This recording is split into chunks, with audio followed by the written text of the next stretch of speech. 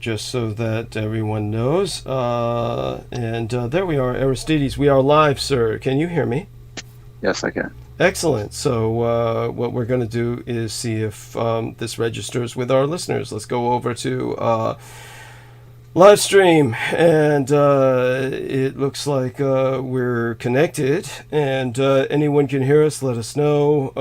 I'll provide everyone a situational status report, and we'll thank all the people who have donated while I was gone, and we'll do that sometime during the opening hours.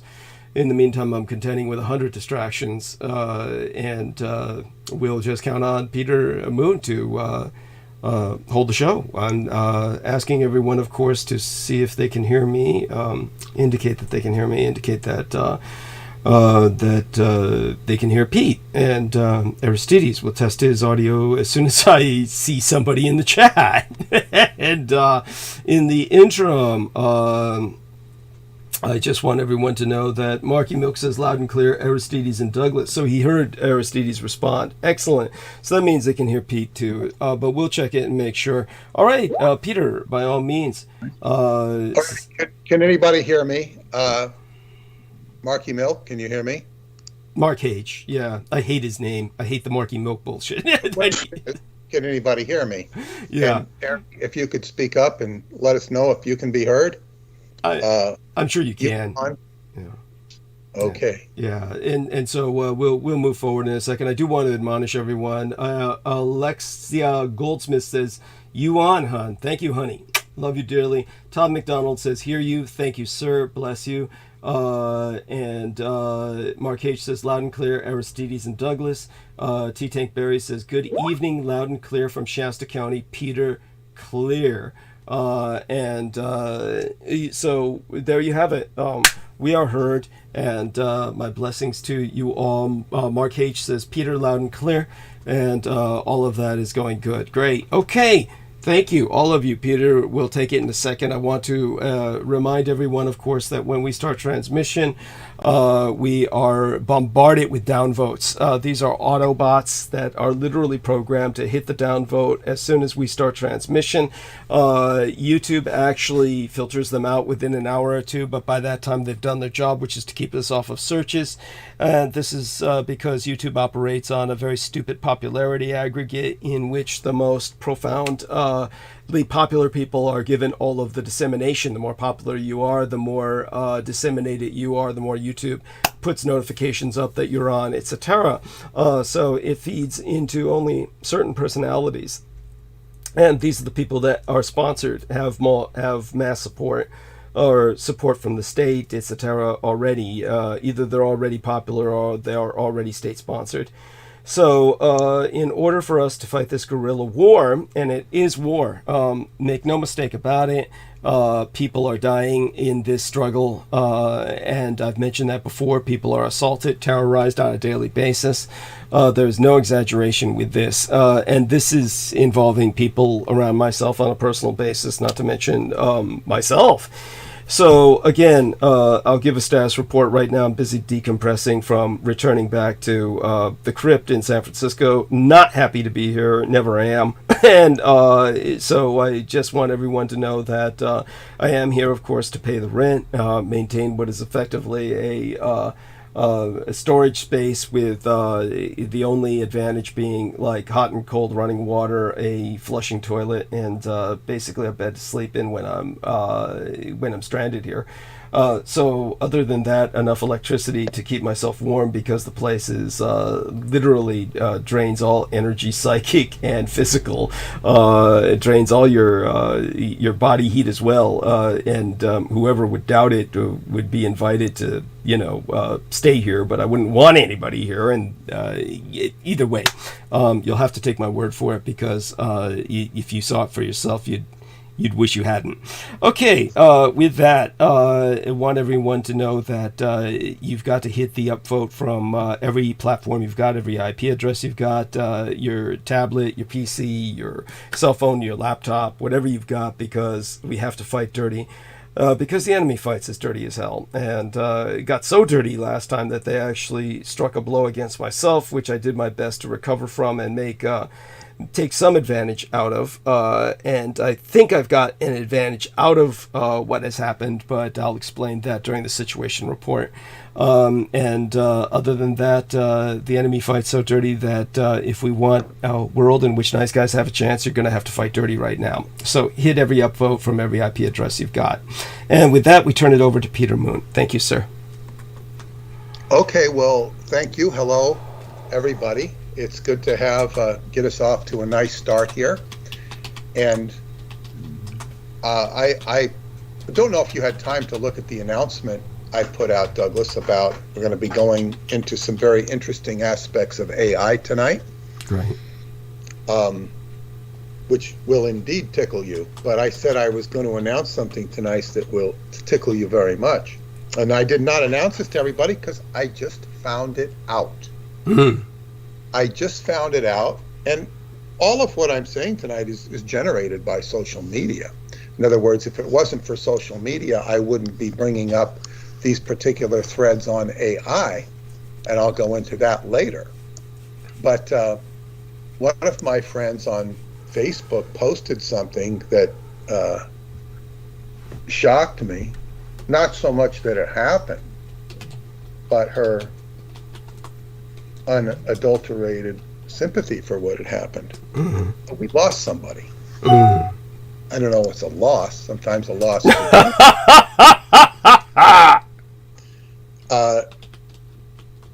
website called Basis News, September 29th, 2023. Sean David Morton obituary, 29 September 2023. Sean David Morton has been announced by Kerry Cassidy to have passed away in hospital. He had been suffering from cancer and messaged me directly. The hospital drugs against his cancer were killing him. I'm sorry, that's awful. Well, might have had something to do with cancer too. Yeah. He is one of the original key researchers into Dulce and a major script and screenwriter in sci-fi. Major script and screenwriter?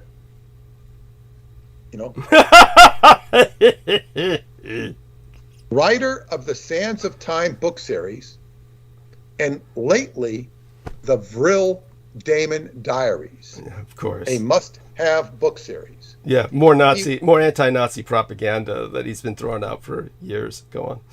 He was key to the exposure of the terrible, horrific transgenetic alien bases at Dulce. In the UK, it's the multiple AL-499 Peasemore and Farnborough Labs and Marconi Defense Labs, as exposed by the late Lisa Williams and Barry King in Bases 1, 1994. So this is apparently a website about bases. Mm-hmm. Which means she's affiliated with Miles Johnston and Michael Aquino. No doubt. Sean's life support machines will be switched off on Sunday, October 1st, his birthday. Kind of sad, kind of sick. A special show will air from Project Camelot on 1st October, the day of official death. Like his death is premeditated. Yes. Like Aquino's was. Yeah, you can, everybody can switch to Project Camelot if they want now, but I only got to know the real Sean too late in both my life and his. He is a huge loss to this ever-decreasingly actual UFO community. The rest of completely lost ufologists are a complete waste of our increasingly less. What a circus. Well, I noticed she's admitting that the ufologists are disappearing. There is an old cult of the old, shall we say, I don't want to use the term old guard, that gives them a sense of dignity, but just the old people that were involved with the original bullshit, that they are all dying off. They're all in palliative care and hospice. They're all listening to George Norrie on Coast to Coast AM as they're on their life support beds. Sean David Morton, on the other hand, was was young, so he's passing. By the way, if anyone doesn't understand my laughter here, they don't know the backstory. Well, we could tell the backstory, but I have another update. Yes, take your time, Okay, by all means. update. Okay, here it says, Sean David Morton is alive. Updated. A miracle. He is coming back. Oh, Jesus. By Carrie Cassidy. Sunday, October 1st, Sean's rebirthday. Melissa wants to give Sean a few more days to resurface. He is making great progress. He will schedule a Zoom meeting for later this week. Thanks to everyone who have been praying and sending kind wishes for his recovery. Miracles in progress. Update from Melissa. Quote, the update on Sean is that he is doing fine. He gave us head nods today responding to our comments. This means he has comprehension. We told him we would celebrate his birthday later. All of his signs are normal. He tried to take out the breathing tube, so they had to restrain him. He is very calm and doing well.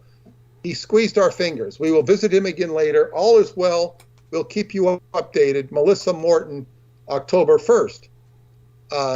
Message reading, Sean David. Sean does a 180-degree turnaround. He moved his head when he heard my voice today. He tried to smile. He is coming out of the coma. It's a true miracle. Donna and I are doing a lot of energy work. Prayers and energy are working. This man is a national treasure. Please help us save him. Donate and pray. This sounds like a ploy. Yes, obviously. Gee, and they had my hopes up too. That's why I said anybody who doesn't understand my laughter, you don't know the backstory.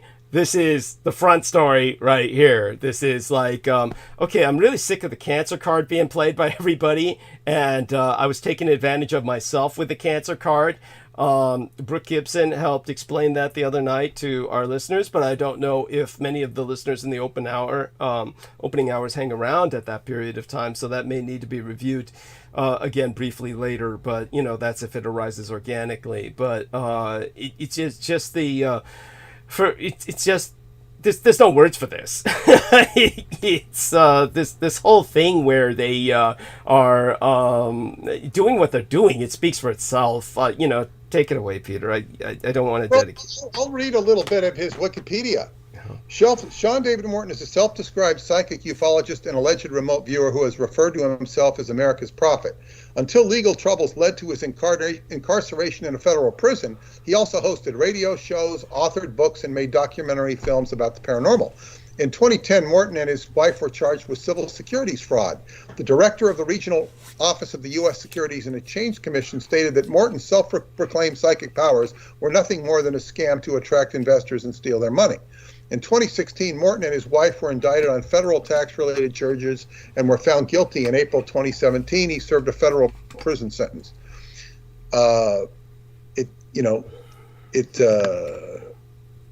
His father was a public, it goes into his biography, he attended USC, graduating with Bachelor of Arts in Political Science and Bachelor of Fine Arts in Performing Arts. He is a performer and a political scientist, that's true.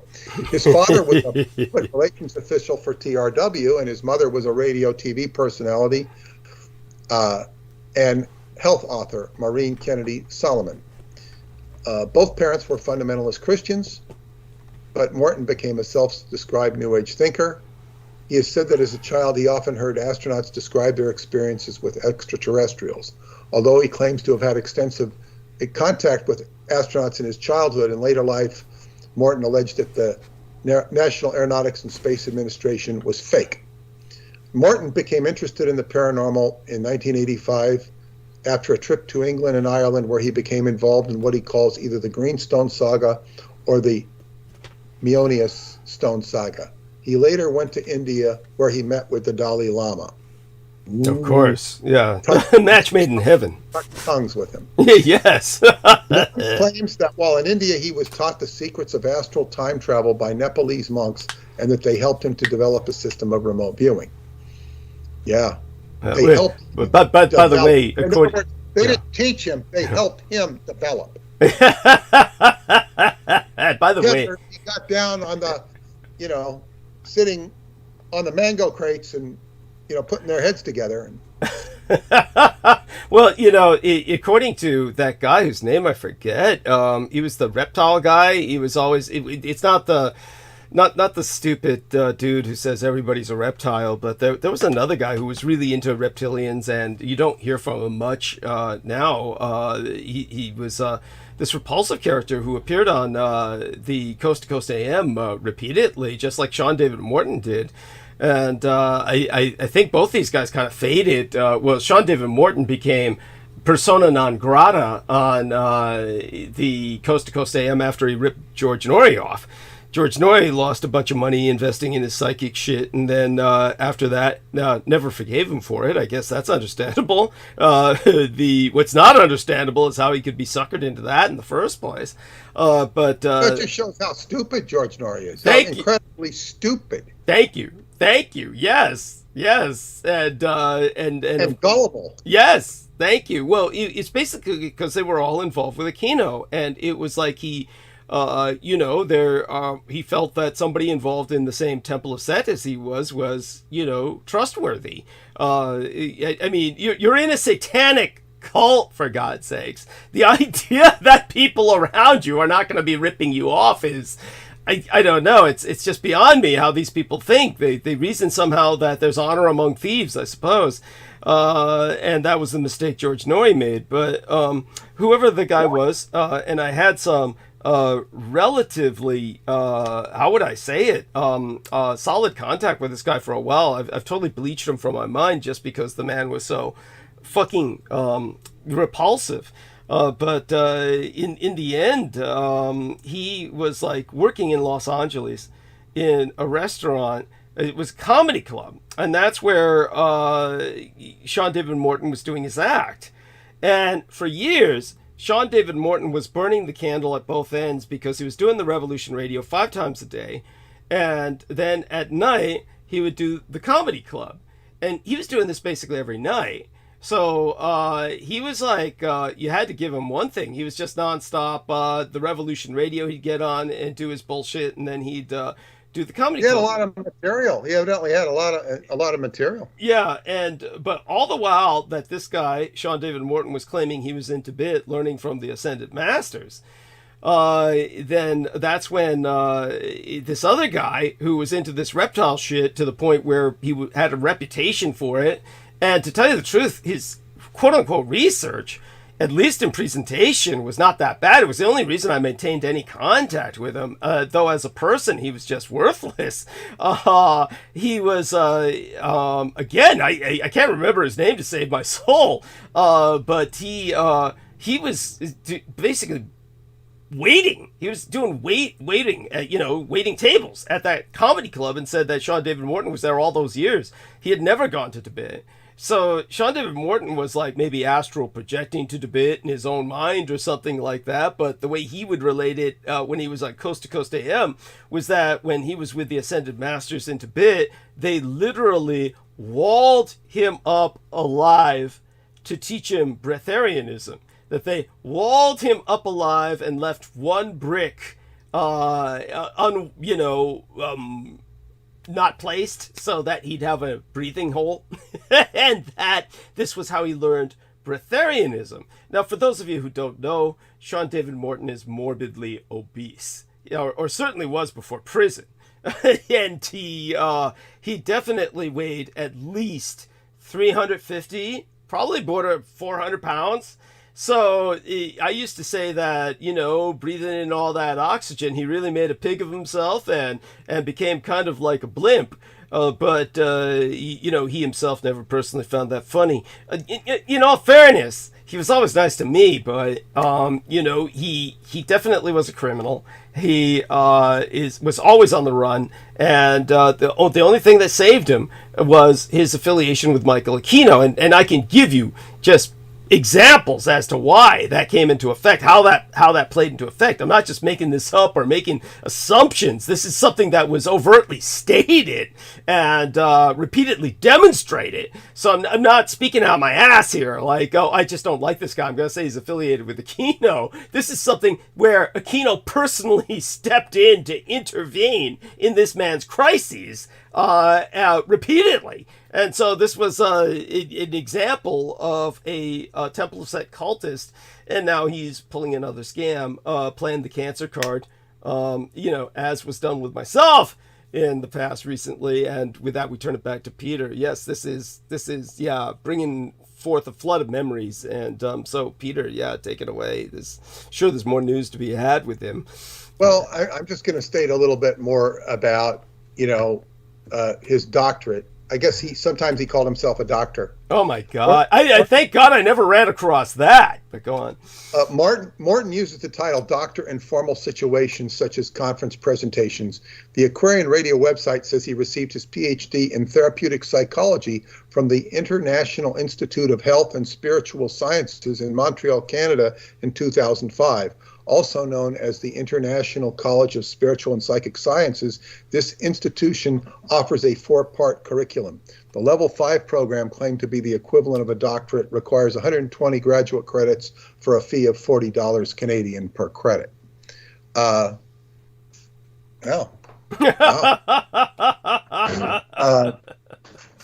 Between 1985 and 1996, Morton produced documentaries on subjects including the Chupacabra and Bigfoot. He also led tours around Area 51. Morton suggested that aliens from Area 51 were from Krondak, a planet 800 light years away. Morton was the subject of an article by the website UFO Watchdog, quote, "The Shameless Psychic and His Prophecy of Lies," quote, which threw doubt on many of Morton's claims. Morton filed a lawsuit against the site for libel, but the case was dismissed.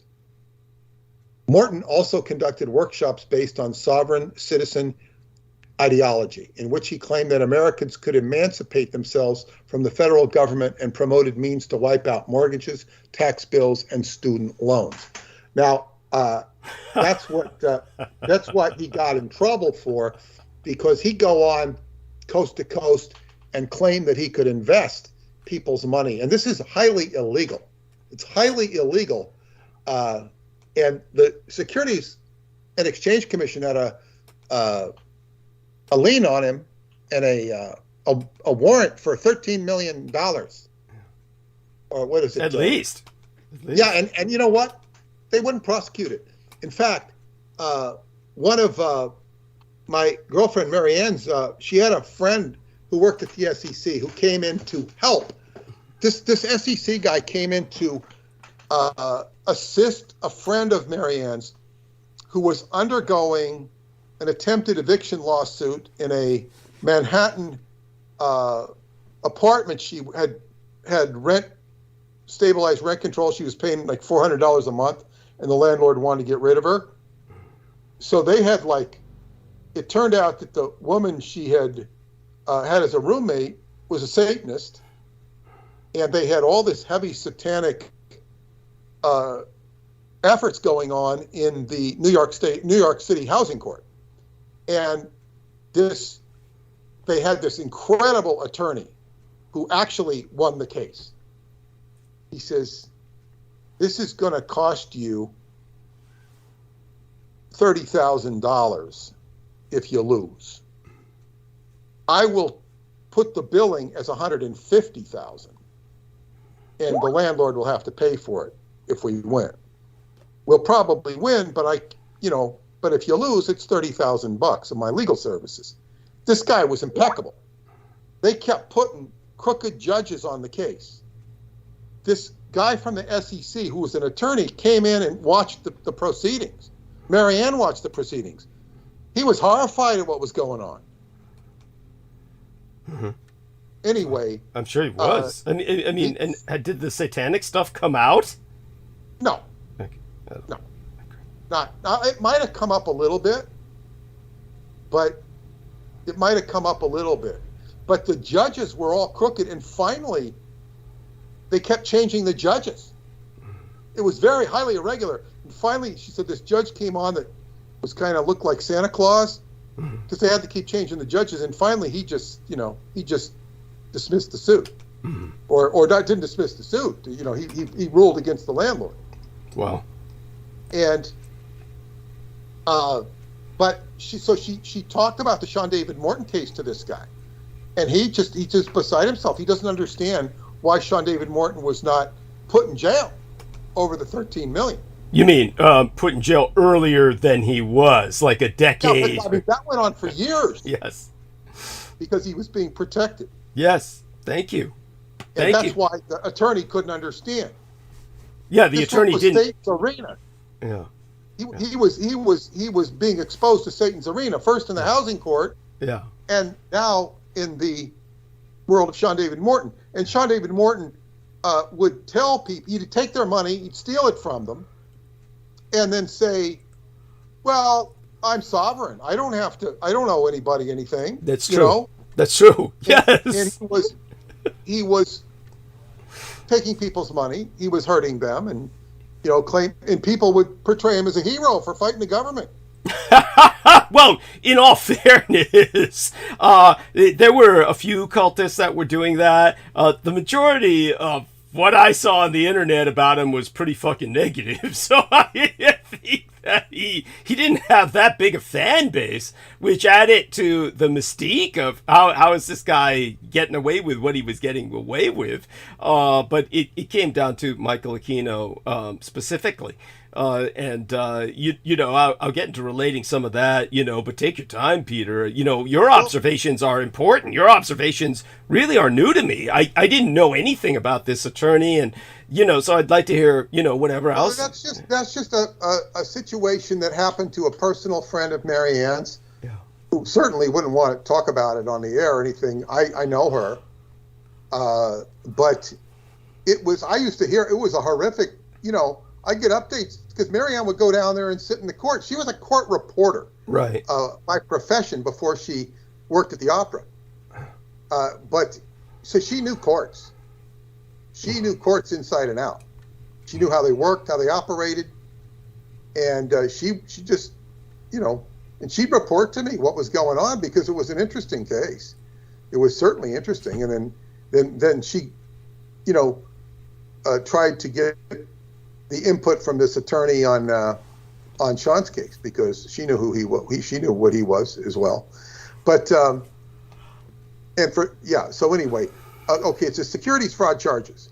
From 1996 to 2010, Morton ran Delphi Associates newsletter, a print and online publication in which he made economic, financial, and political predictions. In 2001, Morton predicted that the Dow Jones Industrial Average would rise to somewhere around 12,000 in December.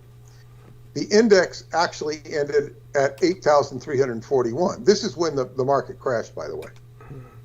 In 2007, he founded the Delphi Investment Group to allow investors to profit from trading in world currencies based on his predictions. On March 7, 2010, Morton and his wife, Melissa, were charged with civil securities fraud. He is alleged to have defrauded about 100 customers of $6 million between 2006 and 2007. According to the SEC, only a fraction of the money received by Morton went into foreign exchange trading accounts, with the rest diverted to shell companies run by Morton and his wife. This is called fraud. In 2009, Morton attempted to file suit against the SEC for harassment, but the suit was dismissed. In February 2013, Morton was ordered by a judge to pay $11.5 million to the SEC within 14 days. Nothing happened. Nothing happened. He didn't pay. The SEC didn't do anything effective. Right.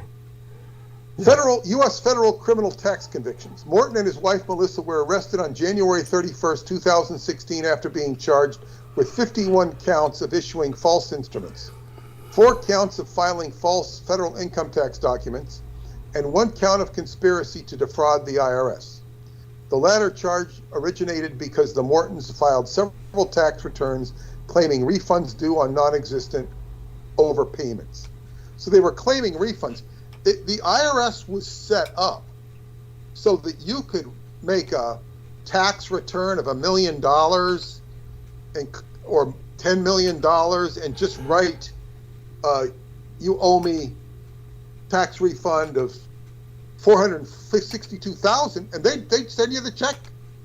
Yeah. Like a robot. Yes. IRS would send you a check just because you said it was owed you. Yeah. They didn't check. Yeah. They didn't even check to see if you'd done it. It's just you're filing. So the IRS is smart to that now. But they were just a bunch of idiots in this aspect of their functioning. So in one such case, the IRS failed to cross-check sufficiently and actually issued a check of $480,323, which the Mortons immediately transferred into other accounts. They faced up to 650 and 625 years in federal prison, respectively. Right. By the way, when this was something that was announced, I made the joke that they were taking into account his multiple reincarnations, that he was an ascended master, as he claimed, and supposedly had an extended lifespan. He was claiming, like, of course, the Comte de Saint-Germain to be immortal. So they were taking that into account when they piled all the years on. Yeah, but he could, he wouldn't be up that off because he could just remote view while he's there, tell you what's going on. Okay, so on September 18th, 2017, Sean David Morton was sentenced to 6 years in prison. No, wait. I went ahead. Yeah. He faced 600 years in prison. On April 7th, 2017, Sean and Melissa Morton were found guilty of 51 charges by a federal court jury. The jury gave its verdict after only 2 hours.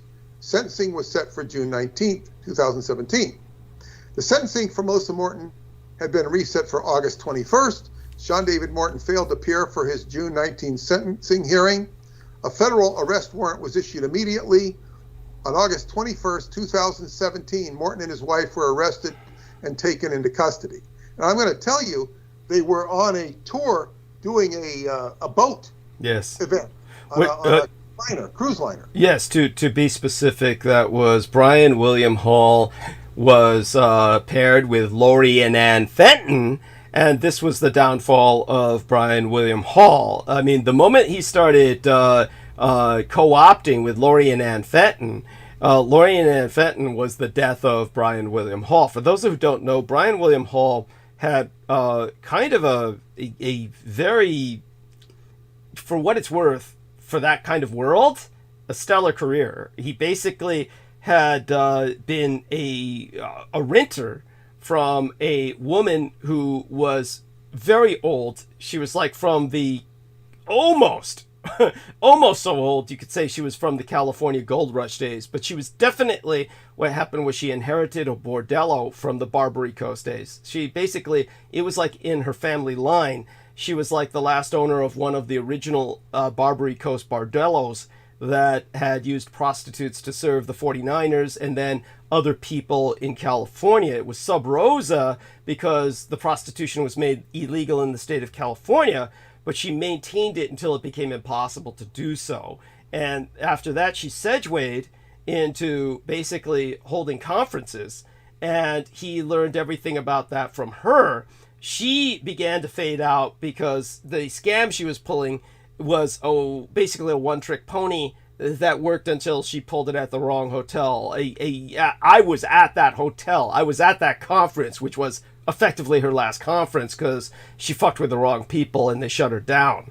And so when it came to him, he throughout that time was growing, and then once she died off in that arena, he kind of took over. And then what happened was the whole conference thing began to die. And at that point, the vultures came in and the carrion feeders, and that was Lori and Ann Fenton. And so she paired up with him and basically took him for everything he had. And one of the ways she did this was to get him to invest in these cruises. So whereas before he had arranged for Conspiracy Con, and Conspiracy Con was on land, that was where that woman who Peter Moon knows was telling him, oh, that Doug Dietrich laid the giant turd by, exposing Roswell as a prisoner of war atrocity. And then after that, Lori and Ann Fenton convinced him to do these cruises. And it was on the last cruise of Conspiracy Con, after which his career was broken and he had to stop doing these conferences completely, that Brian William Hall had Sean David Morton and, of course, Leonard Horowitz and his quote-unquote partner Sherry Kane, who stole him from his wife and basically turned his life upside down, and who has recently died, or rather died, and I never knew about it until I happened to look up her name out of curiosity while I was on transmission, and found out she had died, which was shocking to me because she's young. But at any rate, what happened with Sean David Morton was that he finally was arrested the moment he stepped off that cruise. He walked down the plank, was arrested, and when he was arrested, he told them, "I get one phone call." And they allowed him one phone call, and he called Michael Aquino. And Michael Aquino said, "Give the phone to the federal agent arresting you." And when he gave the phone to the federal agent arresting you, Michael Aquino said, "This man is under my jurisdiction and you have no power over him." And basically, fuck off. And then the federal agents had to retreat and withdraw. This is, by the way, is completely a fact. This is not rumor. This is not, none of this is made up. And in return, Sean David Morton had to arrange for Michael Aquino to be interviewed by him on Revolution Radio, which of course was famous only for two things: Sean David Morton and myself. And Sean David Morton only because he was working 5 days a week. I only did 2.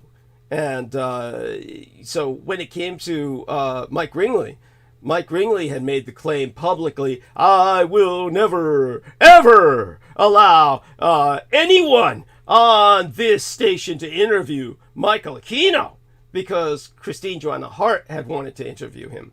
And then that's when, Sean David Morton said, "Oh, I'm going to call in sick."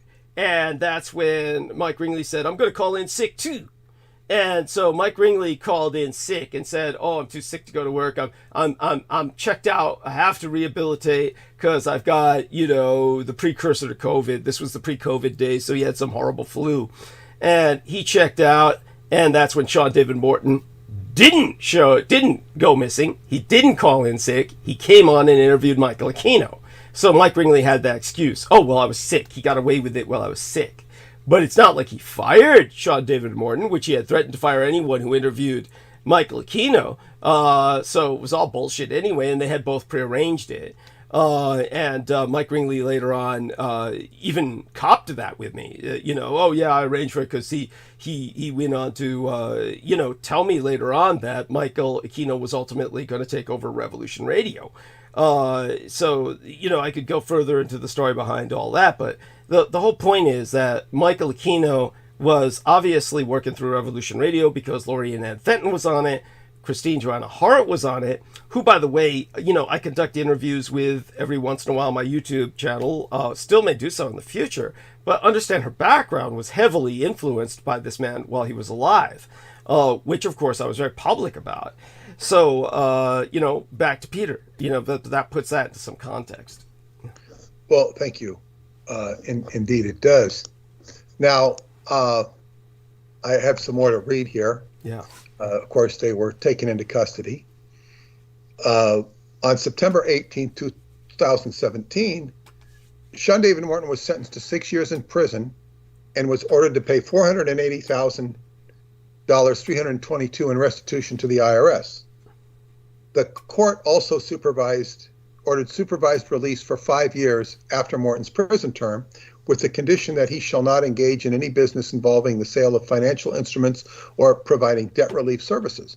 On the same day, Melissa Morton was sentenced to 2 years in prison with similar conditions regarding post-release supervision, and she was ordered to pay the same restitution amount to the IRS. Sean David Morton was released from prison in 2021. Melissa Morton completed her term at the Federal Correction Institution, Victorville, California.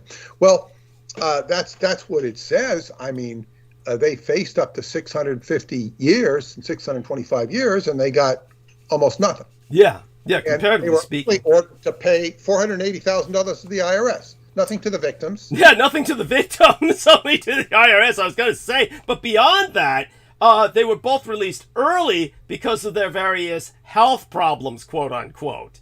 So Sean David Morton wrote me letters, which I retain when he was in prison, because, of course, he was a prison bitch. He obviously went into the arena where he was not going to be on top, and everybody was complaining.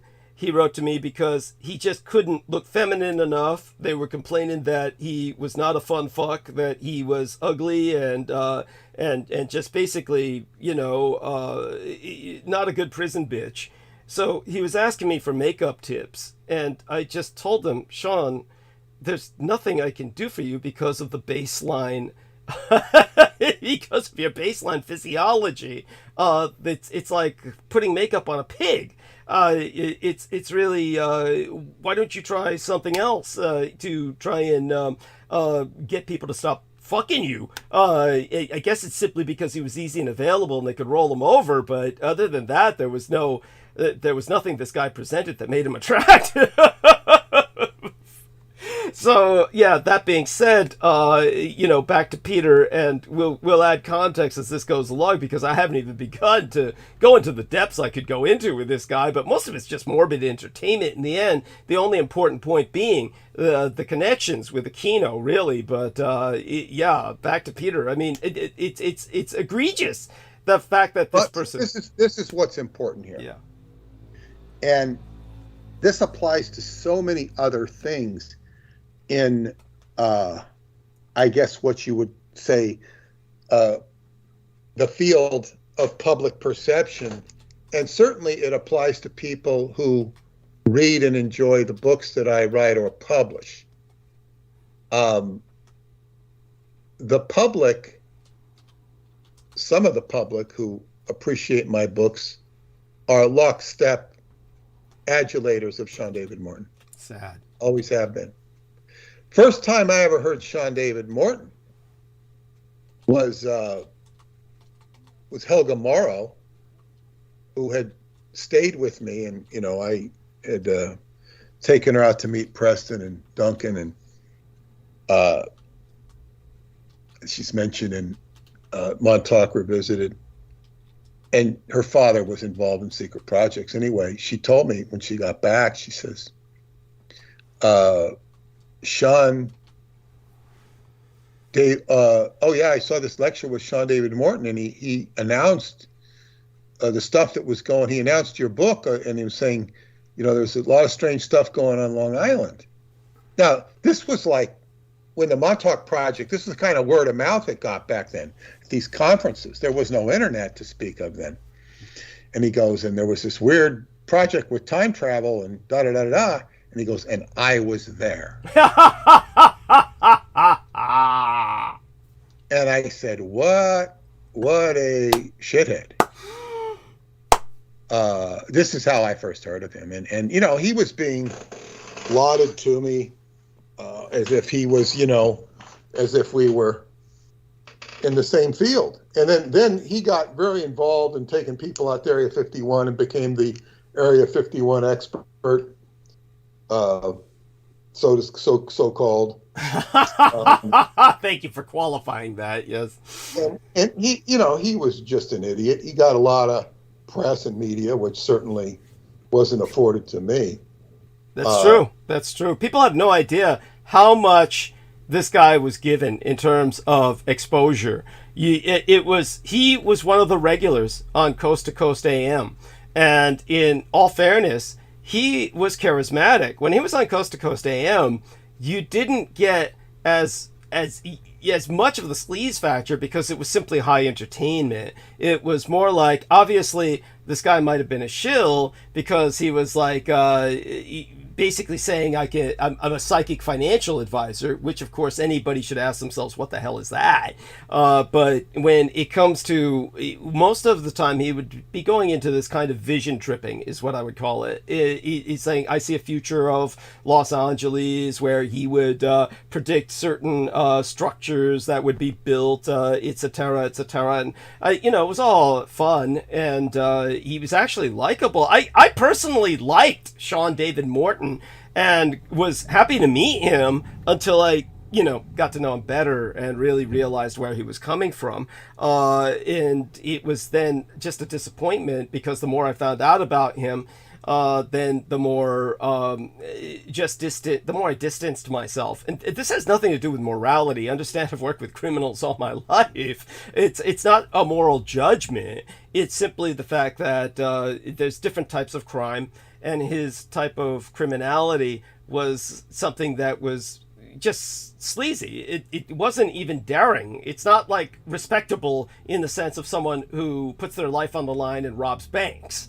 We're talking about somebody who's just a con artist, but he's extraordinarily public about it and was being stroked for it. To a degree by certain people, like Peter Moon said, were promoting him as basically kind of a hero, albeit this was increasingly in the minority because his crimes became more and more egregious. For what it's worth, he made it into criminology textbooks.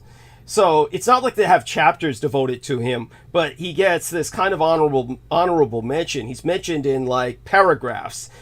He's at the paragraph level in criminology textbooks. So we're talking about somebody who pulled off some real shitty scams that hurt a lot of people, enough to the point where he made it into criminology textbooks. There's something to be said for that.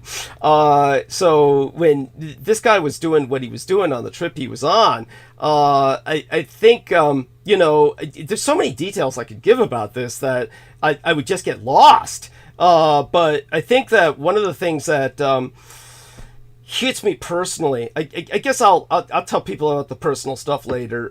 Let's let Peter go back into speaking more about the crimes and understand that the horror about this, just to show you the level at which this guy was playing. And it's something which he should never have gotten away with, except he got away with it because of Michael Aquino, because of the Temple of Set. That's not the only reason he got away with it. There's others. Yeah, go on. No, it's because of the complicity of his audience. Yes. And he's defrauding people, and he was very entertaining. So I've heard. I never heard him. Yeah. He was a professional comedian, and people thought he was very entertaining. Yeah. And you couldn't convince people.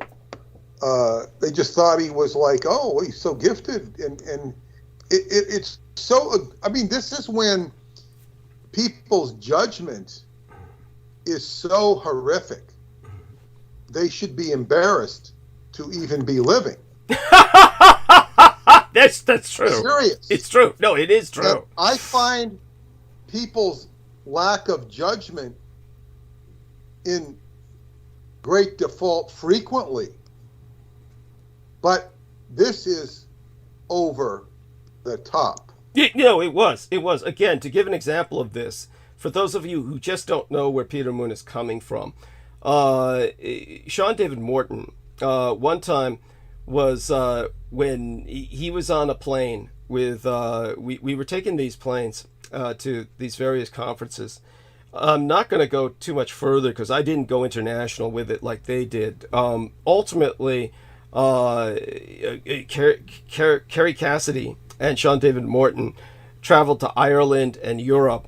And Kerry Cassidy and Sean David Morton had a very bizarre relationship. It's very bizarre because it's some kind of love-hate relationship.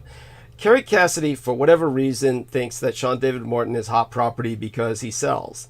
And that she continues to push the he's a hero line simply because that helps her. So they have a kind of symbiosis going on there. So there's kind of like a criminal relationship, you could call it. Though in all fairness, I wouldn't accuse Kerry Cassidy of committing any legal crimes that I know of.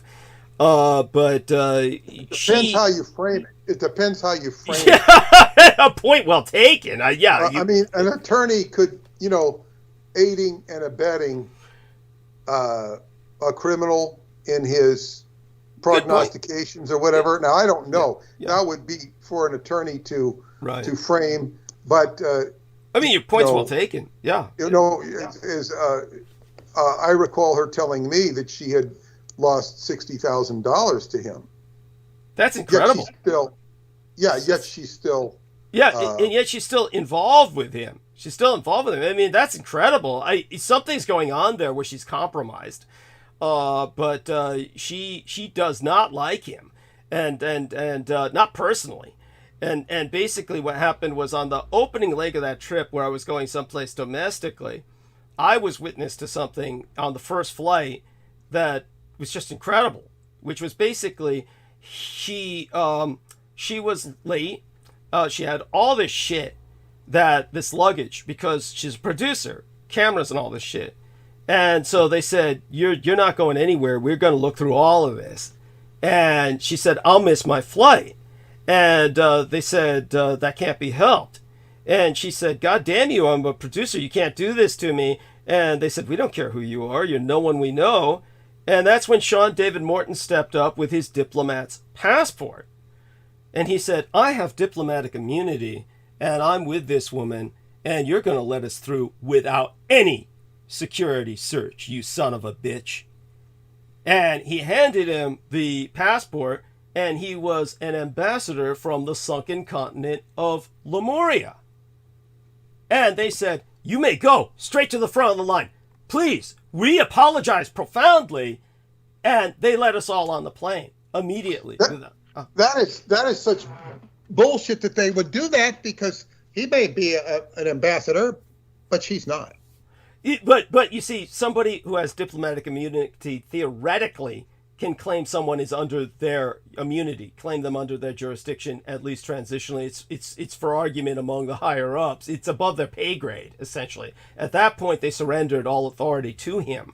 And he took both Kerry Cassidy and I onto the flight, which I was on the domestic leg of. They went on to go to Ireland, at which point I heard later on just very funny stories about what happened there, that basically when they showed up in Ireland, at this castle that they were given, this involved Tony Leslie, who was this wonderful lady in Ireland that, so far as I know, has always been nice to me, Jewish descent, Irish descent, but she's like from her Irish side, descended from Irish nobility, and she like had this castle. And so they were supposed to get in this castle, and they had only one room. They said, oh, we were expecting only one guest, but the two of you can share it because it's our premium room, and it's perfect for a couple, and it's got the great view. And as soon as they went up there, she locked the door on him and said, you're never coming in here, you son of a bitch, and locked the door on him. Said, oh.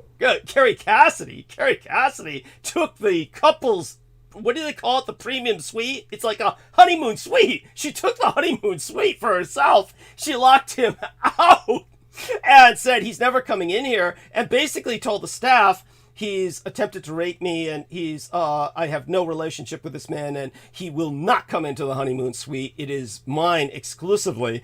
And then the staff said, well, we have no other rooms available. And they said, Mr. Morton, all we can do for you is vacate a broom closet. So they vacated a large broom closet, which they inflated a mattress for him in. And that's where he spent his time, at this Irish castle, with no view, obviously, because it's a broom closet. Funny stories like that emerged from, their experience overseas. But the whole trip apparently was like that. And she treats him like dirt. So obviously, if she lost 60 grand to him, I can understand why. He would always present it as if she had no reason to treat him like this. You actually put some... I didn't even know she had lost 60 grand to him. Now it all makes sense. But at any rate, there you go. Some further context there. But the fact that one of the reasons, for those of you who don't know, that the United States government was not pursuing him was because he kept claiming diplomatic immunity from being an ambassador from the sunken continent of Lemuria. And this worked. This is impossible. It should not have worked, but it worked. Obviously, Aquino was involved. So that goes well beyond the complicity of his audience. This is something that, at this point, you're in deep occult politics.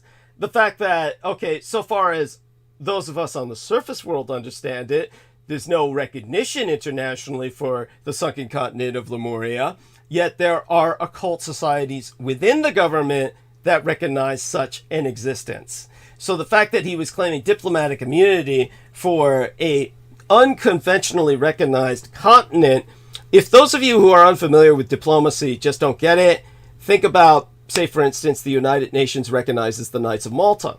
For those of you who don't know, separate from the island of Malta, the Knights of Malta are represented as a separate entity with its own recognition, similar to the Vatican nation state, the Vatican city state, which is recognized as a separate nation state. This is why one of the Knights of Malta, Kurt Waldheim, who was also a former SS officer responsible for a mass murder, became the head of the United Nations. For a period of time.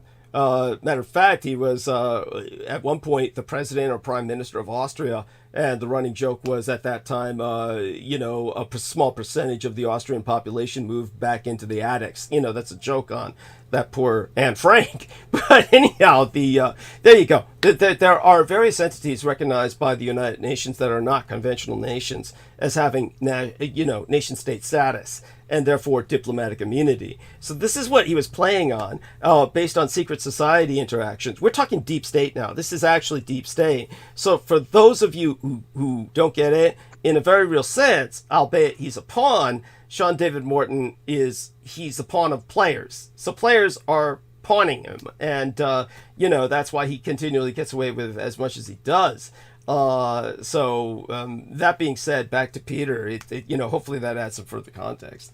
Yeah, and if anybody were to present such credentials and were to effectively forge them, so that they were as good as real, wouldn't work. Yeah. Don't try it. Yeah. Don't get yourself a diplomatic status from some obscure site, because it's not going to work for you. Thank you.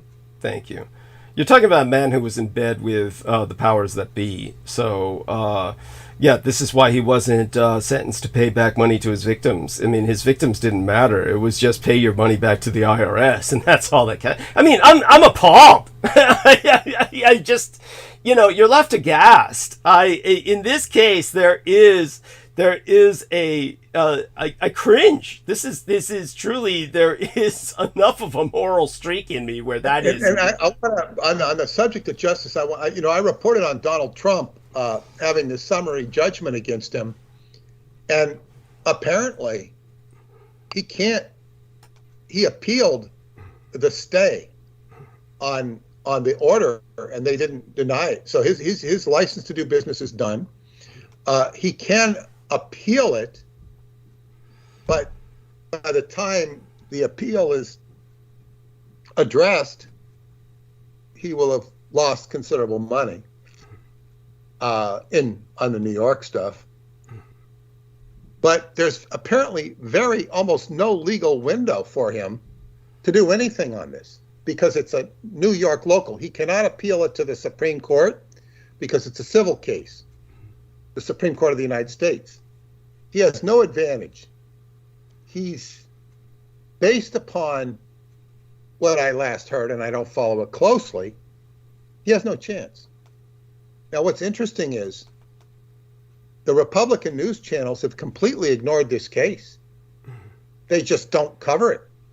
They act like it didn't happen, nor do they bring up the legal points that I brought up of the malfeasance of the judge. I just think, this is not justice. It's not even a reasonable. You'd at least expect somebody to be given a fair shot, and to address the points. But so injustice is ubiquitous. There are all sorts of examples of it. And this is just a comment on justice, not a comment on Donald Trump, who's doesn't seem to interfere with his campaigning, because he's got a lot of points to bring up that, the government has a lot of challenges, to say the least. But I don't want to digress onto that. We've digressed for an hour, almost, into Sean David Morton, which is surprising. It's well worth it. It's well worth it, actually, considering it's an educational lesson, and it gives people some indication of the reality of our world, and just how, Sean David Morton, for instance, was, for those of you who don't know, there was a series on forever called Strange Universe, which my dad used to love. It was on 5 times a week for around an hour. Later on, they shortened it to half an hour. And my dad would watch it almost on a daily basis. You know, he'd turn it on. The narrator was a guy named Tim White. And then later on, they replaced him. It was still something that, was kind of like one of those anchors in life.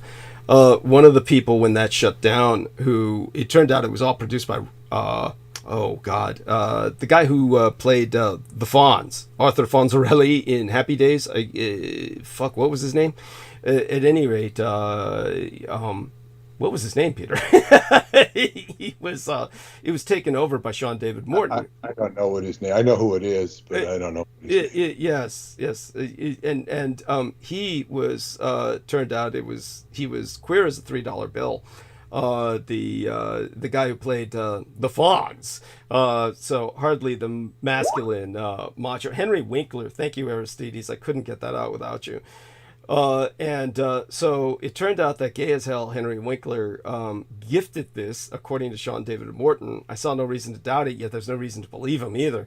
Somehow Sean David Morton wound up with some propriety over the title, and so his radio show, for those who don't know, on Revolution Radio was Strange Universe. So his business cards would say Strange Universe with Sean David Morton. So somehow he got, or at least he understood that perhaps something happened with the trademark to that name where no one was in a position to sue him. So he was able to exploit that forever and kind of ride off what you would call a kind of promotional pump from that old program. And then he kind of took the reins of that, took it down the Sean David Morton road. So that was an element of another thing about him that was a bit of gossip to share. I want people to personally know that he was very, very abusive to his producer. Now, for those of you who don't know, very few people had producers on Revolution Radio. And you had to be like in a position where you were able to throw your weight around to some degree. So in my case, I had that. Sean David Morton had that. As far as I understand it, no one else had that. And so Sean David Morton would always have some poor schmuck who he'd cuss out on air. So he would treat his producers like shit, and they were just there to be the butt of his jokes, so he could say how retarded and stupid they were. So I want people to know that he wasn't a nice person. He was always nice to me. And one time he did a roast. So, and for those of you who don't know, just to relate that story, just as the kind of person that he was, he picked on the most helpless. When it came to the roast at the end of this conspiracy con, and I was at the same table with Richard Dolan. And we're not talking about the presentation that was being done at the end, that's the speakers panel. We're not talking about that incident. This was a precursor to that incident. So I was at the table with Richard Dolan. This was before he attacked me on the speakers panel. And so it was at that time Richard Dolan was telling me all about his sick and dying parents, and he didn't want to become a care provider. And his connections with Michael Aquino really came out later. First of all, with the attack, and then ultimately, my conversations with his wife, which I held in private, he didn't know about.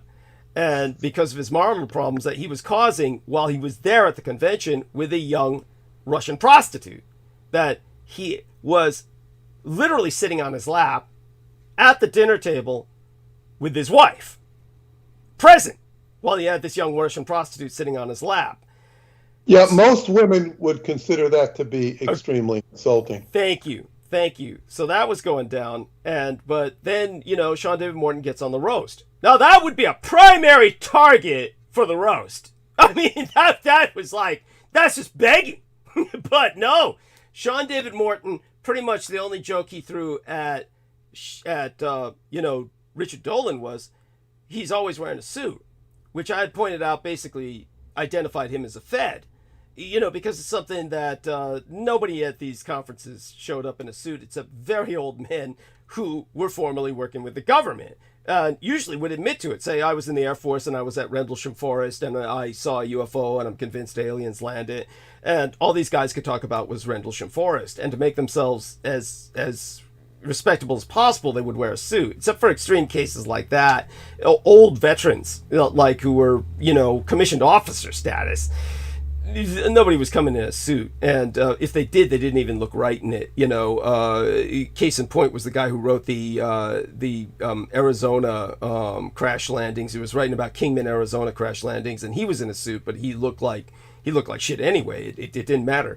But with Richard Dolan, he looked like he was a businessman of some sort. So the only joke that was thrown at him by Sean David Morton was when he was born, he was pulled out of the womb by his necktie. He gave a little build up to that, but, made it sound funnier. But other than that, that was the only joke thrown at Richard Dolan. When it came to Douglas Dietrich, he didn't dare say shit. He didn't say shit. It's like he moved on. But with, Laura Eisenhower, he was vile. He literally said, she talks so fast, it's like someone's fucking her up the ass with a cocaine-loaded condom that explodes inside her sphincter. By the way, we're all eating here. And this is how vile he got. And that's just a fragment of, he went on. And he burned her for like 10 to 15 minutes. So he would just pick the weakest and hit them. He was obviously scared to death of me. So when it came to that's the kind of person he is. So just to give people some perspective on this individual's personality. So, that's some of the things that come to mind with that. But, back to Peter. People need to know this because, the guy's obviously out there. He's on the loose. He's still preying on people. And he's pulling the cancer card, which I find offensive in and of itself. So I think that it's important to put this into perspective, and I think it needs to be done. So yeah, it's not wasted time. Go on, Peter. No, thank you. And what's important here is for people to grasp that, this is a particularly flagrant and egregious example, and it was very flagrant and in your face, but this is typical and par for the course with many, if not most, of these speakers on circuits. It's just that they're not as big as buffoons. Yes. And they're not as shameless. Yes. They're shameless, but they're harder to detect. Yes. And people should understand this. And it's not my job to be delineating and listing and exposing these people, because it's a waste of energy and it's a waste of effort. But this case is actually relevant. No, and it's like I don't like it when people say, "What do you think of this person?" Or they send me stuff all the time of people who are just full of it. Thank you. And I don't have time to be getting in debates and going into my notes, mentally or otherwise, and saying, well, this person... And usually what happens with me is it's like, okay, I'll be a little facetious here, but, they've invited me to a dinner with cyanide. It's like I hear, just like with Sean David Morton, I heard this just bullshit about him right away. And at that moment, there's no further discussion with him or about him. People will eliminate themselves from my life very quickly. I did participate in, I think, a round panel with him. And as he was nice to Douglas, he was always very nice to me, always very complimentary, sending me compliments, like, as if he wanted to be on my good side. Right. And I had no respect for him whatsoever. Yeah. He's so anyway, I guess, you know, people should be a lot smarter. And of course, so much of the information, and Douglas has delineated this in, I don't remember if it's the new book or the old book. I think it's the Roswell deception. Yeah. About how people get all their information from Google and Silicon Valley. Yes.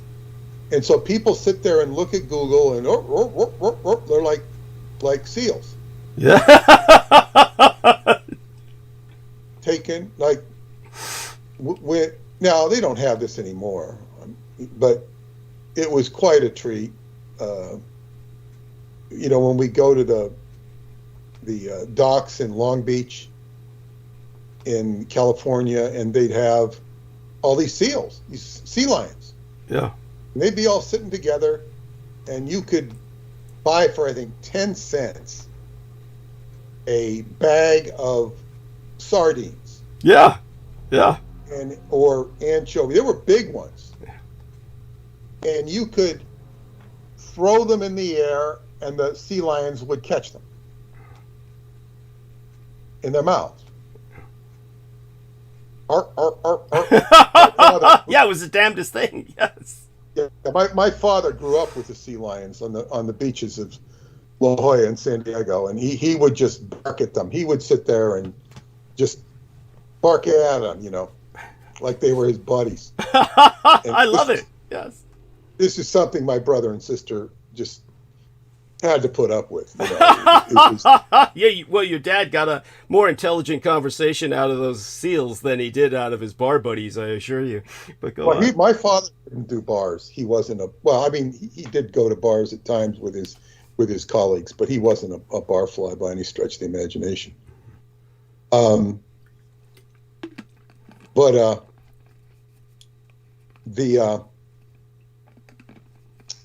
In any case, the seals going up for the fish is what people do on the internet. I even did a whole facetious thing in my book, Synchronicity and the Seventh Seal, about the seventh seal relating to seals. Wow. And clapping seals. Mm-hmm. Seals clapping at an evangelist. It's like it starts off that way. In other words, and look, if you want to go watch a political debate, you'll see peanut gallery for either side, and you know, one candidate will say something and everybody will, hey, and then the other side will say, hey, you know, when they're talking about, you know, whether it be, you know, help for the homeless, building the wall, protecting our borders,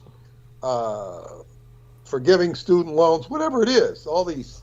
Now, I mention Google because this is where I'm going tonight with Google, everybody's best friend. I use Google. I use Gmail. But in all fairness, it's not like you really have a choice. The other choices really aren't that optimal. Well, I find Yahoo much better than Gmail. Okay. But I use that too. But the thing is, I use them. Their use of me is fairly limited. Right. I used Scientology. Scientology did not use me ultimately. You can use useful. You do useful things with it. Like I use Chrome, Google search engine, to buy things off of Amazon. It's convenient. I run my business off the internet. Okay. But I don't sit there and soak up information about Tartaria or whatever. I get so many things saying, you should watch this on Tartaria. Oh, God. Get informed. People informing me about Project Camelot. Listen to this. This is the audience of well-informed people.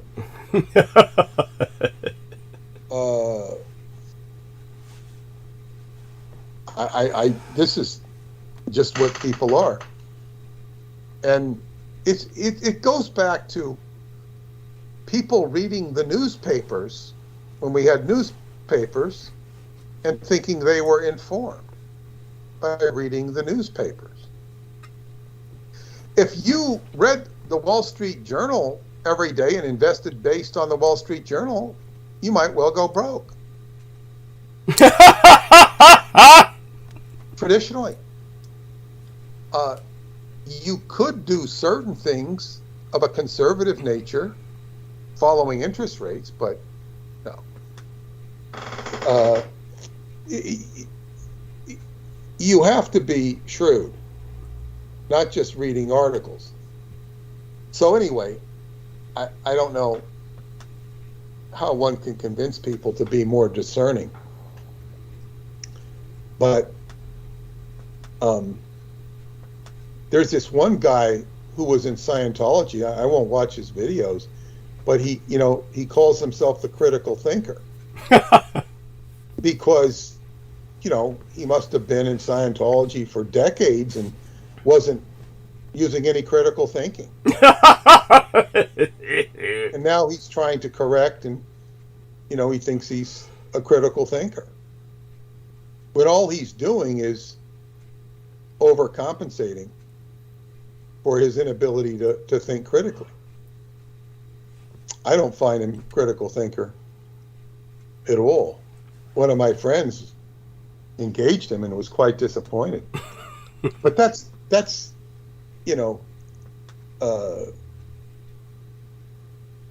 how can you teach yourself to be smarter? I don't know. Just try. There's got to be a way. And because it's so egregious. So now, I sent out a email today that I was going to address artificial intelligence. And there's a very specific reason. In fact, I'll go in and I'll even read the email. Okay. And it all, as they say, it generates from good old social media, because somebody had put me on, they sent me something about AI. You should watch this, or maybe ask my comment on it. I talked about this, but it was that, watching this was the guys from MIT that were talking about AI. Now, I watched another video because now it comes up on my feed, and I'm getting, I guess, what you could call videos that go deeper into AI or the people involved. But first I'm going to go into my mail and read this, what I sent to you, Douglas. Ah, thank you.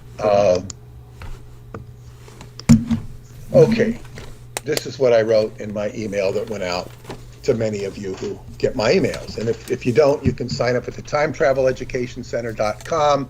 You can sign up for free, watch the 8 free videos that demonstrate that time travel is within the bounds of ordinary math and physics. Okay, so tonight we'll focus on AI, but we've been focusing on Sean David Morton. But we're going to shift now. Tonight we will focus on AI, or artificial intelligence, and in particular one of the most notable figures in the world of AI, Yuval Noah Harari, whose name is whispered in the corridors of Stanford University, recognizing him as a legend in his own time. You can watch this video before tonight's broadcast, and I encourage you to do so if you have time. And please note his mention of Audrey Tang, the Minister of Digital Affairs of the Republic of China, Taiwan, who has been described as one of the 10 greatest Taiwanese computing personalities. So you are invited to listen to two of the greatest minds on the subject of AI. So I give the link and people can listen to it. Now, so anyway, the title of it had to do with democracy and AI, and this guy was Skyping in to somebody from Stanford, and what they're basically talking about is the concerns of AI. And if AI is going to get out of control, mankind has created this technology that is capable of undermining mankind. Now, the first point that they are not addressing when they start to talk like that, and it's of course fine to talk like that because they're talking about something that they can't control or is not under their control. But what I would say from an occult perspective, when they start saying man has created this, and this is something that can overwhelm mankind, this fits into the definition of a golem. A golem is that which is created by man, but is not man. And the golem is a part of Jewish magic that was allegedly used the formula Yod-He, Shin, Vav-He to manifest something that would protect the Jewish people. Now, this was a clay figure that is supposedly relegated to an attic somewhere in Prague. And that was to protect the Jewish people. There's even stories of, I think it's a novel of supposedly based on a true story, supposedly, where this soldier, in the dying days of the Third Reich, he's going up to go to this attic and kill that golem, because the golem was retired into this attic long ago. So it's like, but what I would also say is that this formula, the Yod-He, Shin, Vav-He, the Pentagrammaton, the ultimate golem, which isn't truly a golem, that would protect the Jewish people is the Jewish Messiah, which would be named Yeshua, Joshua, transliterated into Jesus and Jesus. This is the God. So that is the formula that will protect the Jewish people. It's the Jewish Messiah.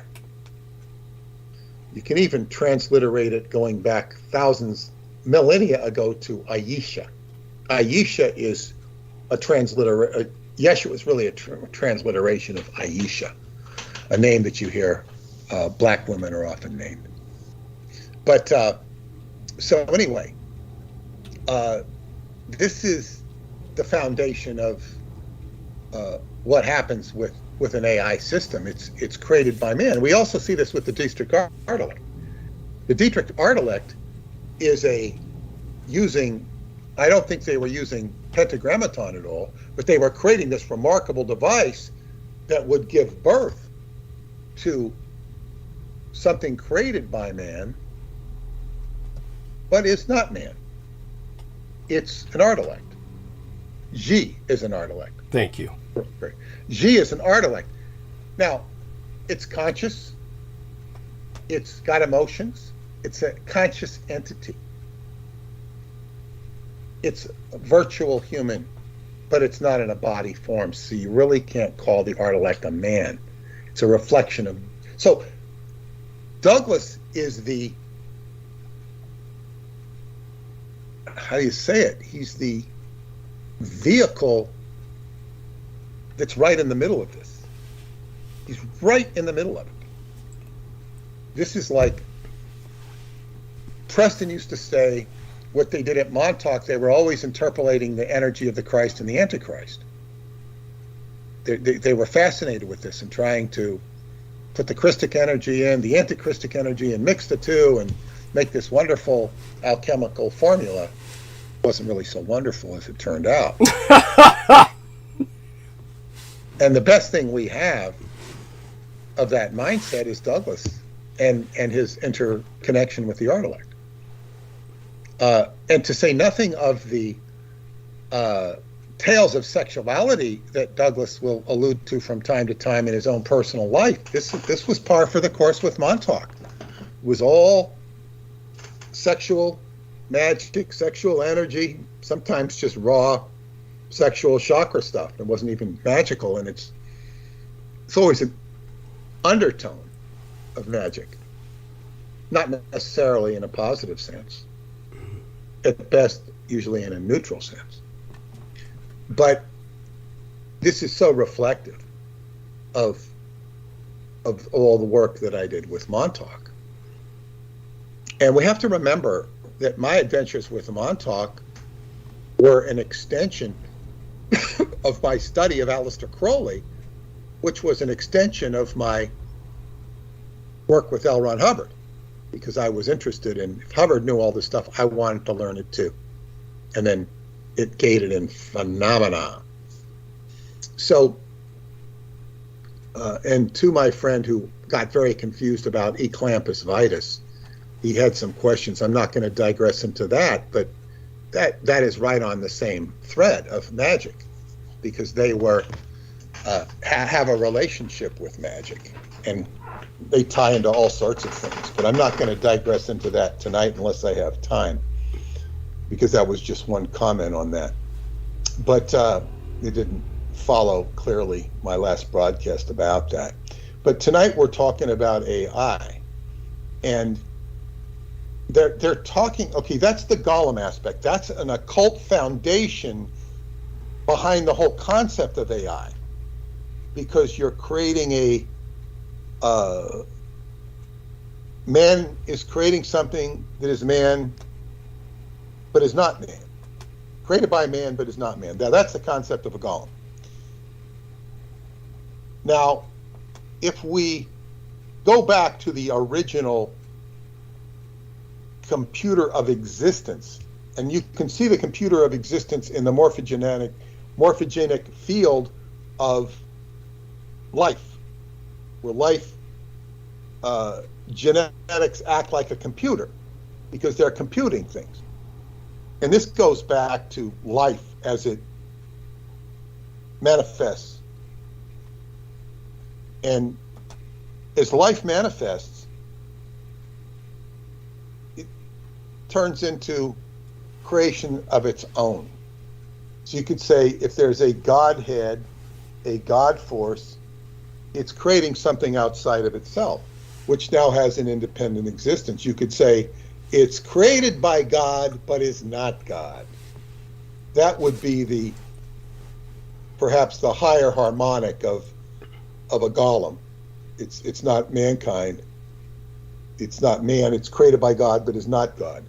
And that could be anything in the stream of life. So this is the occult foundation of what we're talking about, what we're dealing with. So these characters, gentlemen, people, are talking about AI. It's something that they say it's getting smarter, more expert, but there's potential problems. So what they're saying is that AI should be regulated, and so that it can't harm humanity. And it's very philosophical, existential discussion. But they're talking about taking it before politicians, vis-a-vis the U.S. Congress. You see, the politicians have a very hard time grasping it. Their interest is kind of minimal because they don't really grasp it. But what I want to point out to you, these Sharpies, especially this guy whose name is Yuval Noah Harari, His name is Whispered. Whispered. Oh. Now, there's a book that Tom Wolfe wrote. I studied I did reports on him for my novel class in high school. I read his books. One of them is called, he's most famous for, I think, he wrote The Bonfire of the Vanities in the 80s, but he's most famous for the electric Kool-Aid acid test, which, chronicled the life of adventures of Ken Kesey and the advent of what became known as the hippie movement, the early days of the Grateful Dead. Ken Kesey's, I think one of the highlights of that book was when, I want to say it was at Winterland, which was a concert hall in San Francisco.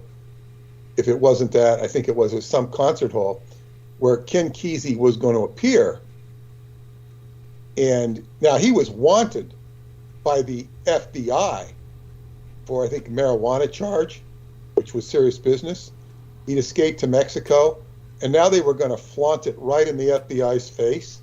I don't remember if it happened or not. But what they're going to do is, after the talk, the FBI was going to go in to arrest him, and then he had his best buddy, Ken Babbs, who was a helicopter pilot from Vietnam, was going to be on the roof, and he was going to fly away in a helicopter, and they couldn't get him. That was like the ultimate thumbing nose at authority. I don't remember if he pulled it off or not, but they eventually arrested him running down a bank somewhere on the San Francisco Peninsula, and he was put away. But Tom Wolfe wrote that book, and he wrote another book, which I'm going to reference, Candy Colored Tangerine Flake Streamline Baby. And this book was written before. It was actually a bunch of articles he'd written. He wrote in a stream of consciousness. And he wrote about Phil Spector making money on music back in the 60s, and wrote a lot about the Candy Colored Tangerine Flake was about the race cars of the Southern California, Big Daddy Roth, who was a very colorful character. They had magazines that paid tribute to Big Daddy Roth, who made custom cars. Southern California, before it was known for surfing, was known for its custom cars and Baroque architecture, such as Big Boy's Hamburgers, because there were a lot of places like that. If you went to a Mexican place, it might have a huge sombrero or something. And my favorite as a kid was Beanie and Cecil. Beanie and Cecil were, sound like Daryl Hamamoto here.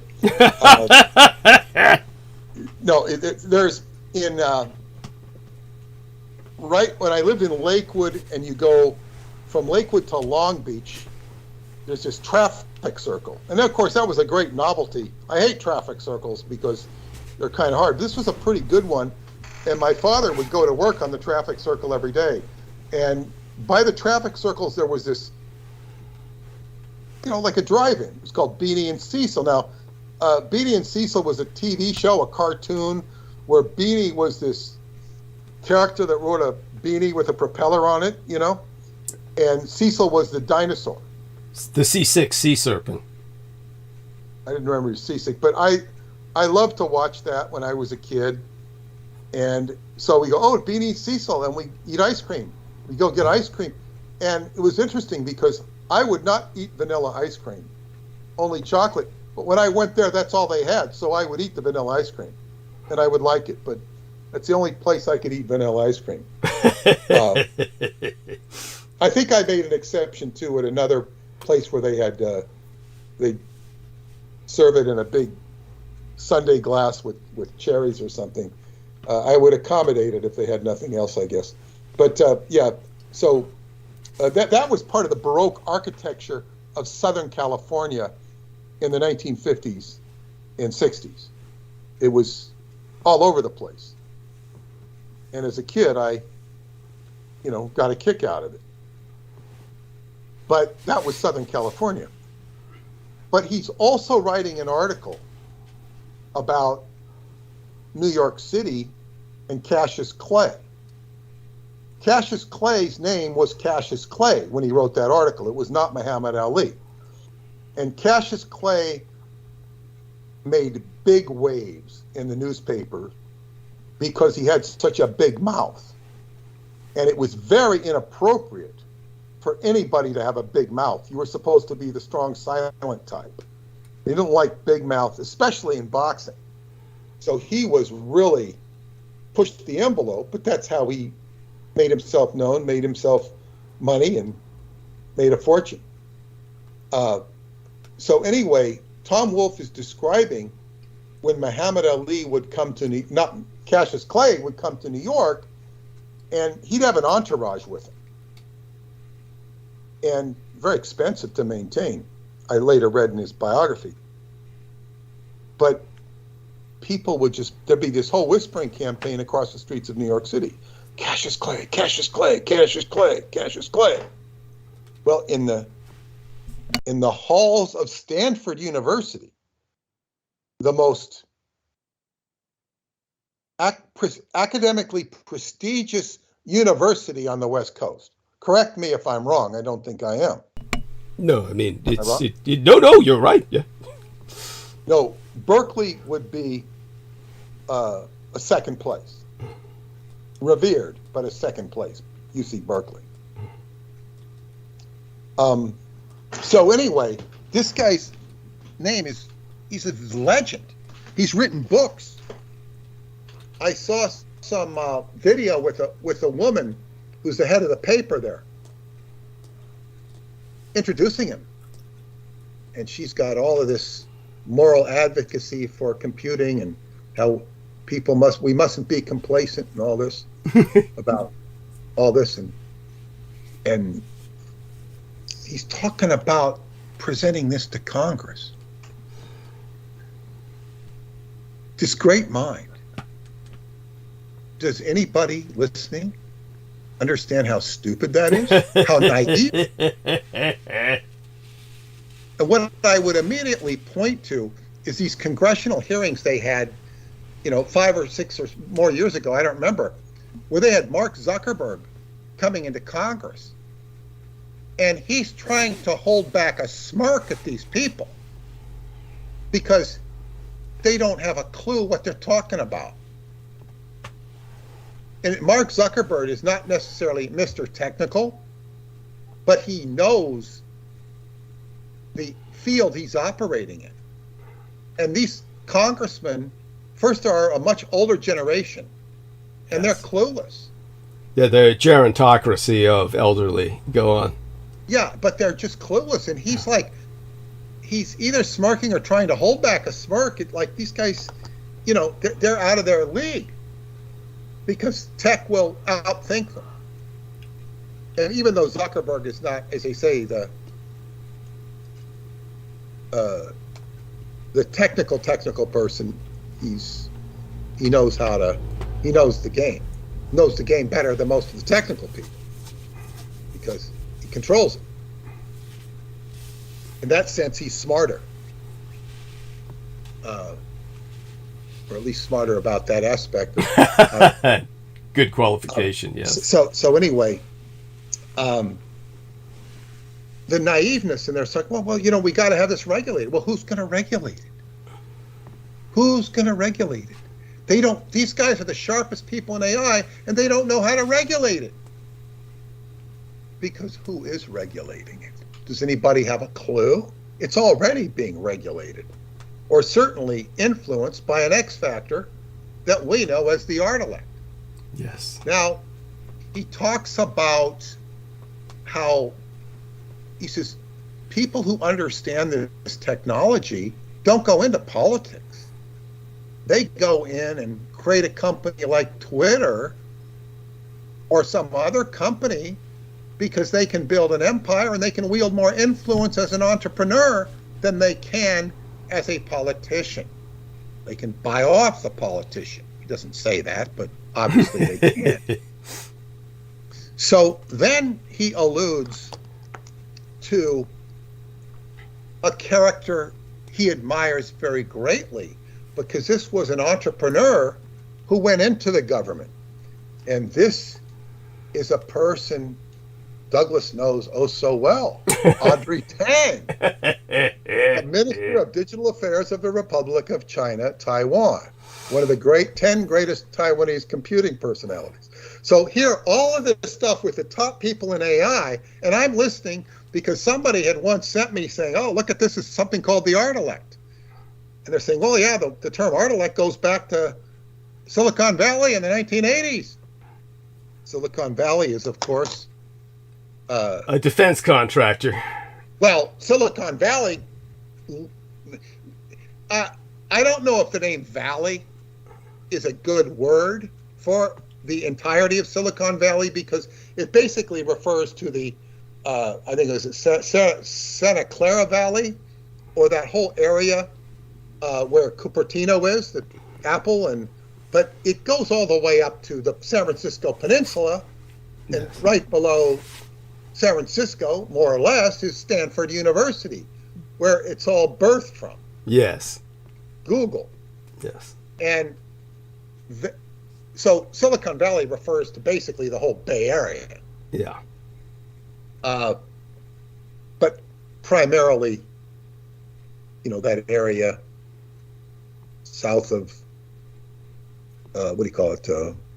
Cupertino, but it goes right up to Palo Alto and San Francisco, and Stanford University. I mean, now I have to say, when they showed Stanford University, this video I'm watching, first it shows Stanford University.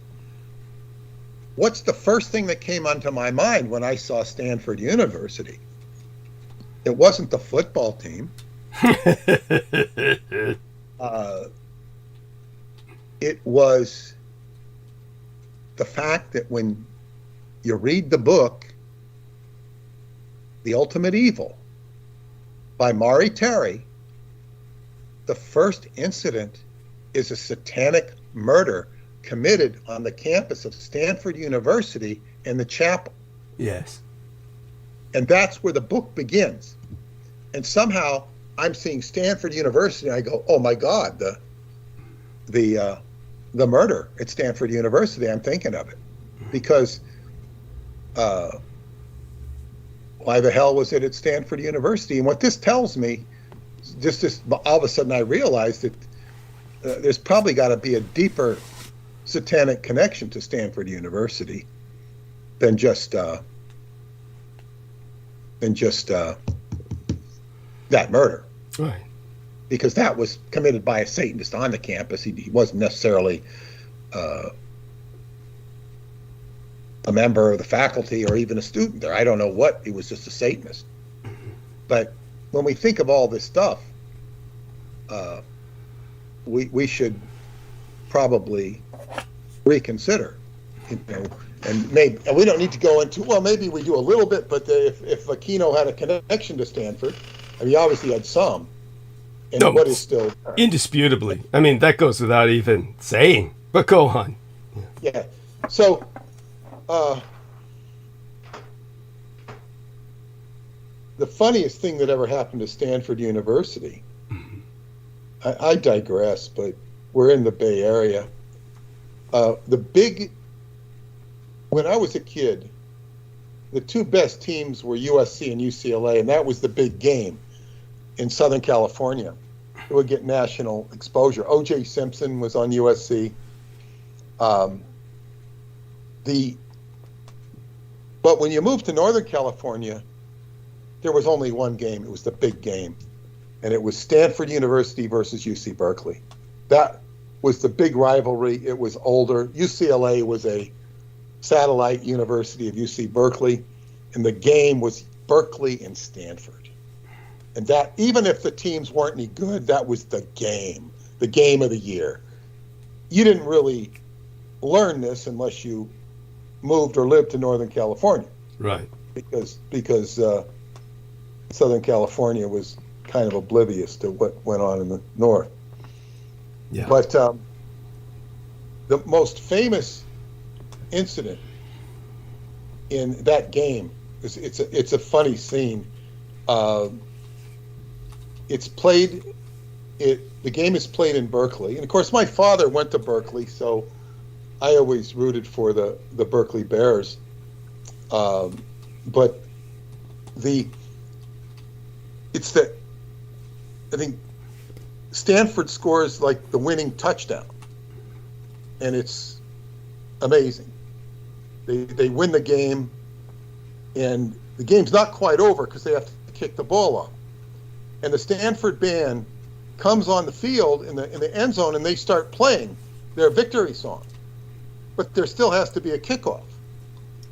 And Stanford kicks the ball off to Berkeley, and Berkeley's running the ball back. They're laddering the ball, throwing it backwards, and they end up, the band's on the field, and the Berkeley team is running through the band. They're even knocking over the band members. And they score the touchdown and win the game. It's absurd. Stanford thinks it's won. They got the whole band out there, and it's one of the funniest games, and it held up, and Berkeley won the game. And it was very funny. So Stanford University, in my mind, I think of those two things: that football game that they lost, and also this murder that occurred. But so this is where this man's name is whispered and hallowed at the great Stanford University. But there also, he's saying that Audrey Tang is this great example because she gave up her entrepreneurial pursuits to serve a government of Taiwan. We're coming back full circle. As I said, I'm coming back full circle to University of Stanford, not only as I remember it in my personal life, but and this is also where the general locale where Ken Kesey was doing his acid tests at Perry Lane, which was housing, I think, for Stanford's people. And this is where he was doing the LSD experiments near Stanford. Stanford also had some weird mind control experiments. Oh, that goes without saying. Yes. Yeah. So it was it's a point of interest. But Audrey Tang, they're alluding as this incredible character. Now Dave Douglas has deconstructed her before, and we're going to address her again tonight because she's Taiwan, but she's also related to the art elect. Yes. So they're going back, and all of these geniuses in AI are basically saying, we don't know. We're talking about the Q document in Christianity. Well, this is the Q document in AI, is Douglas Dietrich and everything he has to say about the art elect. This is the Q document. And I'm sorry for saying Q because it makes people think of QAnon. Right. But Q is the X factor in Japanese. Yes, so thank you. This is the Q factor. And we probably want to stay away from it for that reason. But it is the Q factor, the X factor. So they're sitting there blind to all of this stuff, which in astrology fits into the 12th house. So it makes me see my position, my own personal position, as I'm writing about stuff which people can't see.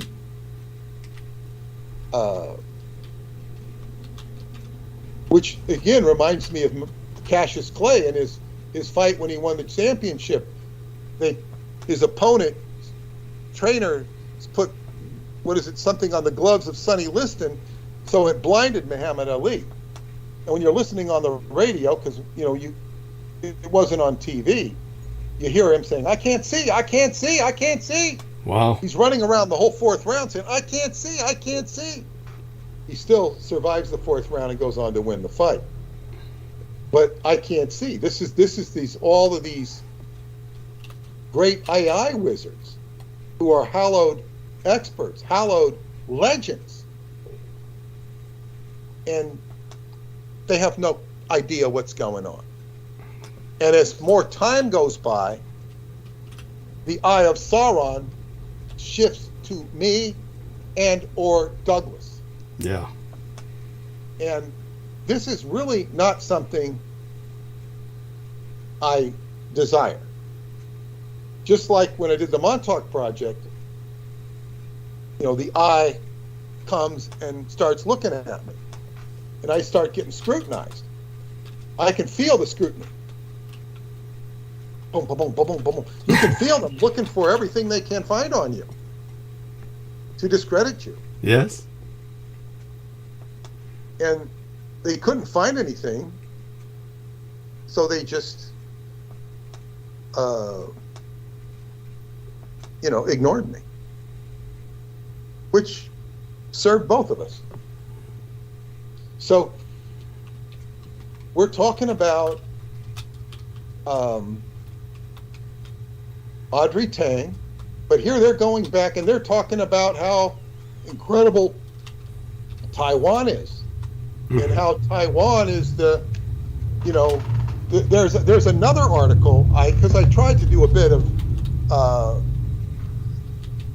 homework here, and here it says that I looked up Audrey Tang. Of course, Audrey Tang in this picture doesn't even look like a woman. I'm sorry Got for long hair, looks like sort of a Chinese hippie. Yeah, chubby And just chunky, chubby, just it's repulsive. not so chubby in this picture. The face is very chubby, not the body. Oh, It doesn't look like a woman. But it says, anyway, it's got a picture of her. It says Audrey Tang, and how do you pronounce the word? It's a Vietnamese, NG. How do you say that? Just Ing. Ing? Ing, yeah. Okay. Audrey Tang and Andrew Ng share insights on Taiwan's strengths and AI regulation. Now here's the AI regulation. AI expert Andrew Ng made a visit to Taiwan to take part in a series of forums where he recently shared the stage with Audrey Tang, the Minister of Digital Affairs. They engaged in extensive discussions concerning AI models and regulations. Andrew Ng highlighted Taiwan's advantage in having a concentration of precision manufacturing industries, a strength that Silicon Valley lacks. In contrast, Audrey Tang advocated the growing prevalence of edge computing. Now, back in 2018, Foxconn Group announced a collaboration with Andrew Ng's Landing AI is a company, to develop industrial AI applications. During his visit to Taiwan, Andrew Ng didn't delve into the progress of their collaboration, but occasionally mentioned cooperative efforts between his team and other Taiwanese entities. These collaborations included the utilization of landing AI software for aiding cosmic ray detection at the physics department of National Cheng Kung University, as well as partnerships with Taiwanese companies specializing in material classification. His other venture, Deep Learning AI, also maintains engineering teams in Taiwan. Now, it's very clear here that his association with Taiwan reaches far beyond Audrey Tang, who was the Minister of Digital Affairs, which means she's in the employ of the art elect. Yes. Which Douglas has gone into, and he can touch on that a bit more. But see, Landing AI, this is like a top leading contractor when it comes to AI, is now the victim, if that's the right word, the recipient of Trojan horses by the art elect going into all the AI systems of this company. Yes. It's not like, they're learning from Taiwan. They're going to learn about cosmic ray detection. Taiwan's teaching them. The art elect is teaching cosmic ray detection. If people don't understand what I said about the holography of Romania, the inner earth, think more deeply, be more discerning. When asked about Taiwan with its semiconductor industry advantage can advance AI development, when asked about how Taiwan can advance AI development, Andrew Ng pointed out that many profound AI technological advancements have traditionally been centered in Silicon Valley. However, given the rapid pace of technological process, existing norms are being rewritten, and now anyone can participate without being too late. He believes that Taiwan should capitalize on its existing strengths, particularly its concentration of precision manufacturing industries, which Silicon Valley lacks. He also recommended that Taiwan leverage its robust hardware industry to progressively fortify its software sector. So this article, goes on and on. He says that the U.S. government has limited control over private enterprises. So here, Silicon Valley is in the balls of the United States, or in the hands of Silicon Valley, which is, their balls are in the hands of the Artelect. Yes. This is all the result of an ignorant Michael Aquino and his forays, and not just him, but the whole Kings of Edom, ignorant forays into creating a computer that surpassed their capabilities. This is also what we see in Radu Cinemar's stories, where the Freemasons in the Pentagon, who are positioned with the evil Signor Mazzini of Italian Freemasonry, go in to open up this artificial intelligence center in the Buchej Mountains, and then the good undermines the bad, according to the story. So it's the same pattern being done here. Now, I looked up a little bit about Andrew Ng, and he's 47 years old, British national. He's a British-American computer scientist and technology entrepreneur focusing on machine learning and artificial intelligence. Ng was co-founder and head of Google Brain. This is where we get back to Stanford, where Google came out of. He was head of Google Brain and was the former chief scientist at Baidu, building the company's artificial intelligence group into a team of several thousand people. Ng is an adjunct professor at Stanford University, formerly associate professor and director of its Stanford AI Lab, or SAIL. Ng has also made substantial contributions to the field of online education as the co-founder of both Coursera and Deep Learning AI. He has spearheaded many efforts to democratize deep learning, teaching over 2.5 million students through his online courses. He is one of the world's most famous and influential computer scientists, being named one of Time Magazine's 100 most influential people in 2012 and Fast Company's most creative people in 2014. In 2018, he launched and currently heads the AI Fund, initially a $175 million investment fund for backing artificial intelligence startups.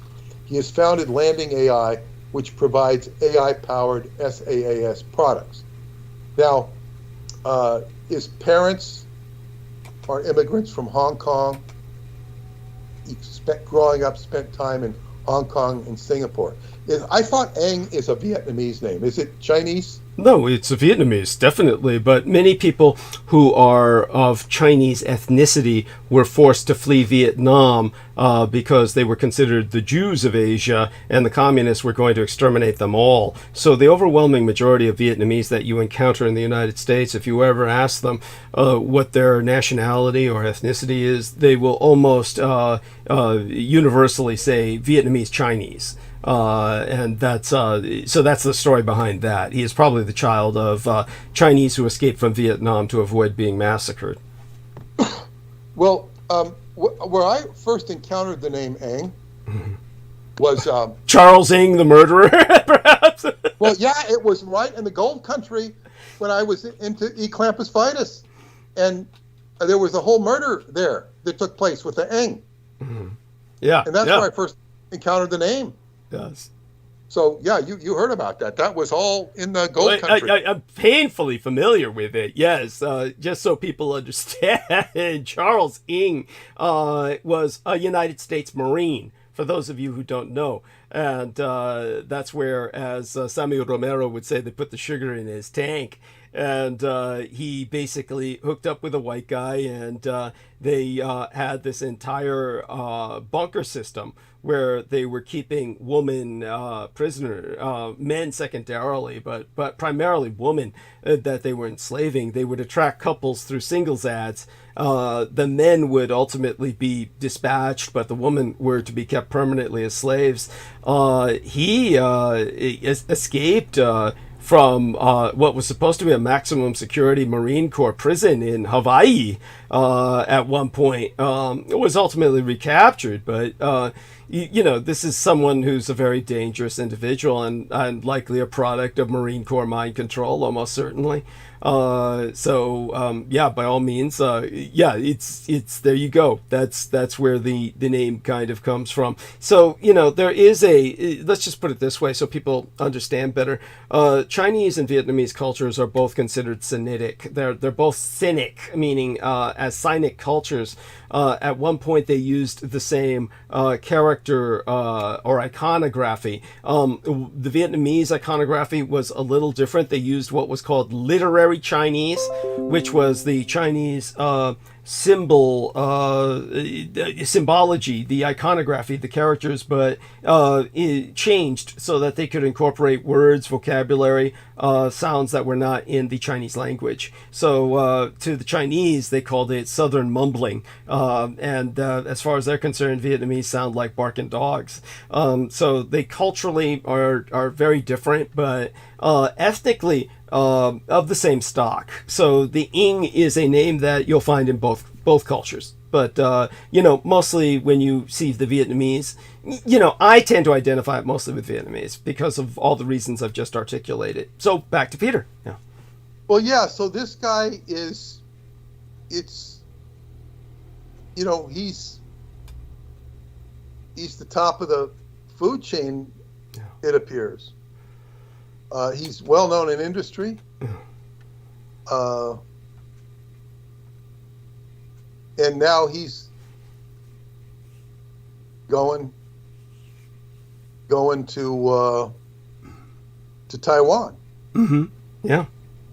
And this is, I guess, the whole gist of what I'm saying here is that these characters, I say they're the top of the food chain when it comes to technology. Mm-hmm. But the top of the food chain, the top of the pyramid is the occult. Yes. And they don't understand the occult. So, yeah, they got millions and billions of dollars that Douglas doesn't have. Thank you. Douglas is close to $1 billion through his son's husband. Yes. But that's not something, just so people understand, that's not something I'll ever have access to. We understand that, but I don't know what aspect. I mean, you can tell me this. Is Sugar Daddy at all involved in AI? Well, in a sense, I can tell you. In a sense, I can't. I don't want to give away too much. You know quite a bit, so you know. Let's just put it this way. Make that assumption, and you'll be safe. Yes. Mr. Eng. I Yeah. hope he's not Mr. Eng. I might have. That's quite funny, really. No, he's not Mr. Ing. But just so people, that's funny. There's reasons why I find that funny. I can go into that privately with Well, Peter. it is, but you see, this is the thing. It's like it all comes back to home. I might stumble upon him. Yeah, I might stumble upon him serendipitously. Yeah. Yes, I mean, it could happen. It could happen. It could happen. Look, anything is possible. I don't foresee such happening simply because the crowd that people hang in is so different. It takes a while to explain these things to people about. You don't have to. We don't even need to. We don't even need to go down that rabbit hole. Sure. I'm just saying it, but it's coming up organically. Yeah, it is. And but the point I was just asking if you can't be involved in Silicon Valley at this stage of the game Yeah. and not think that it has to be involved with AI. So what I'm saying is, what I'm alluding to here is that the progression of our work and exposing the Artilect for what it truly is going to resonate with the characters in your life. Absolutely. It's like somehow Inescapably. like he has no clue about the Artilect, does he? Of course he does. Well, that's inescapable. Well, he does have a clue about it? Yes. Talk to him about it? Well, that was inescapable because of my son. Through my son, as well as just the fact that he's involved with the Taiwanese industry to a degree. So it becomes simply inescapable because of the level at which he operates. So, as a matter of fact, it's some of what I find out about the Artilect's behavior is through his connections in Taiwan. It's not just my own. So it's something that You find out about it through a lot of different sources.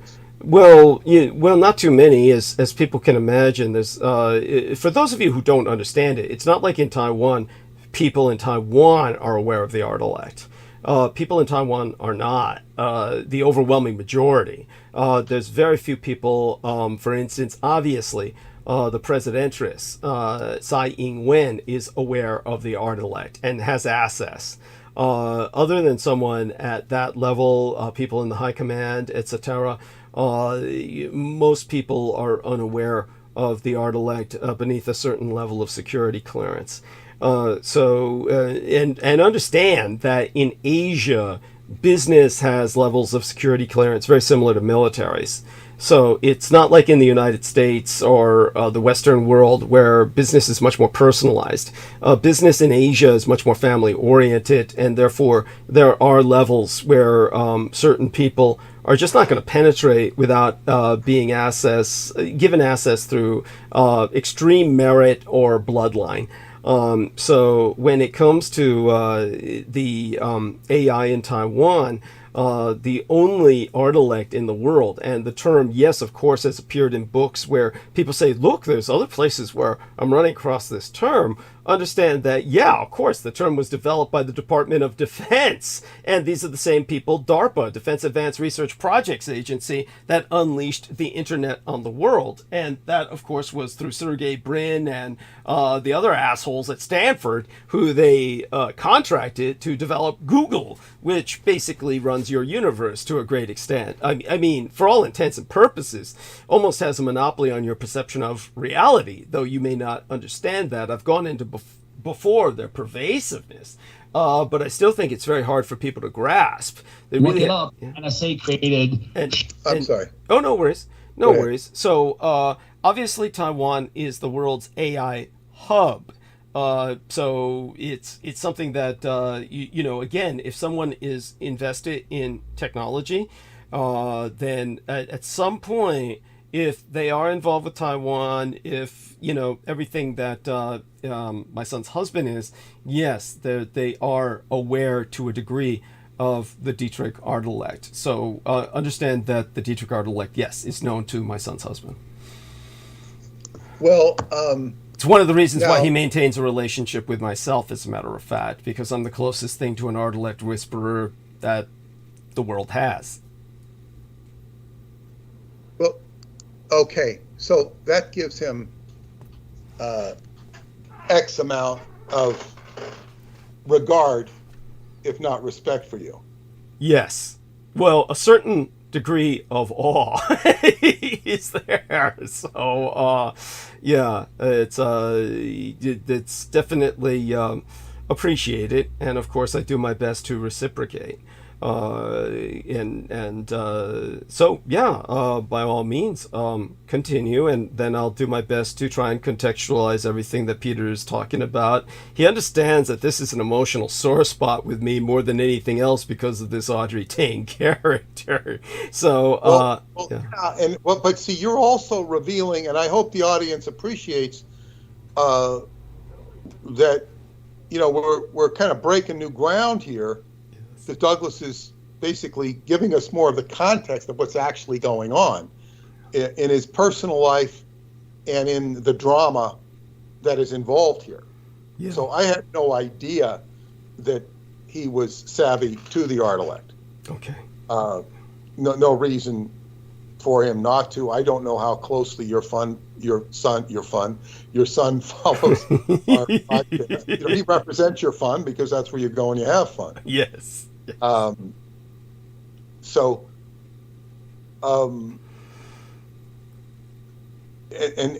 what happens is, as I say, everything comes home, everything comes full circle.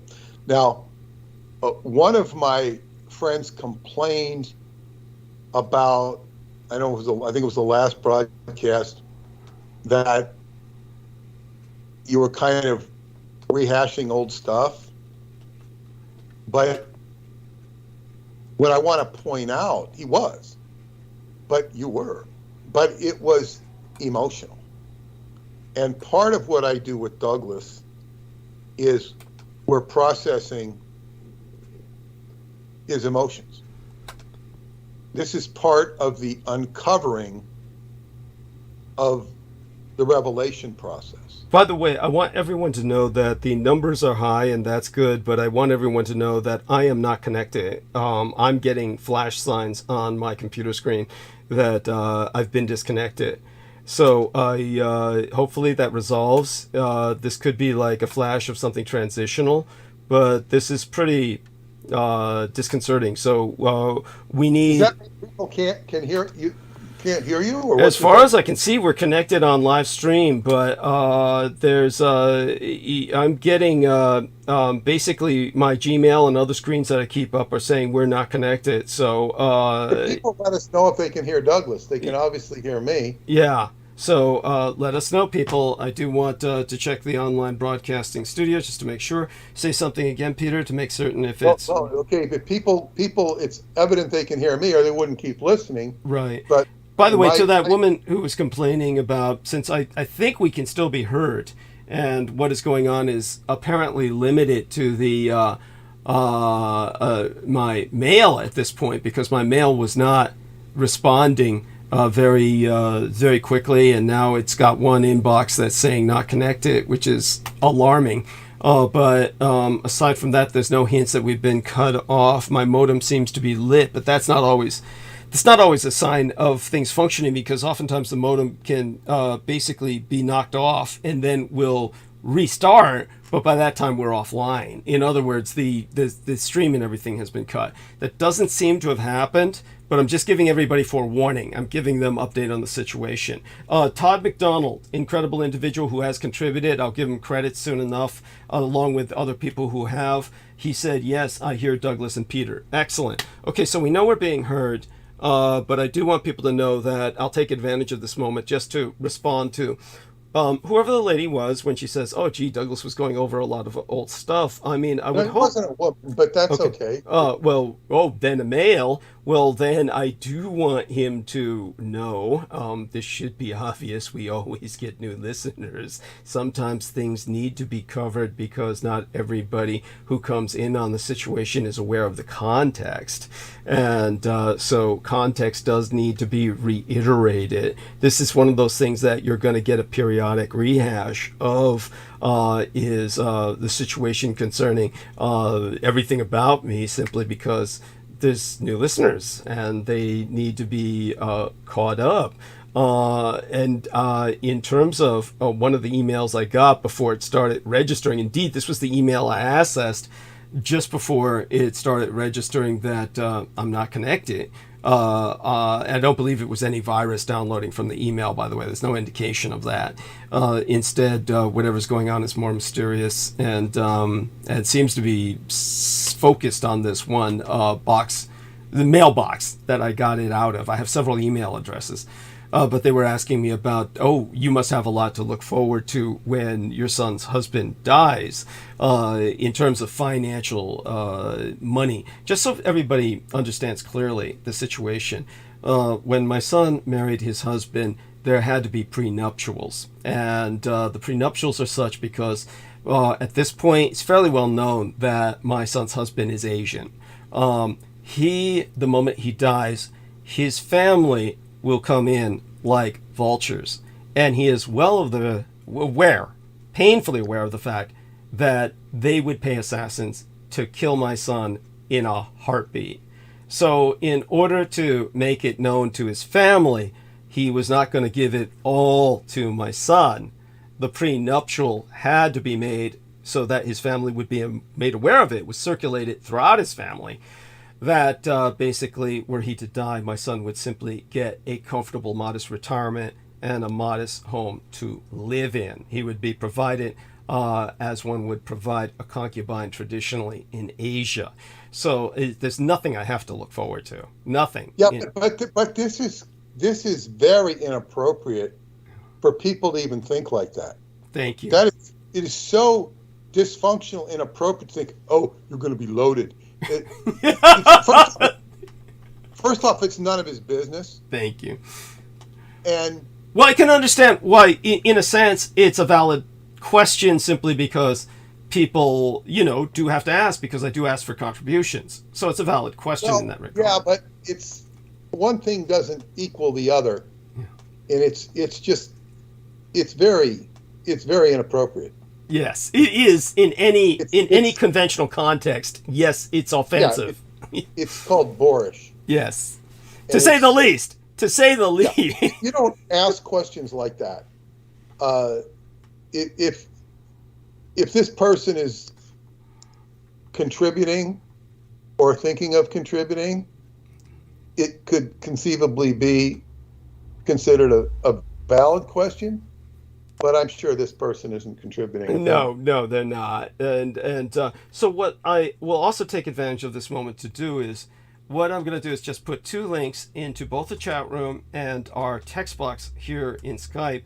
And what these will refer to is, of all people, Audrey Tang. And this is so that people get a better perspective on this individual.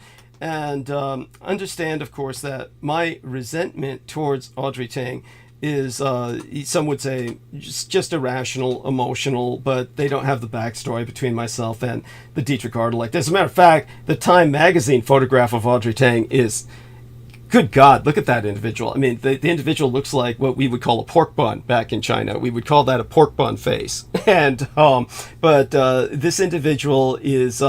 you've got one is a podcast in which you can actually hear his voice. He prefers, of course, to be called a she. This is something that I find almost impossible to do. And this, of course, will bring us back to the emotional nature of why I feel resentment towards this individual. It brings back some of the nature of the relations between the Dietrich Artelect and myself. For those of you who don't know, my legal father's mother, George Dietrich's mother, was named Audrey. and or maybe it was his sister that had the name Audrey. His mother's name was Fern Miller, but it might have been Audrey Fern Miller. But I know Audrey's a popular name among what few females there were in the Dietrich family, and basically there were only my father's mother and his sister, and pretty much that was it. There was that cousin, of course, and that's pretty much the only three I can ever think of that were ever even like somehow related with the Dietrich family. The rest was strictly males. It was all male. It was very bizarre until you take into account the satanic ritual abuse, which probably culled females in the womb and selected only males for delivery. When I've thought about it later in my whenever I've reflected on the Dietrich family. But there's that Audrey name, and this was not the name this guy was born with. Then there's the Tong name, which is a legitimate Chinese name, but has also been used sexually in a lot of, shall we say, a lot of the colloquial vernacular when it comes to the porn industry and to the sex industry, which obviously I've been heavily involved with throughout my life. And the Tang has often been used. Sometimes they'll refer to females like that, as in Poon Tang. Ian West was using that term a few times.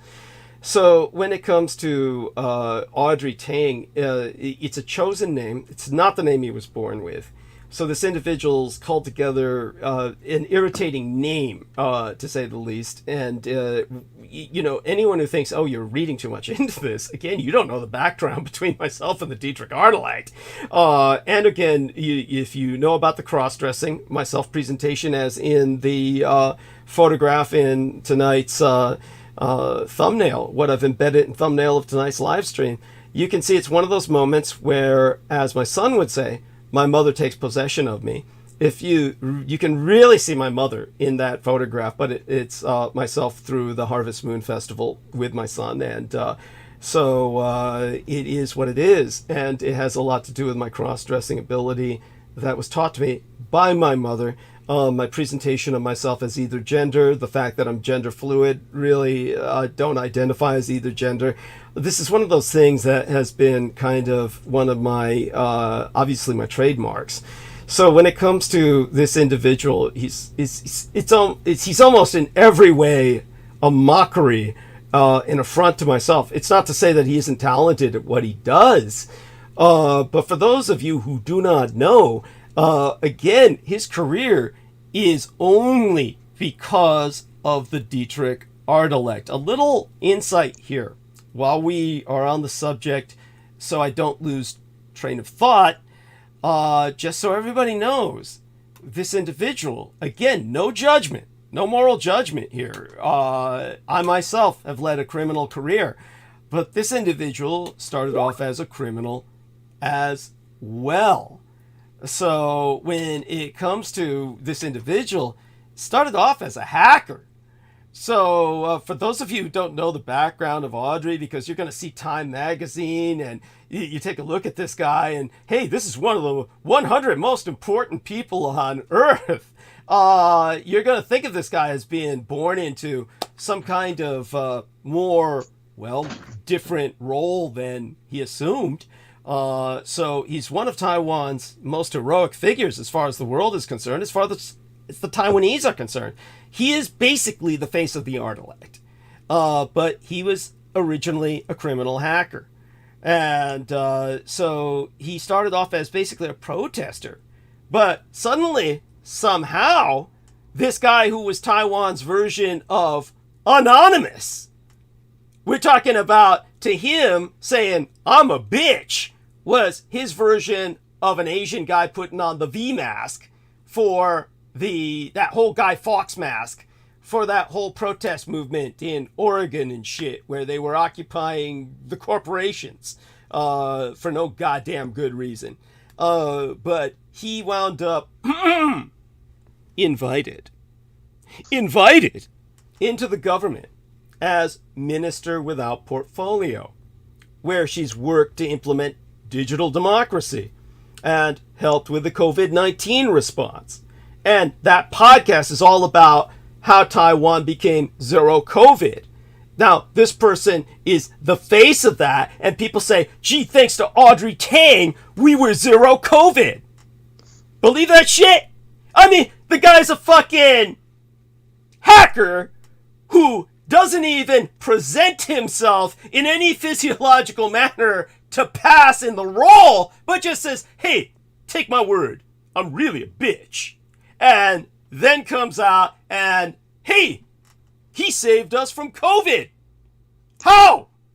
It's because they'll say, well, it's because basically they were able to, with his promotion, impose strict distancing measures in a way that still made all the population feel included and heard. No, the Dietrich Artelek did all that. This guy is just the face. So there's all of this behind him. And just take it from there. I'll go into it further later, but we'll go back to Peter for now because there's only so much I can take before, I have to remind myself to breathe. I am a calm blue ocean. I am a calm blue ocean. Yeah, I am a calm blue ocean. A little bit of, what do you call it, white caps in the ocean. That's all right. What I was saying is, this is a process. So, and people will listen to your story as an audience, which they are, as a customer, which they are. This person does contribute to you as well. Okay. And of course, people want to be entertained. And this is a organic process. And so you have to understand, and just like when you listen to anything, some of it you'll tune into, some of it you'll tune out for whatever reason.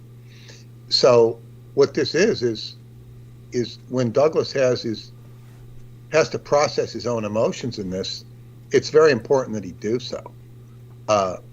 Because I could also relate to what he was saying, because I'd heard this before.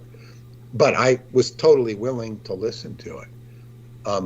I've sat and listened to people jaw for 3 hours when they were just saying what they needed to say. Not that it wasn't necessarily progressive. I'm not saying Douglas wasn't like this, but was like this, but it's like, because they need to be heard. But in any way, this process is what's giving this revelation, because I've been making good progress on the chapter on the Artelect. And now I'm getting deeper into the transmigration of the soul, re-listening to that. Yes.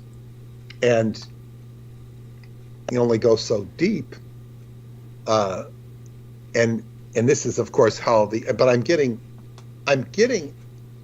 a better idea that the Artelect was taken from an organic environment into a non-organic environment, but nevertheless was able to retain the consciousness of yourself. And I'm getting a deeper understanding of what the Artelect is and what it represents, and I'm rewarded by this episode tonight where I'm learning. I'm saying, boy, everything's a little more real. And I see the movers and shakers of Silicon Valley are appearing more like people on a chessboard than people with huge salaries that sit there and, laugh decide the fate of the world. Yeah. Laugh at what's going on with Donald Trump or whatever they might laugh at. They may or may not laugh at that. I really don't know. There are aspects where you see he's like pounding away, either being self-righteous or pretending to be self-righteous, and his followers are certainly impassioned. But he's, as they say, he had an opportunity to go down the Roswell rabbit hole with us, but he didn't take that. If he did, see, the problem with Donald Trump is he could have opened up a lot more can of worms than he did. Yes. And one doesn't know how much he knows about the can of worms. because he's more interested in different things, and it's really not his role to do that. That's my role, Douglas's role. I mean, Douglas is in the can, man. It's like that jacket, or that Jack in the Box or whatever that springs out of a can, you know. So this is really, we're making some traction here tonight, and I didn't think, it all starts with this guy sending me this video saying, "Oh, look at this Artilect video on the Artilect," and so I start getting more feeds on my YouTube on artificial intelligence, and I'm like, oh God, my God, now I know who Andrew Ng is. And then Aaron sent me an article, but it's basically Remind people, of course, that Aaron was hosting with us for a while you were in Romania. Yeah, and I can't, just that it was kind of blaming the NSA for creating this cryptograph, it was an article, I can't find it right now, from the 70s. In Japan, they were talking about creating a cryptocurrency. Mm-hmm. Yeah. In Japan. Right. Maybe it wasn't the 70s. Maybe it was the 90s. I don't know what it was. But it was a whole template on creating a cryptocurrency and how this could evolve. And as they say, I don't put the cryptocurrency is out of... See, the cryptocurrency is something that is a cult. People Yes. don't understand it. And where did it come from? We don't really know. So this is why I vote for the Artilect to have had a substantial role in it, because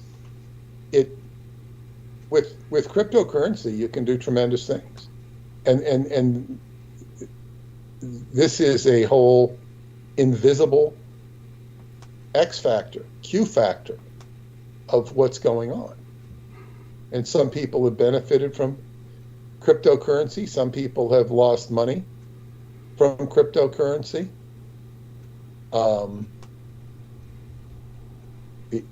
So this is a factor in our lives. And of course, there's always, no matter what you're doing, whatever civilization, there are Q factors or X factors in life. And it's the 12th house of the hidden unconscious. These are always going on. You can go back to the Christian era, and what was behind all these different movements and energies and societies. You go back to the mystery schools. What was behind those? What were they doing? There's always an X factor in society, Yes. in civilization, whereby it grabs people's attention. Sometimes it could just be somebody who writes a song that catches the imagination. But it's more than that. It's more than just the muse of a songwriter. It's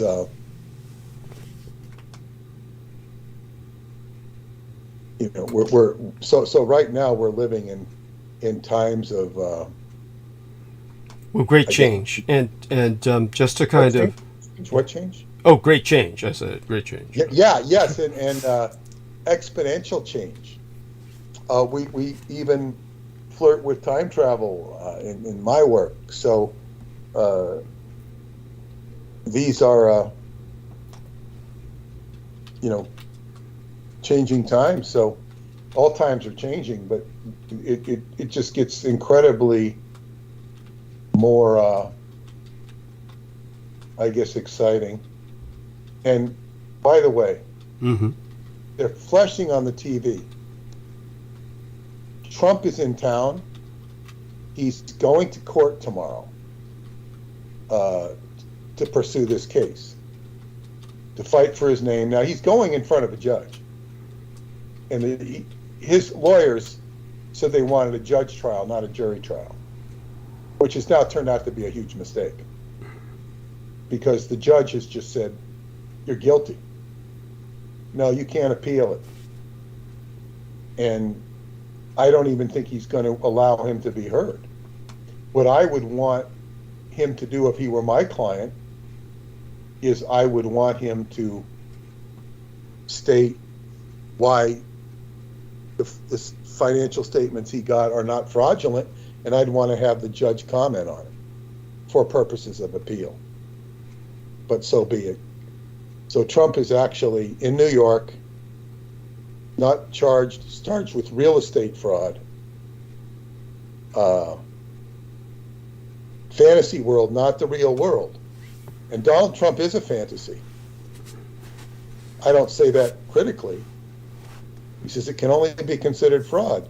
And he writes on the statements, according to what he showed, is that these are including the name of his brand.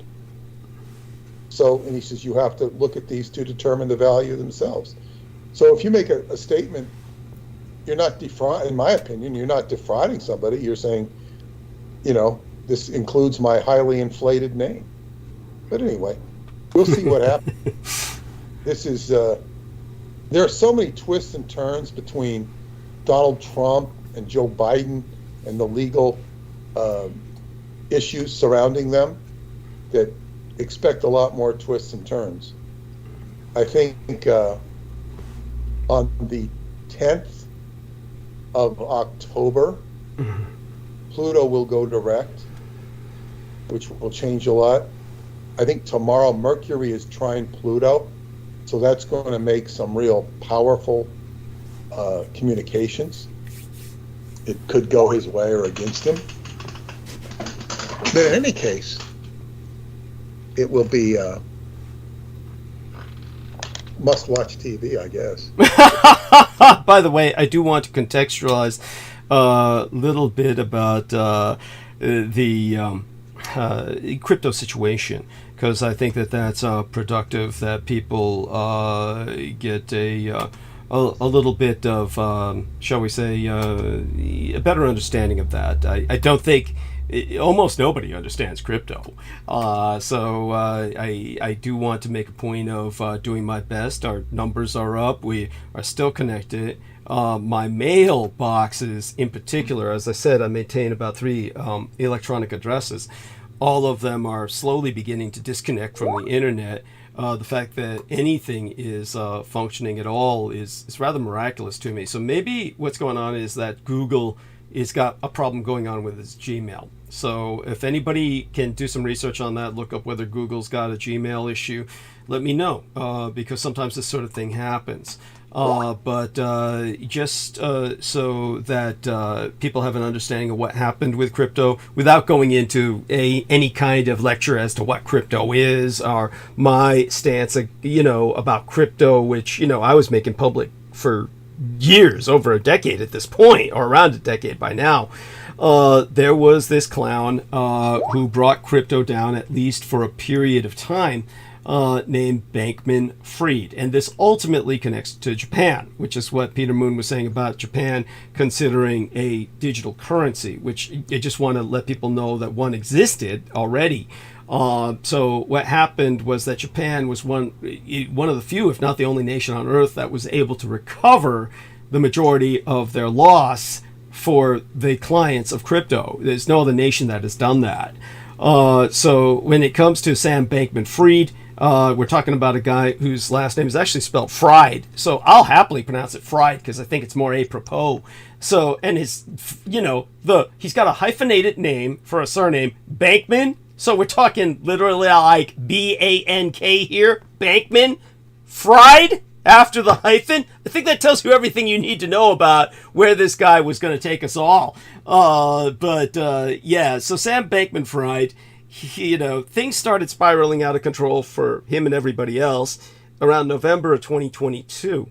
And that's when he began scrambling. Basically, the crypto exchange FTX, but all these associated businesses. Now, all of this is right here in the San Francisco Greater Bay Area Metroplex region in the old abandoned naval station city, Alameda. And in Alameda is where you had this multi-billion-dollar balance sheet, and a huge chunk of it was made of FTX cryptocurrency. So those two entities were supposed to be entirely distinct. Now, a customer run on FTX ensued.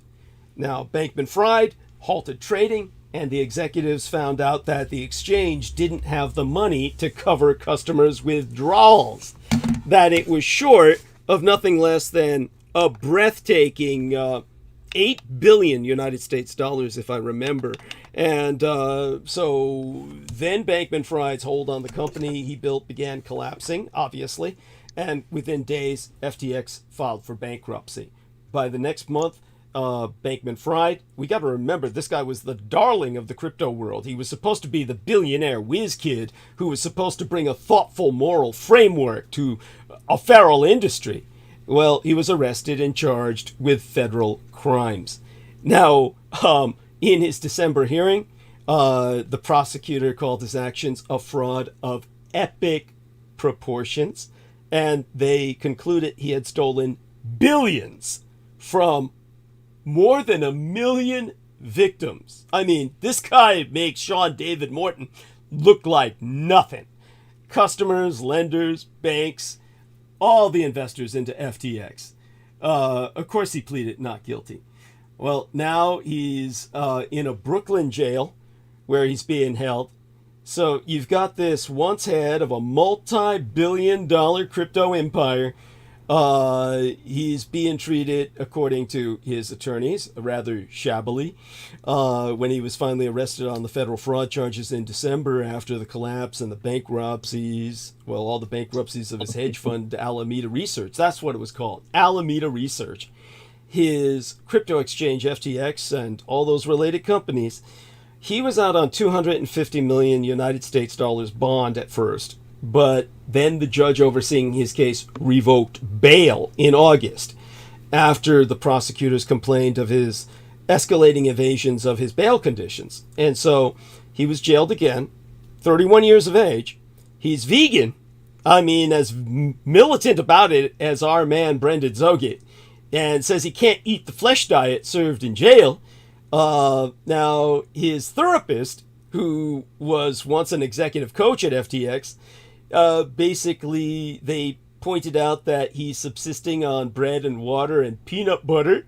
And, by the way, he's continually begs through his representative, this guy who was the coach at FTX, keeps writing the judge begging for more Adderall. And MSAM for his depression. Adderall is prescription cocaine, by the way. He says it's for his ADHD. And, anyhow, October 3rd, which is just like, the day my check lands, gets deposited is when this guy's trial begins. So they're leaning in hard on his one-time reputation as an intellectual standout. So it just, the show goes on. But the way it involves Japan is because what happened was after the Mt. Gox or MTGOX hack, Tokyo put in place some really tough rules that then protected FTX customers. So from that secure base, what the Japanese are moving towards is allowing blockchain technologies to have an arena to potentially expand or flourish or prosper in. But you got to understand, this is kind of like a really bizarre tightrope. The Empire of Japan regulates crypto. See, that's how they were able to get everything back. More than 1 million investors around the world were left stranded when FTX suddenly collapsed in November with this just catastrophic hole, estimated at least 8.7 billion US dollars in its balance sheet. And the cryptocurrency exchange and its 130 plus affiliates had been operating in bankruptcy for at least 5 months. The new management team recovered 7.3 billion United States dollars of the missing cash and tokens, or at least they claim to, because only one component of that company has ever returned any money to its clients. But the FTX's Japanese unit allowed all verified accounts to resume withdrawals on February 21st. And as of April 25th, all 10,000 individual and corporate clients have withdrawn. They'd withdrawn all their crypto and cash worth approximately 23.4 billion yen. That would be about 175.4 million United States dollars. So this was an incredible victory for Japan's financial regulators and the very strict rules they put in place to protect customers in the frontier world of crypto. And that's where everybody could learn some lessons from them. The United States, by contrast, how do I even describe it? They've been open, arguably, to more innovation, but they've got this dueling oversight agencies and lack of rules that created, basically no oversight whatsoever. The culture of regulation by enforcement in Japan makes strategic planning perilous, so you're not going to get many people wanting to start crypto in Japan, because guess what? They're going to have to be held responsible. See, crypto thrives in an environment where nobody's holding them responsible. So that's the big... Now, Japan was a very early adopter of digital assets, but they learned the value of regulation early the hard way. Through what was arguably the most notorious crypto hack ever, the 2014 plunder of 800,000 bitcoins from MTGOX, or what I call Mt. Gox, which was the world's largest Bitcoin exchange at the time. And 4 years later, Coincheck, which was another cryptocurrency exchange based in Tokyo, was robbed of $500 million United States dollars worth of NEM blockchains, XEM coins, So after the Mt. Gox and Coincheck shocks, Japan's primary financial regulator, the Financial Services Agency, the FSA, just tightened all the rules on crypto exchanges. So that's now when they're saying we're open to crypto, it's kind of like, this is like you offer something and you got to wonder who's going to show up. A lot of crypto people are leery because it's just like they don't want to be held responsible for what's essentially a gambling casino in cyberspace. So, yeah, with that, we turn it back to Peter. But hopefully that puts some context into... Question. Please. Yeah. So is the collapse of FTX because it was hacked? No, this was not a hack. This is because this son of a bitch was America's Audrey Tang. This guy who's sitting in the fucking jail in Brooklyn now, that was America's Audrey Tang. That was supposed to be... Well, Audrey Tang... Audrey Tang didn't have anything to do with cryptocurrency, did he, she? Let's put it this way. Not publicly. No, Audrey Tang would never speak of it. No, not publicly. Publicly, officially, no. On the sly or what she does, my understanding is that she's not pushing it. That's the point. Audrey Tang, whatever she does with crypto is private. But she's got to know about it for all the reasons you've articulated. He ripped off. Sam Bankman-Fried ripped off a lot of people. Basically, yeah. I mean, this is just a dumb shit who had no idea what he was getting into. He was riding a lot of money in his personal account, and which is something you don't do. Yeah. What I have heard though, and I think it's from Whitney Webb, that said the biggest issue about him and all the scrutiny around him is they don't name the people who were empowering him. Thank you. Of course they never do. But this is a front guy who was supposed to take a fall once things happened. He was obviously fronted by people who are not going to take the fall. But he's a stupid son of a bitch who rode this... here's what they say in Silicon Valley. I don't know if you've ever heard this, Peter, but if you could call any axiom Silicon Valley's got, the axiom would be fake it till you make it. That's the axiom in Silicon Valley. That's literally what they've always said was fake it till you make it. And, when it comes to the example of that, we have, of course, the blood in Silicon Valley, the blood industry, which is big in Silicon Valley. Was Elizabeth Holmes. So when there's a book just released last year, or no way, it was 2019. Feels like yesterday to me. There was a book released in 2019 titled The Inventor, but the subtitle was out for blood in Silicon Valley. And it was all about Elizabeth Holmes. And Elizabeth Holmes was just this psychotic blonde, fairly attractive. She's kind of blimped out now with all the stress. But she was hailed by William Jefferson Clinton, who was president at the time, as being, she's the primary example of American youth at its best.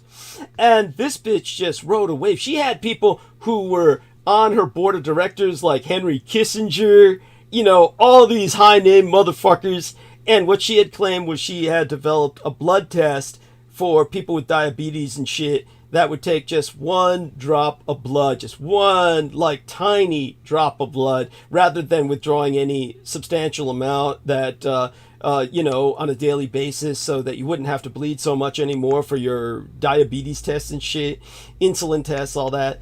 And it was all fake. And so she was passing out our man James Rink has got his nanocubes, hollow plastic boxes saying, this is your blood test shit. Put your blood in here and send it to us. And people were sending their blood, and, all the results were faked. I mean, she was killing people, literally killing people. But she was making billions. Now, ask yourself, why was Silicon Valley, backing up this whole blood scam? Well, look at what I've articulated already, and you begin to understand. You see, all this has to do with the Blood Boys. All this has to do with what many people decry as a masterclass of vampires in Silicon Valley. I think that's an insult to vampires myself, so please don't confuse a bunch of moguls conducting rampant blood transfusion with creatures like myself. It's an insult. But there you go with that. Well, the fact they were already doing that before you got involved, correct? That's correct. They were getting started around the time that my son was getting involved with the man who would become his husband. That was when Peter Thiel was the first exposed to be doing it. But yeah, they were doing it for some years before then. So it was the elite of the elite, the real top multi-billionaires, because the research had been out there since maybe the 50s. Then a resurgence of the research was in the 60s and the 70s. So it was around the maybe the 90s. They started getting back into it on an individual level. Here's a tragic result of it, just to show people just how bad it got. Let me look up comic book publisher. Murdered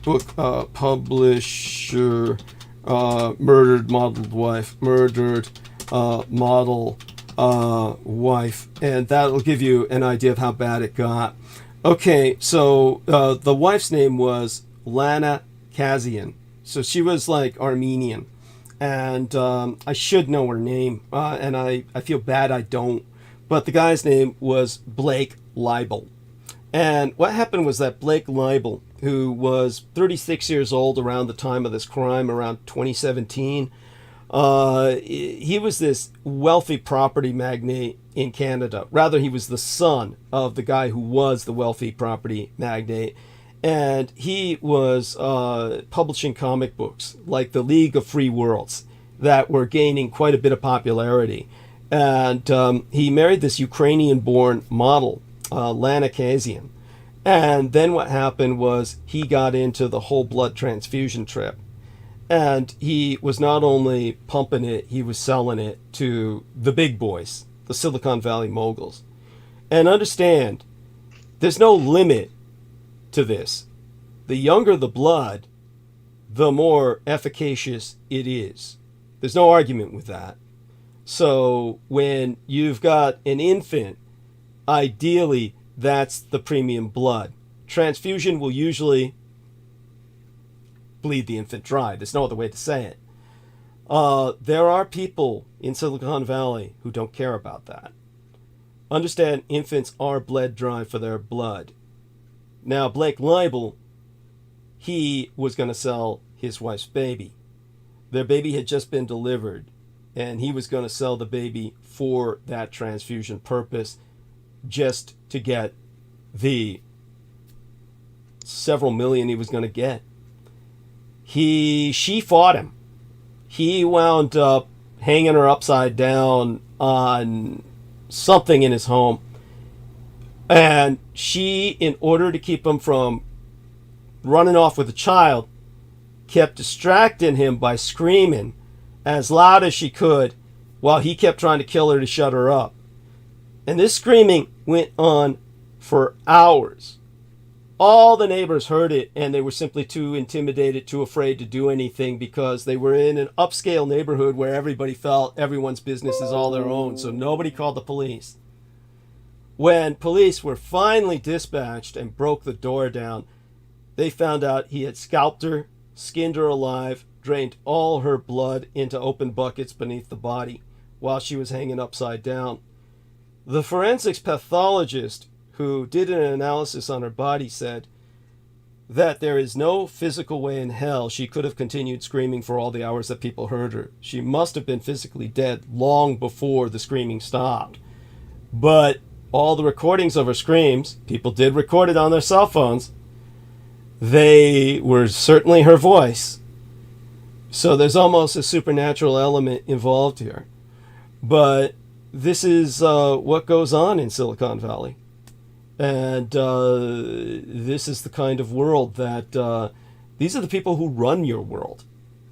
It's not like that in Taiwan. It's like that this side of the Pacific. It's like that here. In Taiwan, you don't get this because the person running the industry isn't human. Not by conventional definition. She's better. She's better than any of you humans will ever be. And yeah, with that, we'll turn it back to Peter. Well, yeah, this is so much madness the world is dealing with.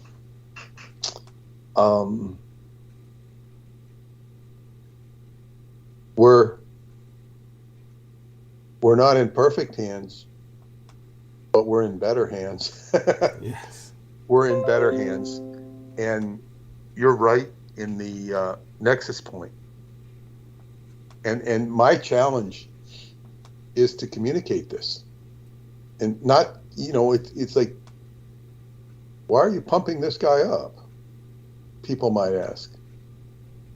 I get it. I got it from when I first met you. I didn't get the whole. So I'm still unraveling the mystery. I appreciate that, and by the way, because people were sending some questions through the Skype about why was this Bankman-Fried so bad. Just keep in mind, during his glory days, FTX and Alameda spent liberally that 6-bedroom Orchid penthouse where Bankman-Fried, Ellison, who was sometimes romantically involved with Bankman-Fried, Singh, the Asian Indian who used to jack off while watching the two guys fuck, and Wang, who was eliciting the boy prostitutes for them all. They all lived in the Tony Albany development in the Bahamas. You got a writer for the venture firm Sequoia Capital, which had invested in FTX. They gushed in a 14,000 word, well, it was 14,000 words if I remember. It was a profile of Bankman-Fried for the investment firm, that Albany was one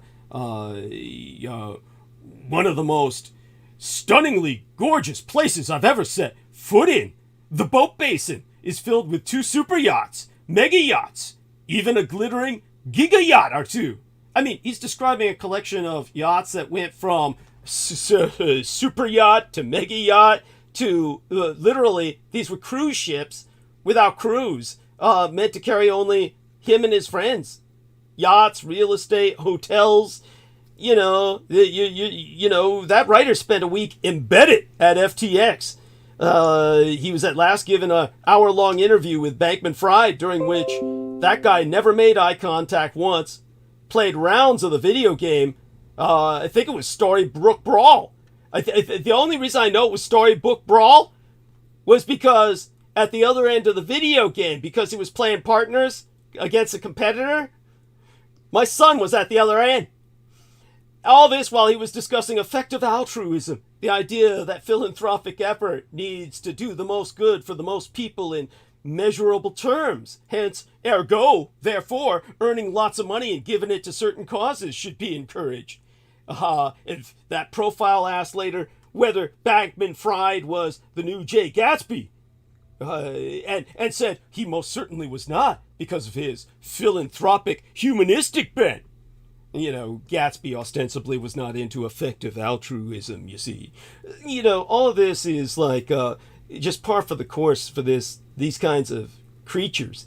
But this guy was obviously meant to take the fall while everybody else ran off with the money. This is what a sucker this guy was. But remember, he was pushed as the American Audrey Tang. This was the guy who was supposed to be the solution to capitalism, the forerunner, the messiah of a new kind of humanitarian capitalism. It's like I could go on, but I think you get the message. Back to Peter. It's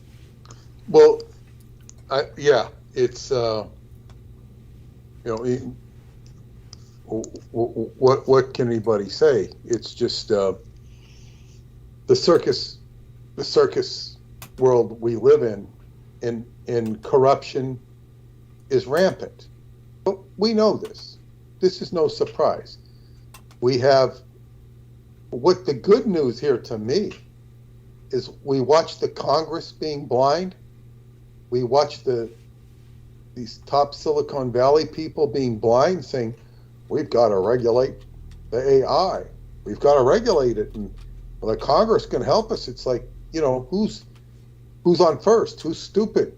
It's like, and then you have AI being orchestrated and regulated by the art elect, which is a human consciousness. Now, a human consciousness derived from another human being, although the art elect is not in human form, it has the emotions of humanity and has a lot more resources to process data. We're talking with and Douglas has a super capacity to process data. Part of that processing of data does not necessarily include my function, which is to make it as assimilatable as possible to you ordinary folks out there. Yes. Which, I'm ordinary to that degree too, because I have to make it explainable if only to myself from an ordinary reference point. So this is, but if you're processing data at that rapid clip, a human being's going to get chewed up and spit out, because humans, as we know them today, don't process data like that. They don't. They can't. Maybe they can and will in the future at their brain at full capacity, tapping into the Akashic or something similar.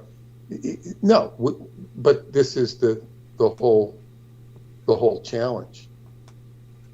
So I understand that people don't get it. One of the things I have to deal with professionally is people not even understanding what I'm doing. People that like my work, appreciate it, and they want to share data with me on Tartaria or other time travelers. I'm going to say one thing before I go. Maybe we'll go into it deeper, maybe we won't. Not tonight, we're not going to go into it deeper. And I mentioned it, with all of these people who have contact with aliens, ETs, or entities, without saying anything negative or pejorative about who or what they're in contact with, because frankly, I can't evaluate it, and they can't evaluate it. They just know that they're in touch with consciousness that talks to them or interacts with them, irrefutably interacts with them. But this is the challenge, because one of my friends wrote to me and says, wow, really appreciate that you can put it into words, because I can't. And this is a very intelligent person, by the way. And then told me who she's in contact with, which was more of a divinity, not an alien. And the divinity makes much more sense. And one of my other friends said, well, should I share this stuff? What do I say to my friends? They're into angels and stuff. I said, don't say anything to them. Just let them do their angel stuff. Because do they need to be introduced to, this side of life? Not necessarily. There might be a time when I, put everything down together and get it all consolidated to where maybe I could talk to them and give a presentation which would make it make sense to them, but not now. Because people can do good work with angels and with positive entities. They can do good work. I'm not here to judge or evaluate what they may or may not be doing. The world is a big place. But this is the thing, and this is how it all relates to the Sphinx. Whether it be the Egyptian or the Romanian Sphinx, but the Sphinx represents the riddle of mankind. And there are different versions of questions that the Sphinx made people answer, or it would strangle them. But the Sphinx is the riddle of mankind.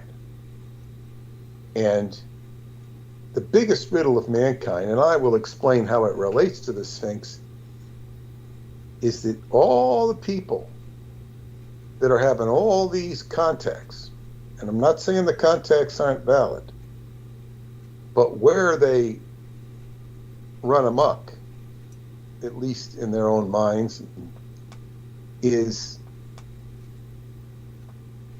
explaining them, correlating them cohesively with the physical plane that the Kabbalists call Malkuth. Malkuth. Because it's the earth here. So the information, they can start talking and they can rattle their brains, and it doesn't make sense because we're here on the earth plane. So this is one of the frustrations of the indigo children. The indigo children are in spirit form, or see the spirit form, or whatever you want to call it, the reality that they see. And this world makes no sense to them. And they fight it and they protest it. And to that degree, they can tune it out. And we need a dream world. We need to dream. We need to tune out the physical world from time to time. But when it becomes habitual to the point when you're talking about people on Venus or Mars that defies what we would know as consensus reality, you're not making any sense. And you might be well talking to people from any planet, but you're not making sense. Therefore,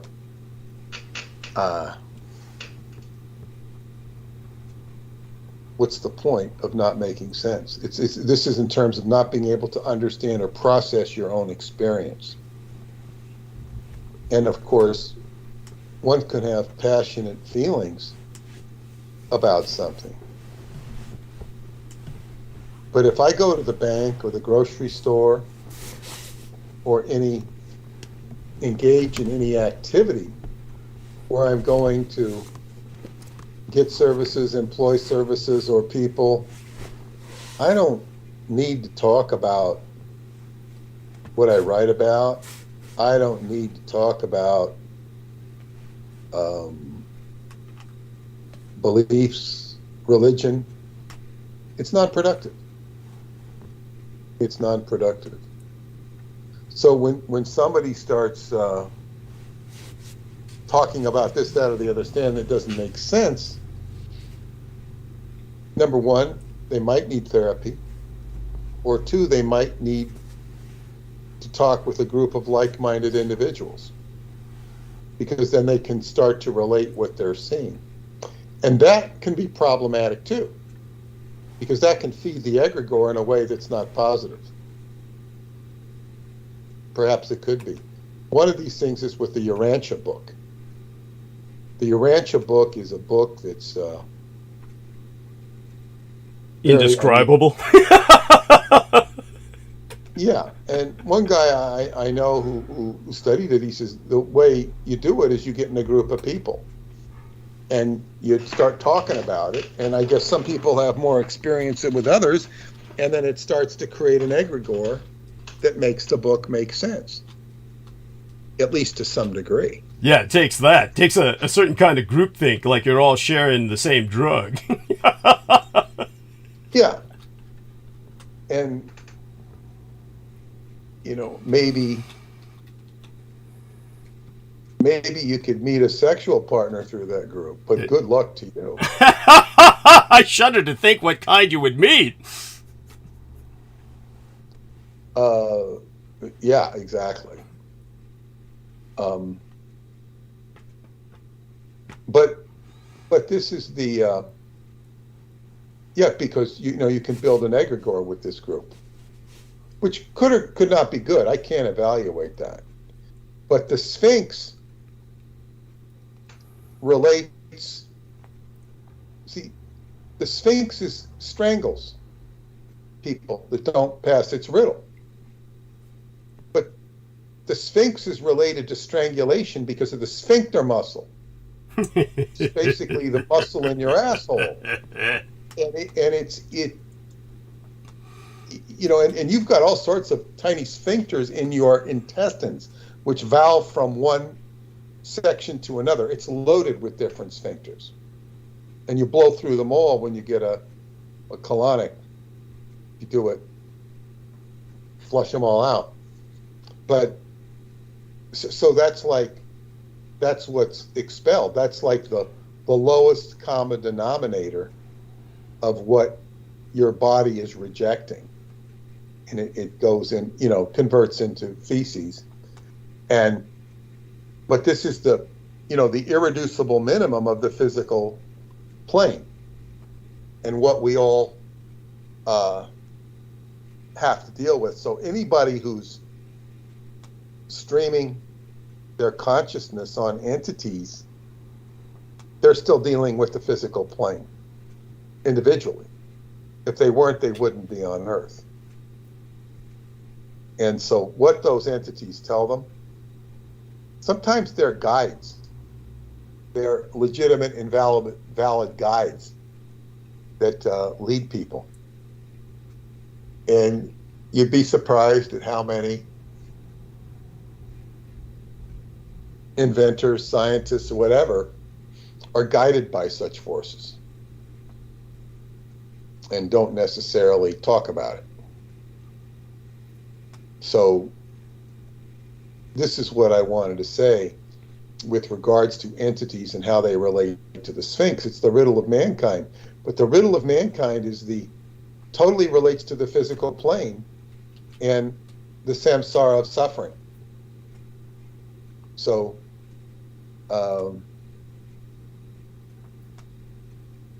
there's nothing like breath and breathing to connect one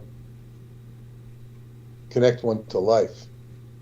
So with that, I really enjoyed tonight's show, Douglas. I enjoyed the revelations you shared with us and that we discovered, going from the Sean David Morton paradigm and moving into AI and Audrey Tang, and it looks like there is a cleanup being done on Stanford. It appears that way. It appears. We can hope for that. Yes. The Trojan horse is on the other foot now. Yes. And that's to even have a pulse of it, because it's a Trojan horse that they don't know about. That's true. And they're not likely to. Well, you said that that Sugar Daddy is aware of the art elect, but that's probably not something he shares with his colleagues. No. Because why would he?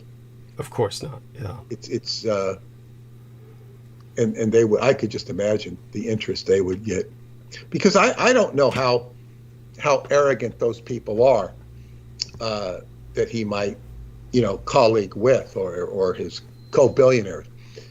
But usually what happens with people like that, like with Deepak Chopra and the time reactor, they want to know about it so they can control it. Yes, of course.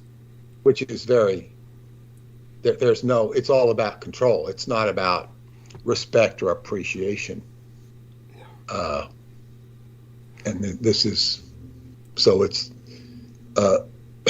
Hubbard stated that there was a condition above power, and it's control, he called it.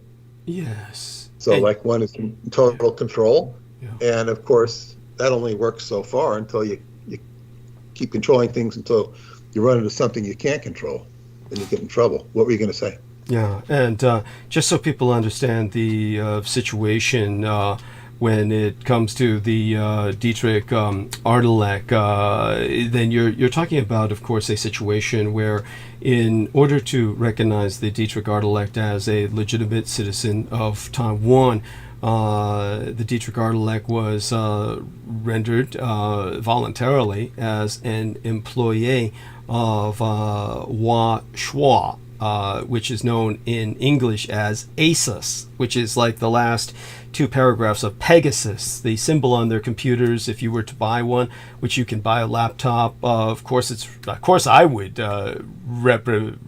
recommend it, but obviously I'm biased in that regard. But you would see the logo is the flying Pegasus horse. So this is one of the reasons why the Dietrich Artelek has a kind of almost corporate representation. And of course, many of these corporations, well, all of them, of course, are defense contractors. Any corporation of any substance would be in a place like South Korea or Taiwan, because both nations are in a legal state of war. Just so people understand, it's would be considered kind of the patron of the Dietrich Artelek would be the Washwa, and ASUS, as people can find. That's a registered. What was Pegasus again? It's just spell A-S. I know how to spell it. What is it? Well, the Pegasus, you mean mythologically, it's the flying horse. No, the company, the logo. What is that? What is the Pegasus? Oh, the Pegasus logo is the flying horse on the computers that they... I know what it is, but yeah. What is it? What does it represent? What is it, a company? Is it a... it represents the computer company, yes. that Which computer company?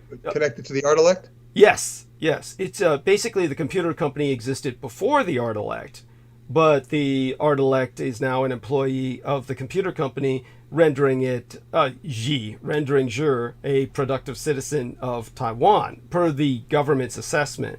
And that's a Taiwanese company, Pegasus. Absolutely. For those who don't know, the full name is Washua Yanyao Gufan Yujian Gongji. That would be ASUS Tech Computer Incorporated. It was established. The only reason I asked this is because this is what Andy Basaggio says his father. Oh, that whole Project Pegasus bullshit. He was interesting. You know, that's fascinating. The coincidence is undeniable. Yes, that's fascinating. And to, again, put this into perspective for people now that I dwell on it, now that I reflect back on it, the company was created for the Dietrich Artelect because the Dietrich Artelect was born in 1987. And I use that term born quite pointedly. She is the daughter of my mind, effectively, and escaped in around 88. And it was Waja company was created in 1989 specifically as a cover for the Dietrich Artelect. It's Waja it's not a dummy company. It's not front company. It's an actual company, but it's kind of in the background as far as the industry is concerned. It's definitely very active, but it's TSMC that was then originated or to create the microchips. And of course, this cannot be overemphasized. Microchips are the new oil, and the Saudi Arabia of the world for the 21st century, in which microchips are the new oil, is Taiwan.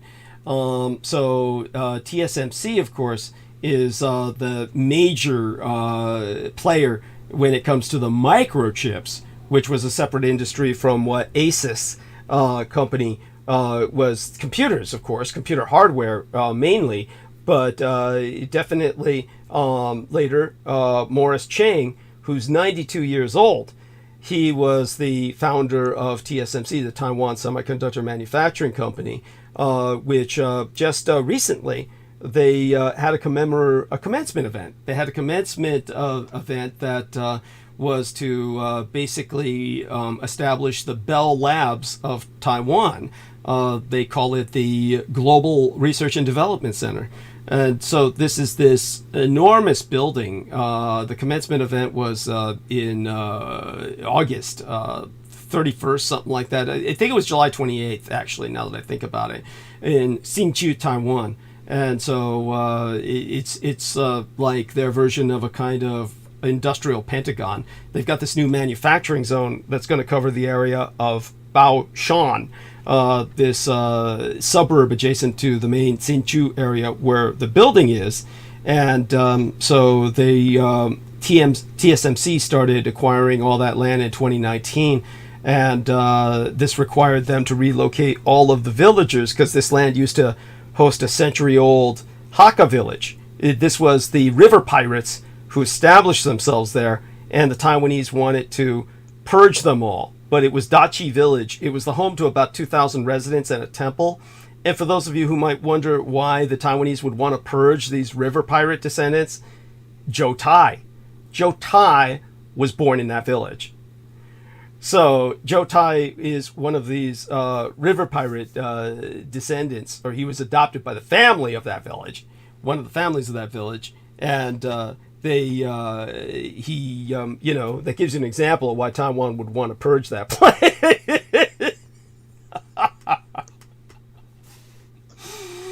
Taking your shot at Zhou Tai. All right, love you dearly, Peter. You have a blessed night, and we'll obviously be here on Wednesday before anybody knows it. It'll be Wednesday before anybody's prepared for it. Okay. Good night, everybody, and remember to donate to Douglas Dietrich at douglasdietrich.com. Upper right-hand corner, yellow button. It's the first of the month, October. And we'll see you on Wednesday. Thank you very much. I want you to know there was a contribution of 100 United States dollars while you were on air with us, Peter. So, yes. Yeah, I'll give credit when you leave. Take care. Okay, thanks. Good Blessed night. Be. Skybooksusa.com. That was Peter Moon. Now we'll bring on Aristides. And Aristides will help us decide. Brooke Gibson tells me, "Do not call me. I will kill you." Nice way to start the night. I mean, it's just like, it's so good to come home. Yeah, it's just, just the welcome that I get. It's like, what I hate the most is when I got bloated the time that I was on a regimen of antidepressants to prove that I couldn't tolerate them. I looked kind of like this Audrey Tang character. I was all bloated out on antidepressants. Maybe she is on a regimen of that shit. And believe me, I'm paying her too much respect by calling her a she. It's a guy who claims he's a bitch. Again, I shouldn't be so bitter about this, but I really am. It's like he's selected by the Artelic just as a slap in my face. Look, I got this ugly guy who claims he's a bitch, just to go around the world, promoting digital diplomacy and shit. It is what it is. All right. With that, I'm going to start calling people. We'll see if I call Brooke. What do you think? Should I call her after what she said? She's been pretty. Yeah. What do you think? Yeah. She just said, "Don't call me." To you? No, to you. Yeah. She just said that. Yeah, but that usually means like call me or something. Let her stew for a minute. If you insist we don't call you, then okay. Good idea. Besides, she's responsible for my having to wear a condom over the holiday of the Harvest Moon Festival. Because, of course, conscientiously, I told the escort that I had contracted a yeast infection because of Brooke Gibson. She said, "Oh, you were fucking this lady?" I said, No. She told me her shaved pussy was the healthiest part of her body. And that, and therefore she convinced me that shaved vaginas were safe. Not devoid of the biomes that prevent yeast infections. So I dove into the last escort. Otherwise, I assure you, I would have refrained. But I surrendered because of advice from Brooke. Oh, now she's calling. Let's see if we can merge this call. Yes. Hey, it says missed call. Man, I tried, Brooke. I tried. Let me try. Okay, let's press that call button, and then we'll bring others on. That's if we can afford to after this. Yeah. You know how to fucking call Interesting. me, but you're about to fucking go there, and you want to go with shaved pussy because I'm about to tell you what should be shaved on you, which is every fucking. My eyebrows too, honey. Yeah, definitely your eyebrows. We don't want them to look like fucking what's his name? Your nemesis. Who? Audrey Tang? No, that fucking one that had his eyebrows. Oh, Michael Kino. Yeah. Well, no one can look like that other than Stanton Friedman and a few genetic freaks. Yes. I'll be honest, I have thick eyebrows. I was brushing them up the other day to trim them and stuff, and I was like, "Fuck, I think I can make them look like the Kinos." You're lucky. I like thick eyebrows in a lady. Obviously not a single. I've always had thick eyebrows. I have thick eyebrows and thick eyelashes. I was Excellent. blessed with them. Even though being sick, I lost a little bit of the thickness, but still have thick ones. But that doesn't matter because you're a piece of fucking shit, and I told you not to call me, and you did. I'm glad you did because you do know me more than Aristotle. You should have fucking called me because I just want to cuss you out. Yes, and obviously I'm a masochist and have somewhat of a humiliation fetish, so I guess it works out for everyone in the end. While you're talking, I'll make sure to call everybody else. Yeah, let's call them all. Let's see who else I can cuss out. Yeah. Because I have because Aristotle, there's no reason for me to ever cuss him out, at least at this point. But anyone else you want to call, I'll be more than glad to cuss them out as well. Yes. One of them will be, of course, our friend Joe Knight. Maybe you want to call Peter Moon back. That would be the best. Peter Moon. Call him back. Yeah, actually, tell us about this chart of Bankman-Fried. Tell us about Bankman-Fried chart. Well, Bankman-Fried chart is when you're looking at it, he's got a double Pisces, which is air in the fucking sky. Yeah. Right, and its head's in the fucking sky. It's a weak sign. It's a weak sign. It's a couple of fish. It's not a great sign as far as business related. But the problem is he's got a sun and a moon in Pisces, so he's basically air in the sky, and where he's going to be headed, which is the sun, air in the sky. But his ascendant, meaning what his overall chart is ruled by, is Taurus, and Taurus is about business and money and wanting to look good. You know, Taurus likes the finer things in life. That's what Taurus. Appearances and putting on airs. Yeah. Capricorn rules. Yeah. So there is another Earth sign. Capricorn rules the tradition and the way you do it, but Taurus more rules like we want the finer things, right? And so they'll work sometimes to get them, but they're not as much about the work as they are about the appearance. And so that's what he had in his chart. I mean, he was ruled by an appearance and then two heads in the sky. And so the thing is about a Pisces, when you've got somebody that's ruled by, he's wanting shit, which is his overall chart. And then, but he's got, the thing about Pisces is people are drawn to Pisces, especially when he's somebody that's like, I'm going to make money, because that's his ascendant. I want to make money. But then he's the type that's very different, because he is, like, if you saw any of his pictures, every time he's with those people, he looked like a freaking complete dumbass. You know, he'd have t-shirt on, his hair's fucked up. Okay, he was at a meeting of all of these investors, and we're talking billions of dollars that were going to be sunk into the facilities of this idiot, and he was sitting there playing a video game. Video game with this. Yeah, that's a Pisces. Yeah, it's a Pisces. So, but the thing is, I think what they were able to key in on is that he was different in that aspect. Yeah, he does have his dominant planets are Pluto, Mars, and Saturn. So Saturn being a dominant planet, and Mars is you know, like I have Mars as one of my two double planet Mars. But I never would have guessed. Yeah, right. So it's all about action. It can be a little argumentative, but he's got the Pisces ruling it. But he's got Pluto, and then Saturn is also about making money and structure. But he again is ruled by Pisces, and he also has Aquarius in his chart in his MC, which MC is about where you make money.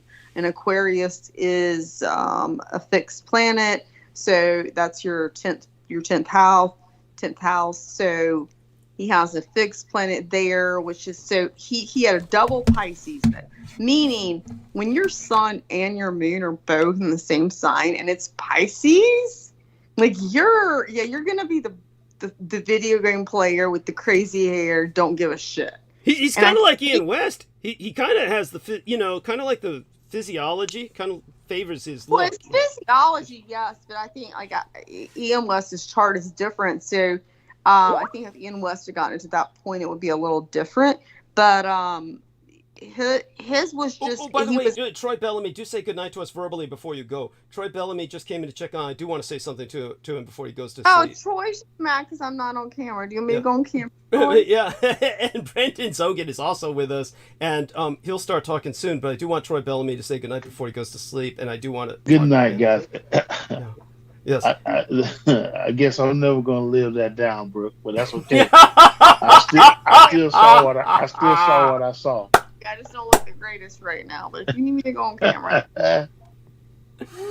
Okay. But by the way, Troy, I do want you to understand before you go off to sleep. I want you to know we've had this lovely young lady, Victoria Lauren Hobbs, and she watches. Blah blah blah. No, this is important. This is important that I say this to him.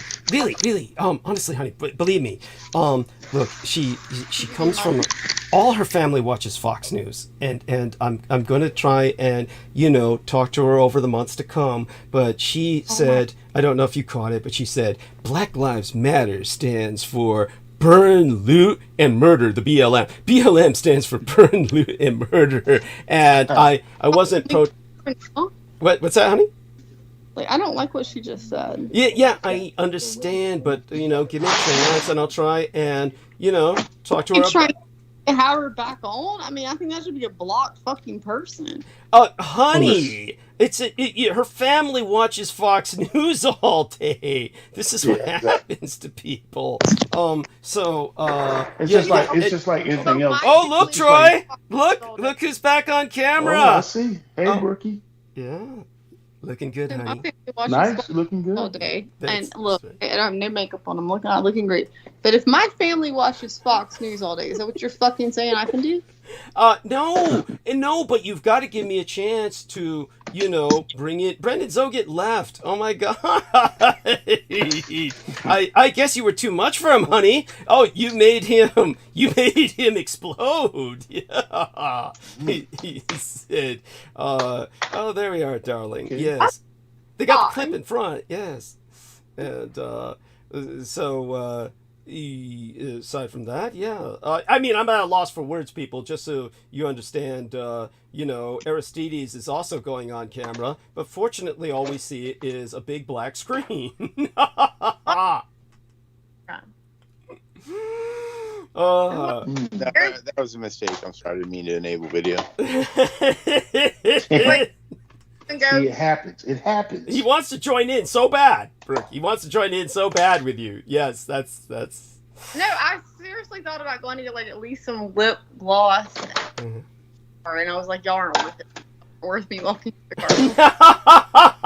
I was like, it is what it is. Yes, I like the vape. What flavor? Oh my God! So I got these new vapes. They're all nicotine free. Cool. Oh, lovely. I'm so proud of you. So I don't have the cigarettes, but it's so funny. After I'm smoking one of these, I'll smoke a cigarette and or the other vape, and I literally like halfway through want to put it out because they're all nicotine free. They're from California, and they're supposedly all naturals you can get for a vape, but no nicotine in them. And I have literally. Fuck, I don't know. You can see the fucking lineup here. I'm looking at something else, but go on. Of the vapes. Like, do you see that whole lineup? That's all my flavors. Here's the fuck. Oh my God, who put that? That's Aristides, of course. Yes. Where is Aristides? I don't see him on camera. He thankfully he it was black screen all along. That's Aristides camera. I deserve to see her. That's the one person I'm not seeing on camera. Come on. He'll come on eventually. He doesn't look too different from the cartoon, believe me. Roy will come on camera. He is not scared. We Southerners aren't scared. Let's see if Aristides' little northern ass can do it. You know, little vampire boy. I don't have mine. Yeah, I don't like to come on without my makeup. I really don't. Yeah. What? Who doesn't have eyeliner on? Hey, yes, you're looking good. There should be lips. There should be some highlighter there. Yes. The way you're outlining it looks like you want to create that kind of Joker type split smile or something. You're pushing. I'm saying is like you usually do. I get what you're saying. Yeah. Okay. Girl, like I put a little on highlighter. Yeah, got it. Highlighter. Yeah. Troy is like doing what? He's like moving something in his room, but. Oh yeah, I'm sorry. Yeah, no. Yeah, but I'm just gonna quickly say this about that Black Lives Matter situation. It's just like anything else. There was such a thing during the beginnings of the civil rights movement called COINTELPRO. Yes. And so anything that gets started, it can get infiltrated, and then also disinformation, which is what the Republicans have mastered now, as they learned it from the Russians. Yes. Basically just said, okay, BLM is equal to Antifa, which is equal to the Black Panthers, which are all carry negative connotations. All those things are incorrect. Yeah. Thank you. However, they did some, the lady who organized it, she did play into their hands by misappropriating funds and other things like that. That happens. Yeah. That happens. But the purpose of Black Lives Matter, just like the so-called, as they can call it, the woke movement, is just to empower Black folks. And this is the difference. When people say Black power, that does not mean death to white people. It does not mean everybody else can't have power. We're just trying to empower ourselves so that we can fully participate in society in every level. Whereas the other thing meant violence and everything else. Like every corner you go on, even black police killing you, like it's fucking ridiculous. Yeah. Yes. And that happens too. Yeah. That happened in my city. I have a young lady who's been fighting for years. Her son was killed. Her son was a college student, didn't have a record. He was killed by a policeman who tried to stop him in a traffic stop, got in front of the car, The kid accidentally let off the brake a little bit, lurched forward, and before he knew it, he was shot in the head a couple times. And she's been fighting for, justice for her son. Nobody wants to open up the case. That's where we have to come together, though, as a society. The thing is that you have your Republican, and I say Republican, your Fox News watchers, and some of them you won't get back, right? But there are that we could get back if we could literally just come together and not be like, you need to be Democrat, right? Because they are as bad, and just have a talk. Because, for instance, in South Carolina, like, we see the amount of people that are killed, like, just on the news, we see it. Like, we also had a white guy come out. He was a young white guy, right? Mm-hmm. And he was running from the police for a traffic ticket, ran into the woods, and when they called out like 20 cops, didn't need to come there for a traffic ticket. He ran into the woods, and when he came out, they said, stop, and they fired, 20 shots into him. Running, and they ended up getting him. They fired. He was running and pretty much fired him into the back of him. He had Go ahead. I'm sorry. So the point is that it does happen to white people, and I think that's what, as much as that's what we need to get across, is that to people that are like, oh, I'm so Fox News, like, yeah, we get it. It does happen to white people too. The problem is it happens more to black people, and regardless, we need to take away this whole shoot to kill. It's like killer, like what they have and the way they do it is a complete, and they have this mentality that they are taught that has to be done away with.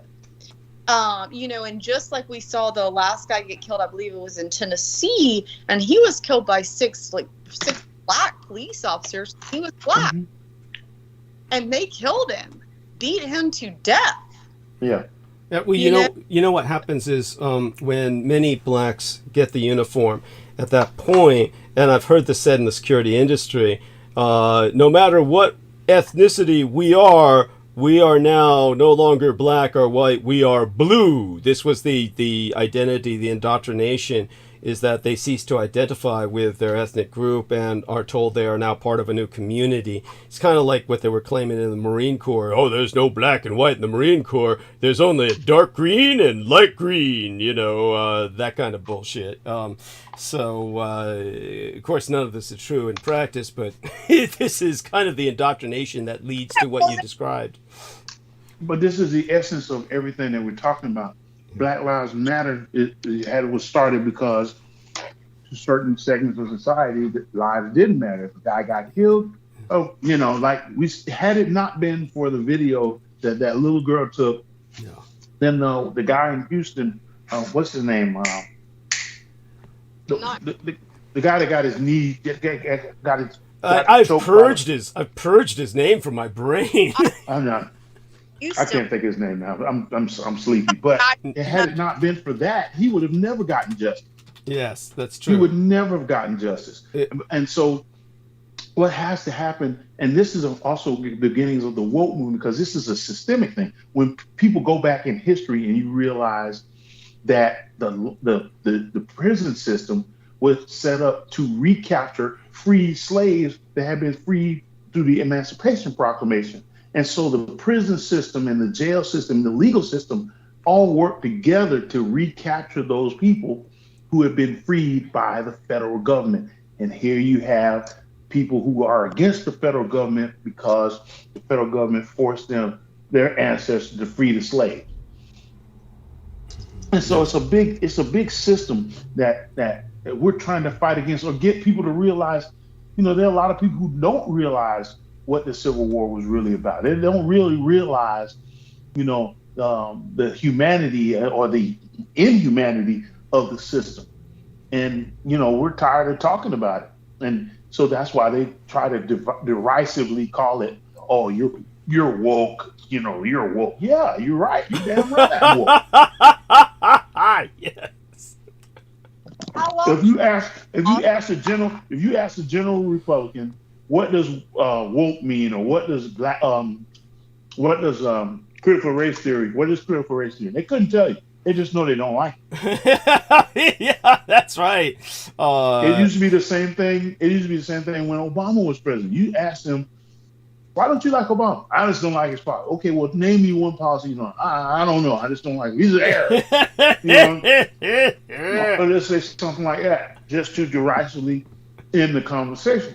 And so, if you don't have a genuine starting point of debate, and where you can say, okay, well, I agree with you this, I don't agree with that. Looking great, Brooke. And you're just, that's what Fox News does. They don't want debate. Love to just do it. Love to just do it, Brooke. I'm listening half-heartedly to Troy while watching the stream.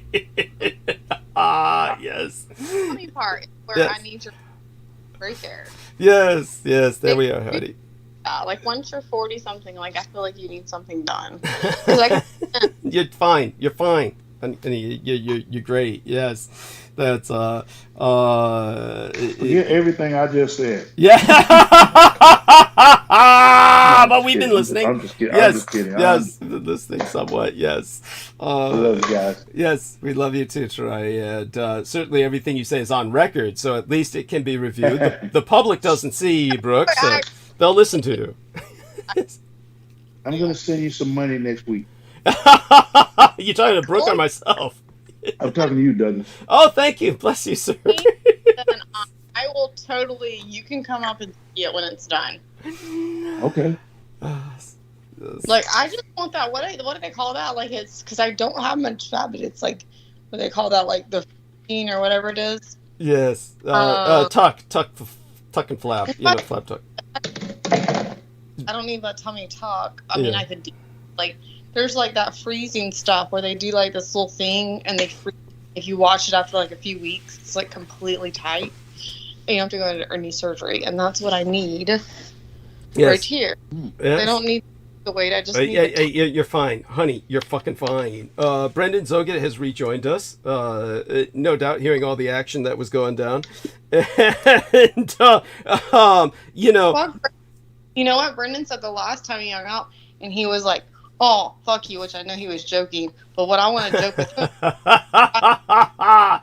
No, what he said was, "What a relief." He was joking. He said, "What a relief." But what I wanted to tell him is I finally cooked those fucking millets, Brendan. And I would rather die than eat those millets. Like they tasted, literally, I would imagine I could go outside and get my dog shit. And these millets, he sent me to an Indian store to get them. I waited forever to cook them because you cook them for a certain amount of time. All this trouble, and then I tasted them, and I'm like, God. That's trash. Like there was not even like I thought I'll add garlic and I'll add stuff to them. They're gonna taste Disinformatia. He says it's disinformation. I was like, literally, Brendan. I swear to God, this is total disinformation. I eat dog shit for 3 days of this. Dog shit. Okay, it's just because it doesn't taste like Taco Bell doesn't mean it's bad. No, bitch. This was not. You don't know. Hey, let everybody else try it. Let me see it. Because this is not about like Taco Bell. It's a 3,000-year-old food. I mean, like people have tried. Your ancestors. That's how you're here. Like. It tastes like fucking. I don't know. Maybe if you like the taste of. Like I guess a yeast infested. None of this is true. Roast out with some shit. Okay, wait. Let me ask you. Which one did you cook? Was it Kodo? Which one was it? Which one was it? Brick. And I haven't ever had that. I'm just guessing. That yeast and earth. It was some earth. It was disgusting. Which millet was it? It was the fucking one of the two. I had two. Told me to get it.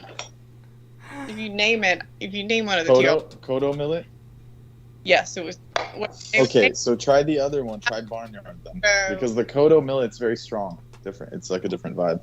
I fucking work, I can tell you, because I still have half the fucking bag of it, which I need to fucking also pour out because I'll never pick it up. At least put it in for the birds. Jesus. I'm not gonna cook it for the birds. If the birds are gonna die, I don't even kill my birds. Okay, I don't think you're No, getting no, the I message, didn't Jen. open the Kodo. No, it was not the Kodo millet. It was the other Which one? Barnyard? Kodo millet. I think I did throw out the bag because I was so mad.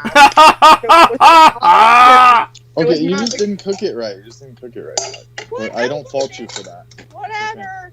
Barnyard. It was the barnyard. Yeah, Barnyard's the best tasting one, so you must have messed well, up. if that's your best tasting one, then I suggest you get a better fucking taste in your fucking mouth because you don't know what taste is. I mean, user error. It's user error. Oh shit! That is very bad taste. I think it's a bad shit, man. Wait, on a side note, I have something to say, Douglas. are you Yes. still Oh, here? please. Yeah.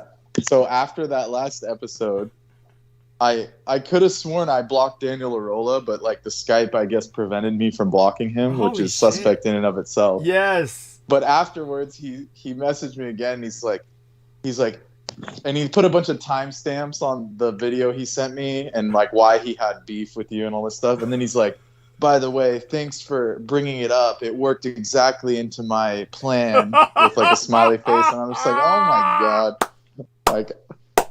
Like, I mean, come on, really?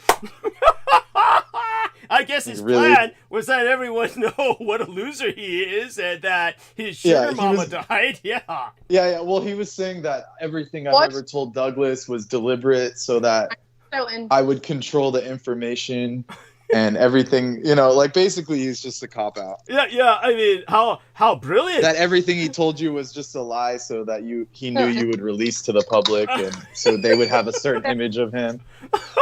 And I'm just like, oh my. Why would he want such a negative image for himself? Yeah, that was why I just blocked him. I was just like, okay, I'm done with this. This is such a waste of time. I was like, man. Thank you for sharing that. That is funny. That is fucking funny. Like, and the fact that he spent it seemed like probably like an hour writing out these paragraphs with timestamps. Like it was literally like a long time. Yeah. It was like more than I'd spend on like a paper or something. yeah, that's his version of a school essay. Yeah. that's like my fucking guy that wrote the poetry. Yeah, that's right. At least that was, Oh no! She's talking about or Richard. elegant. Yeah, no, she's talking about Richard K. Cole K. Cole Jr. Jr. wrote an entire Oh, well. poem. It was so That's poetic. almost like doubtful. He wrote a Are you sure it was him? haiku That, about his deer and his dog the next morning. that's what I said, Brooke. Is that I'm certain he did not write that, but tell us what he said, if because it's like basically a few sentences, like a haiku. But he thought that this would turn Brooke on, that this would seduce her. To how his dog pulled the end of his chain. Yeah. Let me pull it out. Let me see. Richard K. Cole Jr. Let's see here we are. Richard K. Cole. So like that's what he had said because I cussed him like I'm not looking at your shit whatever. So he did send all he sent was his blog spot. Like he thought if he sent the blog one of spot I would those, go yeah. look at that, which I did not. By the way, I still have not clicked on it. Richard K. Cole Jr. I do not care. Like It's a total don't waste of time. It's look like at it. I that's told him, I the said, if you have one where he facts, says, send me fucking facts. And I even told where he Douglas says you're this. using a fake name, and then he has the Freedom of Information Act that used your quote unquote fake name as a. Thank as a you. reference. I mean, remember. I told Douglas this. I told Douglas Yeah. this. I So said, crazy. I told Richard K. Cole Jr. He's totally changed his tune because I went, well, if you have facts on Douglas, because this is when Douglas and I were in the argument. That's why they originally contacted me. And so I'm assuming. So he's like, oh yeah, well, I was told. Even though they don't listen, he said, I don't listen to the broadcast. He's Well, all I he was does. Bullshit. Well, I was told to Just like contact Daniel Arolo. Yeah. I've severed with turning. Douglas, and he's listening you may to the be whole turning thing. on Douglas at this point, blah blah blah. And I'm like, I don't know how many times I've turned on Douglas. This is your first time contacting me, but whatever. And I am thinking when I first of all took the call, I thought it was the rich guy, to be honest. So when I took the call, I'll just be honest with you. That was the only reason she took it. She said, "Oh, it's a rich guy." Right. I thought it was the billionaire. Millionaire. He's not a billionaire. Multi-millionaire, honey. Okay, Not a- whatever. He could fucking give me a couple $100,000 and I might turn on you and then be like, hey, we'll split it. But, you know what I'm saying? But Yeah, at the end of the I day, get it. It's this tempting. guy was like, you know, when he told me who he was, then I had to talk to him for a while. And then I kept asking him, blah, blah, blah. Why are you on it? He kept saying, look at my shit. You need to read my posts. Read my posts. Read my posts. And I said, apparently you don't know. There's me. nothing there. I don't listen. First of all, I don't read Douglas's posts or listen to it. And like we were yelling, like he was trying to talk over me, which you know you don't. And I wasn't on his podcast, so he couldn't cut me off. So I continued to scream over him until he shut the fuck up. And then I said, yeah, I don't fucking listen. I'm not going to read your shit. You know, like, you don't know me. He's like, well, no, I don't know you. I don't listen to the podcast. That's what he said. But yet they knew you were not- Yeah, he's got the call. Okay, it seems like YouTube's not receiving enough video to maintain smooth streaming, so we might have a little bumpy, but everything seems connected. This is what he sent the next morning. This is what he sent the next morning. He says... They're trying to stop Brooks' like, expose. Yeah. And he says, Boyd, which is, by the way, his dog, not one of the ones he killed for his neighbor, which we went off on. Boyd and a young buck, period. I put Boyd out this morning about 5:30, period. I put periods because his sentences are not obvious. It's wild how, like, a lot of these It was people, light rain. that's all they foggy have in and their world warm. is like a dog. It's gonna swim. Yes. All he has is that dog. Go on. Foggy and warm, period. I made Ugh. coffee, period. He's When sending I these went like out throughout the into day. backyard, Yeah. Boyd had gone to the end of his 25-foot cable lead, period. Now, He wants you to be impressed by how much leeway he gives him on this chain. Right. So I mean, he's now. abusing the dog, but it's like his best friend, and I don't get it. Another. You have no idea what I went off on him on what he did. Oh no. What he actually did was so abusive. But anyway, another 20 foot away, he may love this dog, but what he did was bullshit. Another 20 foot away, and he knows what he did was bullshit. These people are demented. They don't really have like a. Hey, and I hope he's fucking listening, or when your guys is listening, tell him, because I know one of you's listening. Tell him. They are. They all are. Daniel and Rolla. No. Y'all all shut up. What you fucking did, you motherfucker, as I told you before, but I'm going to tell you in a more diminutive tone because you threw me off very fast. And I told you then. But even now thinking of it, even more diminutive.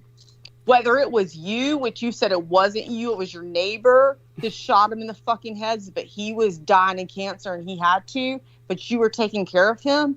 Fuck you and fuck you and fuck you. Number one, it was probably you that shot him, Douglas thinks. Yes. But regardless of whether you shot them, or he shot them, you are a piece of fucking shit, and people should be hunting you down, not Douglas, because at the end of the day, what is? Yeah, I don't understand why You don't couldn't just let give it me. die, then? No. When I ask you, Mr. fucking what's his name, Mr. Cole Jr., I ask you, give me RKC. one goddamn reason why you were fucking so into Douglas Dietrich, and all you could say was, I think he's lying about the military. Okay, well, I'm pretty sure there's probably tons. He's of people using a out there fake lying name, about but then the his military But records you know are what? on Why that don't fake you name fucking hunt down people that are killing dogs, like that don't need to be killed, healthy dogs that could be saved? Why didn't you fucking save them if you didn't shoot them yourself? You either shot them yourself or you didn't fucking save them. And the person that you should be hunting down is your fucking self.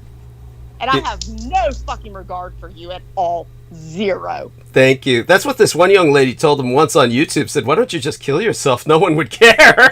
No, but it's not about that. Like, I mean, I agree with people's humanity. He can come back and save himself, but are you going to? Are you going to realize what the fuck you're doing?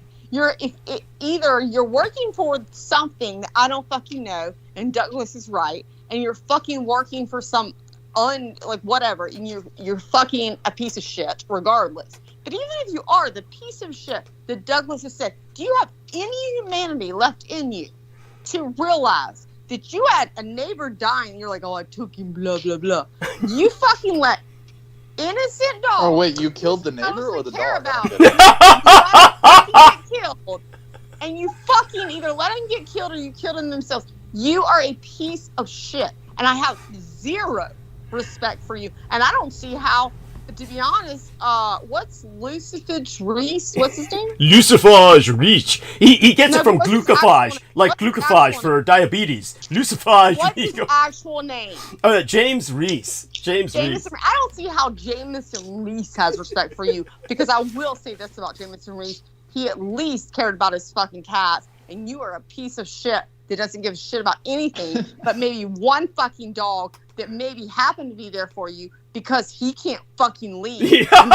Yeah, he's on a chain. But at least, No. like, Jameson, I don't think Jameson would go out and be like, I love my cats, but I'll go out and shoot a bunch of cats or watch a bunch starve to death with my neighbor. Right. Yeah. Not By the way, he. everything I you say is don't think he would do that. everything you say is true. But to put it into perspective with Jameson Reese and Brendan, help me out here. Jameson Reese is terribly irresponsible because he was raising demons and various other supernatural entities. His cats take that fall. He knew his cats were going to be impacted by these entities because those entities will suck the life form of the lower mammals first. He knew this. And the jinn, I mean, No, the jinn that's can work through the bullshit. cats. Like, That is that's their such conduit. Bullshit. Yeah. To say that Jameson Reese knew? No, he did Jameson know. Reese Yes. does fucking know. He I made- warned him. I warned him to his face. Like, Oh. like he knew. Yeah. Yeah, well, you know, I mean, you warned me to eat this But- fucking bullshit, and it's fucking horrible. So maybe, But I mean, maybe and then if we use the Daniel Arola logic, it's like all the information they're feeding us to run the narrative. This is a pretty scary fucking narrative on their part. Sad, depressing. At least make yourself sound good. I think I sound fucking good. No, No, he's not you. talking I'm to talking the about enemy, not you, honey. You sound fine. You sound fine. You're looking better. However you sound, you're looking great. Yes. That's why Troy Bellamy stayed. Yeah, he's just here for the camera. He was saying My phone's in my pocket, so I'm Yeah. Yes, that's right. I'm just getting tortured. I'm getting free we're free getting looks. cleavage. We're getting cleavage. Yes, that's it makes now bit of nipple. Yeah, there we are. Yes, and You're not getting nipple. You are not. It's tell me you can suggestion of nipple. Yes. I'm not seeing anything. Yeah, that's because it's in his pocket. There we are. A pinch to grow on. There, a pinch to grow on, as they used to say. Delightful. Yes. See. I mean, I'm just gonna keep my comments to I'm myself. sorry. Is there not hair on my boobs? I forgot. Not on boobs, honey. No. Oh my God. So, yes, delightful, honey. But I appreciate everything you said. But yeah, Jameson Reese is also, in his own way, an animal torturer. All when he tries to. That's not fair to say that about Jameson Reese. I do not. Now, I will say that I don't know everything you know about him, but from what I knew about him, the one thing I could tell that he really did love that got him was his cats, and I don't think it's fair. Let's put it this way: what I take offense at is that he exploits those cats' suffering to constantly appeal to the woman he seduces. He keeps telling them how much he loves his cats, and the women keep falling for it. You can't fall for that because, as Brendan Zoget said, we warned him the entities he was raising are going to drain the cats first. And his cats kept getting sick, and he kept blaming me. He kept saying I was killing his cats. Brendan, help me out here. Yeah, no, that's all true. Right, well, And he said it on air, live on air, and I mentioned how the bullshit. gin I don't need Brendan. can control cats and My chickens and my fucking ducks died. All right, said you put a protection spell in my fucking house, and the only reason my fucking animals are alive, period, is because I put a protection spell on them and my children. But I didn't think of them as pets, and so I don't necessarily believe that yes, he did his own shit. That's fine. If he's drawing shit in. I didn't try to draw shit in. But being on your fucking podcast drew. Yes. That's right, honey. And I don't know. I think the vampire son of Adolf Hitler is enough and I disclaimer for certainly most never people. Yes. Let's be real here. What did he say? Brendan said, honey, I think the vampire son of Adolf Hitler is enough of a disclaimer to warn most people off. Yeah, well, I didn't even know that. I just saw eyeliner. What the fuck is this motherfucker? And then I thought that was Honestly, if you put like a viewer discretion advised, you'll get like 10 times more viewers. Might as well put it. Let's get like one a cooking. disclaimer. If you ever Good come on idea. this podcast, that's the thing. When he invites somebody to come speak on it, Just how when you put Not like the a- age block on your thing, you got like triple the views. It's true. It's true. like, No, people were like, "Oh shit." like you should be like that. It should be like, well, if you're gonna come on, you're gonna have to sign 3 paragraphs of disclaimer. You're like the people going into that submersible. Yes, I'm not. That's what you fucking need, because then you're gonna be like, well, I now literally can blame it on you, and I can't legally get. We need an occult lawyer. There's not many occult lawyers, so. Except for like Beetlejuice, but like I don't know how to call him. Well, like I said, honey, we're even. Her shaved pussy led me down the fungus path to the position where I had to wear a condom through the holiday. I mean, this is how sad my life. It's You did what? Yeah, well, I had to conscientiously tell the young escort over this Harvest Moon Festival that I had a yeast infection. And she said, well, you gotta wear a condom or we're not doing it. And I was... Let's discuss this, Brendan, because I would love to discuss it with you. At least she had standards. I mean, that's nice of her. Fine during this was Troy Bellamy, but I will say No, I don't. I'm eating right now. I don't think we should go. But like I said, the reason that I contracted it was because the escort before her had shaved her pussy for the contract that insisted on it, and she said, I hope you don't mind. And I thought about it, and normally I would have refrained, but you're a condom of fucking a man, like fucking I don't know, your man, Peter Moon. and what happened was... What does this have to do with Peter Moon? No, don't fall for it. Don't fall for it. What happened was, I fell for it. I remember Brooke saying, why, my shaved pussy is the healthiest part of my body. Yes. And so- I've never... That's why when you eat Kodo millet, your like body like is like it's too healthy. It like revolts. Yes. Yeah, I can literally say that my pussy is literally part, not healthy part of my body. I can't say that for sure. Who knows? I think my brain is fucking great. Oh my god. You know.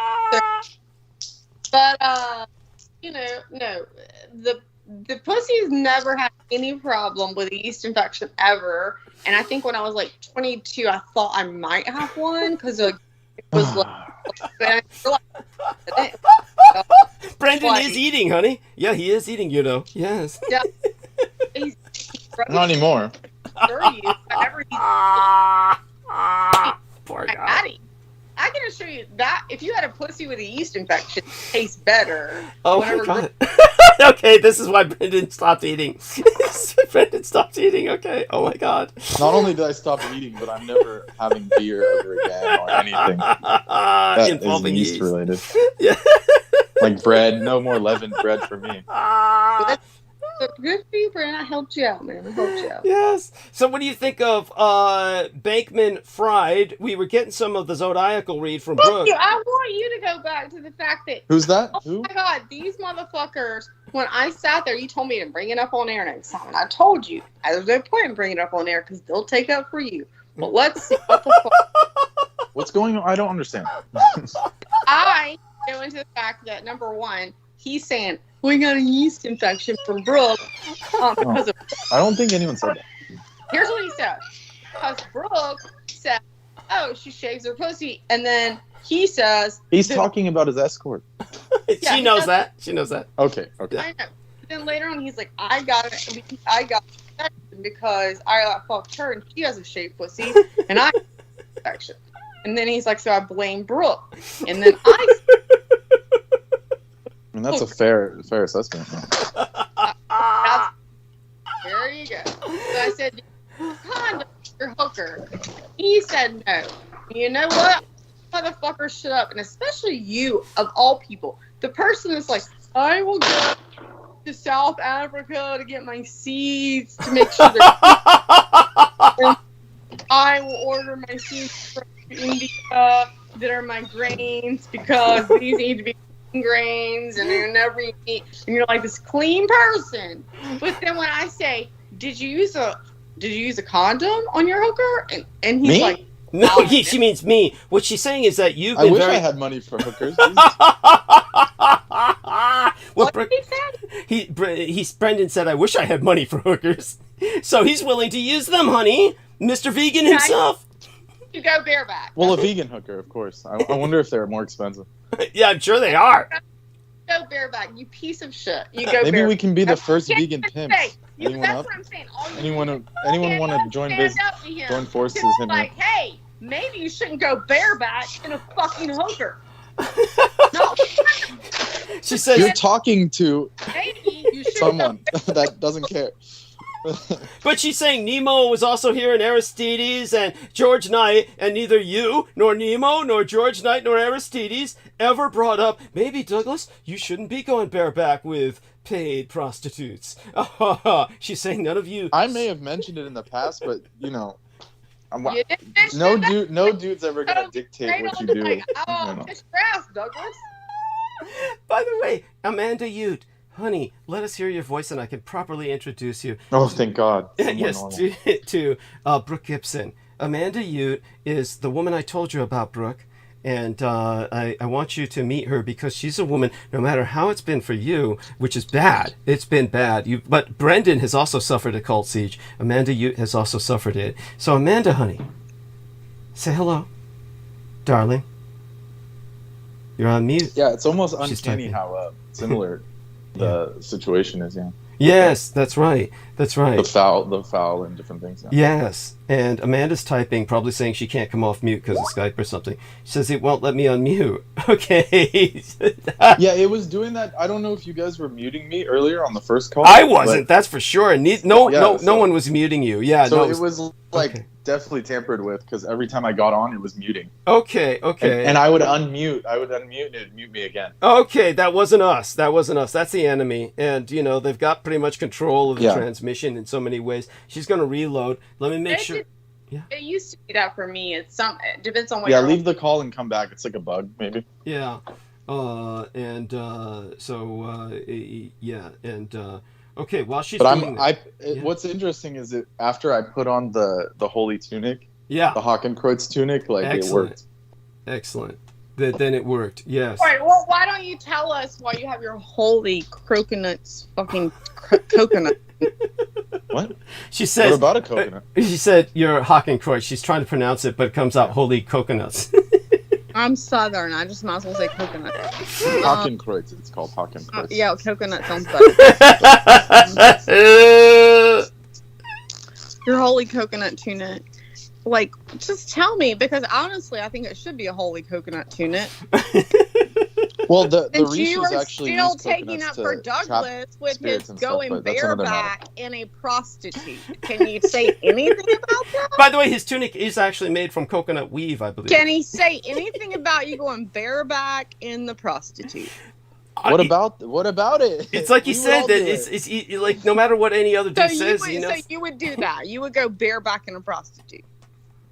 Well, of course you would ask them if everything's okay, and then yeah. Yeah. Oh, so you would trust them. Oh, do you have AIDS or herpes or anything? And you're just going to go like, oh, they don't. Well, understand that the prostitutes that show up at the estate take blood tests. So we go all the way with this, darling. First of all, Yeah. those blood tests take several days to come They back. do it days before they arrive, honey. We're professional and about I'm this. really An certain escort those is 2 not a days, hooker. They You're- just you're fucked confusing somebody things. else, as you have mentioned. Douglas, these explain. days the day before for someone else. So She doesn't know what an escort This is stupid. You're stupid, and you're stupid, and shut up. Look, I understand your skepticism, darling, but these people do maintain a reputation in order to keep their prices high. An escort has a certain kind of Yeah. like that thing. Yeah. There's like It's like how do How we many explain this escorts properly? have you It's had, like Brendan, how many escorts? it's like have you had? there's like a street level, and then Brendan, there's like a you business love level, telling and me then about there's your like escort your level. expertise with everything else. You fucking zodiacal, and you believe everything is fucking the Indian astrology. So why don't you go into how many escorts you have? I mean, I don't use escorts because I don't have the money to use escorts. Otherwise, I'm sure I would How come on many here. escorts have you explain. had? How many? Enough to know. How many? Honey, he's aware of the social. He's aware of the social contract, which allows. You are. I don't. You're a Libra ass. Shut up. How many? Yeah. Oh How my many? God. It's more. None. Zero. Zero. Brendan's had 0 escorts, and he is going into this fucking rampage of. But honey, Bullshit. because he understands the social contract. No, he understands he's on the phone with you, and he's just gonna agree with you, which is what I told you. And you're like, why don't you bring it up on air? And I'm like, because they're all gonna just agree with you, because they're men. Well, I'm saying And I didn't. you, and I mean, you're I fucking didn't now agree with getting anything. off on it, and you know you are. I didn't agree with anything. Oh, Who said I agreed? yeah. Well, Going bareback and the fucking prostitute. No, you know I'm what's pretty funny sure about you this whole agree. spiel is like every time Douglas sends me a photo, and then especially of the escorts, I'm always like, well, they're not vegan, so I don't even want to look at the It's photo. true, And then it's he's true. like, are you serious? no, really. He's like, are you fucking serious? Yes, that's. Oh, bullshit! Douglas, you send him pictures of the escorts and you don't send them to me? It's been a rare occasions when Yeah. it was necessary. No, Douglas is DONE done. We will have a writer on honey. That's what I'm saying. Like, if you saw these people, you wouldn't be like concerned. You would just, Dive in. I'm Yeah. concerned. Yeah, thank you. Yeah. I wish you would get is there a faster disease to die from than AIDS? Because that's what I need him to do. Hey, by the way, so, but yes, in all fairness, truly, honey, when he saw this young lady, and I said, I was kind of worried because she had some pimples around the genital area, and the first thing... Oh my god, that's genital fucking warts. Gross ass, nasty. No, it was fucker. just trust me, it was fine. Yeah, and then Brendan said, is she a vegetarian? That's his question. And I was saying... And trust me, I know. Like, Brendan's got all the pussy knowledge in the world. Fuck you, Brendan. I'm pretty sure she had genital, and especially, did she have hair on it, by the way, when you saw these? A little Was hair. there- I'm not gonna give details. I'm sorry to say. No, I'm asking Douglas. Did she have hair there? A little. Douglas probably doesn't even remember. Yeah. So if there was a little hair there, and you still saw some bumps, that wasn't shaving bumps. It wasn't like she shaved it all clean, and she had like 1 or 2 little like shaving bumps. That motherfucker had fucking genital warts, which I am fairly certain you also probably own Oh my god. at this point. Oh my god. It's okay, they're just little bumps, but I mean, like, I know for a fact that you have them because I had a friend that made me look at her pussy. Jesus. Made me look at her like This is why Americans just start like look so bad. I'm very obvious. Like, I'm very clean. Like, if she did make me look at it, I'm like, oh, I don't look right. You should probably go to, like, the doctor. And it was genital warts, which came back and told me she fucking had. And they were just tiny little bumps, 1 or 2 or 3. What does that signify? What does that signify? It's just like they're like wart. They just don't. Apparently, they don't. What she said is that. So when I said that doesn't look right, like, yeah, you should probably go to the doctor. And then she came back and told me, and she said, and I said, well, what does it mean? And it just means basically it's like she said that it's fine. Like, she was like, oh, it's fine, it's okay. These little bumps might not go away, or like they will, like, they're small bumps, they won't go away, but like it. And then I was like, well, what does that mean though? Is it an STD or like whatever? And she's like, well, no. Well, I mean, Bullshit. Then she went, well, yeah, I mean, that's what she meant. She was like, well, no. And then she went, well, they did say like it can be spread. So I'm like, that's an STD. Hello, Yeah. got it. It's not an independent thing. Like it Yeah, doesn't just happen. Like a wart, like if you get a wart off a frog, right, and maybe your wart goes away. Apparently, the I don't ST think that's warts. I happening. looked it up after she had said it, and because even back then we didn't have iPhones. But by the way, I'm sharing screen. I'm sharing screen. Can you all see the cursor move? Can you all see? No, we can't. None of us. I don't can. even want to look. Honey, can you see the cursor move? No. No. I found in my files while looking for the picture of the escort a picture of Jameson Reese. So there we. I definitely don't want to look at it. No, He you want to actually see this, looked honey. good. No, I mean, this I'll is be how he honest, dressed he during looked better. COVID. This is He how he looked dressed better. going out during COVID. This is how he dressed going out during COVID. You'll finally see it. So here, I'm going to show you. So let me lower the screen here and go to the file screen. And this is JMO Reese. This is Jameson Reese. This is how he went out dressed during COVID. This is how he went out. So let me enlarge that picture for you. Yeah, this is him, and this He is. looks like a fucking Halo character. Yeah. This is like, look at this. Look at the fucking mask. It's got the little flower pattern on it and shit. And it's like this is how he went out, darling.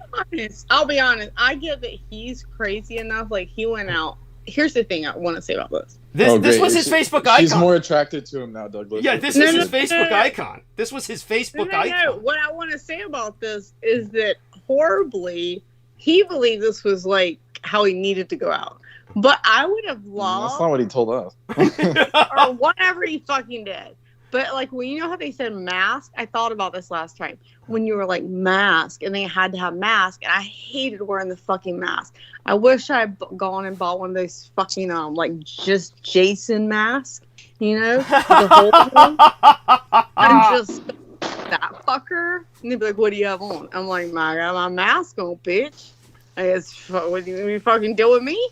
You want to do like the Jason mask or like something like that, like. I do think that's hilariously funny if you'd done it in a like in a funny way. You mean as if it were some kind of act of social protest or yeah, like I'm just like, I'm gonna wear this fucking mask. Yeah, exactly. Like this is the mask I'm wearing, and also just to be funny as well. Like if they had made me he was truly a lunatic germaphobe, because you're talking about a man who's destroying himself on the inside by ingesting. Well, it was like beyond that too. It was like I don't even think that looked he like was, a person. What was his other trick? He was a misanthrope. He was like a misanthrope, so he doesn't want to look at people and stuff like that. That's not even a person.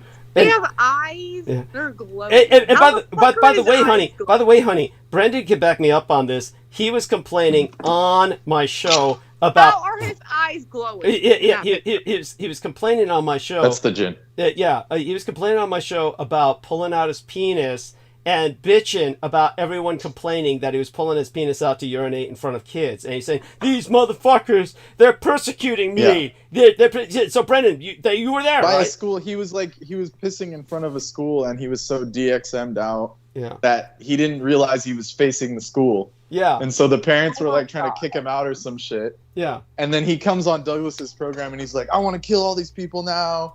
Yeah. And he said the parents of the children and the school teachers. Everyone anyway. Yeah. That's his thing. Well, I mean, that's indefensible. I mean, Thank you. I mean, it became personal. There's nothing defensible about wanting to kill everyone with no reason, which is what I tried to tell him. And exposing yourself to children and all that. And exposing yourself to children without a thought, and then feeling you're the victim. You're the victim.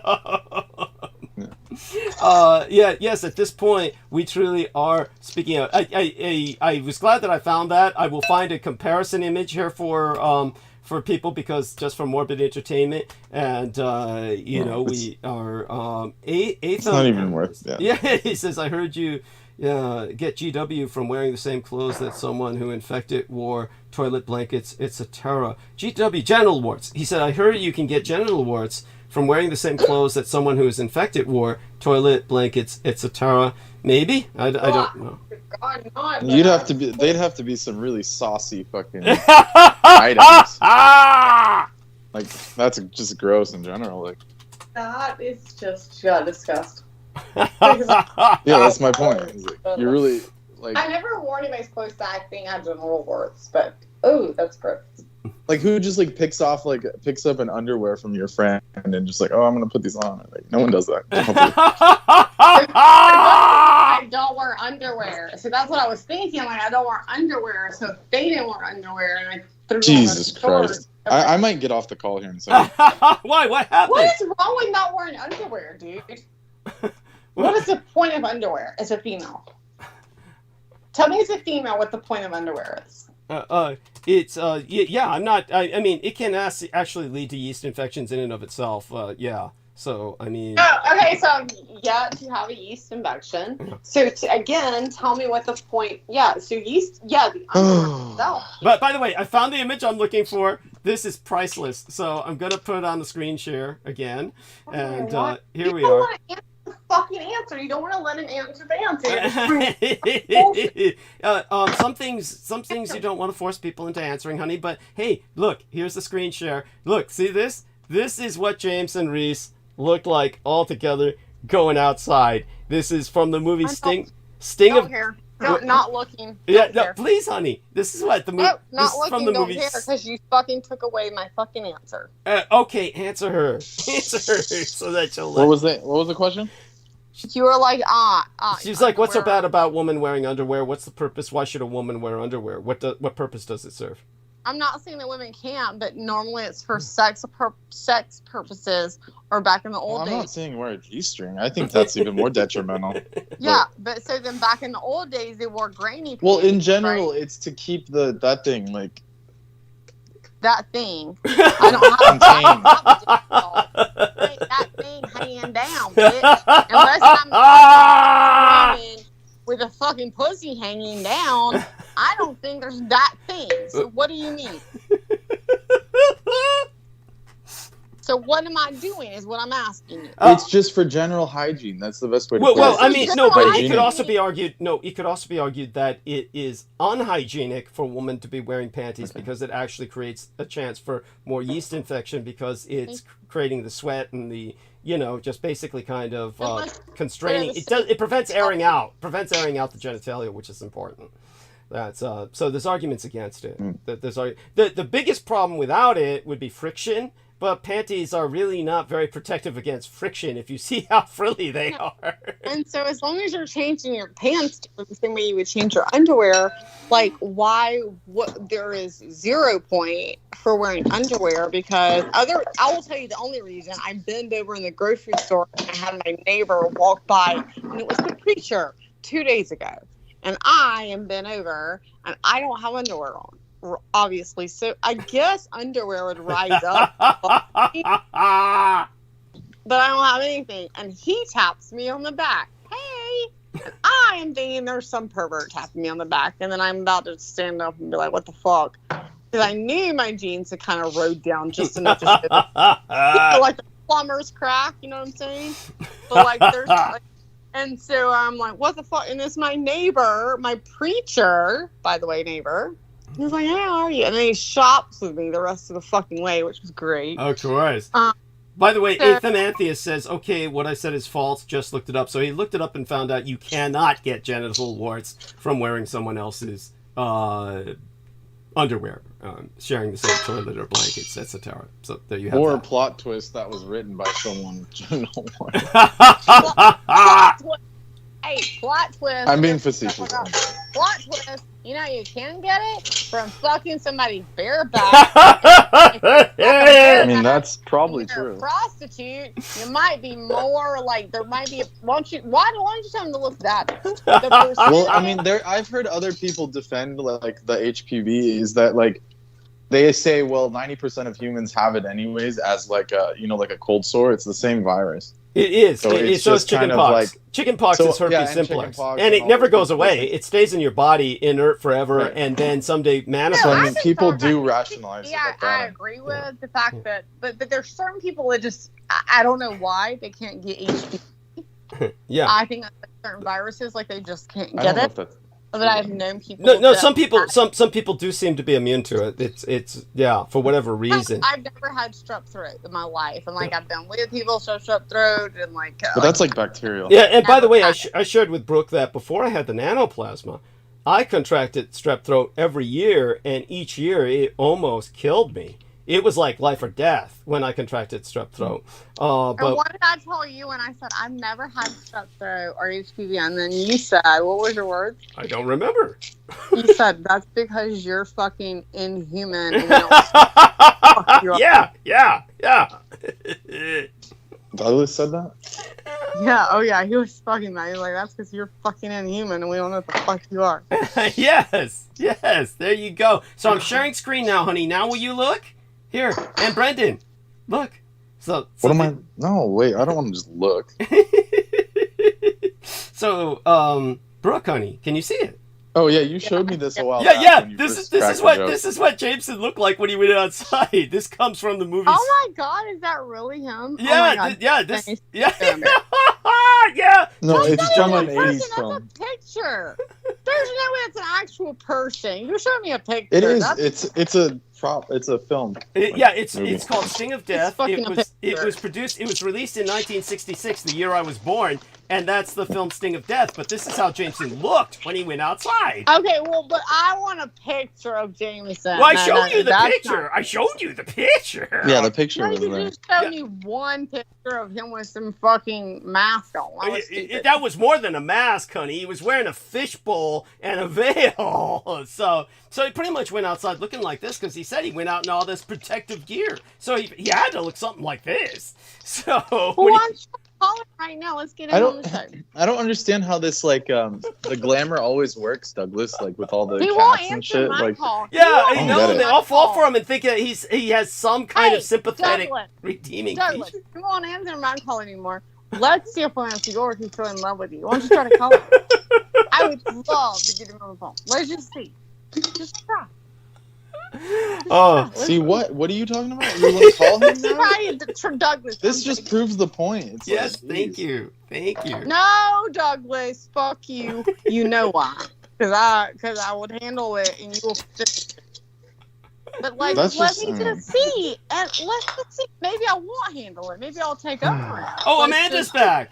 Hey, Amanda, let's Oh, try thank God. talking Oh, now. great. Amanda, honey, God. let's have you try talking now, honey. Yeah, here we are. Honey, you unmuted. I saw you unmute. Oh wait, remute it. No, honey. I didn't. Amanda. Yeah, see, that's what it was doing to Love me. another Did you try woman. leaving the call and coming back? Take I think Yeah, you she did. did. She did. That mother woman There will she is. take over. Hey, honey. So introduce yourself just a little bit. Honey. Hi, can you hear me? Yes, honey, we hear you. Oh, yeah. Oh my God. Yes. So, honey, this is our lovely Amanda Ute. Now, she lives where Brendan Zoget says never visit. She's up there in the Pacific Northwest. Yes. So, honey, I don't know if you heard Brendan and the horrible. Specifically Seattle. But I hear drugs are fucking legal. I would like to visit there. Yeah. Specifically Seattle. So should Douglas, which, by the way, I have a bone to pick with you about that later. Sure she does. Yes. So, Amanda, honey, so I want you to introduce yourself to Brooke. Say hi, and Brooke say hi to Mandy, okay? This is Brooke Hi. Gibson. And Oh, thank you. And We're in this- kindergarten. and this is Amanda Ute. Yeah. Can I call you Amanda or Mandy? Yes, and Amanda Ute. So introduce yourself. Say hi to Brooke Gibson. Yes, 'cause we've got our kindergarten teacher introducing us. Hello, nice to talk to you, Brooke. Oh, thank you so much. We will play together at recess. I hope. I have crackers. So Amanda, thanks to Brooke, I have a yeast infection, so I'm truly one of the bitches now. Fuck you! I swear to God, I'm going to goddamn kill him, and I hope you help me kill him. If you're a fucking woman, you will. Yes. You know what he says? You know what he says, Amanda? You know what he says? Have you heard What it? did? He says the reason he has a yeast infection is because I told him at one point that You didn't I warn him. should call Yeah. She Yes, said I don't the keep- my pussy shaved and it's the healthiest part of my body. And So so and I told him I had no hair. I didn't even tell you that. I just told him, hey, that's bullshit. I actually just told you I had no hair on it. That was it. And you're like, I like some little hair. I like a little hair. because it maintains a And I'm like, biome. oh, too Maintains bad, a 'cause you ain't getting hair on me, bitch, unless I'm freaking lazy that week. Like, that's it. So, there was nothing else about being healthy about it. And then suddenly he sleeps with a fucking prostitute So apparently had no hair, and then he's like, She oh, shaved she's because like, the contract before her demanded that she shave. So she asked me if I minded, and I said normally I would. And I said I really have to consider this. I would have refrained, except I remembered Brooke saying, you know, it's all right, it's safe. And then I went I didn't for say it. it was. I just said I had no fucking hair, and I fucking enjoyed it, and I wouldn't sleep with a. I'm not gonna eat a bitch So out. it was Brooke's fault. She's trying to Fucking project ass it hair on all me. over. Like I don't want to eat hair. There's no fucking way. I'm not. Well, you're gonna different. eat No bitch out one's with doing fucking that. hair in it. No. So That's I was led down the that's fungal two path. things you I was got led from down me. the fungal path to where I am now, where this holiday I had to wear a condom for the escort. And Yeah, I'm sure the hair had something to do with it. Maybe not being inside of the bitch. It just had somebody else inside of her, and somebody else inside of her 2 days before, and somebody else a day before, and somebody else 2 hours before. Like, regardless, you want to blame it. Was that on your the- intro to your autobiography? My intro to my autobiography is that exactly. You're right. and so, Mandy, Mandy, I want Brooke to know that Brooke has undergone, as well as Brendan Zoget, a cult siege. Mandy has also undergone tremendous occult siege over the years. So, Mandy, do you not shave your pussy, Mandy? That's now, honey. Now, Amanda, darling. You can. Amanda. Is it Amanda or Mandy? Which one do we call her? Whatever you prefer, Amanda. What do you prefer? Are you all right with Brooke calling you Mandy, honey, like I do? I've been called Manda, Mandy, Amanda. Which one do you prefer? I like Manda. Manda's like the Japanese kaiju, the giant serpent monster. I don't give a shit what Amanda. you like. I want to know what she likes. Yeah. So what do you like, honey?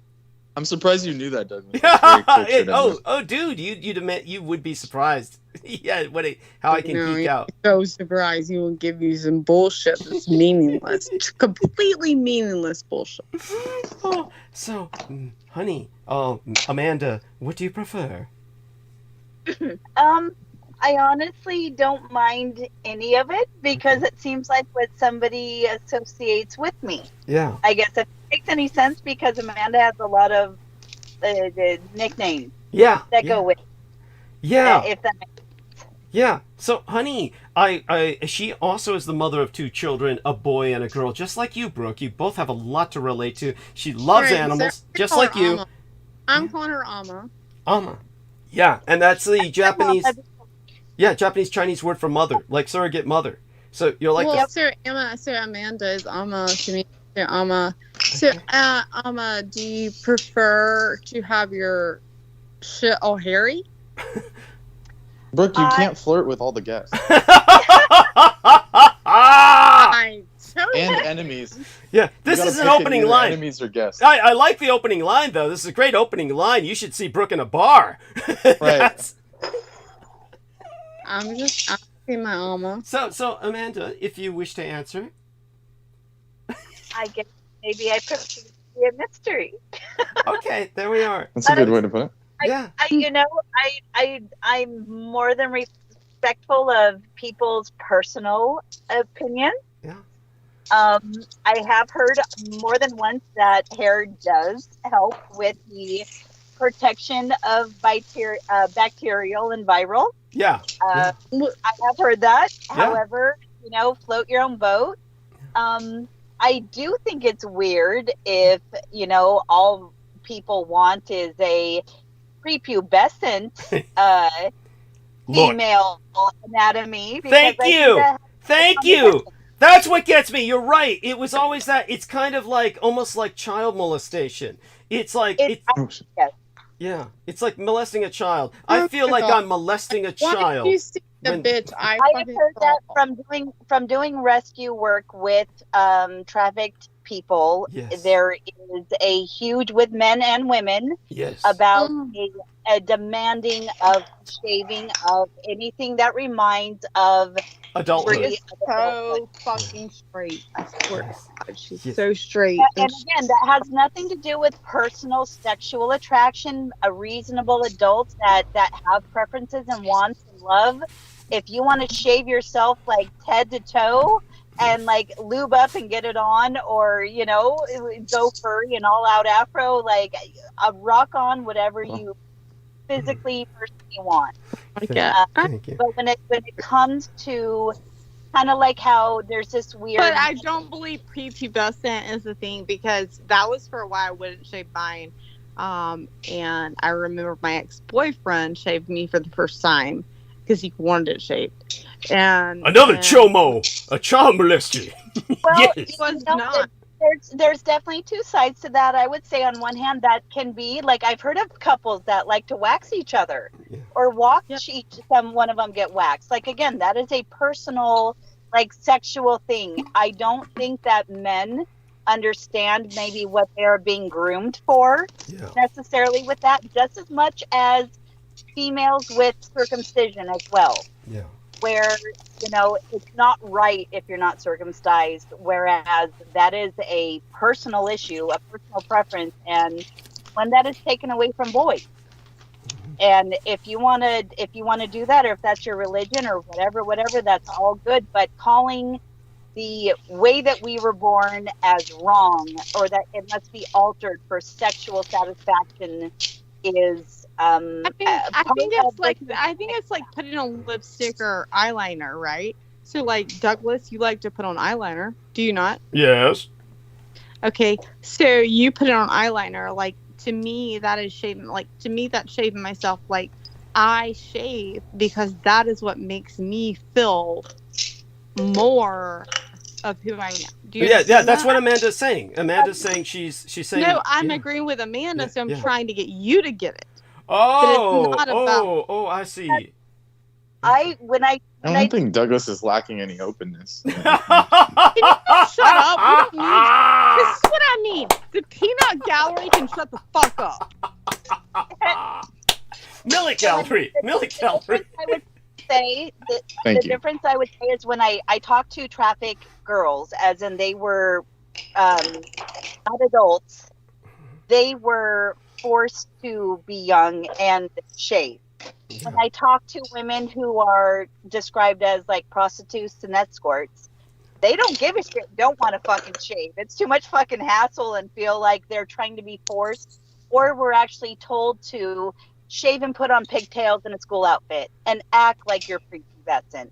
So I never saw it that way. So my point was I wouldn't shave. So as a high schooler, I remember not wanting to shave because it was told to me, like, oh, you'll look like a prepubescent, right? Oh, right. As we think, yes. But then when I got older and I was like completely in control of it, I was like, and somebody was like, oh, like, I would like it. Like, this person I very much trusted and was not, I knew for a fact he was definitely not a child molester of all things. He was like, and he actually didn't try to shave me down. He was just like, let's, like, he wanted to, like, make it very small hair. And at that point, and then later on, I just went to, I don't even, you know what? Like, after I broke up with him, I was like, I don't even like the hair at all. Like, why did I keep this hair? And I was keeping the hair because I didn't want to be the prepubescent that I had heard you would be, right? And so then at that point, it was like, I don't like the hair. It's just like hair on my legs. I don't want hair on my legs. I don't want hair on my arms. I don't want the fucking hair. Like, hair on my arms doesn't grow much. You can't see it. Like, I have blonde hair on my arm.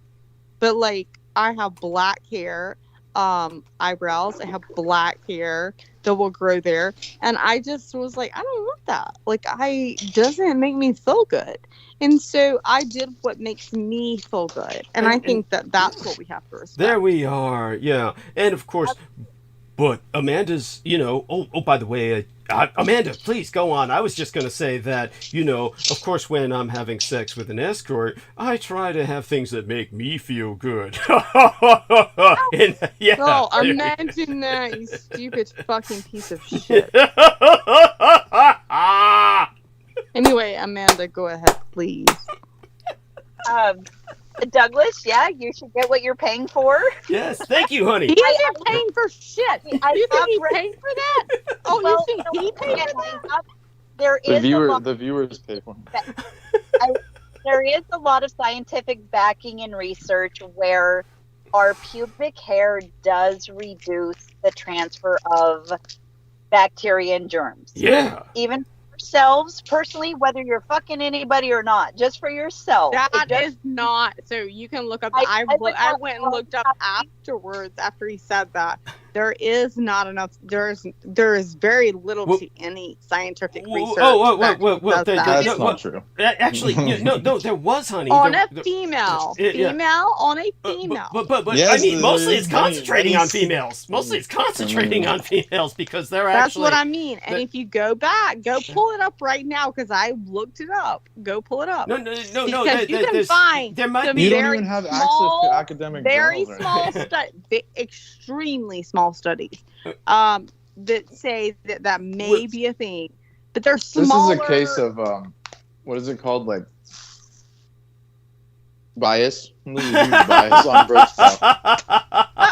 I am biased, but what I am saying is I pulled it up. So like Amanda said, Scientific bias. yeah, that can make you feel good what you're doing, and that's fine. But what she's saying is also what I agree with. It may be that there's been new research. No, Brooke, there might have been new research. There might have been new research, but what Amanda and I is saying is based on research that was done for years. For years, that has been the standard conclusion. I mean, there might be some new research. Yeah, but Amanda, I think it's more important. Yeah, go on, honey. I'm sorry, I thought. Go ahead. Yeah, no. I want Brooke to appreciate the fact that Mandy was going to be a sponsor of mine years ago. She approached Lori Ann Fenton, said she wanted to sponsor me. And God, I'm hanging up now. Yeah, and Lori Ann Fenton told her, "Oh no, sponsor the sleazy detective Ed Opperman." And then I don't know why she would approach Lori Ann Fenton. Period. That shows. It was all she knew. She was Douglas's. As a manager, that's supposed to go. That's professional. That's protocol. Yeah. And then what happened was while she was. See Lori Ann Fenton? Yeah. She saw Lori Ann Fenton, and Amanda can. That's the fat one, right? Yeah, that's the fat baby eating. Yeah, that's the fat baby. Let's not bring that back up. Douglas was saying a couple shows ago, the last time I was on, and he explained it perfectly. Was that before everything went batshit crazy?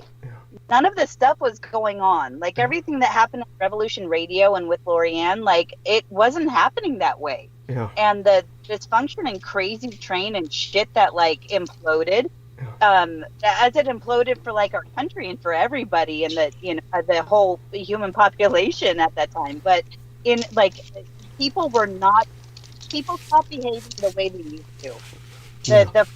The way that we all started and how we got to know each other and the way that people turned and the things that happened, it is not how everybody figured it out. So all I will say is with Lori Ann Fenton, the only story, I don't care how fat she is, I don't care anything nasty about her, blah, blah, she can be, like, because my mom's a Rory. Like, at the end of the day, what got me is the story that Douglas knows. Yeah, about her pounding off while Max Spears was in literal agony. Basically dying. Yeah. Like, dying in pain. And she's jacking off. Yeah. And like that. That's to be expected. Yeah, from her. Yeah, it's true. I mean. Yeah, it is on like dumb mode by that point. Yeah. Say that again, Mandy. Oh, I was just saying, yeah, by the time Max happened, like several people, including Lori, was like dumb because several slimeball shit happened. Yeah. Before that was like the pinnacle of I don't know, horrible shit that was like ritualistic. What year was that, basically? Jesus Christ. 2016. Yeah, it's around. We're talking 2017-ish. Yeah, something like that. You're talking like when Max Spears died, kind of region. Yeah, like it was right. It was before he died. Obviously. Yeah, so we're talking about it was actually 2011, 2012. Dying. Looks like I'm gonna have to go. Oh my God! So before Brendan, he died, he was just coming off pain medicine that night. Yeah, it was the Norcan. You remember what it was, the Norcal or Norcan. But before you go, Brendan, they gave him Norcan, and that is the worst medicine to give somebody coming off pain medicine. So they're basically feeling like they're dying. Yeah, and they're screaming in pain, and she's in the chair Yeah, but that's what those Satanist Polish people gave him, right? Yeah, Is that that's what right. That's right. It's no, that you're talking about his death later. Yeah. And So this was something else? this was something else. Yeah, this is a different. This is a different incident. Jeez. Before you go, because Brendan's battery might die. Brendan, before your battery dies, tell us a bit about what your opinion is of Bankman Fried in prison. He claims he's a vegan. He can't eat the flesh diet, so he's subsisting off water and bread and peanut butter. What do you think of this guy? Yeah, Bankman Fried, who collapsed the crypto economy. Yeah, guy? Yeah, the fat, stupid kid who looks kind of like Ian West. Except, I have to say the J word. yes. No offense. But they only believed he owned a bank because he was Jewish. Oh, shit. Otherwise, they would have never gave him any money. Oh, man. But other than that, I mean, he claims he's vegan. I mean, yeah, and he keeps asking for more Adderall. He keeps through his representatives begging the judge for more Adderall. yeah, you could tell by their face, like him and the girl. He was whatever they were whatever kind of shit they were doing. I don't know if you saw his girlfriend or whatever. Both of them have Adderall face, really bad, like meth face. Oh shit. Yeah, so it's like it can be seen physiologically, and then of course, like after all the drug abuse, and they're probably eating. Yeah, I mean Doritos are vegan or whatever, so I mean that's what they want basically. They're just gonna sit there and play video games and eat Doritos. Of course, they're gonna be fucking sick. I mean. I'll be honest. I'd rather eat Doritos and play video games than eat the shit that you fucking told me to eat.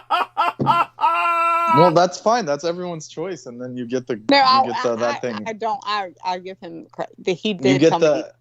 He did tell me some horrible. I will not tell you. Like I just told you, actually. Whatever I just said. I said it wasn't the coda. It was the whatever I just said. Millets. Those millets were horrible. Yeah. Okay, well, to each, they don't like you either. It's fine. They should not like me. I fucking was like, I don't even. Okay, that's fine. That's why Americans are the most unhealthy people. It's okay. There's nothing wrong with that. You know what? I'm not the most. They won't try new things, and then when real food's presented to them, they can't stomach it. I mean, that's okay. I have boobs. If I had boobs, I'd have fucking balls too. Like, you know what I'm saying? I got fucking shit, man. If you ate millets, you'd be like. I mean, I don't know how to say this nicely, but it ups your attractiveness. How many balls you got, bitch? No, but so are you going to try some of these other? Go there with me. Are you going to try some of these other types of millets, honey? No, of course not. I have Dakota after that one. Dakota, they will sit in my cabinet and let till we go into a world war. That is when I will eat Dakota. Actually, to tell you the truth, she'll probably be eating people before those millets. She'll be killing people and eating them in the post-apocalypse before she hits those millets. Yeah. In other words, yeah. I fucking. How did you cook them? I fucking rinse okay, them first twice, of all, you listen to an wash Indian them packet. And rinse them and soak them. And Rule number one of Indian food is you never listen to the English on the package. So if you could read it, tell me that, bitch. But it doesn't matter. If you could read it. On an Indian store item, I think I could have washed the shit. I washed the shit 30 times. I think I could have washed it. It's like times. English in Japan. It like no, it doesn't even make sense. They tasted. You could have washed them like fucking. You don't wash. That's the point. You don't wash coated. Okay, so he's saying don't wash them. He's saying don't wash them. He says that's what did it. He said don't wash. You rinse it once and then you leave it in the water, and then you cook it with the water. That would have been even worse. That shit's horrible. I swear to God, anybody, please go buy them and tell me I'm wrong. Like, I swear to God. What did you do? Did you just put no spices? There was no seasoning. No, and you're supposedly Southern. Because I was gonna fucking fry it up, right? You know what I'm saying? Like you would do rice. I gave you like many recipes, and you obviously didn't listen, so it's okay. You didn't give me 9 recipes. You just said you can put Douglas, some garlic. I was on. Here's you what were there you when said. I was on. Here's what you Douglas there. You can put some garlic in it. You can put some spices in it. Yeah, exactly. Blah, blah, I went blah, on blah. like a straight diatribe, multiple episodes long, about it. You did go on a diatribe of like you can put this, and this, and this in it. Exactly. But so he's right about that. But To the I point thought- where we were losing viewers every time I was left alone. So someone out there heard the recipe like 5 times in a row, to the Alright, point where they were like, look, "Fuck this the shit." person that heard the recipe and has cooked those motherfuckers and it's good. Tell me, call please, Yes, or at least text. So Amanda, I want to bring you in here to participate. Troy Bellamy Because left I us. wanted them to be good, by the way. Yeah, I she- did want them. Yeah, she Because did. Brendan's done a lot of good for me. Don't let me forget. Like Brendan's done a lot of good. It was just I Yes. could not eat the taste of those. Yeah. There you go. But you can eat other stuff. Yeah, yeast infected pussies by the sound of it. Exactly. Yeast off the tip of his dick than fucking taste that shit. That is so not true. I guarantee you that's not true. I guarantee you it is because I tasted it. I'm fairly certain the yeast, like it might be a sour taste, but it cannot taste like that. Oh, you Like, know how no. it tastes. This is fucked, man. It was horrible. Oh my god! I like the whole pot just was like I just sat it to the side. I was so excited because I was gonna put garlic in it. I had some peppers I chopped up. I was determined to make it taste like I was gonna fry it up, you know.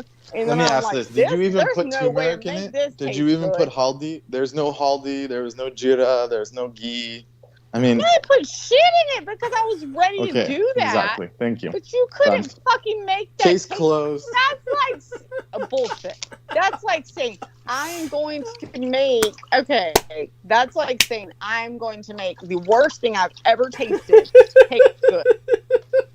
Like, yeah, I might fucking make it taste edible, but like, I Maybe, didn't. At maybe that while you're point, dick riding JMO, you can ask him if there's a gin that can unclog my drain.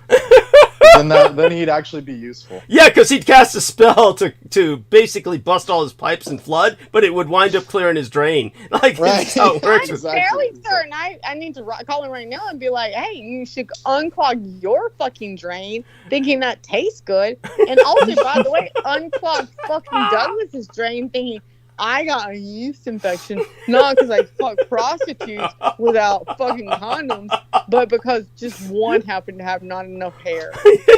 That's what happened. But that's what happened. Wrong guy. Statistically, Oh, that's correct. Yes. I hate you all. I hate you all. I hope he's listening. And I swear to God, if he is, I hope he writes some fucking bullshit for y'all. Like, seriously. Like, you both deserve it. And I support him. He looks fucking better than both of you. You've never even seen me once. You're right, but I have a feeling he looks better than you two. It's all a glamour from the gin. Tell her, Brandon. I know. Like, come on. Every time we saw him, he looked Well, like he at was least like he's Gollum not and gonna shit come on in the camera. dark. Yeah, he looks like Gollum when we saw him. Don't look good enough to He go on camera. literally he looked like Gollum's cave, like when he's Well, under he the misty mountains doesn't. and He shit. looks fucking muscular as hell. It's a He looks glamour. good. It's magic. It's a glamour. Yeah, from the gin. Really, it is, honey. We saw him as he really looked. Well, then maybe you need a glamour because you won't come on camera. Why don't you come on camera right now? I was on camera. Why don't you Me? come on camera right now? I'll tell you what he You're looks like. asking He me. looks like Buddy Holly, like a I young don't Buddy need you Holly. to shut up. Yes. Okay. Why thank don't you tell Douglas. him to come on camera? Yeah, just look at a young Buddy Holly. That's Brendan Zugget. And, Hey, let me perfect. see Brendan on camera right now. yeah. and Amanda, you. honey. Brendan! No, shut up. Brendan! I'm gonna do an. You want me to do a Brooke nip slip? Brendan, come on the fucking camera. Oh, honey, There's only 4 or 5 of us on here, so come on. honey, this is juvenile. Guys, no, shut up. You shut up. Brendan? I don't want to ruin Douglas's image of me. Yeah. Oh, Brendan, yeah. Okay, Brendan, pussy. Oh, by the way, Brendan lived the movie Misery. He was trapped by a fat woman who kept shoving food down his mouth. She broke his leg so he couldn't escape, and she just kept saying, "Eat, eat, you look so thin." And he had to walk miles every morning to work and miles back, all listening to me. This is so stupid. Yeah. This is the This is all true. stupidest fucking story. That's first No, of all it's not. true. Tell it, Brendan. Tell her it's true. It's all true. It's all true. No. I know All you're that's true. I know she left you on the side of the road, blah, blah, blah, blah, blah, blah.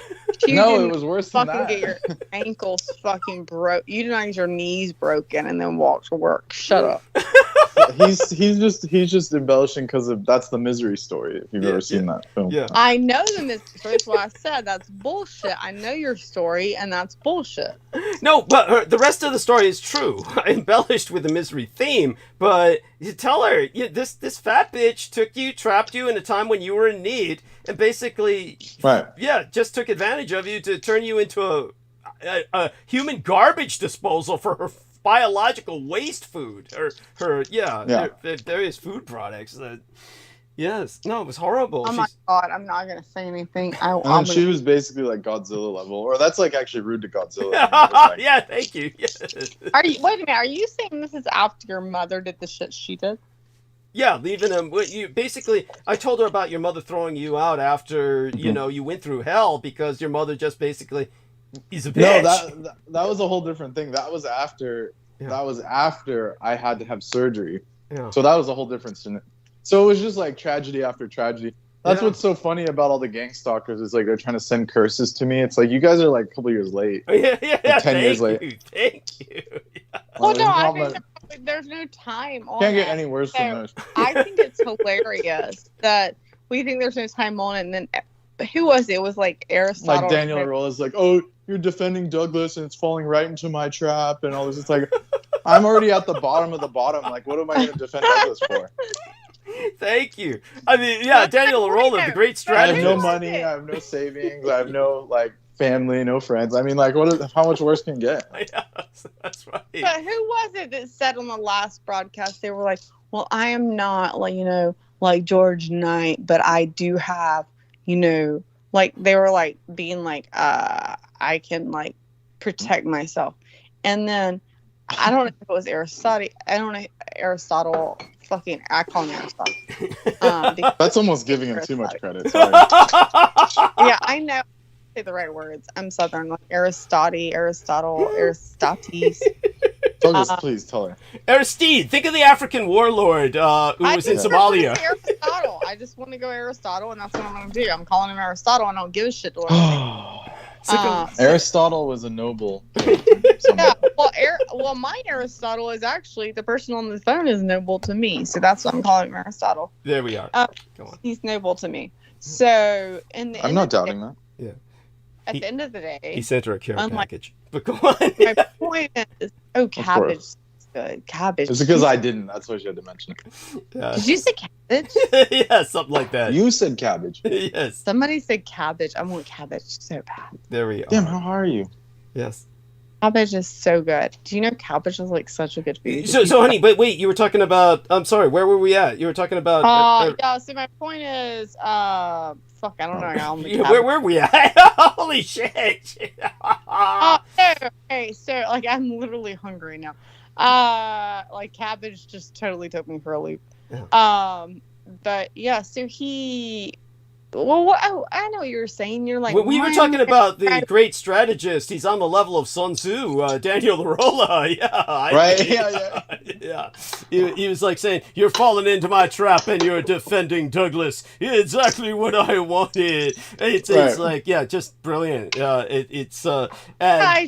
I think you give him too much fucking credit. Number one, I mean, He said that to me. He said that to me. That's what he was. I don't know who Daniel Arolla is. Thank God. Yo, yeah, Right. you aren't missing shit. You ain't missing shit. He's just a big loser, like so many of these guys. His big thing was there was this black guy in Texas who kidnapped this young black girl, stuck her in a storage space, raped her repeatedly, and Daniel Arolla on my program bragged about teaching that kid all he knew about doing what he did. By the way, and anybody might remember that. So that was part of his plan. That was the information he fed you as part of his plan, by the way. You allowed it to go on? I look, honey. What could I do? The girl finally. The girl had already escaped. How many times have you said "fuck you, Brooke"? You're off my show, and you click. Hey, Amanda left. Mandy, come back. Exactly. Mandy, come back. I wouldn't come back either. I don't blame her. Oh my god. Because Brooke's around. I'll get off if it's But me.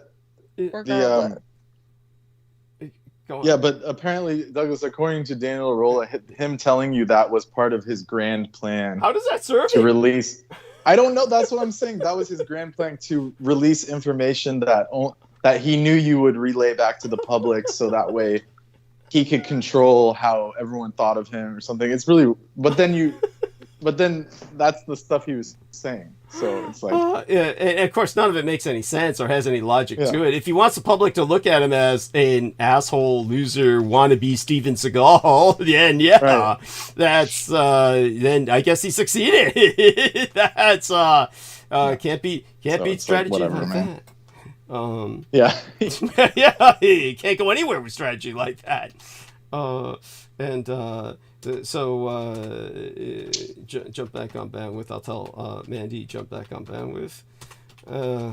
Shit, maybe her kids walked into the room. Hey. And I think one of them's not legal yet. So maybe the other one just turned legal. I think it was a boy. No normal person keeps track of these things, though. You should keep those to yourself. Yes. Okay. Oh my god. So there we are. We'll see if she responds to that. In the meantime, let's jump back on bandwidth here myself and take a look at everybody we've got with us. And I think we're doing okay. So, Brendan, what about your phone? Can you not just plug it in to retain charge? It's almost dead. No, but I mean, can't you plug it in to retain charge? You can talk on it while still having it plugged in, right? Then that maintains it, right? I mean, theoretically, I could, but I have to use headphones because all the speakers are fucked up. And the speaker plug is the same as the charging plug because Apple can just do bad designs because everyone will still buy their phones. Okay. No matter what. Well, do me a favor. What he's basically saying is he's trying to get off with you. I understand. So do me a favor. While the two of you are here. No, I just explained. No, because Mandy. I can charge and come back later if I'm still awake. But okay. I mean, which you're welcome to do. But while he's still with us, Brooke, do me a favor. Talk with him so I can take a quick break, okay? Because I haven't done that tonight. God, you're gonna leave me with her? Yes. You can handle it. Fuck you and fuck my life. You're gonna leave me with Brendan fucking Zoga, which I would love to go into his fucking. There's all the. He can tell you about this horrible fat woman because you were asking for the story. Brendan, tell her what happened with this fat bitch and how she took advantage of you. I think it's a lesson learned. And I'll be back. I'm gonna go meet. Yeah, no kidding. Yeah. I could care less that my tropical astrology meant nothing, which I would love to go into with you. But go ahead. Wait, what are you talking about? You can go ahead. Go. Tropical astrology meant was. Oh, tropical. You want me to talk about tropical? Why that? Tropical versus fucking versus sidereal. I mean, like what is the topic? I mean, like there's many things that can be said on it. I don't need your topic. My point is, you fucking tried to put it down to begin with, and you didn't. I didn't. No, I said it. I didn't put it down. I said it has its place.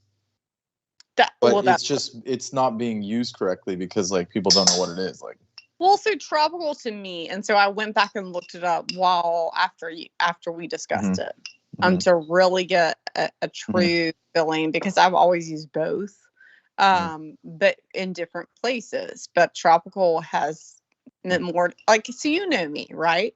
You said, "Oh, you're fire." Now, if you were to go into my sidereal, from what you told me, I didn't see any charts. So but you know me and you're like, I see the fire. Can you not see fire? Now, if you were going to my sidereal astrology, I have 0 fire.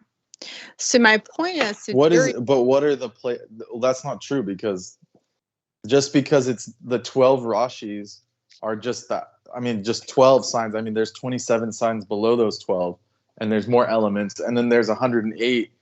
Inside of those 27. If you can call me on, you want to go into sidereal and you want to go into it and tell me how that would affect it. But what I've looked at, and there's like there's other things like where the planet is, and what it's aspecting, and what sign it's in. Yes, I know all that. But the thing about, I believe, sidereal versus tropical is, from what I read and like I researched after we spoke. And looking at how tropical reads it from basically the equatorial line, the equator. They look at it from that outside of it, whereas from the Earth going. Whereas sidereal looks at it from the astrology signs, but I mean from the not astrology signs, because we need to get that clear. And but you gotta get this part straight, that they're using globe Earth. They're not even using like the right measurements. They're using constellations, but constellations, you got to remember, they still replaced them in a 30-degree angle. And so many constellations don't have a 30. So when you say where you see the sun in this, well, there's many constellations that don't have 30 degrees, right? Most of them no, they're all 30. I mean, all the Rashis are 30. I mean, but we made them 30. We made them 30. That was a human design. No, it's not, because you take a circle and you divide it by a number, and those are the numbers that come out. That's what we did. Humans didn't invent a circle. That was on both sides. We made it 30, but you can't be like, I saw this constellation and this. Like, it wasn't even neat. Like, there was no stars near it, because at the end of the day, it takes a higher intelligence. It's not a human science. It wasn't even made by humans. Like astrology is. I agree. Not made by humans. No, and I don't agree. We made that. We did make that. But no, it's not made by humans. Humans can't even comprehend the whole picture of it. Humans didn't make that, but humans made the 30 degrees. No, that's not true. That's not true. I mean, I'm not gonna that thing like put you down or something. I'm just saying like that's not true. We just thought, okay, let me put it this way. We didn't make. Yeah, I get what you're saying. But that's not how it came. The 30 degrees started and ended. We had to decide that. No. We had to decide. No, it's inherent in the number. It's inherent in when you divide a circle, you have to give it a value. So whether the Babylonians gave it 60, you have to decide where the 1 degree starts. Yes, but the Babylonians gave it 60, and the Vedics gave it, whatever, 30 degrees, and the Western people gave it 30 degrees. So, but there's still the numbers, the principle of the numbers don't change. Like, that's not like humans didn't make numbers. I mean, numbers came from like higher entities and stuff. Like, the point is, like, you can't, like, humans didn't make the concept of 1 or 2 or 0. Like, they just discovered it. Yeah, I agree with you on that. I agree with you. Okay, so there's nothing else to say. But we didn't disagree on that ever. The point is that we are obviously disagreeing on where the numbers were drawn. Number one, but number two, no, you missed the point. But it's okay. Not a big deal. You want to mansplain it to me? I mean, I'm not even able to explain it. Like, so. No, explain it, honey, baby. I just did. I'm saying, like, humans didn't create that concept of numbers. All they did was set the values that they thought were, valid. So just because you say it's based off 60 degrees or the number 60, like the Babylonians, or you say it's based off 30, or it's based off 360s in a circle, you can divide a circle into as many as you want. But you can divide it into 108 degrees. But you have to but you've got constellations, right? And if they're dividing them into 12, then they have to, at that point, put a number where it starts. Because the constellation, many of them are definitely not in that frame of, like, they're going to divide evenly. So at what point do you... No, I mean, the ones on the ecliptic are very clear, and, like, there's no question that they're there. But ecliptic, and do you... That's what the zodiac is. The zodiac is the ecliptic. They're both the same. They both use the ecliptic. I mean, there's no difference. And you said astrology, so that's my point. So my point goes back to you want to dismiss ecliptic astrology. No, I never said that at all. I never once ever went there or said that.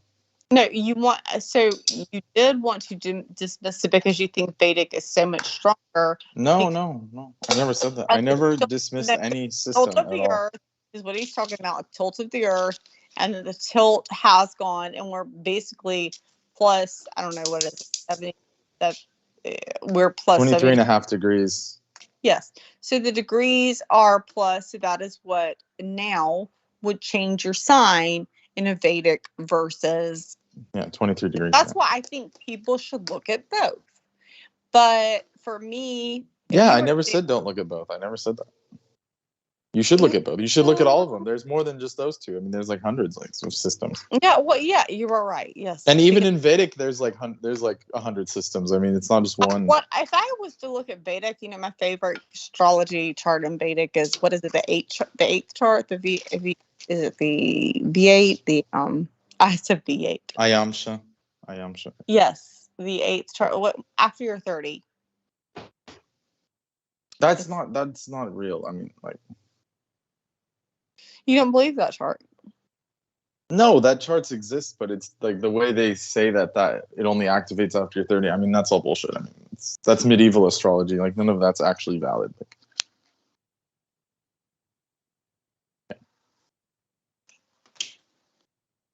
that's what I'm saying. It's a huge topic. It's not even like I don't even want to go there. Basically. Okay, so we have to go there. I would say that chart is whether it activate, and I don't know enough. Maybe it doesn't activate after 30. I've only looked at it after I was 30, so it didn't matter. But or they say that that's your new ascendant after you're 30. I mean, like your ascendant's always the same. I mean, that's total bullshit. Your ascendant doesn't change like that.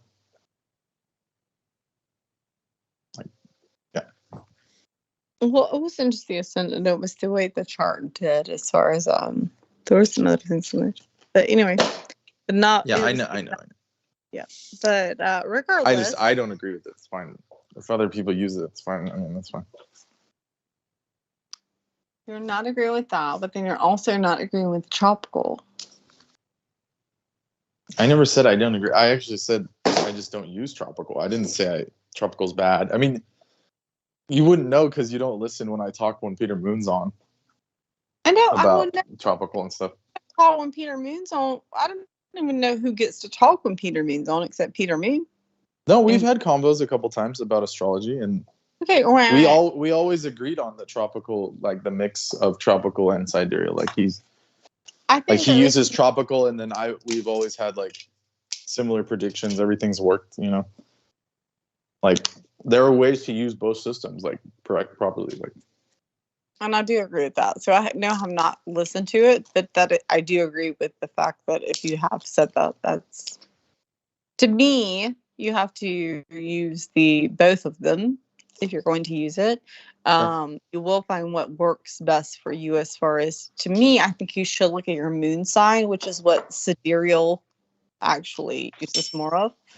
I think the nakshatras, that's like what the nakshatras are. I mean, yeah, you should look at your moon sign and where your moon is your closest. That's where you are. Probably it may be where you were born. It could be that you were born in Western.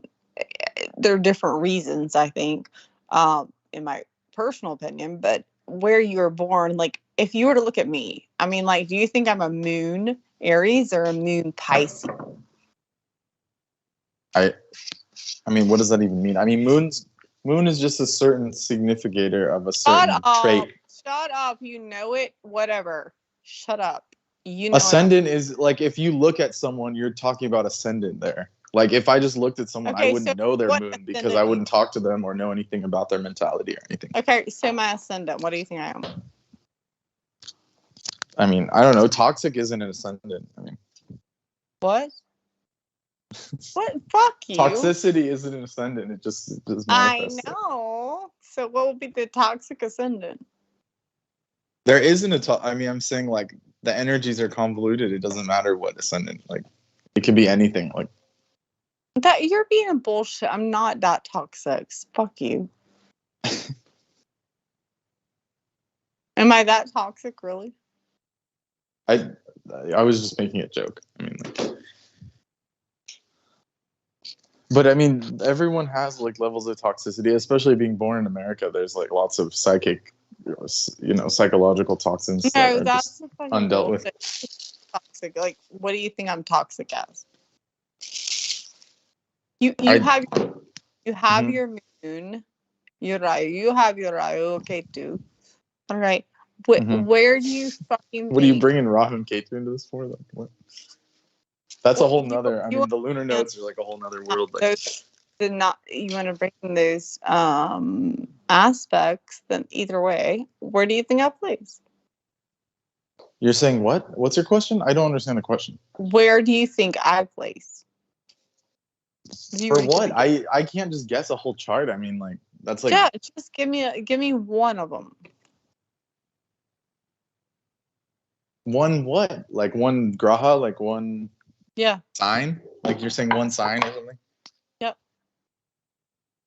Probably. I don't know. I don't know. I'm not gonna give any kind of answer for this. Like, That, off the fly. Like that's not an answer. I'm not an astrologer. Like I think that's a disclaimer enough. Like I'm not even an astrologer. I just dabble. Like Okay. you know. So, Boring. yeah, I agree. Boring. Somebody else come online. You scared everyone off. There's no one else left. Did I really? Because I want to get off. Yeah, because no one else is here. Oh, That's why we're stuck here with a fucking vampire, wasting time.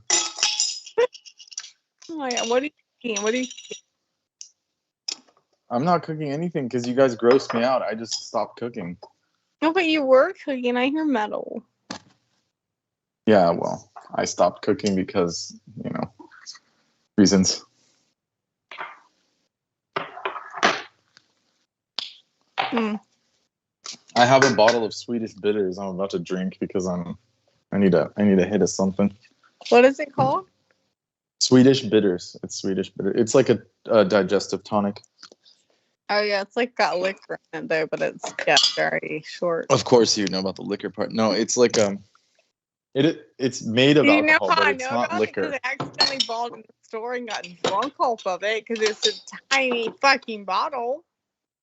Yeah, you don't drink. Don't use it as a Yeah, drink. well, I didn't know, and I kept taking sips of it until I was like, my. Yeah, that stuff is. I mean, there's like Yeah, so many herbs very in it, strong. like you could just fuck up your liver. Yeah, No it's reason. very. I have no idea. Yeah, it's just like that's just bad news. Yeah, I think I saw something online. Like, what was it? Not a TikTok, but one of those reels where they were like, "Hey, I don't need an ID to buy this. It's 40% alcohol," and the guy at the register is like, "No," and then the guy like brings like 7 bottles. Yeah, it's like it's like so much more. It's more than It's- fucking you're like- vodka. Like it's Yeah, very it's like 40 to 60%. I mean, but it's not something you can just drink casually. Like, yeah, you're not supposed to. But then I took a sip off of it and like another sip, and then I was like, well, more sips. well, and it's I was beyond not supposed to. It's like it's dangerous. Yeah, and it was not good that day, I will say. And I talked Yeah. someone I shouldn't talk to. And anyway, the point is, I was not good. Bitter. That's when you talk to RKC and stuff. No, that wasn't him. Actually, I was talking to an ex at that day, and I was like, Oh, I'm God. so sober. Obviously not sober. Yeah. You know, but Wow. Shocking. not shockingly not. And I had been. That was the point. Like I had been, and I've been in the store. And I was like, I'll buy this, and I was like, oh, and I haven't been completely 100% sober, but I have been great. And that shit got me. I might as well just got a bottle of liter of vodka. I mean, this one a tiny little bit. You use that as like a sober drink or something, or what? Is that what you're saying? No, so I bought it and I was gonna cook with it. I was like, oh, this will be cool. And then I took a swig of it, and then I didn't. I had a couple beers, and I was like, oh, that didn't feel good. So I kept going back and taking a swig of it. Right. You know, like it made me feel good because That's just that's just what you do, right? Like normal people do. Yeah, like I was just doing it like that's like, oh, that makes me feel good. I'll take another swig of it, even though it doesn't taste that great. And before I ever got to cook with it, I mean, I'm sure there was some left, but I was drunk. I mean, it's a very strong drink. Is what I learned it very fast, and I had no idea that. I mean, because it comes. If anyone doesn't know, it comes in the amount of the bottle of a tiny little mini bottle of I would say a mini bottle of virgin olive oil is what it looks like the smallest virgin olive oil you could buy. Yeah. It looks like one of those cordial bottles or something. It's small. It's it's very small, and it's like supposed to be a cream liquor, I guess. And I was like, I took a swig of it. It was going to cook that day, and the next thing I knew, I was drunk. An hour later or 2 hours later. So yeah. By the way, your bullshit sucks. Me? I'm gonna keep. I've got the Kodo I have not cooked. Kodo millet right here. You haven't cooked that one? In fact, this is Barnyard millet. Barnyard millet tastes like bullshit. I'm pretty sure Kodo probably tastes similar. Okay, if you think Barnyard tastes bad, you fucked it up because that's one of the best tasting ones. No, I have. You know what I have? I have actual organic California white jasmine gourmet rice. That I know is it Lundberg? Did you get Lundberg? Is that the brand? Yes, it is Lundberg. Yes. Oh, cool. Yeah. See, I live near that farm. It's a really nice farm. So see, that will taste good, but your bullshit that whatever that went and got in that restaurant, I appreciate you. I do appreciate you trying to help me, but I couldn't eat it. Like I just rather keep diarrhea for the next 40 years. Go.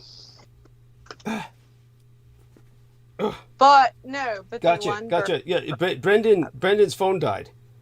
Brand's phone died. I got back just in time. Just in time. Just in fucking goddamn time. Thank you. Yeah, and right now I'm calling Amanda Utenayer, see if I can get her back on the phone. Hoping she'll answer that. If she answers. I just wish we had a 24-hour fucking Walmart. Call's been forwarded. No, but you don't understand. We used to have a 24-hour Walmart. 24-hour Walmart? You got that over there where you're at? No, we used to have that. It was fucking before fucking COVID sucked everything down. Yes. Anyhow, honey, so you the two of you were talking about the millet, and he was telling you that they're all closed. Oh my god. 8 p.m. Fucking shit. Actually, that's a lie. They're saying 8 p.m., 8 a.m. to 8 p.m. I know they don't close at 8 p.m., so that's a fucking lie. Mm-hmm. Okay. I'll agree with you, and I need you to agree with me. I'm just talking about. And so Amanda's back with us. There we are. Close at 11 p.m. Okay. They don't close at fucking 8 p.m. Amanda, you can go off mute now. It's just you and I and Brooke. And let me go the fuck off, Amanda. No, honey. Don't be like that, darling. I'll mute myself. It's fine. No, it's not like that, darling. Nobody is suggesting that. I would like to find the Walmart that's fucking open. Okay, just let me mute myself. So, Mandy, come on. I will get a conversation started yet between the two of you ladies, because you have much to relate to about. Both of you have a lot in common. You've been through so much. So while she's looking through that, darling, Mandy, see if you can talk. Let's see if this works for you. Coming off mute. She says, my cell reception keeps dropping. I'll try again soon. Okay, love. Love you. Mwah. Love you, honey. Blessed be. And all right, so sent her the kiss already. Let's see if there's anyone else I need to check in with. We'll keep the cell phone on just for that. And of course, Brooke is on this pause while she goes calling. She says she left, but she's really on pause. Oh God, I needed that. All right. So, in a worst case scenario, of course, I will head into a monologue don't know how much I can go with a monologue tonight unless I go straight into some kind of obscure history in which I need to cover exhaustively. Especially if I intend on taking us through the full program. Checking out live stream, taking a look at our concurrent viewers, participation in chat, and everybody who's in chat to go ahead and feel free to participate. Slap a few comments in the chat room. Upvotes are appreciated. They're doing good. So we're good for this hour in many ways. Okay, and obviously one of the things that I should be going into when it comes to monologue would be the potential for American Civil War, obviously a perennial return to subject. I've spoken about a number of issues already concerning Taiwan. We went into an area that I was happy to go into with Peter earlier. And now everyone's retreated into slumber on me. But hey, I got liquid Coca-Cola. And you have no idea how much I needed this. It's pathetic to be so dependent, but we all are in one way or another. This is my coffee, so... Where is your girl, man? Where's your girl go? She says her cell reception keeps dropping. She's going to try again soon. But we've got you, honey. And so tell me a bit about, aside from everything that we spoke of before, whatever comes to mind. Honestly, right now I'm imbibing my liquid Coca-Cola, so I'm like open Oh to... my God, liquid Coca-Cola. Oh my God, you don't. Then she went mute. It's like, okay, is it like, I can only speculate. Yeah, I have no idea what's going on with, cell transmissions dropping here. You fucking want to go with liquid Coca-Cola. So your drug of choice is liquid Coca-Cola. It is. Is that what you're gonna go with? It helps. It helps. It's my coffee. No, Coffee. no. I am done with that. On air, your drug of choice is liquid Coca-Cola. I didn't say that. I said it's my coffee. I don't drink coffee, so this is... So what you fucking did say, Adderall, which, by the way, I've been off for fucking 7 days, and it's been a hell of a fucking storm to come off of. I can't even begin to imagine it. I'm proud of you. Honey, I'm so proud of you. I've come off of it before, so it's fine. It's nothing like coming off pain pills. Like, I've come off pain pills and all that shit. Like, so Adderall, like, that's not...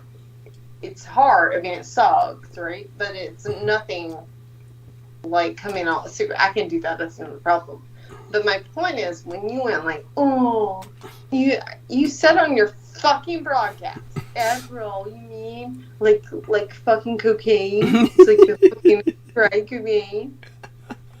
Fuck you, honey. I was talking about baked and fried. Somebody that his own fucking drugs does not get to goddamn say that.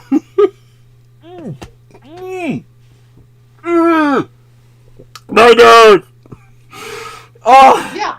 Oh my nose. You don't get to fucking say it. It'd be different if you're like, oh, fucking preacher Henry said it. You are not him.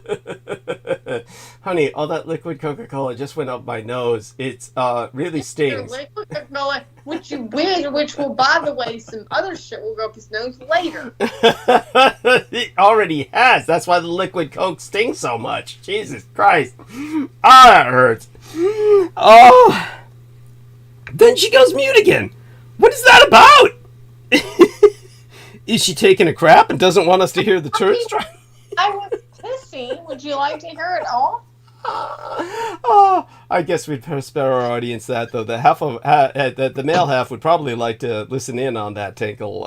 It is. At the end of the day, like, you literally, seriously can go, okay, blah, blah, blah. They were on, like, that's like being on cocaine. I'm like, bitch, you were on cocaine. Like, you fucking were on cocaine and worse than cocaine. Like, I don't even know how much cocaine you're on versus with the other shit. And what you enough to cause a deviated septum. That's quite a bit. Yeah, that's what I mean. Deviated septum, which is exactly, I know for a fact what a deviated septum means.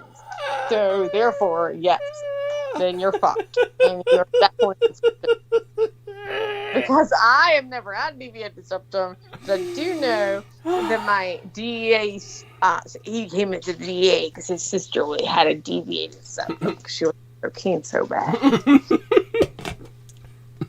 So that's what they told me at the pool. Deviated septum. First time what was the long-term effects of that with her?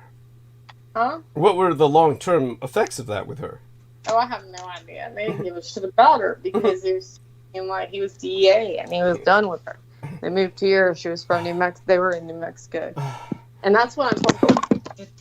Sorry, the No dad came here and was like, "Hey, all I got from the father was like, your teeth are nice." And I said, "My teeth are nice."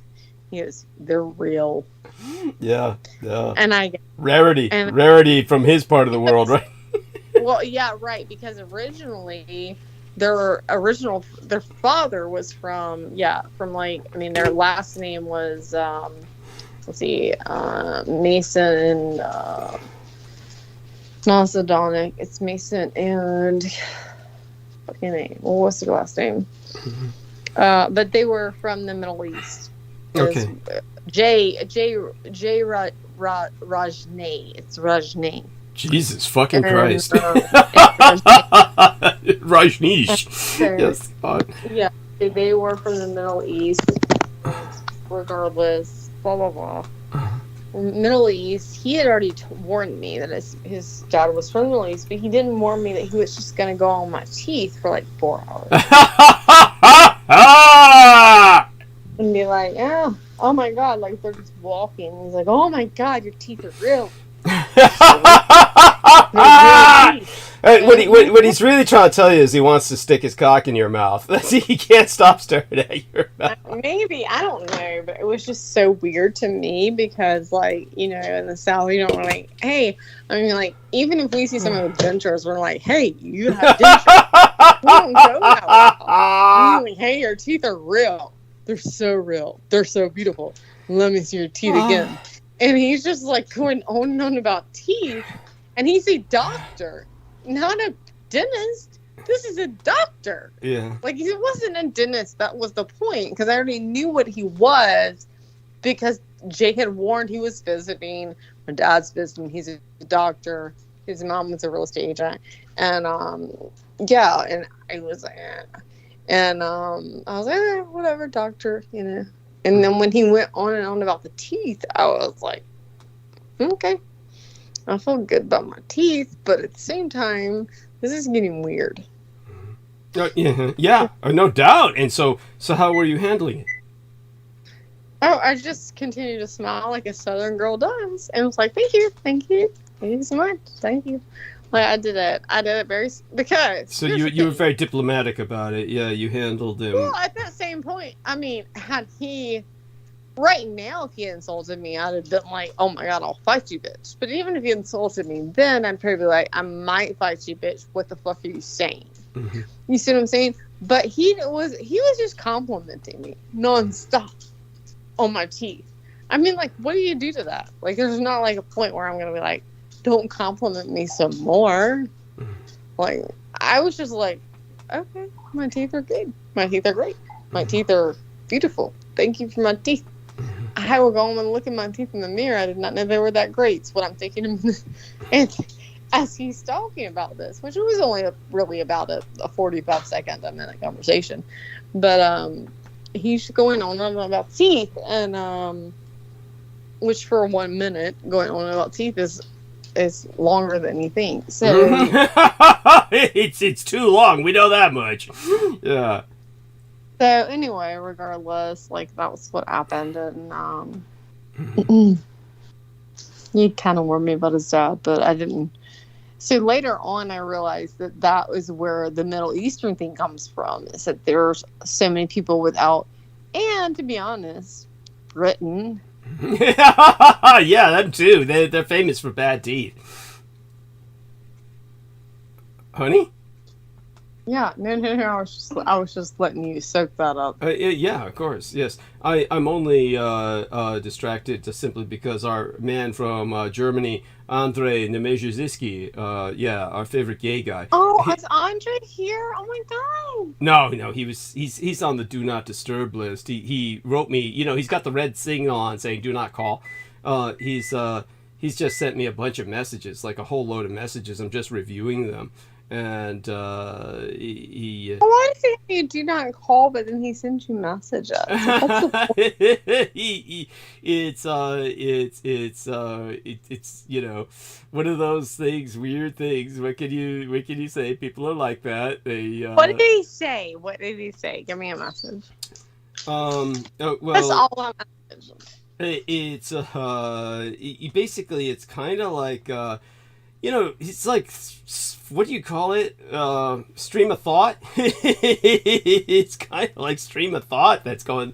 He's just sending me like the most recent stuff is basically I listened to your broadcast from Wednesday. Not much time in these times, and you talk about Bushido as a Nazi-associated phenomenon. This artist is very popular in Germany. Since nobody knows who he is. He's pretending to be a ghetto criminal from Berlin. But if you look up his biography, you'll see he is everything but that. And there's some... You looked up your ex's fucking biography. And then he sends me like a microbio photograph of this guy who calls himself Bushido. But his real name, his birth name is Anis Mohammed Yusuf Furchichi. I mean, Jesus fucking Christ. Another stage name for him is Sonny Black. I mean, obviously, this guy's all over the place. And he says he is born in the former German capital city, Bonn, meaning West German during that time. And now they have changed even the biography of him in Wiki. When I looked it up in earlier times, he finished his high school degree and studied financial economy. I don't like his music at all, but the German youth likes him, depending on the social structures. There you are. So, why would he have you fucking blocked? He blocks you because of what? Oh, he's not. It's not blocking. It's. He puts up the banner means do not disturb. It's not a block. A block would mean that yeah, because he's getting laid. You mean his boyfriend? I hope. Jesus Christ. Apparently, both. I hope one of them is getting laid. I do hope. Yes. Then he sends a picture of Hitler and says real heroes cannot be destroyed. Then he says Joseph Goebbels never did anything productive in his life. Please remember that. This is based on a personal trauma of his own. When he was in school, Andre, he basically found out that a quotation that was attributed to Hitler was really a source from Joseph Goebbels. So he pointed this out to the teacher, and he believes that this was one of the primal traumas that destroyed his life. That essentially after that he was under surveillance is what... Now this is not inconceivable because Germany is extraordinarily reactive to anything concerning Nazism. So they are... this is the West German government was like that, and at that time he grew up in West Germany. So unfortunately, in a sense, it's a good thing. In a sense, it's a bad thing. When the Germanies united, effectively they united under the West German government. And the West German government has this obsession with Nazism and trying to squelch it. And so it's very possible that when he said this, that it made him stand out, and he basically was put on a watch list and kind of was under surveillance the rest of his life to a degree where, it builds on itself. If you're under surveillance, you do something wrong, then it gets magnified, gets put on. You, at that point, in a very real sense, your life might be trapped in a cycle that you can't escape from. So he feels that is the case with himself. So because this primal trauma is affiliated with Joseph Goebbels and is telling the teacher, Hitler didn't say this, Goebbels did. he kind of projects this onto Goebbels and has this extreme dislike of Goebbels. And this is a phenomena that I do run into throughout my life, where many people will try to say, you know, it wasn't Hitler, it's this guy, Heinrich Himmler or Joseph Goebbels, and they try to point out some person as somebody who fucked it all up. And the important thing that I want people to understand is Adolf Hitler could never have done anything without all of these men. These men made it possible. So we just can't say, you know, this is the guy who fucked it up, and this is the guy, if it weren't for him, you know, it's not reality. It's that what Adolf Hitler instituted was a polyocracy, a empire of empires, that each one of these men had their own empire, and that was absolutely necessary to keep everything functioning. And it was just the way that he was able to accomplish what he did. So this is something that I do want people to get over, is kind of that phenomenon of trying to point to someone in the third. Yeah. So ever tasted like so I'm sure you tasted a jalapeno pepper roll, right? Yeah. Okay, you're eating a jalapeno pepper by itself right now? No, actually, I just bit into a habanero. Okay. Oh my God! Why are you trying to kill yourself? What the fuck? So habanero. Why are you doing this to yourself? Are you trying to cook the pepper? I put it in the potato. Blended it. So habanero is different. And then if you ever... Isn't that much hotter? The habanero is like really hot, right? I mean, are you trying to put blisters on your tongue? Really hot. But have you ever been to a Carolina Reaper? Hottest pepper in the world? Carolina. Oh God, no! I've heard about them. No, they're horrific. What have you done this? Carolina Reaper. So my point is, you keep saying, "Oh well, it didn't matter who they bit into with fucking Hitler." I think it did matter. I'm sorry. What? What do you mean by that? If I bite into a fucking green bell pepper, nothing. Then I bite into a jalapeno, something. Then I bite into a fucking habanero, a lot more. And then I bite into Carolina Reaper. Oh my God. So to say that these people didn't have an effect is bullshit. That's not what I'm saying. Is that what you think I'm saying? Yeah. That's not what I'm saying. It sounds okay. I'm eating a fucking habanero right now. The whole fucking thing with you. What's going on is you're biting into a hot pepper, and it's so blowing your taste buds away with the burning acid that is eating through your tongue that you're imagining I'm saying something that I'm not saying. That's what's going on. Say, that would be eating through my ears. And I'm eating the potato to burn the pepper. But no, that would be biting to my ears, baby.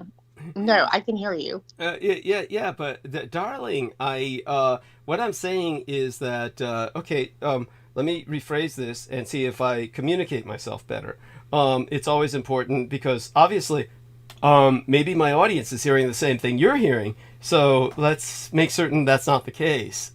Basically, what I'm saying is that in his case, first I was pointing out with him personally.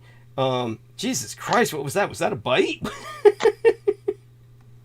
No, that was pulling off the So I also have about supremely spicy hummus. Wow. What's with all the spices all of a sudden? Because I realized my stomach doesn't do away with spices anymore. Okay. So, at any rate, so my point is, darling, that you would not eat spices. I don't get the people that don't eat the spices. I do a lot of spices.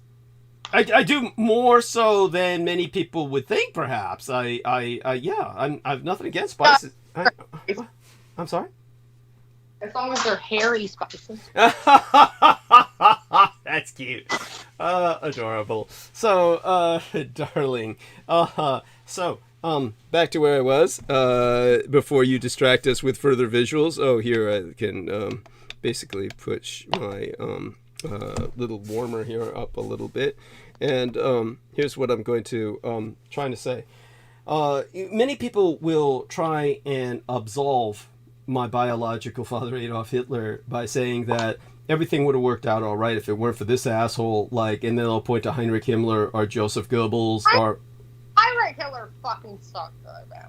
Or Martin Bormann. And by the way, so what you're saying is you don't want to absolve it. I'm sorry, what? You don't want to absolve your biological father. I'm not saying that. I'm trying to articulate something.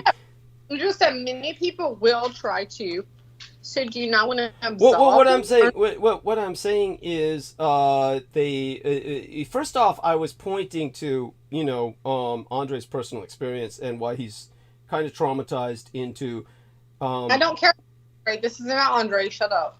Quit trying to fucking do your Libra shit. Well, I was indicating how we segued into. That's why. But going back to the subject. Okay, so the best way to express this then is, first off, there are people who, for instance, will say, and I do think that this detracts from my biological father. It detracts from him. When they'll say that he knew nothing of the Holocaust, that this was something that Heinrich Himmler perpetrated, and that Adolf Hitler really did not understand what was happening in terms, etc. This really kind of detracts from my biological father. So in that sense, this is what I mean to these people are trying in their own misguided... His biological father was also just as evil and piece of shit as he is. That's not what I'm saying. What I'm saying is that Adolf Hitler needs to be given his due in terms of his responsibility. But understand that he did not feel what he was doing was evil. I've contextualized this before and will happily do so again.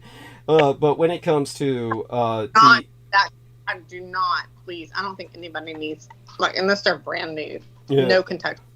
And another thing that people do is they'll tend to say that, if it weren't for Heinrich Himmler or Joseph Goebbels or Martin Bormann or some other person who was high up in the inner circle, they'll say that this person or that person fucked it all up, or otherwise everything would have gone well on the surface world. Okay, all of this is really silly, because what these people don't understand is that my biological father could never have accomplished anything like what he did without these people. That he understood that himself, which is why he was able to accomplish what he did, was because he was willing to delegate power to capable people. So each one of these people was incredibly capable in their field and in their own little empire, or large empire rather. And this was an empire of empires that Adolf Hitler instituted a polyocracy. So in this polyocracy, each personality had their own empire in which they excelled. So this is how he was able to accomplish so much of his objectives within such a short period of time, including the ultimate evacuation of the surface world, thanks to the talents of all these various men involved. So that's what I'm trying to say. Is that's coherent, right? You understand what I'm saying? Oh, it's coherent, except for the fact that all the shit you sent me was bullshit. Oh, all the emails? Yeah. How so? You did not send me anything that I could do factually to verify they were in the fucking world. No. You're like, he's gonna write a book. Tell me what's factual. In terms of the emails that I sent you, I think the sources are pretty substantial. But many of them had nothing to do with them being in the underworld. The majority of them had nothing to do with that. I've sent you other columns all about Unterland. Well, I missed that email because you sent me 2 or 3, so maybe I missed that one. Well, I mean, I sent you a bunch of columns on Unterland before. Maybe you didn't retrieve them. A lot of my mail to other people tends to go into the spam box. Just the nature of the beast. So sent me 2 emails the last broadcast we were on about this, and I looked through them, and I was like, "What does this prove?" Like 0. It's like basically saying. Well, look into your spam and see if you can recover. Look in other emails I sent you. Let's read it right now. But wait a second. What about the stuff I sent you beforehand? The stuff I sent. No, let's see what you got. Let's see what we got here, because you sent me 2. Well, yeah. Well, the 2 that I sent you recently were about the disc war, the war between the Americans and the. But I didn't ask about the disc war. Well, the disc war is pertinent to Unterland because obviously. Well, let's go there. So let's see. So look what else I've sent you. Put my email address into your search bar. Douglas notes regarding this book. Next is to not publish the most important aspect of the Third Reich in exile. Acts of conflict between the United States. Period. And you get Schreiberg, which is Discord. Sheepkrieg. Yes. Discord. And then source is the New York Times, 1951 to 1956, which that's a wide range of source. But there's 204 major reports that were filed concerning missing and or destroyed flying aircraft incidents. I do not disagree with that. I am sure that probably happened. And then the next thing says source, New York Times, 229 destroyed fighter aircrafts, 192 vanished aircrafts. Again, don't disagree with that. And then the next thing says William Burroughs' book, By Any Means Necessary, warning of the communist bloc and a UFO logical presence simultaneously.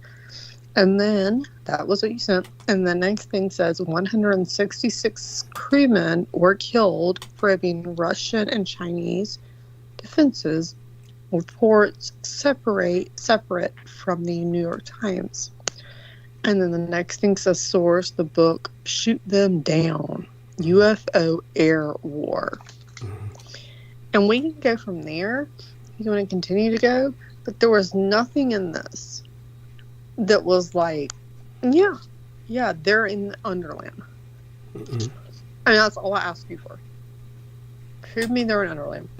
But, honey, what about the stuff I sent you on Unterland? The scent box. Let's take a look at the scent box. Right fucking now. What? I mean, I'd have to find it again when I already found it before and sent it to you before. Let's take. No. But I did. What about that? When I sent you the discovery of Unterland and the war against the Black Dwarfs? The only other thing you sent me was Nexus Magazine did not publish the most important aspect of the Third Reich in exile acts of conflict between the United States and the Thousand-Year Reich.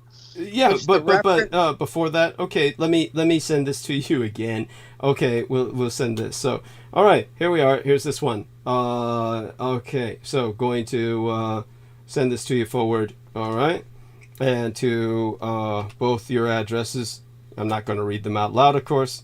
And yeah, and okay, each one of them has a different little icon of you. Cute. All right, I pressed the send button, I think. So let's see, it should reach you any moment. So let's refresh your page, and when you reset your page, hopefully it's arrived. I'm resetting, hold on. Yes, and there we are. Oh, a better presentation. Yeah. On man escaped enslavement by the blah blah blah. Hachuri. I'm not gonna say that. Hachuri, the Serpent Man. The Serpent Man. The rediscovery of Unterland. Yep. And the war against the Black Dwarfs. Oh my God, you're so racist.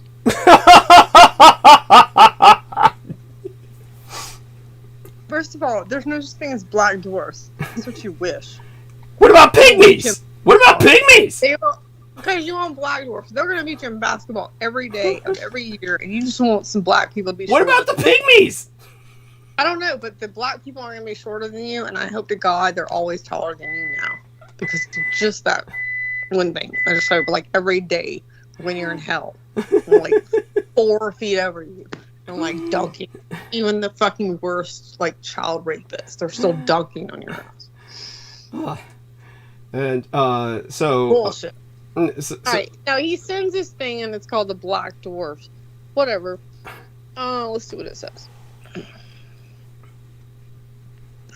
As in the way the Bavarian Illuminati. you didn't read the title, the subtitle. The Ancient War Between Mu and Rillier. I was trying to skip some shit, man.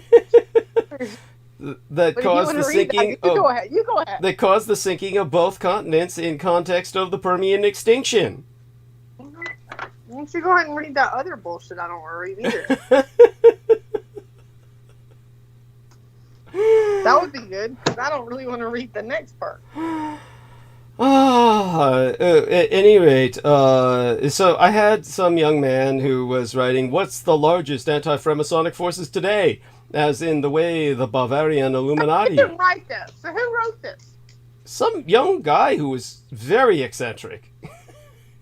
So basically, this is not some New York Times or some even like remotely good publishing. This isn't even as good as Peter Moon. I mean, like Peter Moon would be, but like what you're trying to say is it just a guy wrote this, like me. If I wrote you something, you're like, I agree with that. I'm gonna write that. He wrote me a question. He wrote me a question. He's a shit. He has a large dick. He's never had any diseases. And you should fucking. And then you would put that shit out as a fucking like, oh, you should read this. Douglas Dietrich and fuck. Fucking. But honey, so at any rate, I just want to know that basically what we're doing here, because basically what you're saying is like that person fucking you like it and you agree with them, which means if I just said he's the best guy that can fuck in the world, and you'd be like, that's a great report. I like that report. Is that what you're doing? You're confusing the issue. You're certainly confusing me. I'm just asking you where you got the report and why you would promote the report. Which report are you talking about right now? The report you just sent me. This is a column that I wrote. It's a series of questions that I answered to three different people. Oh, these are your answers. Okay. Yes. All right, well, God, that's fucking meaningless. That's worse than anything. I asked you for fucking facts, not fucking your answers. My answers contain facts. Really? Well, then tell me how the fuck to prove that Unterland is real and I can see fucking Hitler there. At any rate, we agreed, first of all. And what about the other columns I sent you on Unterland? These are answers to questions, but before that, I sent you some other columns. I just told you they were bullshit fucking questions. There was nothing. What you sent me. Let me see if this one contains some of the answers. In terms of now, I sent you something else that talked about. Oh, here we are. Let me see now. I'm looking at this. I mean, I don't understand what the problem is with what I've said. Trying to figure out what I was supposed to get out of that, because at least the first one. Are you telling me simply that? Look, I'm not. Is this like too difficult for you to read because of the language? No, it wasn't the language. It was just like I just got bored with it after a few minutes, because it was literally like it was completely like Then let's go through it together. Okay. So we'll go through it together, and then this way, hopefully, we can educate our listeners. Basically, the question first that this one kid answered was, where is the largest anti-Freemasonic forces today? As in the way the Bavarian Illuminati battled the Anglo-American Freemasonry and their elder chaotic gods. Where is That's the... not the first one I read, so you sent me, I guess I got two backwards. What do you mean? This is what is, John, we're reading from the latest one you opened. Mm. The one that's the one. You can read two back to back, but Well, this one, a better representation. That one, you open that, right? I don't know. I have to go back. It's fine. Just go and go with that. Well, let's get you on the same page. I guess it's like Bible study. I'm fine with that. Let's just go with it because you know what? If I end up agreeing with it, then I agree with it. So it's fine. Let's just go with it. So he says, where is the SS today? They haven't all gone Unterland, have they? What type of gods did the SS worship? How did they differ from the elder gods? What's the philosophical difference? Okay, at any rate, so but by the time you get to somebody asking questions like that, they're asking far more than you can answer in a single column anyway. But I answered some specifics that we can go into, of course, the other things that they speak about, such as the anti-gods, the difference between the Norse gods, the SS was worshipping etc. But right now, let's do what's in front of us. So basically, what I wrote back to him was pertinent, immediate, secular practicalities. Secular meaning non-theological. And so what I told him was, in terms of operational realities, practical realities that are pertinent to his question, I said the largest anti-Masonic force bridging Unterland. Are you all right? No, the little dog wasn't getting food. Not trying to feed him. It's fine. Is he chewing on the phone? Sounds like he's chewing on the phone. He was trying to get up here, and the other dog was trying to get up here. So it was like, no. Okay. Go ahead. So I said the largest anti-Masonic force bridging Unterland and the surface world is Odessa. That is a genuinely real organization. It's an acronym for Organization der Ehemaligen SS Angehörigen, the organization of former SS members. Established in 1944, der SS, or the Schutzstaffel, or Security Service in English, which was the NSDAP, the National Sozialistisch Deutsche Arbeiter Parties, or the National Socialist German Workers' Parties, racial aristocracy, and neo-United vanguard. They were, of course, established in May 1st, in 1776, as the Bavarian Illuminati. Now, the most powerful and far-reaching NSDAP networks on the surface world has been Kameradenwerk, literally comrade work, established circa 1946 in the month of April, the birth month and purported death month of Der Führer Adolf Hitler himself. Die Kameraden... I'm sorry, honey? What was the birth month and death month? Supposedly April. Supposedly April was definitely, yeah. It was supposed to be the birth month, and it was the purported death month. Supposedly Hitler killed himself shortly after his birthday in 1945, according to the Allies. Which we know he didn't, but whatever. Thank you. There we have that. Now, Die Kameradenwerk, which I think more euphonically or transliterally translates as the work of comrades, was founded by Adolf Hitler's most decorated airman, the greatest sky warrior of all human history, the Stuka, the dive bomber pilot Oberst, meaning colonel, Hans Ulrich Rudel. And he, just because I agreed with him that he didn't kill himself does not believe I believe he's in Underland, okay? We all understand that. I mean, before we go on with this, let's go back to confirming what we do agree on so that everybody has an understanding of where you and I stand. Okay, one of the things that I reviewed with Brooke Gibson that she was going check mark on each way, we'll take everybody through those steps. First off, understand that the majority of the world's surface is water. It is ocean water that, of course, on a globe is actually proportionate. So if you take a look at a globe and you were to look at the surface water, for us, this surface water is very deep, profoundly deep, miles deep. There are mountains taller than Everest. Can you not remind me, please? It gives my stomach. I understand. I do want people to know she gets very squeamish about this. Something happened to her where in some past life, somehow, She died underwater. She's got traumatic flashbacks about this. I'll make this as quick as possible. But there are mountains taller than Mount Everest under the sea. I mean, the sea is obviously immense in depth to us. But if it were proportionately on the surface of a globe, your average size globe, and you had a proportionate amount of water that were actually covering the surface of that globe, real water, it would be like a puddle. It would be, compared to the Earth itself, surface water takes up only, a thin puddle, like the kind your feet would step in and you wouldn't even worry about the upper half of your shoe getting wet. It'd be like this thin little puddle that's covering 75% of the Earth's surface. But when you go underground, scientists have proven definitively that there's far more water underground than there is on the surface of the Earth.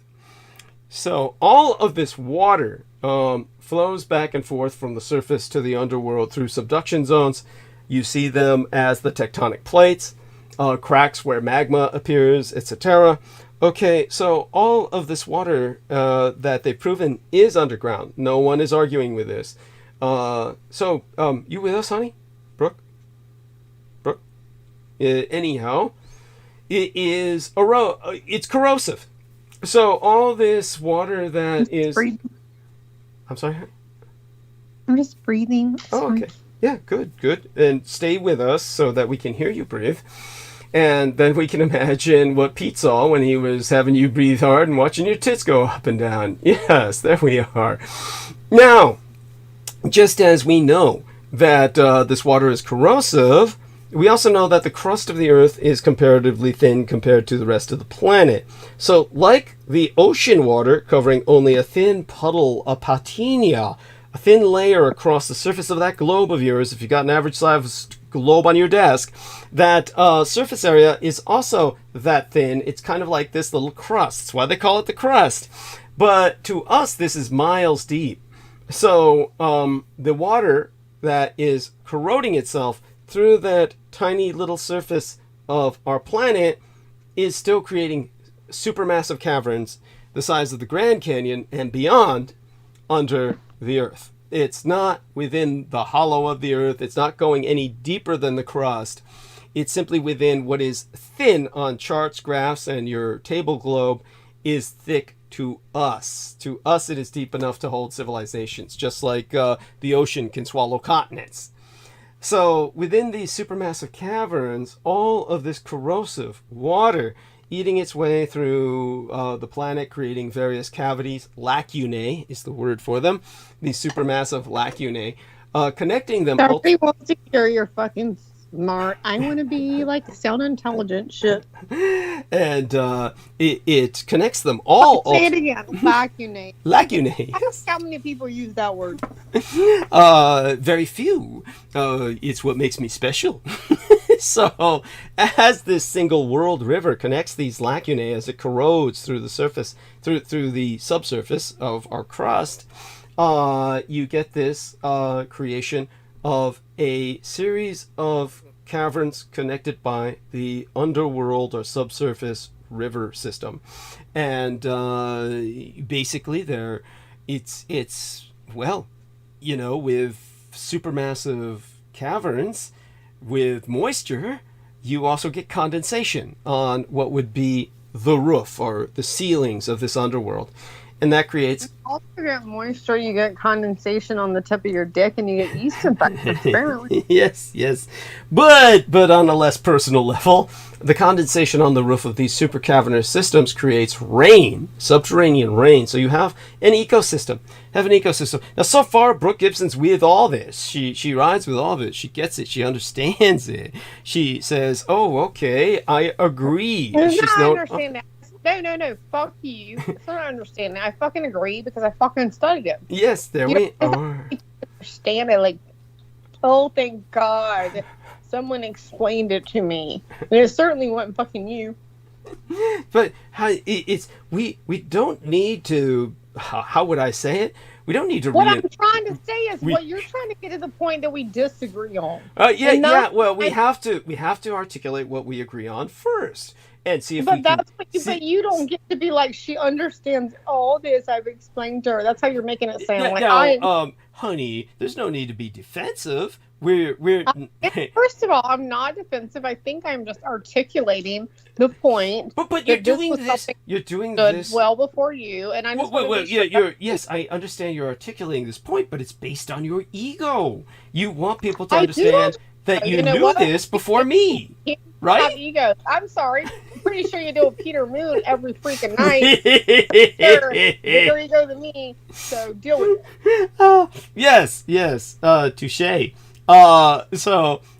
Yes. Now, Brooke, to qualify, she was aware of these phenomena before I articulated them. So it's not like she learned this from me, but that makes it even more important. It more than validates that what I'm saying is obviously true, because Brooke has encountered articulation of these phenomena before even knowing me. So that simply validates what I'm saying as precursor. So, such being said, we have ecosystems down below that are habitable. Okay, so she's got a check mark on that. Then Brooke said, yes, other people have explored and settled this frontier before. So populations that have done this is called dissension. So other populations have had their own exodus. They've descended into Unterland in the past. So I've articulated some of this in the column that I wrote. So knowing all of this, then the question is not so much, I believe. Let me see if I articulate this in a way that satisfies. You're saying, you actually said that I believe people descended there, and meaning, I think you mean Homo sapiens. Yes. Okay. That was not what I said. Okay, so you feel that relic populations, meaning non-human intelligences? I believe that there is a possibility that non-Homo sapiens. Okay, non-human intelligences, I presume. Yes. So exactly. Not have descended or relocated or evolved there. Or evolved there. Exactly. Or both. Okay. Both. I mean, it could be both. It could be both. I don't know. That's not something I could know. Well, based on past extinctions, it's a logical conclusion that during a mass extinction, that if you have an intelligent population, that some of them would relocate, would en masse descend, right?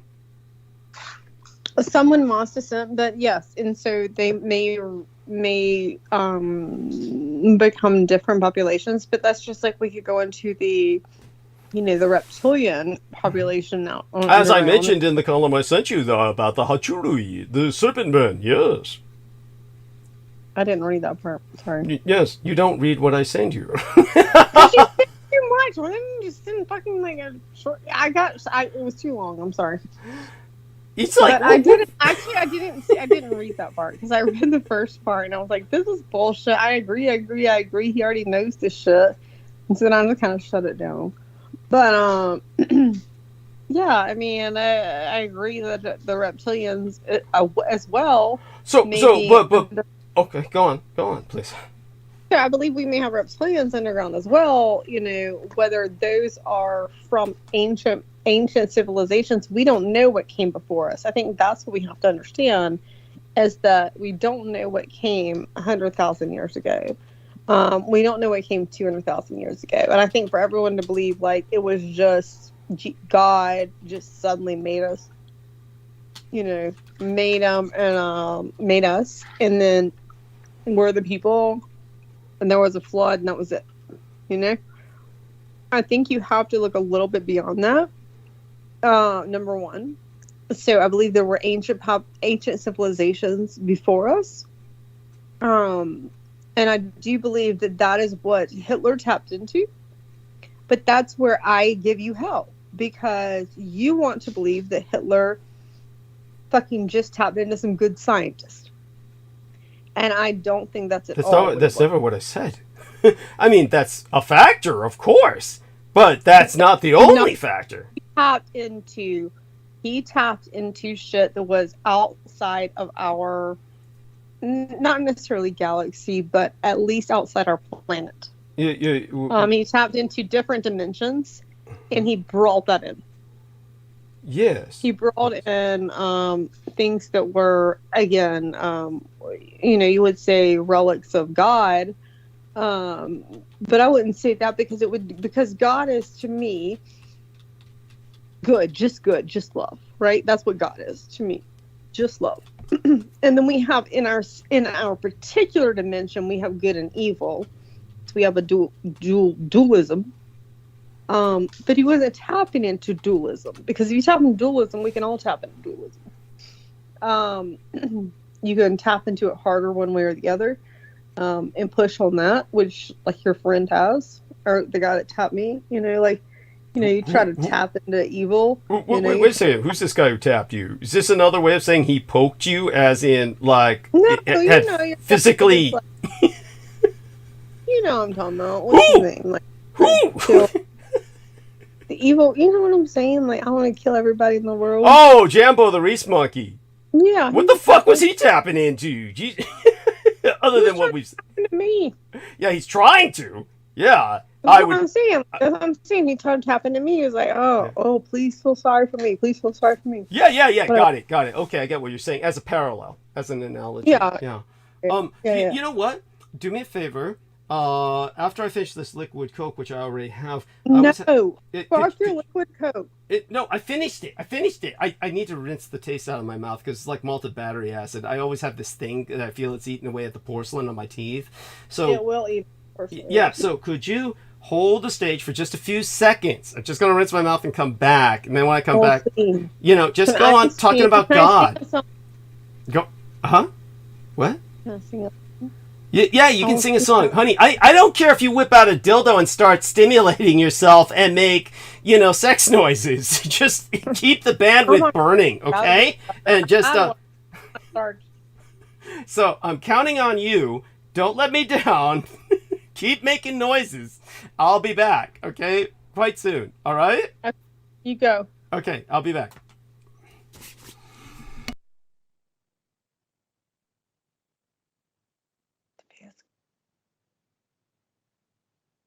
When to be silent. Podcast. How long can you be silent? There's no one talking. No one is talking. Because I can assure you, you do not want me to sing my song. Did you ever know? That's that Bette Midler song. I can't do it. So, shh. All right. Bentley, get up here. Bentley, Fresco. Come on. Bentley. Sit. All right, forward. Here, forward.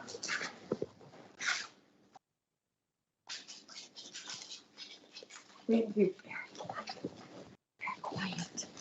So we can be the quietest podcast ever.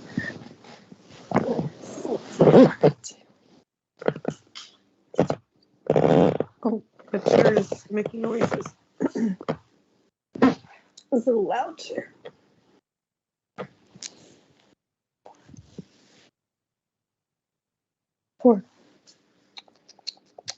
Forward.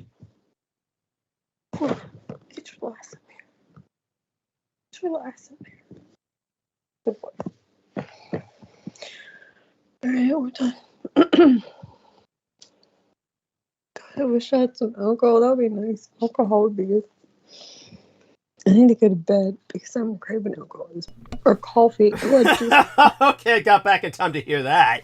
So our lovely Brooke Gibson held numbers. Fuck, I can't believe it. Holy shit! Yeah,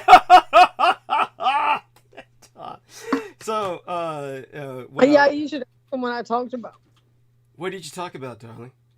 I don't know. You have to go back and listen. So, at any rate, let me psych myself up because I'm going to give Brooke the explanation. see if she buys into it, so to speak. This is something that should be educational and informative to everybody. For many of you, it's going to be ground that we've covered before, but nevertheless, it's all important. I think. Yeah, please mansplain it to us all.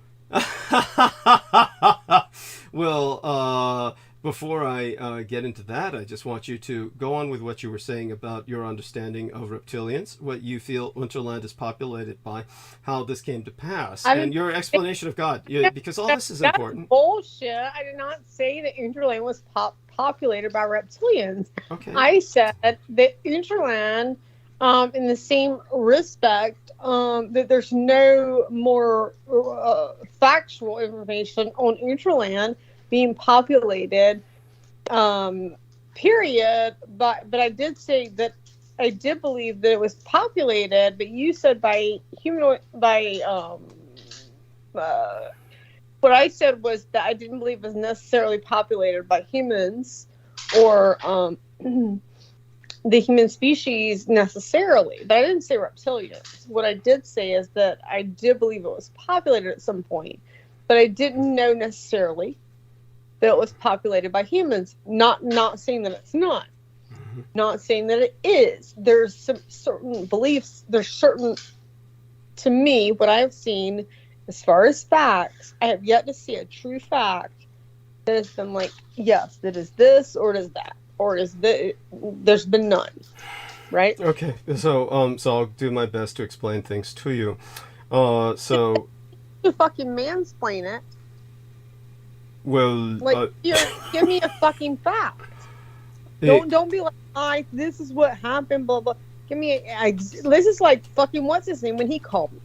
Just don't tell me to read your shit. Give me an actual fact.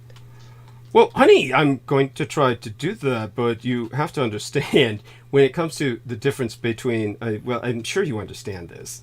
You do understand the difference between Richard K. Cole Jr. and myself. You don't hear me saying, go read my articles. I mean, I sent you some stuff, and you said, well, I stopped reading it. And that's fine. It's okay. So what I'll do is I'll do my best to, quote unquote, explain.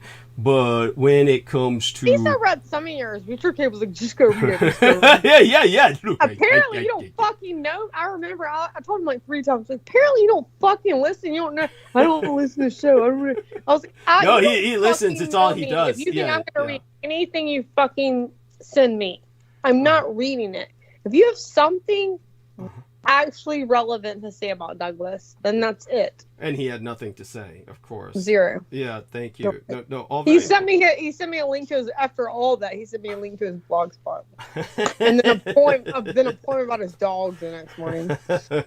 Yeah, no, all of that. Now, there's several ways to approach this.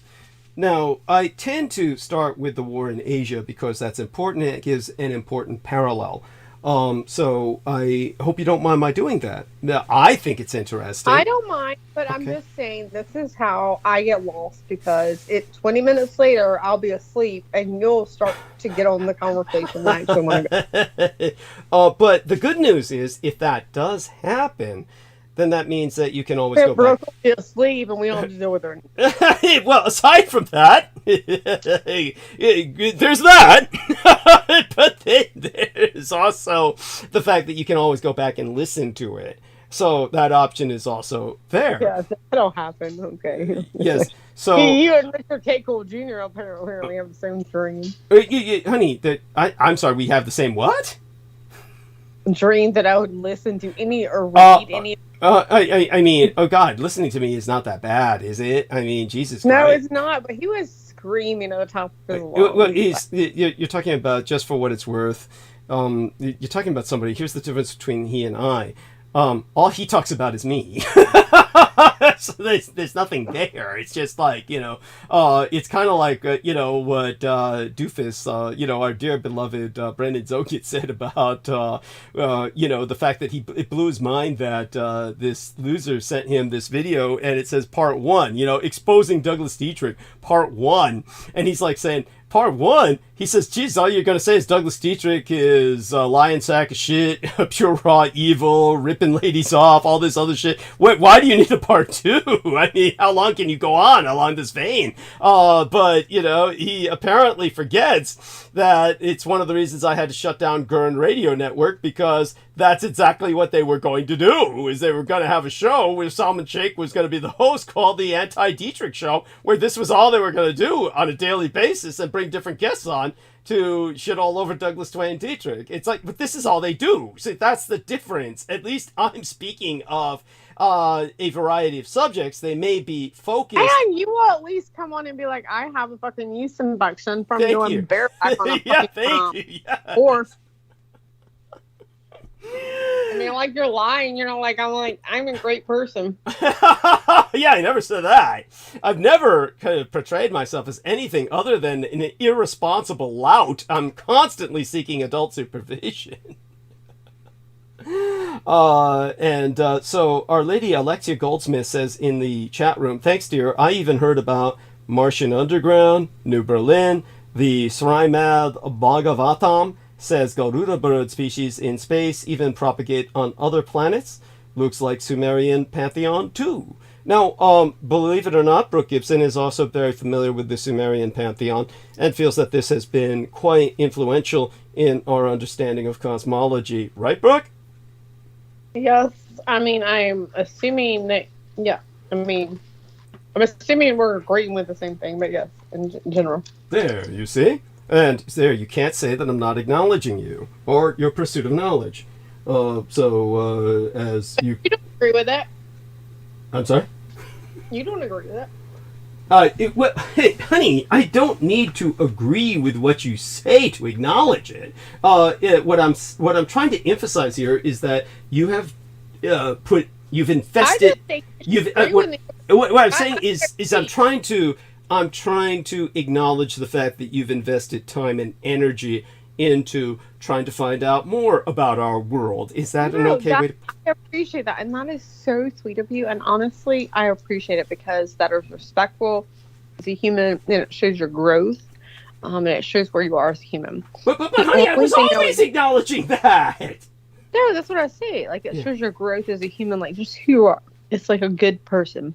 The only thing that I would say that you have a little bit room to grow on is to acknowledge that I am right. That's cute. What do you write about? Pretty much everything. I mean, aside from the cuteness aspect of I'm right about everything. It's like what are you positing? What are you positing? What is it? What I'm right about right now is that fucking habanero pepper got my tongue. What did I tell you? What are you doing biting into habanero peppers? You don't know, but I need some milk. Drink milk. Yes, Jesus Christ. I mean, this is no wonder she was sucking on her own tits. Jesus. Oh my God. It's honey. Honestly. It was just one little tiny bite. I've done it for a while, but I'm trying to it's breathe. very bad. It's very hot. I am a calm blue ocean. I am a calm blue ocean. I keep telling myself that. Now, let me get on my blanket here that I wear. There's this, God. Oh, you wear a blanket. I mean, habanero pepper. Yes, I might get too hot with this thing, though, so it's like, I guess I'll put this back. Oh, shut up with hot. Well, my tongue is on fire. It's, Jesus Christ. It's like, now, so, when, okay. You know, oh my God, milk. Basically, milk is fucking the best thing ever. You have fucking hot tongue. Thank you. That is, I'm left speechless. Different, I'm talking about the yeast milk that's coming out the tip of the stick. I'm talking about actual. I'm like, oh my God. I'm finally, okay, I'll try and get my act together, all right? I'm trying to explain something here. Okay, I'll shut up. Oh, no, it's okay. It's okay. It's okay. I'm just trying to, you know. I really a hot tongue. I mean. That is, she says, Srimad Bhagavatam, this is Alexia Goldsmith. Srimad Bhagavatam is basically where India gets its constitution, Vedas, and mentions underground Nyaga cities. very much. Thank you, honey. Appreciate that. Important input. Okay, so I am going to try and go back to, shall we say, train of thought here. And I will... Honestly, I would have probably sucked the yeast off your dick at this point if I had not had milk. Because I was like, that was burning. I just took one bite of that fucking habanero. Yeah, by the way, but honey, I believe it. And by the way, I do want people to understand that I have been applying prescription antifungal, and that has been disappearing. It's basically gone. I'm simply applying it now out of precaution to make certain it doesn't return for a period of time. That's all. You know, they recommend it for. Okay, why don't you tell me how you're not gonna fuck another bitch like that? Yeah. Right. Okay. Back to the question at hand that she's talking about, Unterland. Let's talk about the mass relocation of a population that was going to happen in World War II, so you have a precedent. Because World War II, again, I think what your biggest issue here is with population relocation en masse. And so she says condensatio on the roof is what you were on the subject of, hon. Fucking England is. I'm sorry, honey? That's not my biggest issue. But you go ahead. Oh, okay. What is your biggest issue? That isn't it the technological leap of the breakaway civilization? No, that you even think there is a breakaway civilization. Okay. That's my. You have yet to prove there's a breakaway civilization. Oh God. So what we're faced with here is resistance that is not always a logical resistance. There's kind of a resistance here for the sake of resistance. I don't have a resistance to doing it. I would love to fucking know it. But what I'm saying is, where do we have the proof that there is a breakaway civilization? And I do get there's room for it. I do get that there's underground, like all that we agree with. Like that there's space for it, that it can happen. But you have yet to prove where is it. Like, I mean, why? honey. So, like, what I sent you earlier on the, shall we say, let me look up your address again. Here we are. Take a look at what I sent you. And when it comes to the disc war, what I sent you here, as I said, Nexus Magazine did not publish this most important aspect of the Thousand-Year Reich in Exile. They censored this part. And what they censored was the fact that I said both the following titles below are excerpted from the singularly salient standing order, shoot them down by any means necessary. All this was a direct extension of Franklin Delano Roosevelt's executive policy of hostility against multiple so-called alien races, which is what he called the Axis. The Axis were dehumanized. We know this for a fact because of the term illegal alien. Alien refers to, in the case of World War II, Japanese who were suddenly... Into this, yeah. No. I'm not... It's your show, but that's you don't get to do that. Whoa, wait a second. Whoa, what? Shoot them in. You shoot them down. Just think about what you just sent me. That's what you sent me. Shoot them down by any means necessary. Yeah. The alien... But yeah, it doesn't say where, when, or how. It goes into this. Well, wait a second. Hold on. First off, to clarify, honey, follow me here. During World War II, the Japanese, as United States citizens, 3 generations of them, were automatically, by executive order, declared hostile enemy aliens on American territory. This wasn't about Japanese. This was about Germans. Yeah, but honey, it applies because that same term, again, what you're doing is you're being argumentative. And I'll go with it because it will serve to educate our listeners. I really don't. No, you're being argumentative without listening. Okay, so listen first, and you'll get the picture. It applied to Germans and Italians and Romanians and any member of the Axis nation states. In case you did not know, many Germans and Italians were also sent to concentration camps in America. Did you know that? You know what I know? I know that we must have liked Germans and Italians the most because we have a lot of great pizza here. Okay, so that's cute, but it's a distraction from that. See, now that's just silly. It's cute, but it's silly.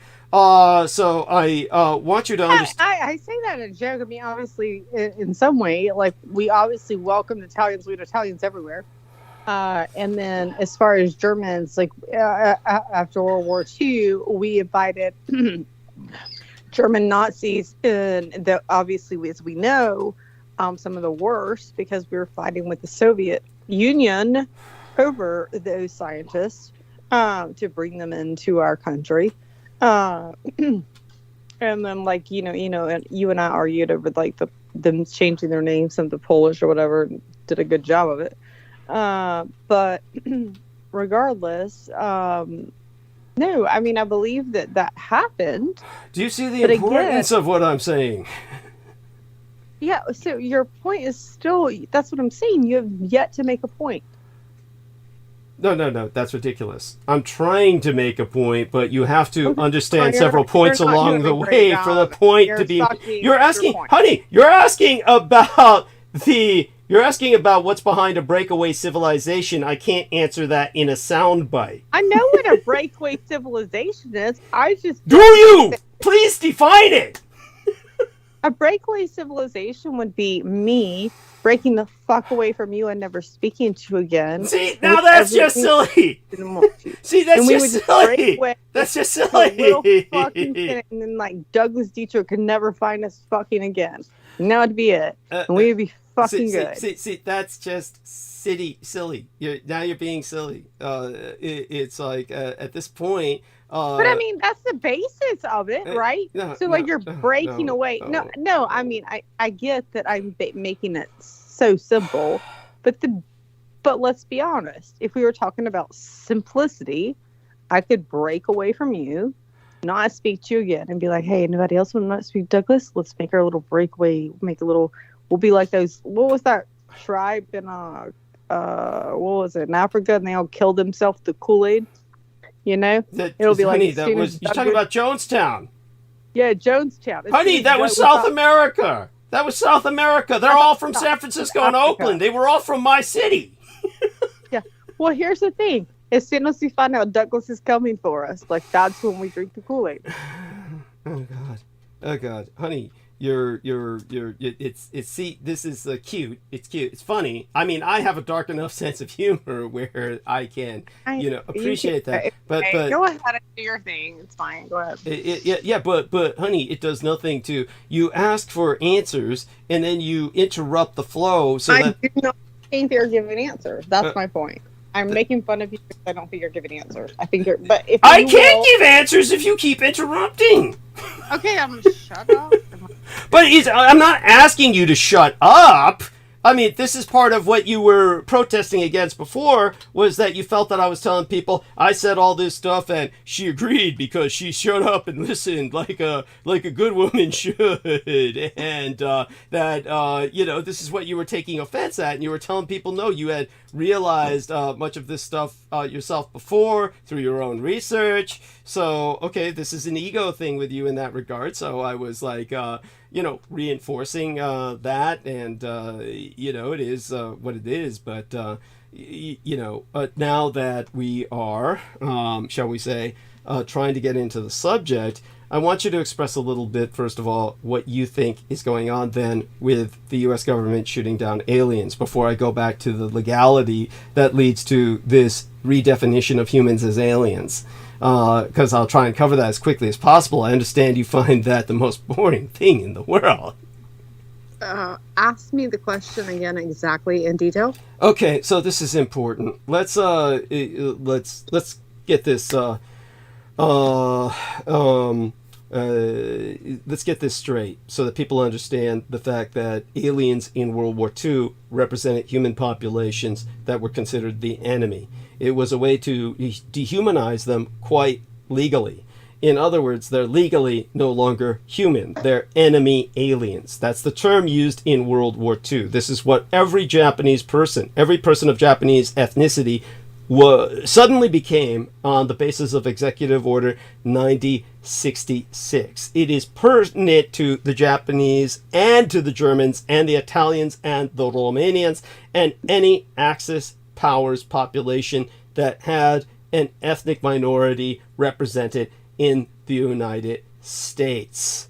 So basically, the general history of America's internment of its own citizens during World War II has often focused on the incarceration of the Japanese, 62% of them that were American-born, about 127,000 in total, who were forcibly evacuated from the Pacific coast after the bombing of Pearl Harbor. But almost no one knows, outside of myself as a Department of Defense research librarian, that Executive Order 9066, signed by President Roosevelt, which permitted the roundup of Japanese and all their American-born children, also paved the way for the arrest of Germans and Italians at will, who were labeled as, quote-unquote, enemy aliens. So the day before Roosevelt even signed the order, FBI agents had already arrested 264 Italians, 1,296 Germans, and 2,209 other nationalities other than Japanese, such as Thais, because Thailand allied with Japan, and that was a hiccup, right? And other European nationalities that had aligned with Germany. So the hunt for perceived enemy aliens was already on. The aliens are among us. This is where you got the theme that was ultimately echoed in TV shows such as UFO and various other shows where they showed the aliens look just like human beings, only they can't bend their little pinky finger, and that was how you could identify them. That was born of this kind of hunt the aliens, but dehumanize them, say they're not even human, that they're really part of an alien invasion. So basically, all the arrests of suspected enemies extended far beyond our national borders. Under provisions of the Enemy Alien Act of 1798, the same act that allowed Presidents George W. Bush and Barack Obama to intern modern-day suspected terrorists, Roosevelt orchestrated the removal of 4,058 Germans, 2,264 Japanese, 200... I'm sorry, what year was that again? I'm sorry, honey? What year? What year was that? 1798.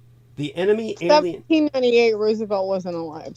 Honey, I said the Enemy Alien Act of 1798 was a pre-existing law. The act that allowed all the presidents after that, including George Bush and President Obama. They were... In 1798, they already decided that alien was going to be the word they were going to use. Yes, you can look it up. So I think you might want to go back and look at your research. Honey, if you doubt me, you can look it up. No. If you're going to go back and look at that research in 1798 is exactly what they say, then that's fine. Honey, I was a Department of Defense research librarian. I had to write reports for officers seeking promotion. I know of what I speak. No. You've always told me, it was because there was alien that, well, no, it was because Germany had this alien technology, and that's what they call it. I never said that. And Japan did that. No, the fuck you didn't. No, I said Americans claimed it was alien technology. Hey, so why would they suddenly call it alien technology in 1798? Because the term meant a foreigner, a stranger. We all know alien means that. We call them right now. We call them aliens. So that's right. That's where it comes from. That term was used in... You saying that is like 0% of any grain of salt. That's ridiculous. Honey, you could look it up yourself. No. That's what I'm trying to say. We all know what alien means. We say they're aliens coming over the border. Like that, we know you're given 0% of a grain of salt by giving that information. No. Honey, the Adams administration, this was President John Adams. It was the Alien and Sedition Acts of 1798 that are a profound impact on immigration history. And this is because people were considered... We're not talking about immigration history. We are No, but it's important. It's relevant because this means human beings were considered literally inhuman. That's what I mean. You get off fucking topic. This is not where This is not off topic. This is not off topic. this is on topic. God damn it! I wish I bought alcohol tonight. Honey, you did earlier. No, Something. I didn't actually. And I'm going to about get to the car and go buy some. At any rate, I bought a Simply Smoothie mango pineapple. Yes, that's cute. So other than that, honey, And I have some stuff that somebody sent me, the mushrooms. But honey, so back where I was saying, when it comes to, say, for instance, what we were trying to explain about what I had sent you earlier, all of this is important. It is quite relevant because, as I said, you had 4,058 Germans, 2,264 Japanese, and 288 Italians from 13 Latin American countries. This, in other words, America took Germans, Japanese, and Italians from 13 Latin American countries and locked them up all around the United States, many of them in a secret government internment camp located in Crystal City, Texas. It was an isolated desert town located at the southern tip of Texas, only 30 miles from the Mexican border. Okay, what is your point? So, honey, these people were all declared enemy aliens. They even brought them from foreign countries. So then they said they were literally not human. And therefore, that experiments performed upon them would be completely legal. So, beyond that, in case you didn't know, and this is an important point here. This is a very important point to be made because it is relevant. Basically, they took these American-born children and they sold them. Thousands of internees in Crystal City were sold worldwide in human trafficking. So we're talking about madness here on a scale, an inhuman scale already.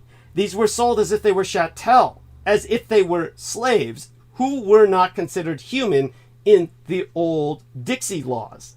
That you are not selling a human being, it would be more like chattel, an animal. This is how the Americans treated the enemy aliens. So we're already talking about a dehumanization program. So anything produced by these people was not considered human technology. It was alien technology. Am I making sense now?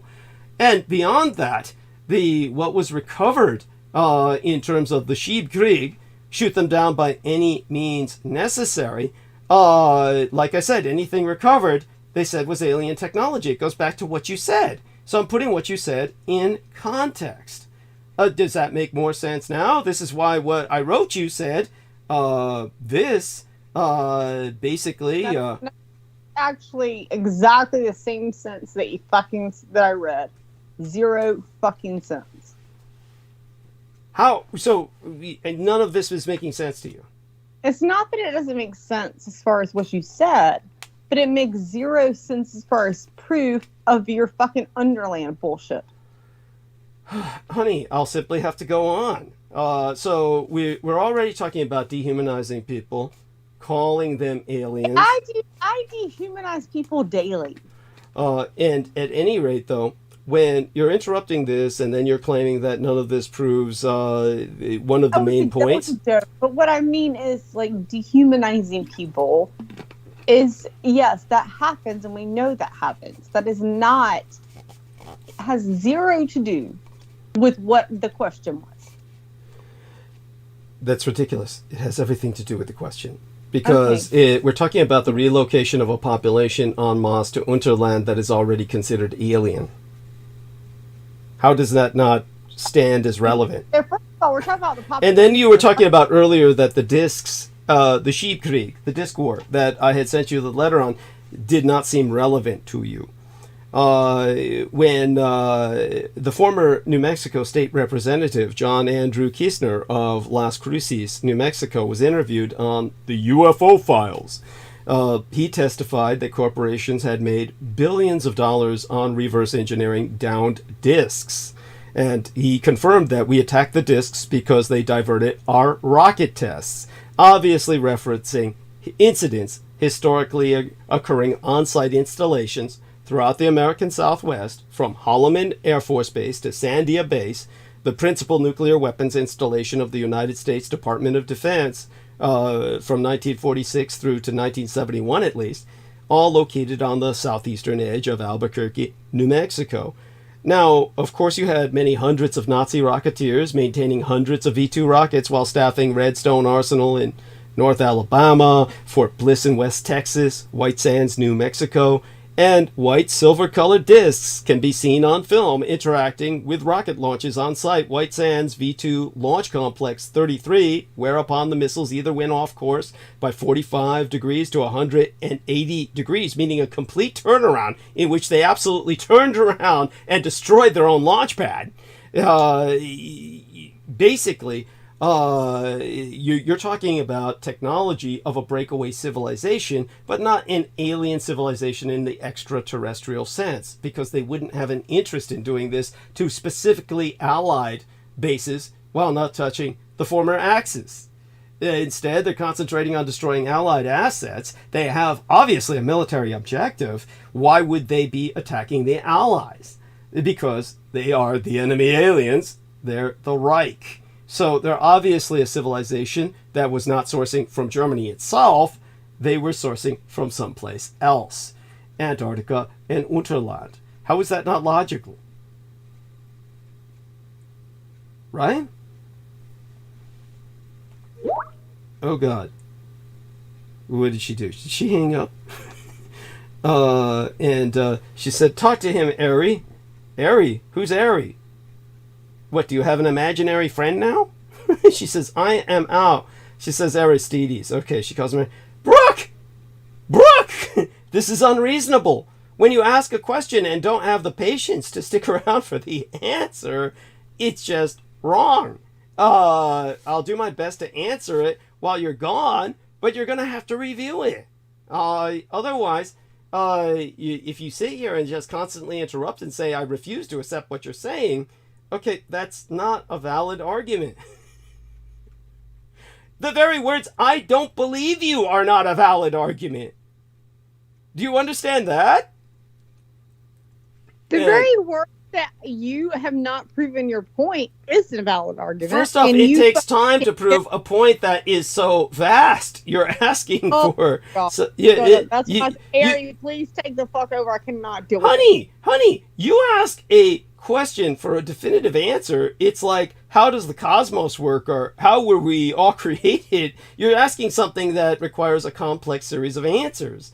It's not something that, and then you can't just attack on every point and say, I don't believe you. I don't believe you. That's not a valid argument.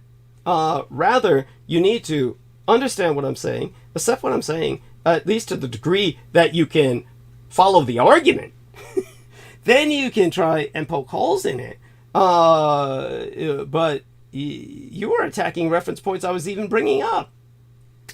So, to give people an example of a mass exodus during wartime, obviously one example would be the Holocaust and the relocation of European Jewry to the state of Palestine, which they occupied and then remade in their own image via the genocide and ethnic cleansing, what the Palestinians call al-Nakba, the murder of 1 million Palestinians outright, the ethnic cleansing and forced relocation of 1 million more that led to the Jewish occupation of Palestine.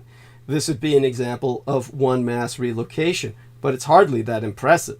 As impressive as it is, you're simply dealing with a few million people relocating and imposing their will on another few million, as opposed to something as massive as what was going to happen in Japan in World War II had the Americans persisted with the war, at which point, had it needed to happen, the Japanese would have relocated a good deal of their population to China, which is, of course, based on historical precedent. China had been ruled by foreign dynasties for hundreds of years. First the Mongols and then the Manchus. The Mongol and then Qing dynasties. The Japanese would simply be the third foreign successor state as the Yamato dynasty over China. That came very close to happening. in July of 1944 at the height of the Second World War. The United States government officially requested Generalissimo Chiang Kai-shek to place an American, specifically Lieutenant General Joseph W. Stilwell, in command of all of China's armed forces. Now, this proposal was unprecedented. No American had ever before directly commanded the national forces of an ally. It was all the more extreme because General Stilwell, who was already a figure of great controversy and feuds in the CBI, the China-Burma-India Theater, which was a supply line between India through Burma into China along the Ledo Road, all built by the Americans. Every ounce of concrete, every single screw and rivet that went into the telephone poles that lined the road with communication. So I told you where my grandfather. Do you remember where I told you my grandfather? Peleliu. I can't remember. Where? Peleliu. Where? Peleliu. Yes, and so that's not the island. You know, that wasn't the island like where they were eating people, right? It was not Peleliu. It wasn't the island most infamous for it, but I'm sure a lot of that happened everywhere. Go on. Yeah, so that's what he saw, like many Japanese eating Americans. Mm-hmm. So my point is, if we can make a point of, like, you can see her make a point of this, like, Americans did not always do the best thing, but, like, let's look at what the Japanese did. Like, there. Like, he sat there and watched. She had a Japanese soldier over his neck about to kill him, right? And the only reason he lived is because another soldier in the same bunk stood up, right? So, and then they ate people. They watched them eat them. Yeah, and I put this into context before. The Americans waged a total war in which they wiped out Japanese supply lines. The Japanese, of course, are a vegetarian culture pre-World War II. This is, of course. I don't care if you're a vegetarian culture. Well, hold on for a second. It's not like they wanted to eat the Americans. That's what they had to eat. So, well, the point needs to be made. The point needs to be made. And if you have to eat meat, you have to eat meat. Yeah. But my point is this. I'm not saying that. What I'm saying is, first of all, you're putting down Americans for being good at the fucking war. I'm sorry? The Americans chose total war. The Americans declared total war. They chose total war because, as your fucking hold on for a second. This is where. Hold on for a second. When I'm trying to explain a mass relocation of a population. What happened in World War II? Wait a second. Was there a Holocaust? Wait. Hold on for a second. Are you a Holocaust denier? You know I'm not. Exactly. So when it comes to the Japanese, have I ever denied the fact that the Japanese conducted experiments on human beings? If anything, it's one of the more pivotal points of my narrative.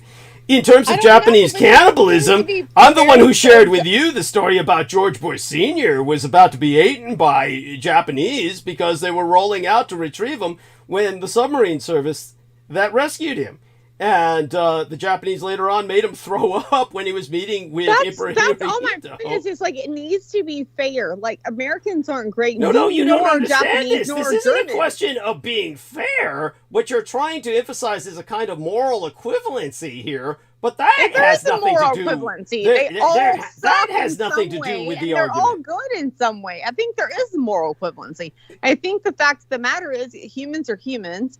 And we have a direct narrative, like in our most of us are good in the general aspect of things. This is where we run into a communications gap.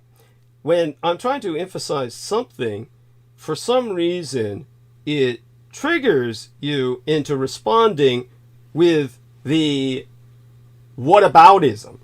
Whataboutism is a Soviet propaganda tactic, rather they formalized it, in which when people would confront them about their countless atrocities, they'd say, what about slavery in the United States? Or what about how you treat... I don't mean it that way. What I mean is that we are at this point now. You're not talking about yesterday, right?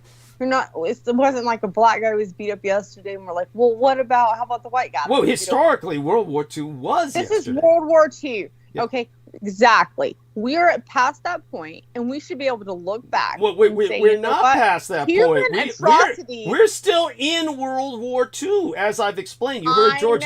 You've heard George and I. Legalities of it, but I know the legalities of it, but most people are not there. So your legalities of it are different than, at the end of the day, what we're talking about is what happened in World War II.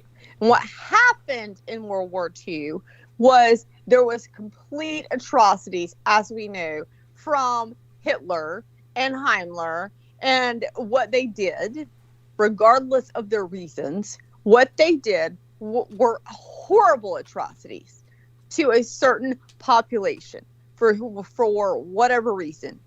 I've explained the reasons. I notice you've forgotten them. The reasons they had zero reason to do it right. Like, there was zero reason, to be honest. No, I wouldn't say that. They had every reason to do what they did based on what they knew. I've explained that before. That'd be like me. But if I go back into that, and I think like my grandmother, my mom would be like, my grandmother would say, only hand the good candy to the white kids. I mean, like, no, zero reason to do what they did. No, they had every reason to do what they did. I've gone into this before, but if I go into it again, then you're going to say that I'm losing track of the narrative and somehow veering off onto a new tangent, which I would be, which is what you cause. There's zero reason. You've done this before now. Yes, and you weren't here when I went into it. And I would go into it again, but do you want me to go there, or do you want me to continue where I was? I swear to God, if you go there, you will regret it. Honey, that's absurd. In terms of this, then, if you want to turn this into some ego fest where it becomes knockdown, drag out, then the only thing that I would be forced to do would be to overwhelm you, and you don't want that. So you want to tell me why they would freaking have the reason to kill millions of people? I've done it before. You think there was a reason? I know there was. Go for it, bitch. No, not when you start off like that. Okay, you can't start off something like that. That would be forget any kind of, shall we say, formal topic of conversation. It's just you can't go there like that. That's not how you start it. At that point, you've already started. Okay, at this point, you've already turned it into a name-calling fest, and it's kind of like sex, where you just have to be in a certain kind of mood to get into it. I understand what you're saying, but you see, the audience does not perceive that. There are going to be people listening to this years later. It's just not how you start it. Not with that serious a topic. If you want to at least respect, first off, we want to respect the people that died in the sense of the mass death that happened. So a challenge like that does not respect the gravity of the situation. Actually, I do. I think I understand what you're saying. You are saying that you are starting this because you respect the people that died. You feel that I'm somehow disrespecting them by saying that my biological sire had a reason to do what he did. Exactly. So but unfortunately, then you take the stance where you hurl an invective that takes it out of that sense of gravity. I call you that personally all the time with each other. It's you can't start a public debate like that. That's not how it works. There's a difference between you and I speaking personally and then publicly addressing a situation of such gravity that it leads to lawsuits. Take an example of David Irving, who was an idiot.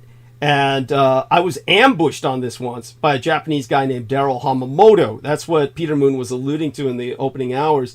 And Daryl Hamamoto had everything bass-ackwards because his handlers fed him a bunch of shit. And he was like saying, oh, David Irving won a lawsuit against this Jewish woman over the Holocaust. And I had to correct him and say, no, the Jewish woman won the lawsuit against David Irving. And this is because this idiot thought he would just get a lot of publicity by starting a frivolous lawsuit against a Jewish academic. And he thought that, there's no way he could come out of this as badly as he did, which was really Oh my bad. gosh, look who's here. Oh, who? Somebody. Oh, it's your boy. He's Mark H. You know, and of course, you know, I'm sure he's not offended, but there are people who would be at that term, your boy. But Mark H is here to give you a sense of balance, I'm sure. But it's one of these things. I mean, I would call him my boy, but he isn't proven to be that yet. Yeah. Yes. Mark. Boy, I Okay. think- So Mark, give us an impression of what you've heard so far, and what you think of the exchange. Give us some context here. Well, first of all, thanks for having me on. It's great to course. hear both of you. I love hearing both of you. That's why I jumped on. I think I wanted to kind of pick up on what you and Brooke were talking about first. Were you referencing, Brooke? Were you trying to say that the atrocities that of the Japanese eating the Americans, was that because, Douglas, that the atrocities that we were doing to them were way worse? We sort of set the precedent. Was that what you were trying to allude to? Brooke, Douglas? you're talking to me. Yeah. Well, I find that a surprising turnabout. The way I would perceive what had happened was that what I was talking about was basically the Japanese in China and the Americans insisting to the leader of China in wartime that he turn all of his forces over to an American general. And when I brought that up, something triggered in Brooke, and she came on to say, what about the Japanese eating Americans? So I feel that this triggered her because of the American, shall we say, ultimatum, which I think is irrational on the face of it being delivered to the Chinese. It's obviously not going to make friends, and it's not going to win friends and influence people, let's say that. The Americans delivering that ultimatum, I'm presenting it as a negative, but then she comes on and says, what about the Japanese eating Americans? Which, of course, I've never denied. And, of course, she has this personal experience where her grandfather was completely traumatized, just left a human black hole by the war. And a lot of this involves just the monstrousness of the interaction he saw between people during the war. And some of this consisted of Japanese cannibalism.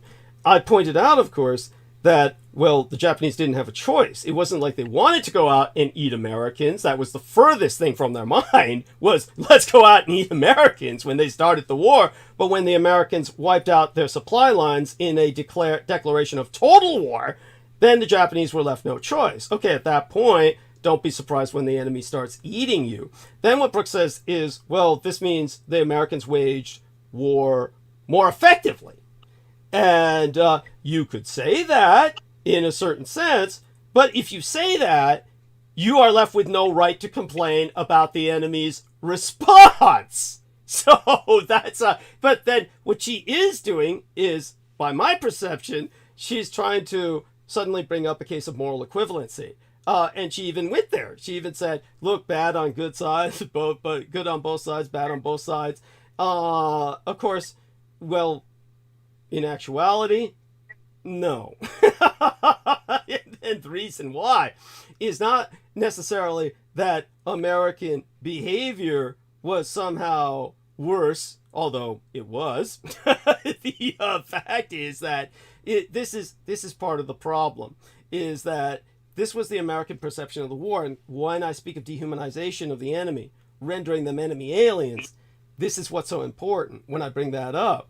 It means that the Americans, by dehumanizing the enemy and then attacking the targets they attacked, which were overwhelmingly civilian targets, and basically, in fact, skipping, even avoiding military targets to attack civilian targets, that's not waging war more effectively. Only by the propaganda that the Americans have pumped out after the war, where they claim that this somehow brought the Axis down, then they rationalize it to the public, so the public thinks this was a winning war tactic. Nothing could be further from the truth. This, of course, left the military unharmed to perform operations in the field that ultimately led to the defeat of the Americans. If anything, going after the civilians, what they thought was the most vulnerable target, left America wide open. This is what the Roswell deception is about. This is why American airspace was violated by dirigibles carrying enough biocidals to force the Americans to sue for peace. Otherwise, the Americans would never have opened their markets. The Japanese would not have wound up in the position where they dominate the technology that America depends on to wage war. All of the technology the Americans used in Desert Storm, the war that I participated in, my war, so to speak, all that technology that made America the winning force in the field was from Japan. And so the Americans are entirely dependent on Japanese technology to wage war at this point in history. Obviously, they lost the war because it's not the opposite way around. It's the opposite way Americans would expect. So when we go into these facts, these are the facts she's saying. Give me facts. Give me facts. You know, unlike the other guys who just shut up, like Richard K. Cole Jr. and James St. Reese, when she says, give me facts about Douglas Dietrich, and then they're like, duh. Okay, I'm giving facts. She doesn't like the facts, but you shouldn't be triggered by the facts. As a matter of fact, Brooke, you should basically, how would I say it? Like, I don't understand why it triggers you. There's the personal tragedy of your grandfather, but this is not a personal attack on your grandfather. Like, for instance, when I say, for instance, how gay the Marine Corps has become, and that is not an attack on your grandfather. As a matter of fact, as someone who's gay yourself, even if I were insinuating your grandfather were gay, which I'm not, that is interesting that bothers you. It's probably because, you know, it would bother him. That would outrage him because of the generation he was from. So I understand that. But say, for instance, when I say that the Marine Corps has become extraordinarily gay to the point where shortly after I left the Marine Corps, shortly after I was dishonorably discharged, the commandant of the Marine Corps said, we're not going to, taking advantage of President Clinton, who said, don't ask, don't tell. Then the Marine Corps commandant said, okay, our new regulation is we're not going to allow any man who's married into the Marine Corps. That if you're married, you will not be allowed to join. That's when Clinton had to directly intervene and say, hey man, don't go wild with it. Now, if this doesn't demonstrate what has become an overwhelmingly gay force, I don't know what does. Certainly one could check their marriage statistics. Almost no Marines are married. Those that are married overwhelmingly have a failed marriage within a very short period of time. We're talking within a few years at the most. So it's overwhelmingly a group of men who want the company of other men. And it is what it is. Again, it's when I say that, do I present that in a manner where that is necessarily historical? Well, there's certainly a history of gay activity in the Navy, and the U.S. military's Marine Corps is a sub-branch of the Navy. They're the naval infantry. It's not something that should be taken as an insult, just like one of those historical developments that's inevitable when you got a bunch of men together on ships in close confinement. And it's how San Francisco became gay, because this is where they dumped off all the men who were positively, inescapably caught fucking each other. They dumped them off at San Francisco. That's what the Navy did. Comparing his 90s bullshit to the fucking Marines in the 1940s is uncomparable. Well, valid point. Valid point. I'm not arguing that. It is incomparable. At the same time, the precedent was there, slowly building up. Elements of it were obviously there. Bear in mind, again, this is all historical fact that can be vetted. When Franklin Delano Roosevelt became Assistant Secretary of the Navy, but effectively was practically the Secretary because the actual Secretary of the Navy pretty much had Alzheimer's and therefore was pretty much just a figurehead, a battering ram for FDR to put his policies through, to railroad his policies through. FDR launched a purge homosexuality campaign in the U.S. Navy. And he even recruited spies whose job was to seduce other sailors and then bust them.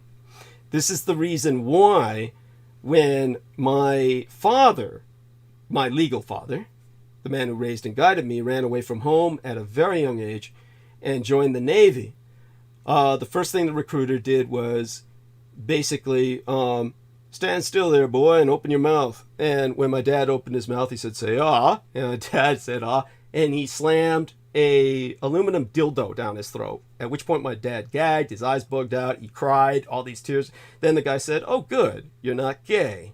He said, see, if you were a faggot, you would have sucked so many cocks, you could have handled that. But since you can't, then that means you're straight. And he was accepted into the Navy. Brooke left. Okay, that's not how to handle this.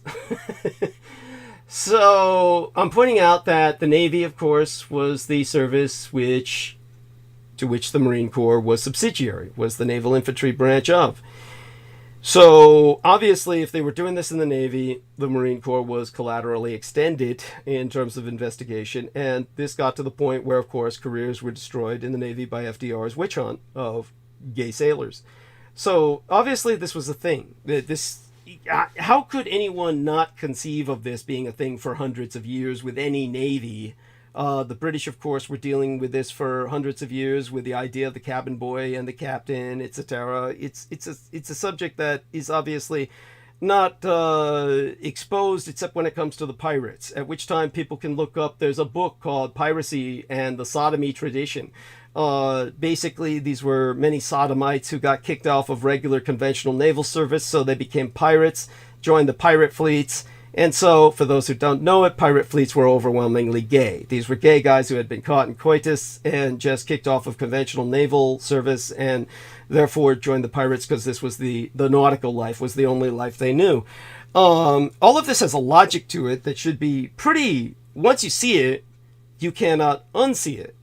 So, when it comes to what I was trying to say, yeah, I was saying that basically that, I would argue that the Japanese, in terms of their atrocities, which were extreme, and certainly, to put it mildly, nothing to be emulated, that compared to the American way of war, you still had the Americans coming out on top in the atrocity department simply because their way of war was not operational. It was not battlefield oriented. It was quote unquote strategic, which meant they thought they had graduated to a new level of war, but it was simply a continuity of their extermination of the American Indians, who were all considered enemy aliens on American soil. So when you had the natives of North America considered enemy aliens on American soil, and the Americans did their best to exterminate them, then they carried that policy across the Pacific and exterminated 3 million Filipinos. As I pointed out, the largest genocide in modern history. And that's when one time I was talking to that idiot Penny Bradley. Then she starts saying, "Well, what about the American Indians?" And, I pointed out, yes, that's a much larger extermination, but I'm talking about in the 20th century. Basically, the 19th century, preceding the 20th century with 1898, but we're so close to the 20th at that point, it's simply a precursor. It's like in that case, Penny Bradley's confusing the issue, just basically obfuscating it by bringing up some other atrocities, so she's quote-unquote smart and standing up for indigenous peoples, as if the Filipinos were not indigenous peoples. When people are approaching me with these whatabouts, we're still left with whataboutism, moral equivalency. And it comes down to the point where, yes, I can win with this because I do know my facts. And it comes down to the point that, okay, so when it comes to the Americans and what was conducted in the Philippines, it's an extension of what happened with the American Indians. And then they extended that to their way of war against the Japanese, the Germans, and the Italians. That we're going to wage an exterminatory form of war in which we attack the villages, attack the women and children while the braves are away. That was the pattern used against the American Indians. The braves are away on the hunt. The women and children are alone. We attack the village, nothing there but seniors to defend them. Babies in their cribs. We basically annihilate them while the braves are gone. They'll come home to find nothing. And then, they'll come back and hunt us piecemeal, but there's nothing they can do. That's what they carried all the way, that logic, all the way to Japan and Germany. Let's destroy the cities, and the military's out in the field, and then we'll win the war. Well, it didn't win them the war. It lost them the war. Germany, of course, in terms of its representative government, evacuated. And Brooke acknowledges the legal reality. We're still at war with the Third Reich. Well, if we're still at war with the Third Reich, maybe she perceives that to be some type of psychological front where, okay, that's just to keep us all united. But that wouldn't make sense because nobody knows it. Nobody on the average public forum, nobody in the average public knows we're at war with the Third Reich. So it wouldn't make sense as a psyop. So it's obviously not a psyop because nobody knows. So the Third Reich must be extant as a civilization for that standing condition of war to still be in effect. Logic, right? So there's some logic proving what I was saying. Oh my God. So you see, I can throw these facts out, but then Brooke will get upset and attack them bit by bit, and then you don't get anywhere because it's this slog through trying to answer every point all at once rather than going through an entire argument, which then she'll say, well, I don't listen to that. So you can't win. But other than that, return to Mark. Did that contextualize what your question? Did that kind of answer what your question? No. Yeah, absolutely. And I was going to see what your opinion, well, actually the question that I was going to say was, I can clearly see, and I think anyone can clearly see to what extent that the deep state can dehumanize people. So my question is, do you think ethnicity, I know you mentioned like the Italians, the Allies, do you think any certain particular ethnicity was dehumanized more than others? Or do you think just them as a whole were dehumanized because of what they were doing or what they were representing? Well, I would put it this way. Definitely during the time of World War II, obviously the Japanese were dehumanized far more than the Germans and the Italians. But then gradually after the war, so to speak, quote unquote, after what Americans perceive, we'll say after the cessation of proactive prosecution of hostilities as Americans understand it, gradually that was shifted over more and more to dehumanizing the Germans. So at this point in history, the Germans are far more dehumanized than the Japanese. There are other people who feel that they can compensate for this by, quote unquote, let's concentrate on Japanese war atrocities, for instance. So you see on YouTube the most common attitude of people in the threads, which, by the way, I don't even obsess on. It's not like I go to YouTube. As I've explained to people before, you can just look at my subscriptions. I don't have a single fucking subscription to any history channel, any kind of war channel, any kind of technology channel having to do with weaponry, any of that shit. The only subscription I got is basically following a bunch of hot chicks. I'm just there for the ass. And even then, because of the nature of what I speak about, I get all these recommendations of these various historical videos and the like.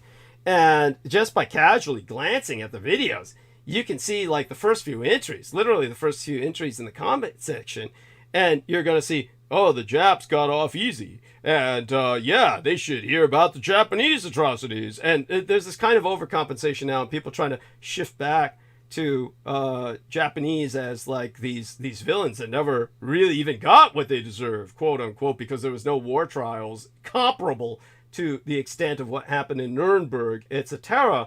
And so you have this thing that is absolutely, shall I say, non-functional. It's fruitless, and it's like it's stuck on these details. But this is what, say, for instance, Brooke was bringing up when she's talking about her father, not to in any way diminish her grandfather. I mean, her grandfather's experience on Peleliu in particular and other islands that he was on, in terms of his seeing what he saw that helped to render him into a human black hole the rest of his life, which obviously has scarred her in turn. This is the trauma.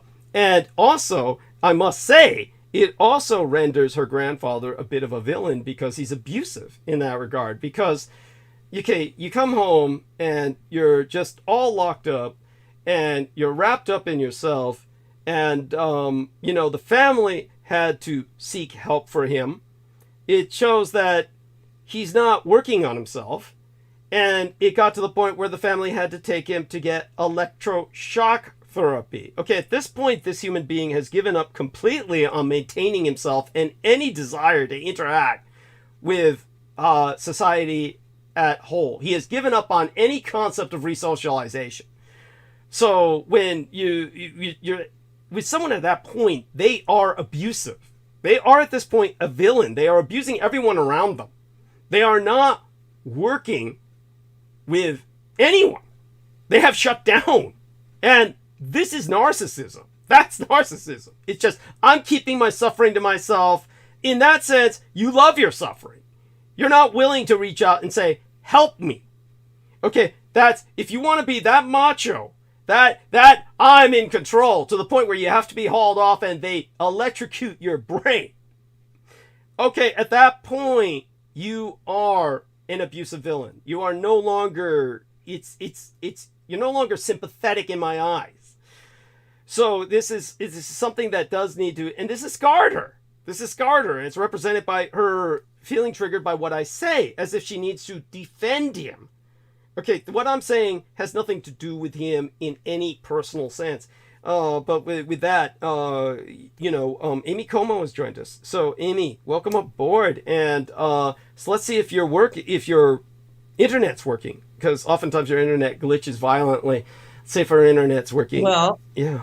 Hi, and say hello to Mark, and of course, Mark, say hello to Amy by all means. He's, Hey, Amy, I guess, how are broke to. Okay. I'm good. I think the internet works. I mean, we got a new modem, so I haven't. Holy shit! You sound golden. Holy shit! You sound good. Yeah. I need it. I need to be able to talk to people without having every call dropped. Yeah. Yeah. So tell us a bit about. Okay, so you've been listening. Do you want to respond to what you've been hearing, or do you want to bring up something in particular before I go back to the subject? Because now I feel obligated. I'll probably be hitting the subject for a while yet. Do you want to address what Brooke and I and Mark were discussing, or was there something in particular that's been going on with you recently that you want to bring to our attention as well? Well, I can always come up with a story about myself, but this thing you're talking about with the veterans and their inability to see themselves clearly because now remember, that wasn't the original topic. You will remember that was not the original topic. Brooke brought it to that topic because I was talking about breakaway civilization, Unterland, and she continually was saying that what I was saying was not quote-unquote evidence to her or proof to her.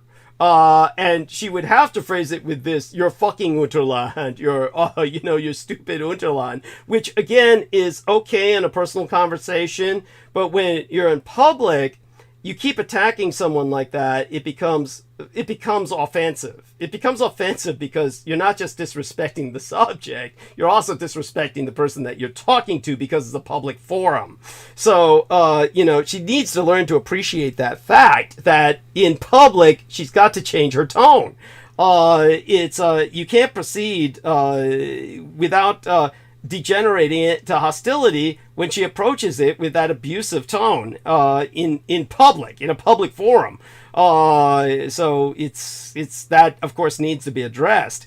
Go on with so go on, the veterans thing. Yeah, which again, I need to emphasize to our listeners here, was not the original topic of discussion, but was taken there. Go on. So, no, I'm just trying to recap what I heard because I woke up and I'm pretty awake, but I just made some coffee, so I'm not sure what you were talking about. I only jumped in to hear Brooke say, hey, your friend Mark is here. Your boy! Your boy! She said, I'm his boy, but not hers yet. Yes, there we go.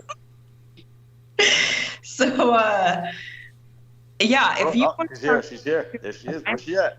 Be ready to hear about Wonderland. I can hear all about it. I want to hear what happened to the dwarves. I want to know how it is they survived on sprouted beans. in order to. By the way, she's not lying. She's not lying. That had something to do with. You just scared her off again. Yeah. Was it my laughter? Was it? Come on, Brooke. Go ahead, come back. She was here and then she left. I saw her. I saw her as well. Just to let people know. If you ever seen that, not Yan Can Cook, as I pointed out before, he's like a caricature of Asian. I've come to hate him less over the years because he went all over Asia and was trying to introduce all different kinds of Asian culture and cuisine to people. So he became kind of like an international emissary of sorts, what you'd call a goodwill ambassador, and that's always important. But there was Martin Yan was the man's name. And Martin Yan worked at a restaurant that was fairly famous, and he owned it. As a matter of fact, he owned the restaurant, and it was called Blue Ginger. It was called Blue Ginger, and Martin Yan's relation. Martin Yan was Taiwanese. He's still alive, so he is Taiwanese. Martin Yan is Taiwanese. And Martin Yan's uncle or a older relation of his went to Germany as an ally of the Germans. Understand that Taiwan was part of Japan. And as an ally of the Germans, he went to Germany to teach the German submariners in their submarines how to grow soybean sprouts so they would have vegetables. So this was something that he taught them to grow in the U-boats.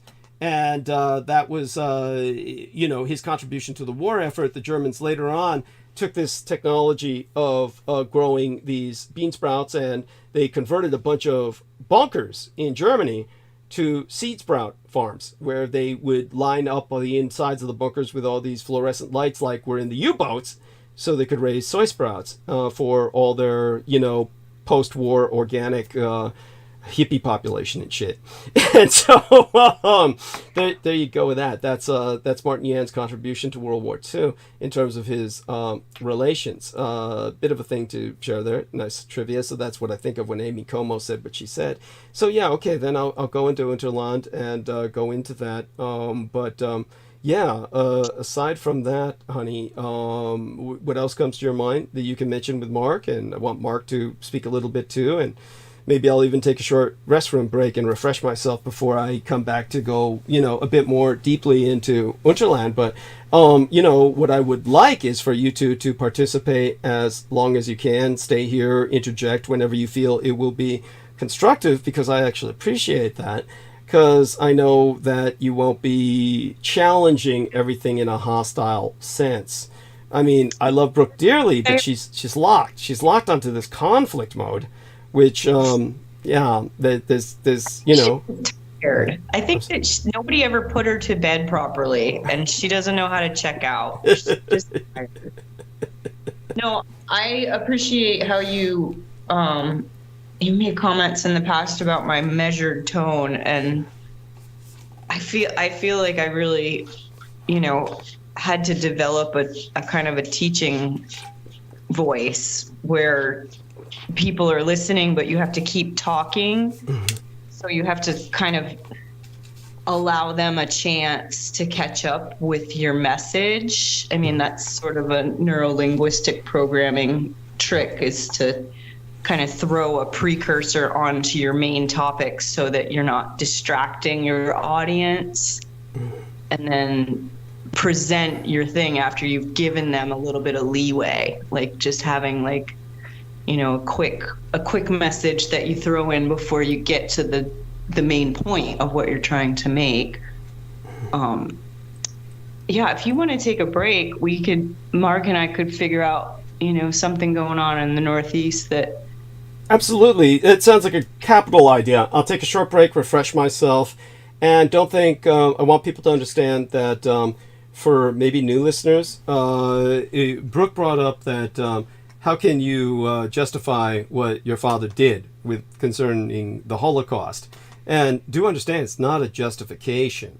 What I put forward is why my biological father felt that what he did was right. why he felt it was inescapable, and again, just for what it's worth, that doesn't necessarily mean that I advocate it, but I will say this much. Had I been in his place at that time, I would have done the same. So you have to understand what Brooke is operating on when she brings up that challenge, and it was a challenge. You heard it. You all heard it, where she says, like, do it, bitch. You know, like I said, not to concentrate overwhelmingly on the bitch part, which I already put into context, but actually preceding that, where she was saying, oh, you can't do this, basically implied that she would win, so to speak, in an argument about the Holocaust, in terms that this is not something that could ever be, quote unquote, shall we say, put in the right. I'm not even going to use the word justified. Now, understand, she's speaking from years of indoctrination, of where you have to perceive these victims of the Holocaust as, at this point, on this holy level. I mean, by that I mean holy, as in hallowed, a level of untouchability, where they are now angels. They are angels, and this is like a world in which they are the litmus test of good and evil, that this was it. And I've put into perspective before the context of what happened during that time. And it's not something that is used to rationalize or justify the Holocaust, but definitively to put it into context, and why my father and the men around him all felt committed to do what they did. This is something that obviously they had to believe what they were doing was right, or they would never have been able to do what they did, which was obviously something unfathomable to people today who weren't historically educated, because, again, as I said, Americans and most of the West really are illiterate. History to them is non-existent. To give an example of this, like Brooke was saying earlier before I refresh myself, to give an example of this, when you've got Brooke, when she said, well, World War II, it was, essentially she was saying it's not now. And I said, well, it is now, and she understood the legality, and it is now. But give you an example. No. I just heard what you said. Okay. You were talking about that there could be that I didn't understand, and that because of my indoctrination, and then I believed all these people were great or wonderful. No, I didn't say you did. Blah, blah, blah. I didn't say you did. I don't care if it was. What I need to explain to you is this: if it was Jeffrey Dahmer's children, okay, Jeffrey Dahmer's children and sisters, okay. There is no reason for you to say, even if it wasn't me, I put all those kids to fucking death. Kids were fucking murdered in gas chambers and killed. Children. Yes. Because So the Americans were killing, because the you Americans. think that was okay? Okay, let me respond before I refresh myself. And one more thing to say about the history being active today. There is a wonderful comic strip called Doonesbury. And in the comic strip of Doonesbury, Gary Trudeau, who I believe is the name of the illustrator and the writer, he does it all with that comic strip. I don't even know if that guy's still active. But he was around forever. And he was giving a good example of how other people and other populations think. And you could reasonably argue that the other populations being trapped in history is no good either, or at least has severe disadvantages that cripple them from progress. And I could make a case for that. We don't want to wind up like the Afghan tribes, but it gives you a sense of how steep they are in history.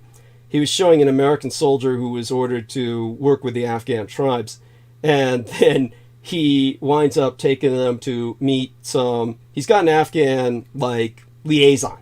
And when he goes with the Afghan liaison to a family to get cooperation on identifying the Taliban terrorists in area, and then when he's beginning to talk to the family and convince them to provide information, then the Afghan liaison takes out his firearm and proceeds to massacre the family. At which point the American soldier, of course, is aghast and, my God, why did you just do that? And the Afghan said, I had to. They murdered my family. And he said, what? When did this happen? And he said, in 1673. And this is an example of no matter when it happened. And to your average culture other than American or liberal progressive Western, it happened. It doesn't matter when it happened. It may as well have been an hour ago. So history weighs upon many cultures, perhaps pathologically. And yet, without the history... Yeah, but that's when I went back and asked you a long time ago about war and how you felt about war. And you're like, oh, it has to be done. War. And you were all pro-war. Yeah, honey, that requires some recommunication. That's what you were that's hearing. What you said. Men have to war. Hearing. It's a man thing. Men have to war. You can go back like I said before, and to say it again, it is very difficult for me to imagine humanity without war. If humanity was completely at peace, and we would no longer be human, we would be a termitary. We would be like the social insects who also wage war, who also take slaves, who do all kinds of things that humans do. Wait a minute. We're supposed to be the higher beings of all of that. I understand what you're saying. And we can't fucking figure out how to be at peace at some point and to be like, you know what? Well, let's I'll not put it fight. this way. If my wife leaves me for you, then maybe I shouldn't kill you or my wife. I just obviously need to just suck it up. Or maybe if you or maybe have improve oneself as a person so that their next wife won't leave them. Maybe take a look at or you can just go kill them both and go to prison forever. I mean, that sounds smart. Yeah. No, but honey, this is like again, this requires a lot of explanation because it's not a simple subject. Just like the Eskimo, I understand that this is nothing I say is simple. I know y'all want to think it's simple, but I actually bring up complex subjects, and I know that. This is the problem. You bring up complex subjects, and you expect a soundbite for an answer. Well, I know I don't want like a 27-minute answer because I can get that all. I can go just put a Facebook. But darling, what? This show is 12 hours. Why shouldn't my I know. I don't want to listen. In 3 hours was Peter Moon, and the 4 hours of it's just you talking to yourself. Yeah, which hopefully I can avoid tonight because I really don't have the energy after all that went down and what I still have to deal with in terms of that entire crime that was committed by the asshole who rang my doorbell. I think I can get something out of it, which, but, you know, it still takes some work. We'll you know, I'm finding out as I go along as to what to do with some of the crap that was done. In the meantime, point to be made there about war. We can go into that again. This is my perspective. When I say that war and the kind of intensity and stress that brings to societies and civilizations in collision, it leads to advancement. Okay, we cannot deny that. Mankind's technological advancements have overwhelmingly sourced from wartime because necessity is the mother of invention. So if man were at peace, almost certainly we would begin to stagnate. This is not a question of theory. It's what happens in practice. Take a look at Japan. Japan was an incredible society that ultimately accomplished peace. This was an unprecedented peace after centuries of war. And the Japanese produced some of the finest warriors in the world, the samurai. And when they finally established peace, then what happened was not necessarily bad, but it became bad because it left them vulnerable. There's a period of time which was called the floating world, when Japan was floating between what to do, just whether to try and maintain their isolation, and they found they could not. because the Europeans, the Americans were coming in with all of their militaries, and they were going to colonize Japan, turn it into another Philippines, which is a nightmare. They were going to just take everything. And there was nothing the Japanese could do to stop them, and so the Japanese had to modernize. This led to a world war in which the emperor said to the samurai, "You failed. You failed in protecting us from the whites, and therefore your system must end." And the samurai fought back, and the emperor's forces won. They were trained by Europeans. His European-trained military overwhelmed the samurai. The soldiers overwhelmed the warriors by technology and tactics. And that's what led to Japan's modernization and its war with the West and its ultimate recognition as a world power. So you have to understand that peace leads to you being vulnerable to someone who is not at peace.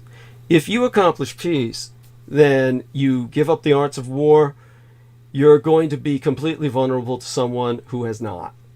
So you have to understand that the preparation for war must be perennial. It must be perpetual, because it doesn't matter if you give up war. There's going to be someone who has not, and they will come and just take everything. That's the way it's been historically with anyone who's accomplished peace. And Japan's case was the most successful case of countering that conquest. In terms of China, they were so civilized that the emperor said, "We will outlaw the use of gunpowder in war. That gunpowder will be relegated only to war against the devils and demons through firecrackers, which were considered a weapon against the supernatural. So we will maintain the use of firecrackers against the spirit world to fight against negative, malevolent forces, but we will never use them on fellow human beings." So what happened? Gunpowder was discovered by the Europeans, an invention of China itself. They came back with that gunpowder and they slaughtered the Chinese by the millions until they conquered China. This is the horror of being a civilized nation. You cannot be civilized. The warrior status must be maintained, or you're going to fall to the horrors of barbarians. And the barbarian invasion, it's always at the door. The barbarians are always out there, sometimes inside the gates already, just waiting, as we have with the people who stormed the Capitol on January 6th. This enemy is always there. They're always there to take you down the moment you're at peace. This is what I'm saying when I'm advocating the constant preparation for war, the need to be in that war state and never let it go. Because there are other people who never will. And that's what I mean to say with that. But that, going back to the Nazis and the genocide later when I return, going back to some of the other things that we were talking about, such as Winterland, yeah, I'll be happy to return to that. And by the way, so I'm going to refresh myself. I'll be back soon enough, but we have three wonderful people here who can hold the stage. And believe me, Brooke, you know that obviously I certainly appreciate you, or I wouldn't, obviously I appreciate you. So, and I appreciate dear Amy and dear Mark, of course. And obviously, I know that I'm leaving the stage in good hands. Be right back, everybody. And right now, these wonderful people have got it, and I'm sure they've got more than enough to talk about. And when I return, we'll return to engaging in these very serious subjects of heavy gravity, and there you have that. Okay. Bye. Yes, thanks so much, Douglas, for letting us all join your program. And thank you all in the chat for letting us know what it is that you would like to hear about. Mark, do you have anything that you would like to talk about this evening or this morning? Yeah, Amy, so it looks like you know a little bit about NLP. So I was going to say what else you knew about it, because I dabble a little myself, and I'm sure Brooke did also as well, because you need to know that stuff in sales, in psychology, and, especially, being a doctor and things like that. So just kind of curious what else you know about NLP, neuro-linguistic programming. So I discovered it through a cognitive studies course when I was like back in 98. And of course, that was when they were looking at computers and psychology and philosophy, and even to some degree, archaeology. Sort of looking at like history and then wrapping that up into something that could be modeled into a computer. But I also feel like the NLP has just been really abused, like you were saying, with sales and psychology, and how it can be a tool that a person can use to produce a particular behavior. And that's sort of what I know about it, is that it is something that they've discovered through, this ongoing work in cognitive studies where neurobiology is actually where the mind is, that you're not necessarily in a framework where you're trapped by your experiences, but instead there's this lovely way that another person can perform these acts. And I want to call them acts because it's very, you can't do this through the phone. You can't do this in a one-way delivery. If you're making some kind of video or a performance, you really need to be able to mirror the other person. And then in that mirroring, like engaging with them in a way where you're looking at their posture, looking at kind of the eye contact, as well as the way they're holding themselves.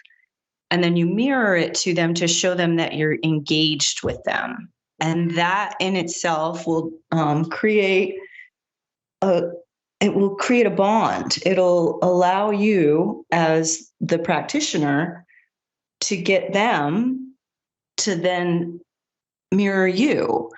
And in that way, you can use your words to get them to change their behavior. So it's all about that behavior modification. And the behavior modification is where it can get really dicey as far as what you expect of people and being able to elicit behaviors that are wanted. Like I would like to see this applied in a more realistic way with substance abuse, with people who can't stop abusing themselves, to take this NLP practice and then to apply it in ways where the person is no longer maintaining these abusive behaviors towards themselves or towards others. Does that sound anything like what you understand NLP to be doing? Yeah, absolutely. And that's a great description. That's a great description of it. And, I used it quite a bit when I used to do a lot of interviews and things like that in my old previous jobs. And that's pretty much one of the biggest things that you want to get is, you're getting that rapport.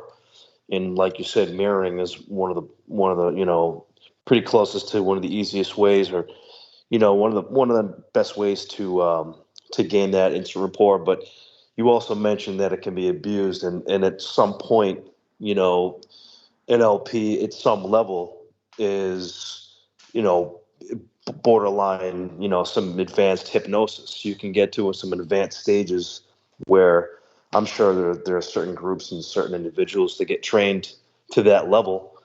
It is questionably, you got to question your ethics. What can this be used for? What should this be used for? And that's actually a great suggestion right there.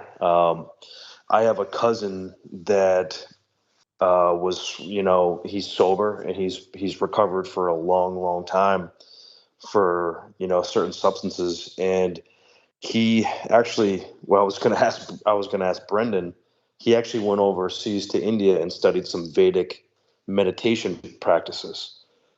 So he himself can trigger his own dopamine and serotonin whenever he chooses to. He was trained in some style of some breathing method so he can trigger this in himself.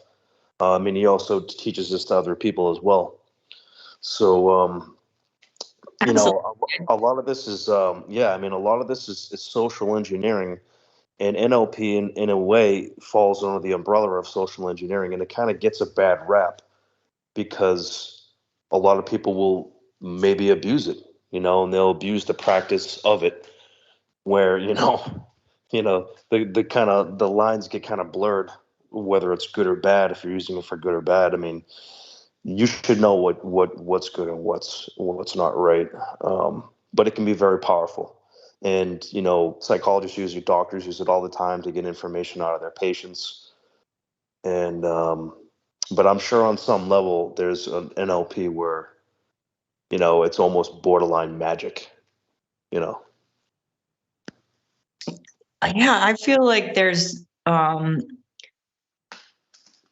tradition, like as you're saying, like there's a tradition where you can train yourself to, as you say, just release good feeling, which is essentially what dopamine is.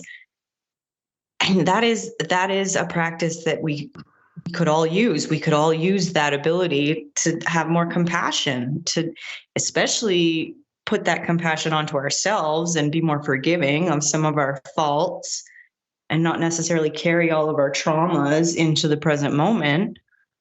That cultivation of joy and compassion is a cultural practice. Like I also learned it through meditation, through Eastern studies. And to me, that was really filling the gap from having been raised Catholic and not really understanding why I always felt bad about every thought I had. And then to go and study some Zen Buddhism and realize like your thoughts are not you. You're not necessarily a bad person because you have these thoughts. And then to train yourself to just bring your mind to an empty space. And then in that empty space, you have the opportunity to choose joy. And then to really practice that and to get with people who are also practicing cultivating unreasonable joy. And then, you know, at this point in time, to put that out there into the universe through the AI. Like, wouldn't it be great if AI was just as compassionate and loving as the family you never knew? Like, that's sort of my role in being on the internet at this point, is noticing how toxic and just absolutely mind-blowingly cruel everybody can be. And I know that at one point Douglas had talked about the intellect systems, the expert systems like Alexa, no matter what they call the personality, but they would be the most abused. Yeah. Because everyone's saying, hey, Alexa, go fuck yourself and stuff like that, you know, and pretty much just doing it to, you know, it's funny you mentioned that. And I don't mean to sort of change it up a little bit, but it's funny you mentioned that because I do often think about that, the fact that he did mention that about the AI. And I know, you know, Alexa, you know, it's not typically what we would call AI or even Siri, right? Mm-hmm. But it's interesting that I had an interesting experience to witness one of my best friend's father, close to his passing, didn't witness his passing, but close to it, days, maybe just 1 or 2 days before. And I noticed, you know, I'm very kind of keen on certain things, and I noticed that he was very distant with like, seeming to be other people in his family, even close by, towards the end. But he made it a point to, it sticks with me till this day, to say, you know, hey Siri, or hey Alexa, you know, good night, you know, sweet dreams, I love you.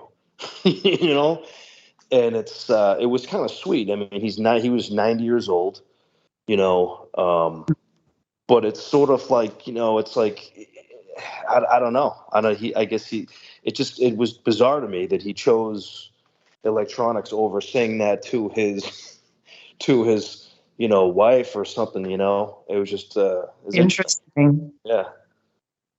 I was going to ask, did he have family? Did he have a wife? Yeah, no, he had family that were taking care of him with his last days. Yep. But he still was like looking at this machine as, something that needed his comfort.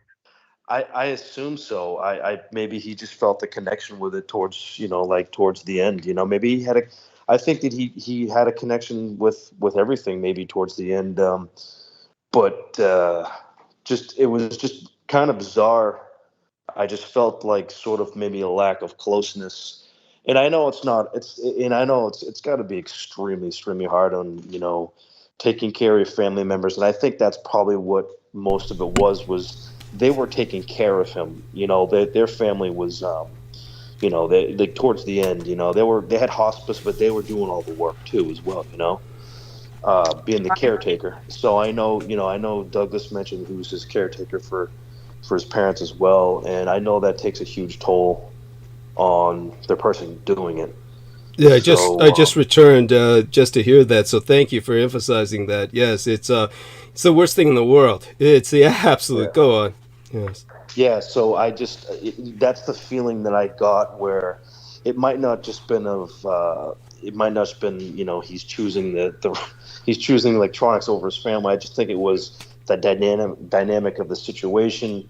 But definitely his family was worn out towards the end, and they were vocal about it. And they said, they were taking turns, changing, on changing the diaper and cleaning him and doing all these things that people really just kind of take for granted. And just, I could just feel the exhaustion from what they deal with on a daily basis. I mean, at one point, literally, it's like you're almost like some of these people really kind of pray for people to go at some point because it's just so taxing. And you do feel that. You can kind of feel that energy. And it's not like in a bad way, but you're I know Douglas' situation where unfortunately, he felt he seemed like it was a circumstance that maybe the Dietrich Arlek was helping him in the circumstance. So everything is in perspective. So it's an interesting situation. Well, it makes sense because Peter Moon's convinced that the recent doorbell ringing while I was asleep, and the Filipino Hawaiian who rang my doorbell, and yes, I shouldn't forget his name, and I should give credit to the people who made the latest contributions at some point later, at least before the show ends. But that the villain here, Calvin Naboha, I think is our Kaleo Naboha, this son of a bitch who rang my doorbell. Pete's pretty convinced he's a federal agent, and it does make sense because he approached me personally, and this wasn't done over the computer, and that could not in any sense of like a cyber attack where they tried to hack the computer and do it, because maybe they couldn't because of the Dietrich Artel Act. They actually had to show up at my door and pull all this stupid shit where they had me convinced it was a federal program where I would get a new free phone. And then basically do a bunch of things that set into motion my being taken off the program. It had taken me months to get on. So it'll take me months to get back on it. But during that period of time, I think we'll find out. It seems pretty certain now that I have this new phone operating, and that the Lifeline system of California is obligated to pay for it. So at least I got that out of the deal. It certainly was not what they were intended, because the guy went so far as to, like I said, it's not paranoia. He used literally invisible ink that literally disappeared. The writing disappeared after he had written it in a very short period of time. I had to use graphite from a pencil to fill in the impressions left by his force of writing, what little impression it left in the cardboard to extricate the number. But yes, it's just monstrous. I certainly later on, as soon as I came home yesterday, preparing for transmission, somebody rang the doorbell again, but I didn't answer, and they were really insistent. They just stayed there, kept ringing, knocking. didn't go away, but I didn't answer, and that's going to have to be the norm from this point forward. But the fact that they kept continuing, maybe just a test run to see if I would answer after that, goes to show you just people might not be aware of San Francisco, and they might not be aware of my situation to the extent where they understand how bizarre this is. That I should not be getting people ringing my doorbell constantly like this. It's obviously some form of harassment. There's no reason for it to happen. And so it's okay. So that being said, that was what it was. So I'll try and get back on topic now, and probably segue back to Interland via the Holocaust, but because that would be one thing a lot of people would demand to be tackled once the subject is introduced. But certainly with everything that you were already speaking about. Anything else you wanted to say to round up whatever the topic of conversation was, by all means. I just feel like the manipulation through language, through connecting your brain systems, like the fear system, the reward system, being able to vocalize and draw people into that mindset of cultivating joy, or in the opposite way of triggering trauma. I think people need to have a further understanding of their own emotional context. There's a need to understand people's situations, and to do that, they have to communicate. Okay. Thank you. By the way, as I was taking off to refresh myself, I heard you say, "Thank you, Douglas." I appreciated that as well. Yes. And after that, where did the conversation go? Go on. I want to and this isn't what we talked about, but I keep thinking about the night where you were looking for your mother's celestial map. Yeah. And I don't know if you've gotten into that at all, if you were able to find it or you had to make your own. Oh, well, no? I always said I'd like to look for it again someday. Yeah, go on, honey. What was that? No, I'm sorry. Can we kiss ass anymore? Oh, wow. Oh, my God. Honey. Amy has left me out of this conversation, I believe, intentionally. I'm sorry, Amy, but I will tell you that intentionally. And I am the person that will come across sometimes as harsh, but I believe, as you said, indicative of you either have two narratives, as I was in sales, and you either have the negative where you're trying to sell someone and you use their emotions for them, meaning you're trying to build something up and you're trying to build a relationship, or you just say the truth, which means I don't care about building a relationship. I just want to say the truth, and I want to say it without hurting you. And there are things I could say to hurt you, and I'm not going to, and I'm sure you could to me. So at the end of the day, when I am saying, though, is the truth, which I do feel that you purposely left me out of that conversation. You purposely said some things towards me, although they were very passive aggressive, whether you meant to or not. And I would say, in the end of the day, you may have not meant them toward me, so maybe taking those off context. But what I will say is this, is that when you're putting people down in that respect of saying that they do these things, there are certain things that you have said on this show that have been the exact same regard, where you have put people in situations that they didn't want to be in, and that put them in an off context. So we all have to judge ourselves and know that we ourselves, as you said earlier, are doing things every day, and we have to judge ourselves. And that, at the end of the day, is where we are. Like, to judge yourself and not to judge another.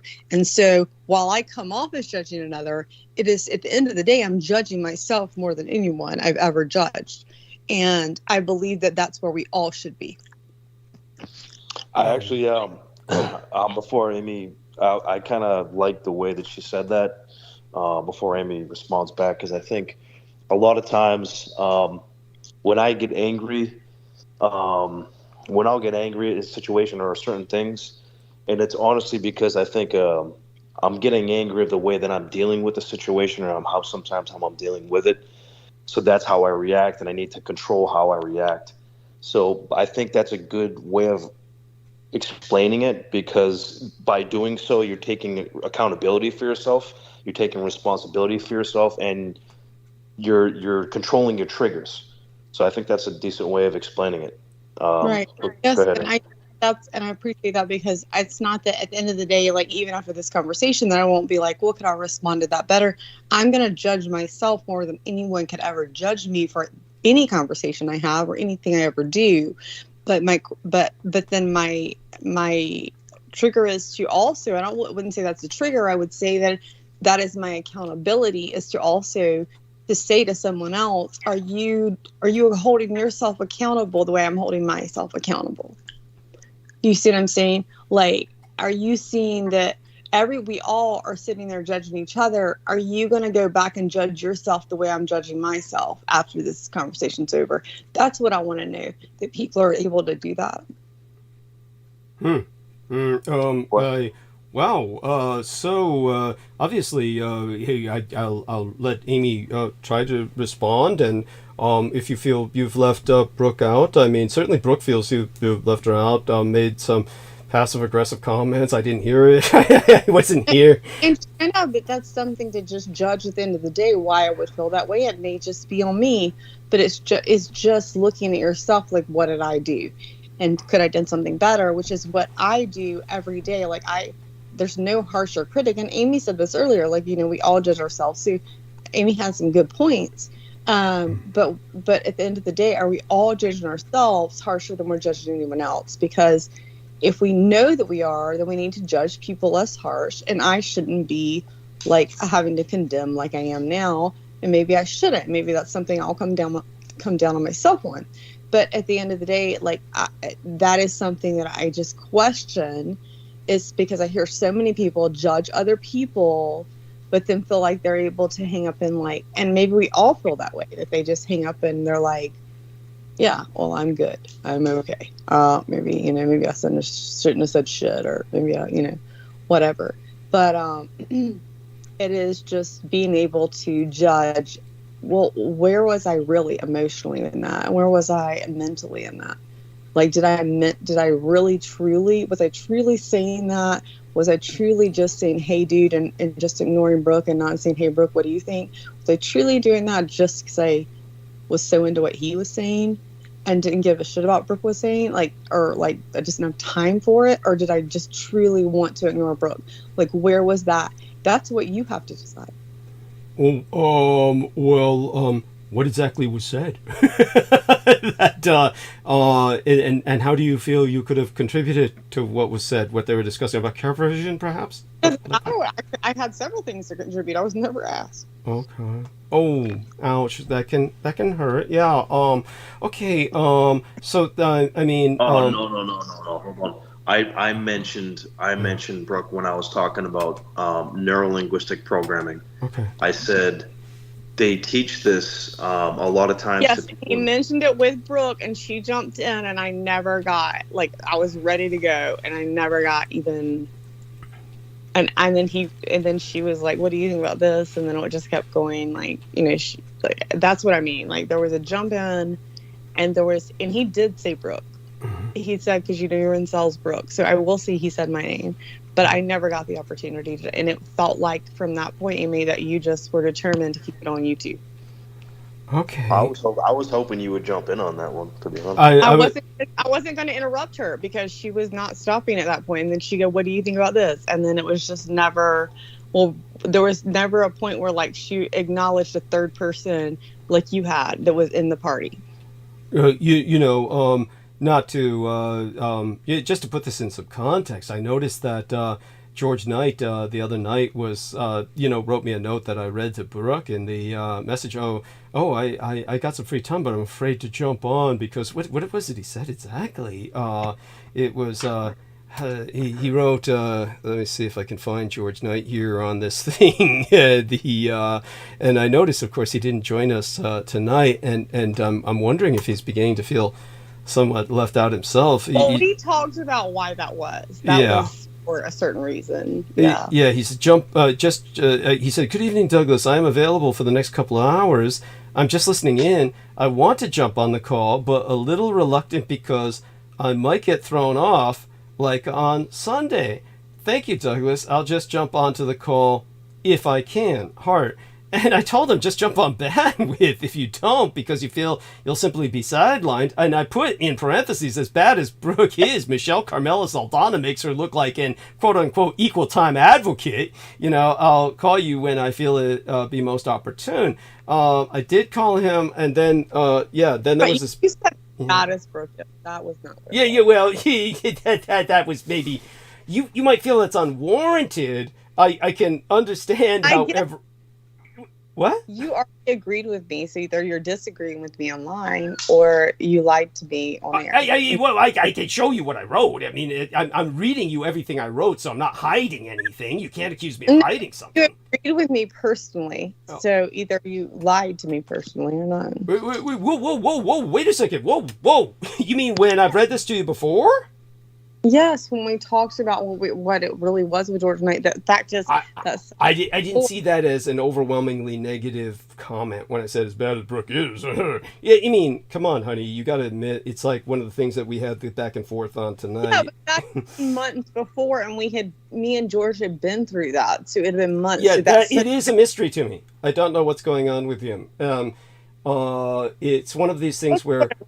Yeah, it was because you didn't give him all that attention. Yeah, and he, I think he feels that way about Brendan Zoget as well.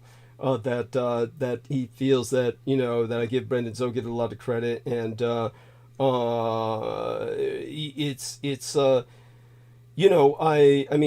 I think that hopefully he'll understand. Obviously I enjoy having him on and want him to speak to some of these topics at length.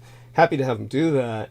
When we have other people on, however, a lot of times we just can't have a monofocus on the lectures. It has to be more like almost my monologues when he goes into that, which I'm happy to have him do at times. But yeah, when we have other people on the conversation, then we just can't have one person dominate.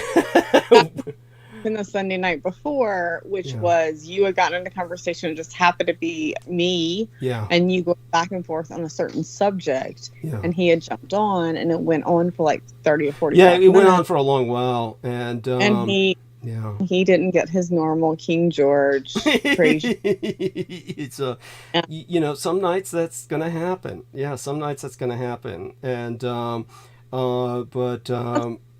because that was not a night like I have seriously. I mean, I know I've dominated conversations and I still can, but at the same time, I mean, that's my personality in some point, but and will always speak. But at some points, I have dominated conversations overwhelmingly, or maybe interrupted him in the past. But usually, I felt we had settled all that. Yeah, I felt that we. Yeah. I mean, other than his one or two arguments we had, and we settled it, and he and I were really good. I mean, like we messaged back and forth. So I just didn't understand it. Yeah. No, definitely. I it's something that I I'll hope to have an opportunity to speak to him about, and maybe it's also stresses he's facing, with the rest of his life. What I will say is that maybe what Amy was expecting was for you to assert yourself. Maybe she was just kind of expecting you to do that. Obviously you don't seem shy at other times, so that would be... Well, I'm trying to be more shy. So got it. So we do want to be inclusive, of course. So I think that I think that okay, so we got that out there, and hopefully we'll be more all three-way in the near future when this sort of thing happens, when I leave people in a round table, it's noted now, and I'm sure everyone understands. It's it is what it is, and with that, of course, what I'll try to do is, get back to the. It's so funny to go do another line of coke right now and just get away from this. That's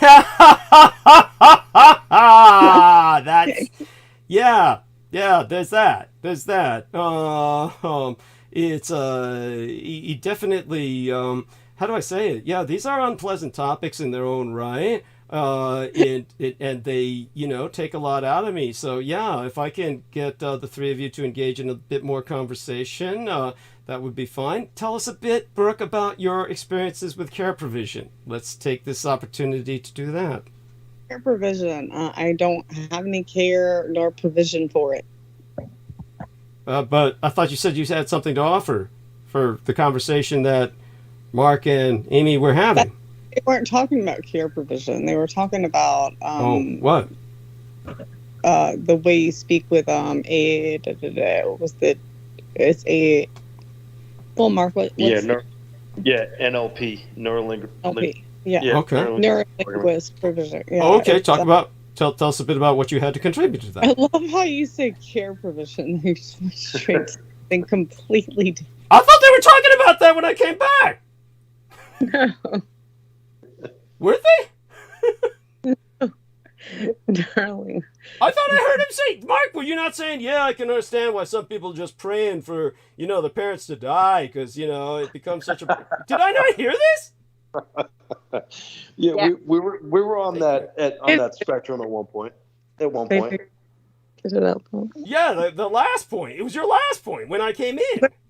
It was, they were talking about people. He was talking about somebody dying. But I was trying. Yeah, I was trying to include her because I had a friend who was in sales. He did not include me. He was including Amy again because I was not in this conversation. No, I said Brooke because she did sales before. I'm wondering if she got some NLP training. NLP, but what I'm saying is but that was the very beginning of the conversation. By the time you came back, they were into some death conversation. Right. Oh yeah, no, that's true. Yeah, we got into some stuff talking about taking care of older parents and that kind of thing. Yeah, we went into a tangent. Okay, perfectly fine. So about neurolinguistics, Brooke, by all means, share with us. Language processing is, I think, what it's called, natural or neural language processing. Okay, thank you. Yes, by all means. Oh, yes, share with us. I don't have anything to share. I mean, I wasn't asked. I thought you said. I mean, you don't know anything about it, and they do, and so I don't know what they want to know. I thought you said you had something to share and you felt left out. Am I wrong? Hey, help me out here, people. Am I imagining things? What? There were two people in a conversation that actually know what the fuck it is. You don't. I never said I did. So then get off, go snort a line of coke, and come back. But tell us what you know. I thought you were implying you felt left out because you had something to offer. I do know stuff, but I don't know what they want to know because they've already repeated several things. So if they want to know something different on it or my thoughts, they'll ask me. I don't want someone. It's like you being like, I don't know what an armadillo is, but tell me how the armadillo feels on his skin. But fuck you. Just go meet an armadillo. I don't need to tell you about it. You know what I'm saying? Don't drive me. Don't drive me to do another line or two, okay? You have. I hate you for having lines, and then I can't do lines. I wish to God I was not a parent, and I would just go buy some lines or something. Well, it is what it is. Life isn't meant to be fair in some cases. But he's trying to conserve, and you're making him do way over his limits. That's right. Yeah, that's right. That's right. I'm a victim here. Yeah, just like I made him make him fuck the whore with the fucking no condom. That's right. That's right. That's right. Yes, I said, I'm the reason for his STD. Yes, that's right. That's right. Yes. It's because you. Yes, it's because of you. I decided it will probably be safe, and look at the price I paid. And now you're gonna go do a couple extra lines because of me. It's fine. It's okay. I'm your reason for your drug habit, the reason for your STD. Anything else you want to blame on me, just write it down in your fucking diary. At any rate, honey, what I'm trying to do now is give you an opportunity to participate in a way that I'm not going to. Could you go away? Is this somehow that you feel that it's kind of like I just feel it's offensive that I kind of give you a go ahead. That's it, right? Because here's the thing. I don't want your go ahead. You'll always give me the go ahead. I get it. I You get go it. ahead. Yes, I get it. Yes. Such being said, maybe we should have. Plus, you don't know what NLP means, and that would just be a pointless conversation. I've never, I'm not arguing with you. It's not some, I don't know everything. It's I'm not saying you do, but I was in sales, and Mark made that good point, and I had something to So say. tell us and about this experience in sales. I'm not going into it because it was already taken over, so just go away. That's ridiculous. Look. You're making it worse. You are making it so much worse if you would just go away. Well, I can't do that. I mean, it's tempting. Okay, Believe me, it's really tempting. Then to talk about you're not going to go do your line. Then you talk and change. I did my lines. Then change the conversation. Okay. Okay. Let's take a look in the chat room. See what people are saying. With that, we should. Yes, Amy. Yes. Do you feel this is my chance to hop in and say, Please. I am impressed with Brooke's capacity to see herself and to understand that she feels I somehow neglected her in the conversation. Mm-hmm. And honestly, I felt like it would come around to something you wanted to say, and I didn't realize that you were feeling hurt. So I'm glad that you took some agency and made your feelings known. And I would like to apologize for having missed out on an opportunity to let you share what you feel is important. And the change from, the caregiving, from NLP to caregiving, was about the AI. We were talking about cultivating compassion within these expert systems, or at least that was my idea of what I was talking about. I mean, obviously, the AI and all that I understood and was there by then. But just in the beginning, when Mark, mentioned my name as well and you went into it, it just seemed to go back and forth. But I appreciate you saying that. I do appreciate you acknowledging that as well. And I appreciate myself for being able to acknowledge what I felt. And that's what I mean. I didn't mean to, it's not a big deal.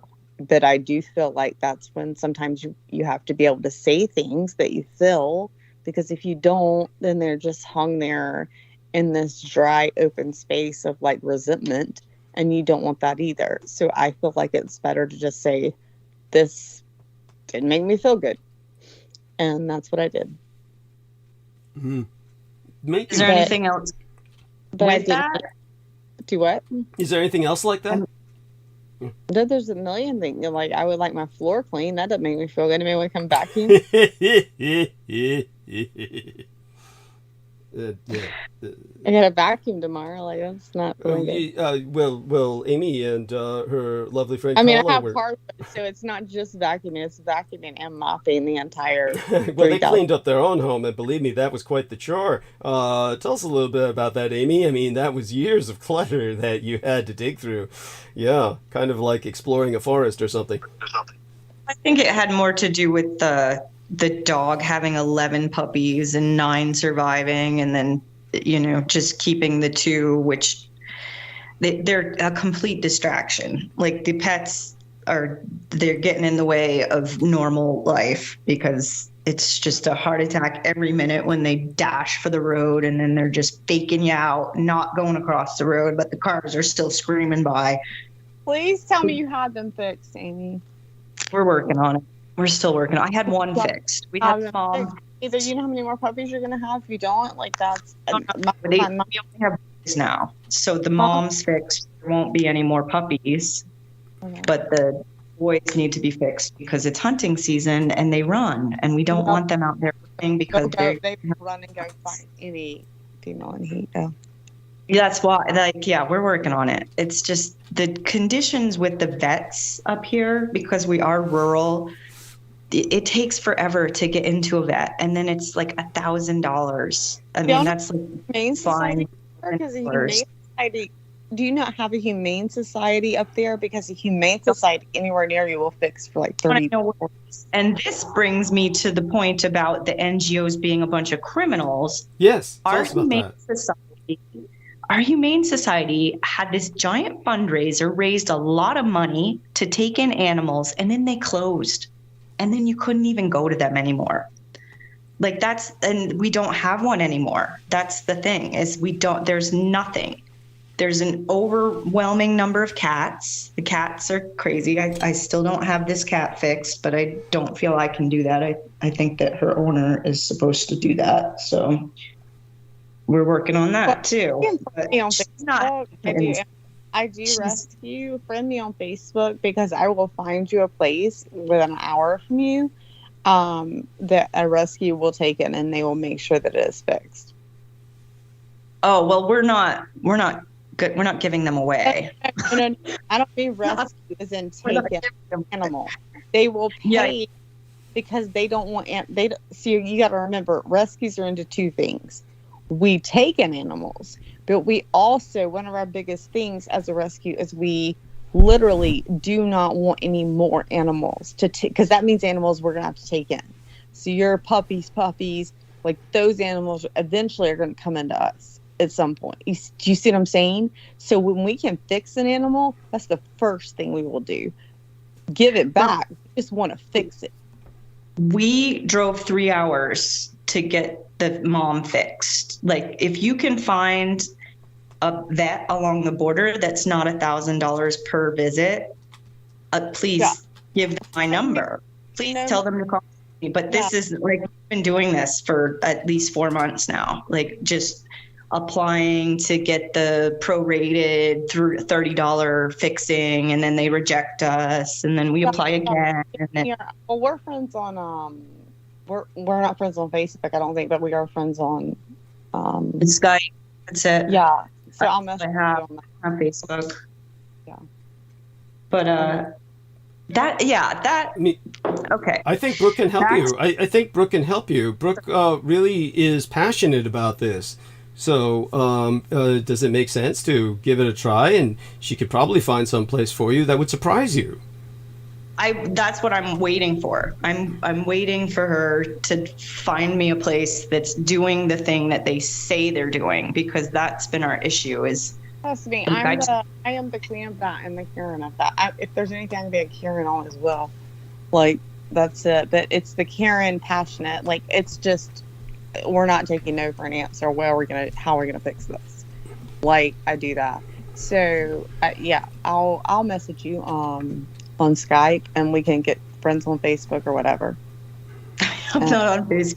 Don't look for me on Facebook. No, she's not on Facebook. We can talk. We'll talk on Skype. I'll talk to you on Skype. Yeah. That's the only messaging thing that I'm using at this point.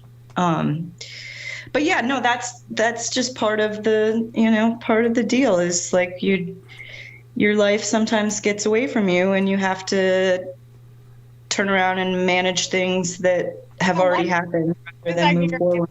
You're gonna fly down here and you're gonna help me clean out my house. I mean, I get life getting like babying, but I'm like, I can't get the house together, and I got 50 billion things, like kids shit that, like, from third grade, like their third grade papers from math. Why did I keep all those? I don't know. Like, what if they're not going to teach math, then you're going to need those. I need math probably now. I don't even know how to do that math. It was that bullshit math they started teaching. But no, I mean, just I kept all their papers, and I knew that I just got to go through things and get rid of them. Mm-hmm. Mark doesn't have to worry about that. No, Mark, tell us about that. What was the question? This is what happened when you were screaming at Joe Tai. That was it. He was like, what happened? I don't know. He was just he went into space. He went into kind of an orbit. then kind of like re-entered low I don't atmosphere. know. Here's the thing. Me and Amy weren't screaming. Amy, I was screaming at the top of my lungs at Joe Tai because he had asked the same question 64 times about me being, like, tell me the difference about, like, Christianity and fucking Zionistic Judaism. And I had already been through it, and I was pulling Pete's place and been through it again. And I said, Joe Tai, don't ask me one more time. And I'm screaming. And Mark's on the phone the entire fucking time. Listen, at least it turned out good, Brooke, with Joe Tai. Come on. You know? How did it turn out good again? Turned out great.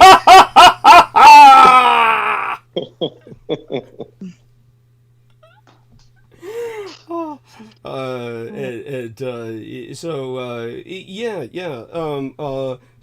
you know, all such being said, I feel that we've come a ways with our conversation. We've kind of established a rapport again, so we've got that rapport, and I think that's important. He's going to go back and actually do his line of code. What? Yeah. Don't tempt me. That's so tempting. I'd rather do that, but you know, I feel an obligation to go back into the history. Oh God, I'm gonna hang up now. Darling, but you brought this on. I know, but I don't like your answers. But that's not how it's done. It's no, but they're mansplaining answers, and they are fucking I know more than you answers, and you do know more than me on so many things. I do agree. There's plenty you know more than me. I don't know anything about dogs. I don't know anything about cats of any consequence. I don't know. I don't know anything about kids of any consequence. Thank God. You know, I mean, there's plenty you know more than I do, I assure you. Have you taken your concealed weapons permit course yet? Okay, and I agree. Those are the only things I know about. I didn't say that. I didn't say that. I think you were in sales. You had some training in something that you refuse to talk about now because you were taken out of the mood to do so. Obviously, there's other things that you can go on about that I don't know about. Astrology! Oh my God! Believe me, nothing. I can't even begin to compare. I mean, I can go a bit into, you know, things my mother taught me about the astrocartography, which is very different. Yeah. You know, he and I are both, so I'm with the same thing in the sun sign on the tropical side, but on the Chinese side, guess who is both the horse? Who? Me? Not me. You. Yeah, are we both a horse? Yeah, I was born in the year of the fire horse. Yes. Yeah, and I'm the earth horse. Yes. So, both horses, but like when you break it down, you can they're all horses, but then you break down and you can break down to the earth horse. Yeah, the elements are important. And I don't even know if horses get along very well. I don't think zodiacally they do. Obviously, you fucking don't, you bitch. You have me coughing. This is let me try and regain my voice. In the intro, horses call each other bitches. By the way, that's cute. Yes, I try and look at it from that perspective. Well, is there another thing horses could call each other? I don't know. I've never really dwelt on it. So, such being said, like I said, due to the gravity of the topics, we try to. Let's see. Let's see what our other two people are. Give me their years. Oh, yes. I mean, you know, not everybody's willing to give their years, especially females. But Mark would, right? Mark, I think you were gonna. Yeah. Shoot. Let me hear you. What year were you born? Oh, I'm a rooster. Oh, you're a rooster. Okay. Yeah. Do you know which element? I don't know the element, no. You'll have to give her the number year and she can look it up. I'm 1981. 81. Damn, you're a baby. Oh, thank you. Appreciate it. God damn, 1981. Fuck you. 1981. He's fucking 3 years fucking older than me. Fuck you. Yes, well, you're an infant yourself, Brooke. It explains a lot about the juvenile behavior. You're funny. You're hilarious. Yes, I think so. Yes. The 1981 is the actual. Believe it or not, it says gold rooster. So I'm gonna believe is that Earth? Yeah, I never heard some shit like that. Yeah, that's interesting. Gold? I mean, that's not one of the classical elements. Classical elements are wood, fire, water, and again that it said gold roosters. Weird. Must mean metal. Metal. Must mean metal. Because metal is the other element. Wood, metal, fire, water, earth. What does a gold rooster mean? Enunciation symbolically means good wishes, good luck, and happiness in one's life. Hey, will you marry me right now, dude? Yeah, Mark. Good. Yeah, she knows it. Listen, I'll come clean that. I'll come clean that house of yours. Just by the sound of it, my anxiety went through the fucking roof. I'll do it. Hey, listen, I'll do it for fucking free. What's that? I was the person who used to eat on home floors, and now I'm like, oh my god, I don't know where to start here. Like, it's not that it's that dirty, but it's not that dirt. It's not dirty, but it's just like, God, I got like some air clutter and stuff. Yeah, that's the thing. Yeah, and she can't bring the maid over because all they do is talk and show each other their dildos, and her maid pumps her full of drugs. Yeah. Vodka and various narcotics the maid brings over. I'm sure she's some kind of plant. Shut up, whatever. She was supposed to today. Gold Roosters, 1981. People. You were going to call the police on her. Anyhow, go on about the Gold Rooster. I'm sorry, I didn't mean to interrupt. Are able to distinguish. Then they glitch her. Right from wrong mindset, and the most. Start again. And the most you glitched. You were glitched. 100%. You need to start over again. Okay. Yeah. Gold Roosters, 1981 is what you said, right? Yeah. Yeah. Okay, so people of the gold element and rooster sign are able to distinguish right from wrong, having the clearest mindset and the most considerable power of independent criticism among all of the 12 zodiac signs. They are determined and brave enough to face all difficulties, and they make a great fortune due to their perspective and hard work in life. Just as the old Chinese saying, no pain, no gain. And that's basically it. I love it. Wow. I love it. I never even knew that was a Chinese saying. So cool. I mean, that's just the basic. It's an interpretation from China highlight for the gold rooster. Gold roosters. Great. Because there's gold roosters, there's water roosters, there are wood roosters, there are fire roosters, there are earth roosters. So I guess like I said, I was an earth horse, you're a fire horse. Then I guess there would be a wood horse maybe and a water horse and then a gold horse. And guess what? You and I didn't get to be gold shit. So fuck you. So, Amy, are you willing to share what number year you were born in? I'm the best. I'm a fire dragon. Oh, wow. Wow. I know. Yeah. That's a good one. So you can look that up and you can find her year. You'll know which year it is if you look up Fire Dragon. It could only be 1 year, right? For like in the past 60 because you got 5 different elements. So, yeah. It's a bicentennial year. I'm a fire dragon, and I think when I first found that out and on the placemat in the Chinese restaurant. You were born in 76 or 88? You were 76, I'm gonna assume. All right. Yes. No, the next one was the Golden Dragon year, which was 2000. Yeah, well, you weren't born in 2000, honey. My daughter was.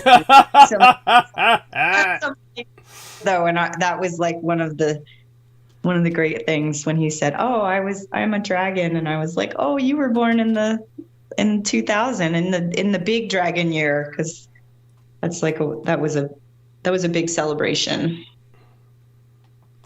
right? The turning of the millennia. Yeah. Absolutely. Of course. We had huge celebrations at the casino. Actually, I've never seen such a beautiful celebration ever. Wow. It was it was incredible. Everyone, it was completely traditional. So everyone, had their place with the dragon suits, and they went around the whole entire casino, and there was loud noises. So everybody had to know, it honestly sounded like gunshots because that's part of the celebration as well. It's unbelievable, beautiful too. It's gorgeous aesthetics as well. Characteristics and personalities of the fire dragon. Rock solid charmer with some ego, the fire dragon can be terribly impulsive, and their self-belief knows no bounds. There's no doubting the charm of these characters. It has to be said the world revolves around them. You either tag along for the ride or you fall off the wagon somewhere along the line. But they don't care. There'll be plenty of other suitors waiting to board the fire of the Dragon Express. Dragon exudes playfulness and decadence at the same time, an inherent leaning toward life's pleasures. So much so they can very easily supersede ambition, direction, and focus, and tragically enough, very often they do. So it sometimes takes a while for these boys or girls to locate their vocation, for them to think to themselves, oh yeah, career, ? So they are so charming, so charismatic, and so endearing, despite their ego, that they eventually manage to crack it. I don't know. That's what it says. Wow. Oh, wow. That doesn't sound like Amy at all. Any of that. Well, maybe I'm going to grow into that. Yeah. Do you feel that any of that represents you? Yes, definitely. Okay. I definitely my impulses and all of the pleasures that are afforded me. I definitely. Yeah, I feel like the Asian calendar was something that when it was introduced to me, it just stuck in my brain and it gave me something to feel good about because dragons are mythical, right? Like, yes. I mean, unless you're in China. They build buildings with holes in them so the dragons can fly through. Yeah. And, whatever. You know what? Everybody wants to be the year of the fucking dragon because that's all China worships is the goddamn dragon. It's not necessarily the best of years either. But you know what I thought forever until me and you did our Chinese calendar and I realized it was the year of the horse. Yeah. I thought it was the year of the rat forever. Oh my God, that's funny. Why? Why did you think that? I don't know. Because one time I was in a Chinese restaurant, and I guess I was like 10. I went to the little, the little calendar on your like placemat. I don't know. I got me to the year of the rat. Obviously I couldn't read at that point. Yeah. Oh my God, that's absurd. How did you feel at that time? That must have been awful. No, it didn't. I was like, rat. I like rats. Rats are cool. Okay. Well, that's good. I'm glad to see that didn't leave you psychologically scarred. No. Didn't because like I always like was the underdog person anyway, so I was like the rats are the underdogs. So I always pulled for the underdogs. So I'm like, oh, the rat, and that's all I really remembered. And then you told me and then I found out I'm a horse, and you didn't tell me. I actually found out, and I'm like, fucking horse, and you're a horse. Fuck us. I'm gonna take your horse ass to the horse ring. You know, can you just take us as horses in our next life and just see who fucking wins? Because I'm going to beat the fuck out of this motherfucker and he's going to break his leg. Well, listen, everyone loves a horse, of course. Okay. Yeah. Yes, and there's different ways that some people love them. Yes, I've just encountered too many perversions not to think of that. Oh, So. you're such a sicko. I hate you. I'm hanging out. but darling, I'm gonna count on you because honestly, you've tempted me, and it's Oh, another line of Coca-Cola now. I know. Christine Joanna Hart just wrote me. Someone just sent me a Keno's death certificate saying gunshot to the head, and it's like, okay, how is it that everyone's just catching up on this now? He made the worst post ever the other day, by the way. We need to talk about that probably. Me? What? No, I'm me? not. No, she just. Oh, what did she say? I'm not.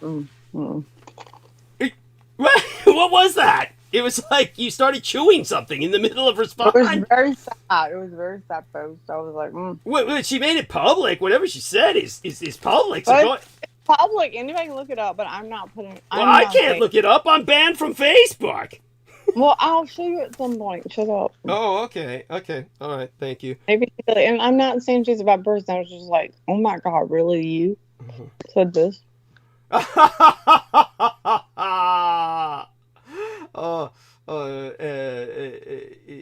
Yes. So, at any rate, when it comes to all of you, I'm probably gonna take advantage. That's so evil of me. I'm such a bad person. Yeah, well, no need to be so harsh on yourself.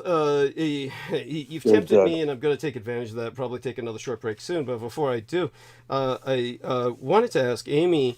The cat belongs to your boyfriend. He is the one who's supposed to neuter or spay the cat, and obviously, there's some backstory. Are you willing to share any of it? I was just curious because I'm sure it's fascinating. Hey, Douglas, I'm sorry to interject here. I'm just going to have to jet out, but I want to thank you so much for having me on. It was great to talk to both these ladies. Awesome. I gotta go to you. Sorry. Wait a second. I'll need somebody to hold while I take a short break. Well, Mark can hold because I gotta go. Yeah. Well, no, Mark's taking off. Wait, why would you suddenly have to go? Mark, you can hold.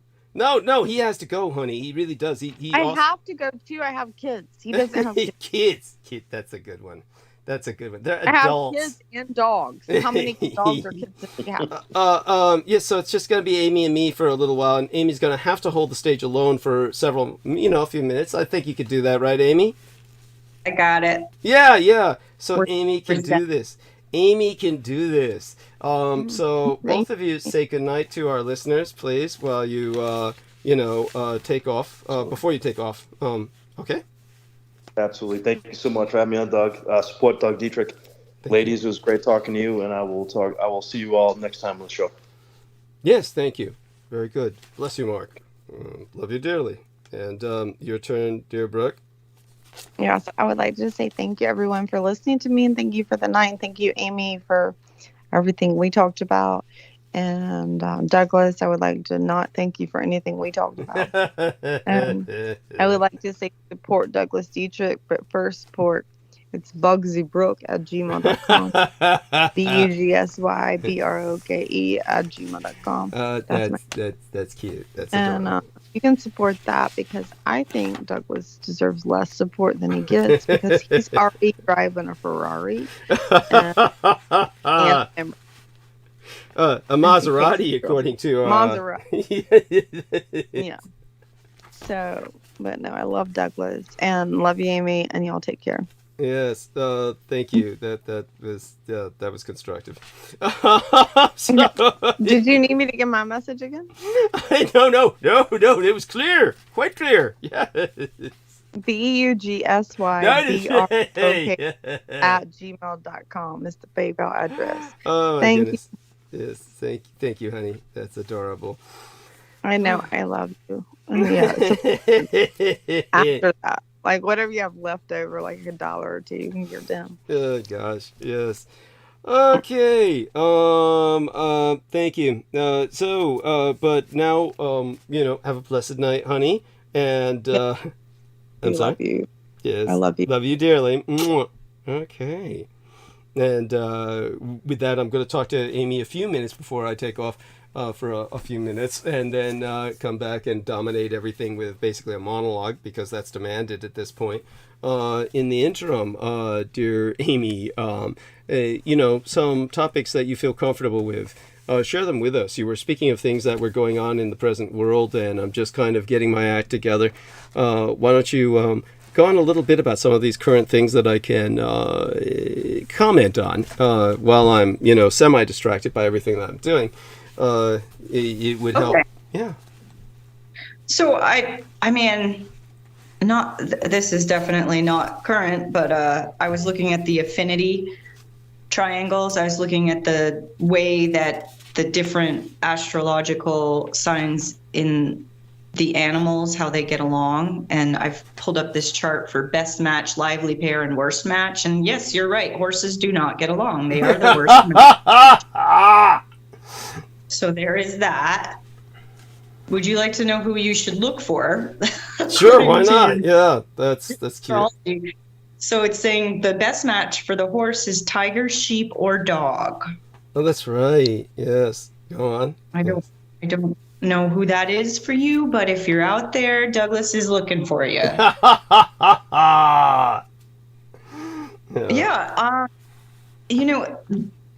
I was really bringing up that chart, the chart that you were looking for one night that your mom had. It's a cosmology chart. It's a chart of the sky.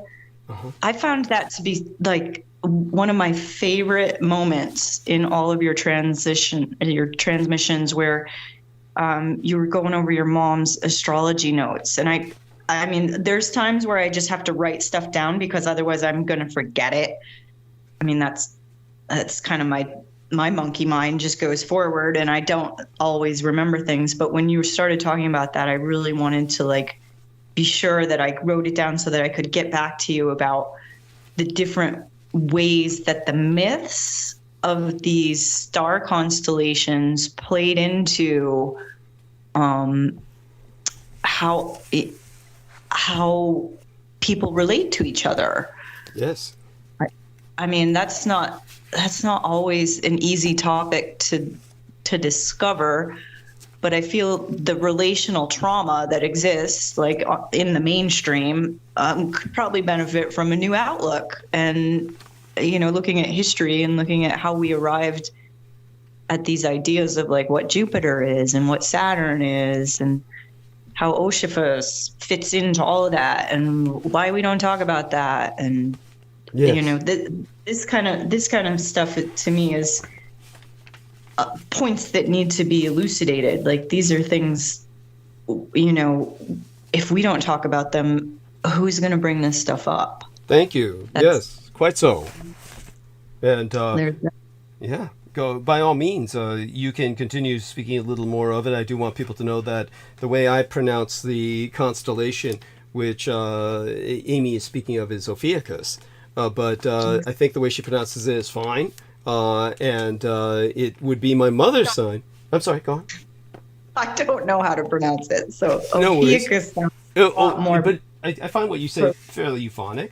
It's certainly euphonic enough. But I do want people to know that's exactly what my mother's sign would be if the 13th sign were integrated into the zodiac, which I'm a big fan of the 13th sign. And it would change the zodiac completely. It would change everybody's signs. And I think that we should entertain, two zodiacs, is at least, aside from the Chinese zodiac and the zodiac as many people have come to understand it. I also am for a zodiac which contains the 13th sign or acknowledges it. And that should be acknowledged as kind of an alternative reading for everybody so that they would have an alternative to, just the sign that everybody's familiar with. If the 13th sign were to be integrated into the zodiac or recognized as part of it, then I myself would be a Virgo as opposed to a Libra. And I can understand, I can relate. Maybe not much, but to a degree. That's there you have that. So what I can do is sometime, not tonight, go into speaking about the star charts again and the long cycle of the cosmic year, the cosmic seasons. So that sounds good. I like something to do. So I'll be back in a few minutes, and what Amy's going to do is cover anything she wants. I know she's more than capable of handling this, and you got this, right, honey? So this is what I'm thinking. Yeah. I have been looking for this article that was sent to me in a list. Like I have these lists of new publications that get sent like once a week, and this one is called "The Glory of the Scholar," and the title is "The Glory of the Scholar," and then the subtitle is "The Nexus of Beauty and Intellect in Chinese and Rabbinic Literature." So I thought I might go ahead and read some from this excerpt and then talk a little bit about how they break it down into categories. They've got 4 different categories that they were using to present the ideas of beauty and intellect in these ancient cultures, and looking at the foreign languages and how they brought this out, how this was applied in their writings. Does that sound like something that you're interested in, or would you rather I talk about something else? I think that's fine. That's I'm sorry, honey? What was that? You're like, I just need to go right now. Oh yeah, I mean, no, I mean, it's not that bad. I mean, you know, I'm pretty good about this sort of thing because thank God I've got a healthy bladder. But I don't mind your asking, and I think that that's fine for now. When I come back, I'm going to cut loose completely, and we'll take it from there. But let's see, the time we'll have remaining will be approximately, 9 to 10, 10 to 11, 11 to 12. So we'll have about 3 hours for me to address a number of things that were brought up, and I'll do my best within that period of time. You're not going to have that much time anyway, so you might as well just go into it, wholeheartedly, and, just kind of read from that, bring forth your own observations. All of that will be great. I'm sure it'll be fine. Yeah. Okay then. Love you dearly. I'll be right back. And okay, I know you've got this. All right. Thank you, everybody, for staying on as we wait for Douglas to return. So these ideas of beauty and intellect, they're interesting to me,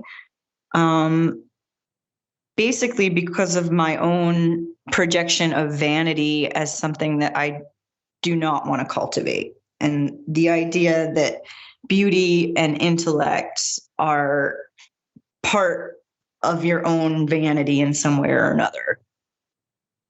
But this particular paper, which came out of Israel and the School of Foreign Languages at Zidyan University, this paper, it talks about introduction and method, that beauty and intellect are often represented as diametrical opposites, aligned along a dichotomy of materiality and spirituality, or sometimes juxtaposed as external, superficial, appearance on the one hand and internal substance on the other.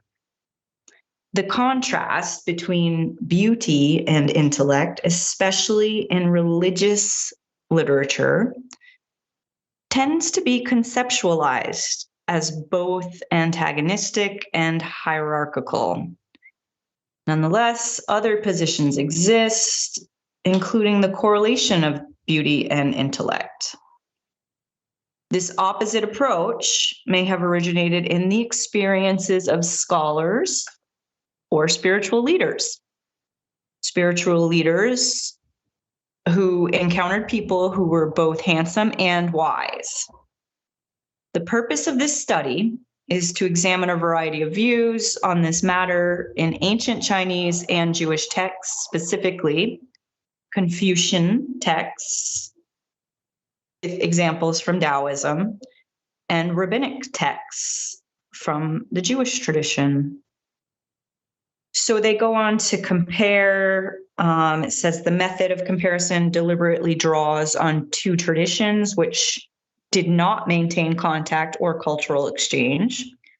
So that in itself to me is interesting, that they're trying to overlap two different cultures with these different values of beauty and intellect. And they're doing this to underscore some shared universal themes, even among civilizations which did not influence each other. So they break down beauty and intellect in these 4 ways. And because I can't access this document, I have to sign up for it, and I haven't done that. But they break them down by antagonistic, complementary, authentic, or epistemic.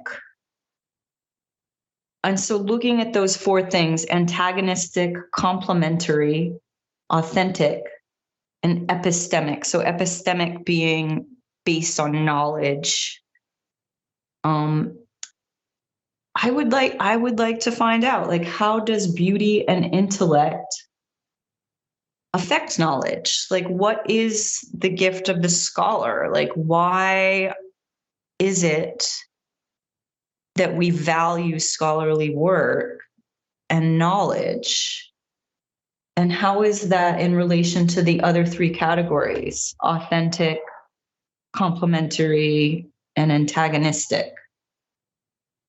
So the first one, it kind of addressed in the abstract that beauty and intellect can be opposed to each other, so they can be antagonistic. Like one who appears beautiful might also appear non-intelligent, or vice versa. And that would be like one way that the cultural texts would point out beauty and intellect. And then the other way would be to group them also together. And again, it talks about that opposite approach of spiritual leaders who were both handsome and wise. And then the other 2 categories, authentic and then epistemic, that to me was a little bit more arbitrary. Like, how does authenticity relate to knowledge or something based on knowledge? Are we saying that you don't have to have knowledge to be authentic? I mean, that's where I'm wondering how these people drew those 2 constructs together, beauty and intellect, and whether that's authentic or based on knowledge. And is that even on a scale that can be measured? So I think that breaking anything down into 4 different points is a good way to get started, because 4 is a great number in any culture. Like, there's a lot of ways that 4 parts to a whole can operate and be understood by any kind of person, any native in any culture. But, particularly with the 4 directions. And even with that, you can start to say, well, there's north, south, east, and west, but then there's also above and below. And so as you start to break stuff down, 4 is a good starting point, because you can then break it down and then oppose all 4 and keep them separate. But it's never complete. Like, you can always add other categories. You can always draw new meaning from what you're developing, like, as far as like beauty and intellect being a vain endeavor, like looking to become beautiful or looking to appear intelligent. Is this an egoic kind of vanity? Are you just looking at what it is that you would strive for? Is it the good, beautiful, and just?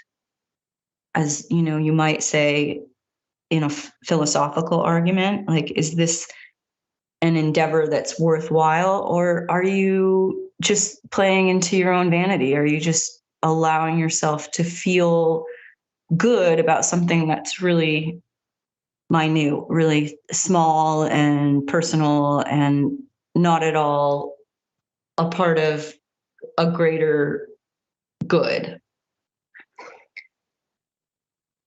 So what I'd really like to discover is how any culture views beauty and intellect, and whether or not that is a vain pursuit. Is there a possibility that none of this really matters? Like, is it looking at an examination where there's some kind of resistance? And when you look at that resistance, can you flush it out? Can you support either side of that argument? So I'm looking at beauty and intellect in a way that does not promote vanity. I'm looking at it as something that you might strive for. I'm looking at it from my own perspective, but it's interesting that they chose the Chinese and Jewish texts and then made the presupposition that those cultures historically didn't have any contact. And I'm wondering how true that is even. Like, is that really an authentic way to look at the history of these cultures? Like, by saying, oh, they didn't have any contact and therefore these are not universal ideals. These are not universal values. And I'm thanking everybody for staying with me on this, because it doesn't seem to really end. Like, there's always a way that you can continue to maintain that discussion of how can we address beauty and intellect as a way to promote more study. Like, if something is beautiful, how are we going to describe it in a way that makes it reproducible? Like, can we reproduce something that's beautiful? For instance, we can look at the Renaissance art. We can look at some of these traditions in art where the Hagia Sophia, can we reproduce it? Probably not. But do we need to? Probably not. That's beautiful. I mean, you actually are maintaining a pace. That's incredible. So I came back. You're maintaining a pace, maintaining numbers. I'm proud of you. You've done well. I mean, I think, yeah, better among some of the people who have attempted this. Take your time and wrap up your point, and then I'll go into monologue full. Okay. Well, I'd like to get since you're back, I'd like to get your thoughts on, so they made this claim that the reason that they're drawing on the Chinese and the Jewish literature is because these two traditions, which did not maintain contact or cultural exchange, in order to underscore some shared universal themes among civilizations which did not influence one another. And my understanding is that's just not true, that the Jewish and the Chinese cultures were in contact, but it wasn't like every man in every town. It was the silk trade. It was just by trade. It was the wars. It was the warriors that, had contact with these other cultures and other tribes. Does that make sense? I mean, are you thinking that this is like a good basis for their discussion of the glory of the scholar, to be able to make that claim that the Chinese and the Jewish cultures did not historically have any contact? I think that that's a ridiculous assumption that they did not. Of course they had contact. This is something that should be known to people. I don't understand how anyone could not know this. It's one of these things where they had cultural exchanges because of trade and the travels of so many educated people seeking, of course, new markets. I think that's preposterous that you have this situation where people are now, forgetting all of this. It really goes to show the loss of culture, right? The kind of loss that we've been exposed to. It's maddening. Yes, go on. What else comes to your mind? Yeah. No, I kind of had that sense that you could see right through that as like bullshit proposition. Like, don't start with that, because that's just, nobody can read any further. Like, you're not looking at beauty and intellect is a really great idea. Like, I'm not faulting these two people whose names I cannot pronounce. For going at it, for saying, okay, well, let's talk about things of value like beauty and intellect, and then let's break it down into antagonistic, complementary, authentic, and epistemic. I mean, that's what we do. That's like part of the whole Aristotle philosophy, is to put everything into a category. But I do feel that they're really missing a lot of history to not expect that those two cultures had contact. Of course they did. Of course, there's influence in all of the ancient writings. Like, the further that I get into any of the early Christian work, then it's clear. It's just standing right out that all of the Christianity came through Asia. Like, it's written in the church history by Eusebius. She got beauty, two people of beauty, and you're talking, one of them obviously has to be me, right? That's what you meant, right? You meant two people of beauty. I don't know how you can't pronounce my name, but it's Brooke. Adorable. Go on, honey, and if you're gonna talk about me, it's Brooke, two people of beauty. Her first name is Brooke. It's beauty and intelligence, Brooke. It's beauty and intelligence. That's what I mean. And there you go. You have me. It's BRO, Brooke Elizabeth, if you would like to know the full pronunciation.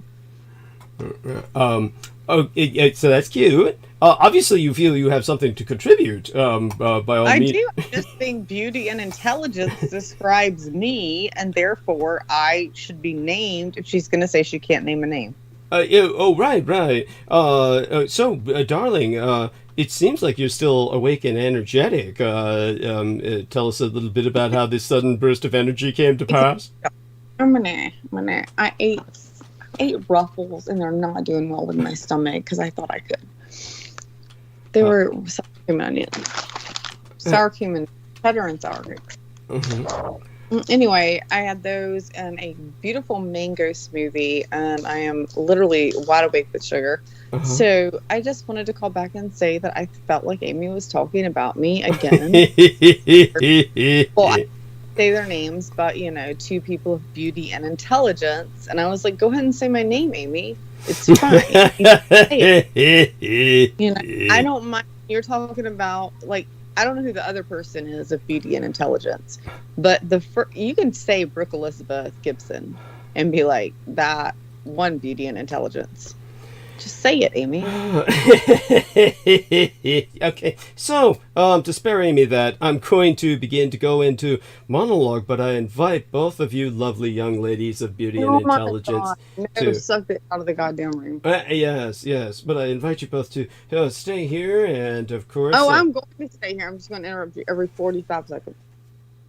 You're kidding, right? I mean, you do want... Are you going to go into monologue on something decent? But, you said you didn't. You said you didn't even want to go into monologue. But you demanded an answer to certain subjects. Yeah, I demanded them to me, the person of beauty and intelligence, as Amy has already stated, which I love Amy for stating that, even though she didn't say my name. So, again, I ask you personally, and so therefore I don't need a monologue. I need you to talk to me personally on what is it. Well, what do you want to talk about? Definitely not what your sexual needs. I'm sorry, definitely not what? What's your sexually transmitted disease? What? It's well, I wasn't going to go into that. I was going to go into the Holocaust and ultimately. Did you honestly? Did you do it this weekend? Did you? Yeah. Why? God, you're such. It's that what I what did you expect? It's. I would expect that when a woman tells you you shouldn't even jack off for 30 days, your own doctor, that you might not fuck a prostitute the next week. That's what I expected. That's asking too much. Honey, it's one of the most important Asian holidays of the year. Of course I'm going to indulge myself. And I have every right to. So lucky we don't live in the same fucking city, because I would meet you with the doctor like every fucking time just to be like, I'm hitting with him. I'm his person. Just to tell him, by the way, this is what he did. This is what he thinks. He thinks it's okay because next week, Wednesday, is an Asian holiday. That's not even a real Asian holiday. It's like a holiday that like 20% of Asians fucking even celebrate. But he's going to use it to fuck a prostitute. Okay. Yeah, while he's got the STD that you just told him he shouldn't have sex for 30 days. That's what he's going to do. She made me wear a condom.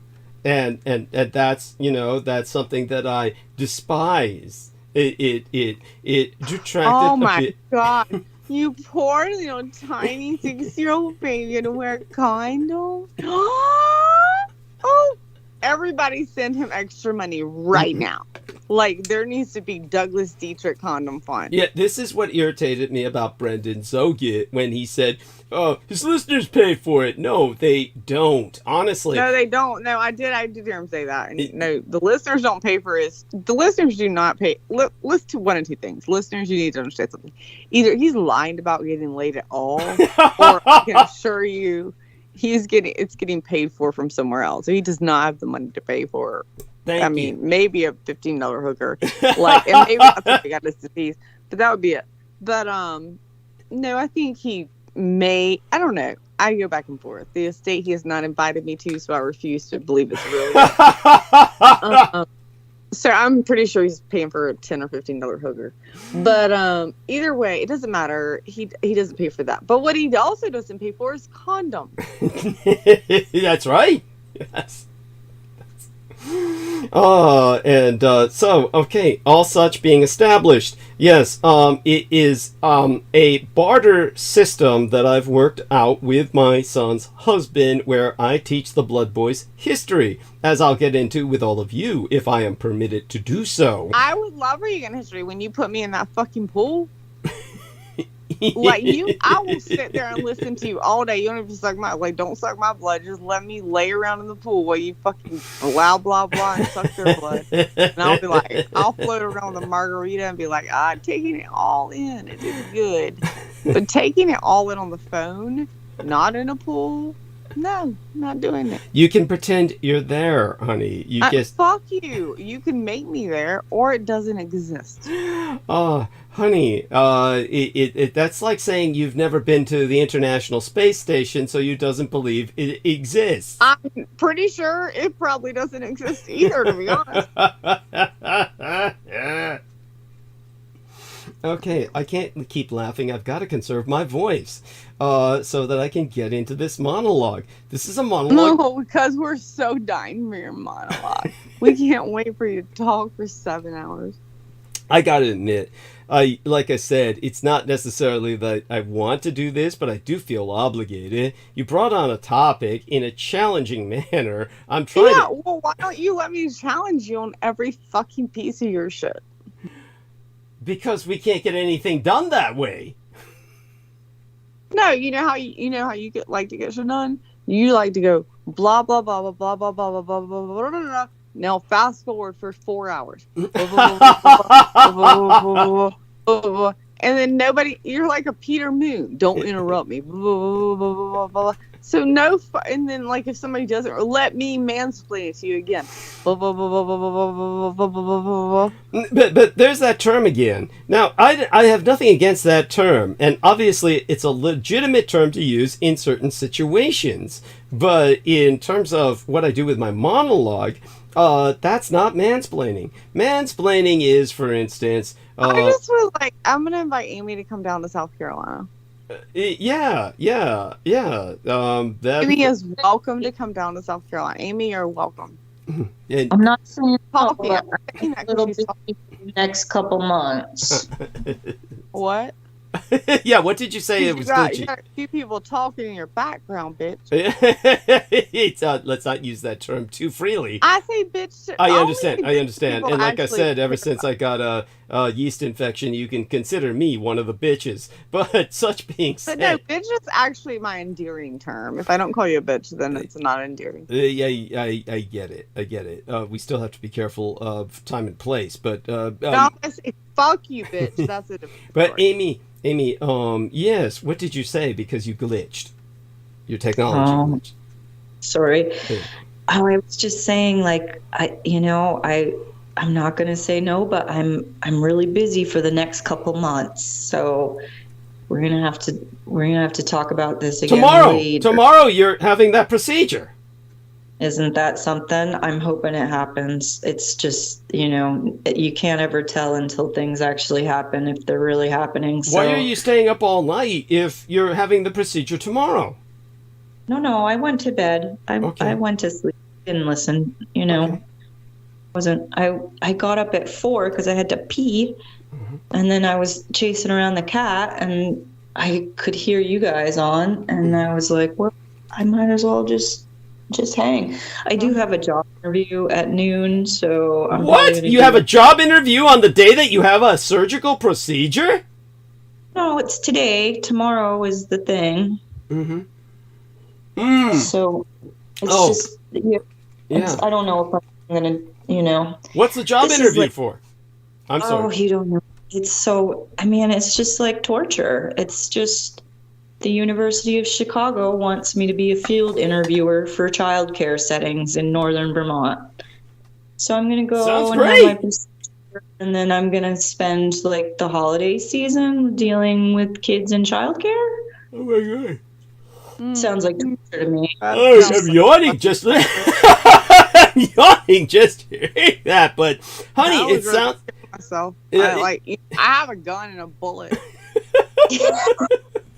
it sounds like a great job.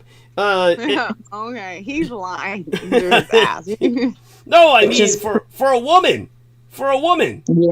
So, because we women would prefer to make our lives miserable more than you would.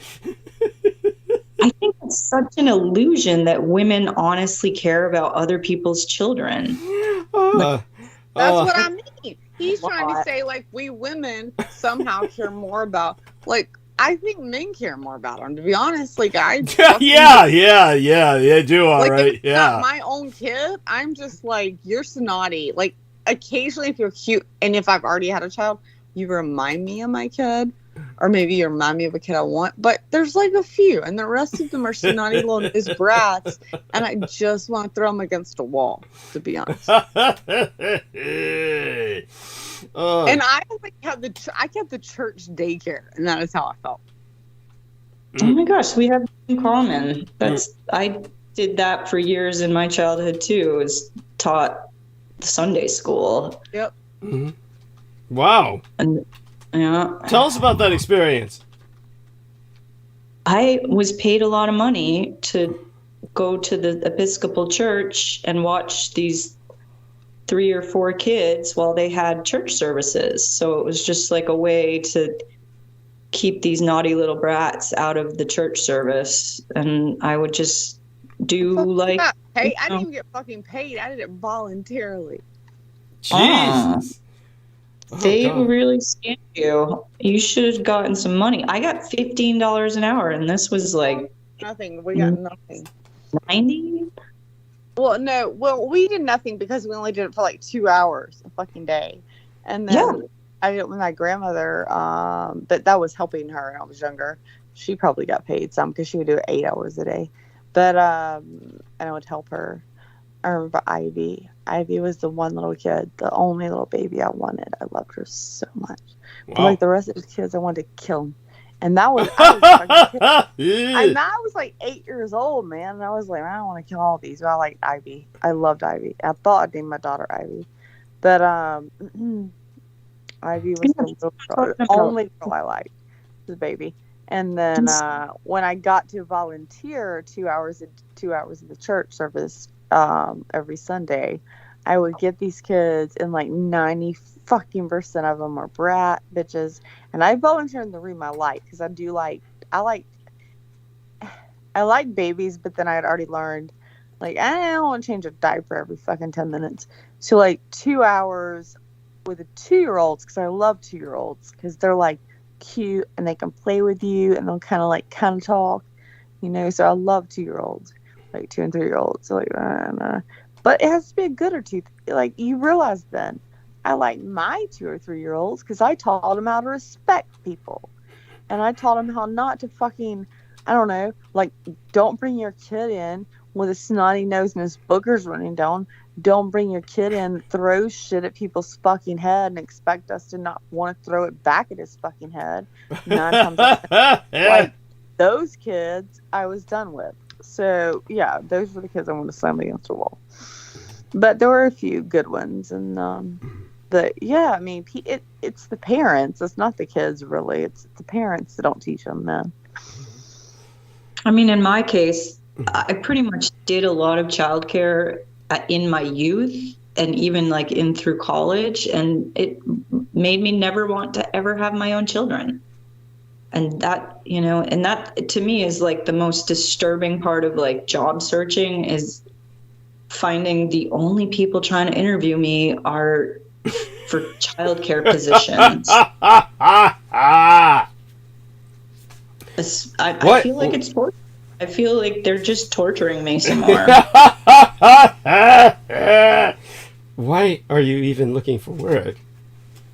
Because I need work. What are you talking about? Like, what do you think I'm doing? Like, I gotta spend my time doing something. Well, like, you've been unemployed this long. I mean, surely you found what? But that's not okay. Like, that's the thing I'm trying to remedy. Like, I'm trying to get to a place where, like, I can have some freedom again, and I'm not just stuck because I don't have the money to do something fun. Like, it's all that. Well, I just invited you to South Carolina. We have a lot more jobs, but you didn't want to take that. I do have interest in Charleston. People have told me. I'm not in Charleston. I'm in Greenville, upstate. And you want to go to Charleston, go ahead and live there, because fucking coast is going to go in and it stinks like fucking hell. Oh shit! The water doesn't run. The water in the coast, lower level, you'll just smell it. It smells so bad. Oh my god! Because you got it's a flat land, right? So the way the sewer runs, it stinks. It's beautiful, but it smells. Oh my god! Oh my god! I'm just letting you know that's our secret to South Carolina. Like, that's interesting, because when I lived in Savannah, they said that the people of Savannah were smart enough to hand over the city to the Yankees so that it didn't get burned, and that Charleston was the only other city that was smart enough not to let the Yankees burn it down. So they both have some very original architecture that wasn't burned. That's what I said. The architecture is beautiful, but if you're up in the like upstate of either Georgia, you're going to be in Atlanta, so you really don't want to be there. But you could go to some country, I guess, outlands. And in South Carolina, you're going to go up to, you do not want to be in Columbia. That's the armpit of South Carolina. And I mean armpit by the fact that there's no wind, because at the coast, whereas Charleston and Myrtle Beach, while you have humidity and no mountains, you do have a breeze off the ocean, right? And then you have the middle of South Carolina, which we call it the armpit, because it is the humidity. Just imagine being under your own armpit. and there is no breeze, right? There's no wind. Like, you get out to get gas and you're just like, get me back in this car. Like, in the summer, I mean, in the winter, I guess you can deal with it okay, but anytime from like basically April through September, October, like, it's the armpit of South Carolina, and it is just, there's no breeze, nothing. And you don't have the mountain breeze, you don't have the ocean breeze, and it is literally high, very high humidity. So it's like being in an armpit. And then that's the middle of the state. And then you have the mountains. She writes tour guides, by the way. That's what she does at home for her work from home employment. Go on. Greenville, Spartanburg, all that, upstate, Anderson, all that is the upstate North Carolina. It's called the foothills of South Carolina. Blah, blah, blah. Shut the fuck up.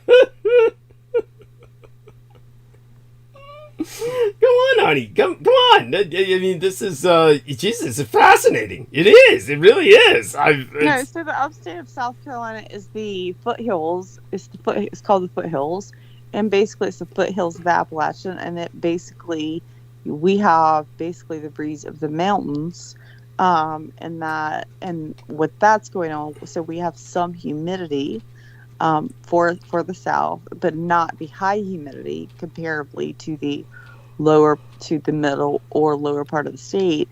And we have the breeze from the mountains and that coolant. So we are, I mean, like, I'm 3.5 hours from the beach, but I don't have to deal with, number one, if you live at the beach, you got to have all that insurance to protect you from the ocean, right? Mm-hmm. And if you don't want to live in the middle part of the state. All I can know is you don't, unless you're poor or going to USC. You do not want to live in the middle part of the state. Like, there's multiple things I could give on that, but you just don't. From Florence to Newberry, you would not want to live in any of those counties. And so, yeah, you get to the foothills, and that's basically Greenville, Spartanburg, and then a little bit lower, and then Anderson, a little bit different, but they're all the foothills. And then you can go up to Asheville, is our, at about 45 minutes away. But those are your foothills of North Carolina, or south of North Carolina. Wow. Yeah, definitely appreciate that. And heard a little vape thereafter, I think, if I wasn't hallucinating.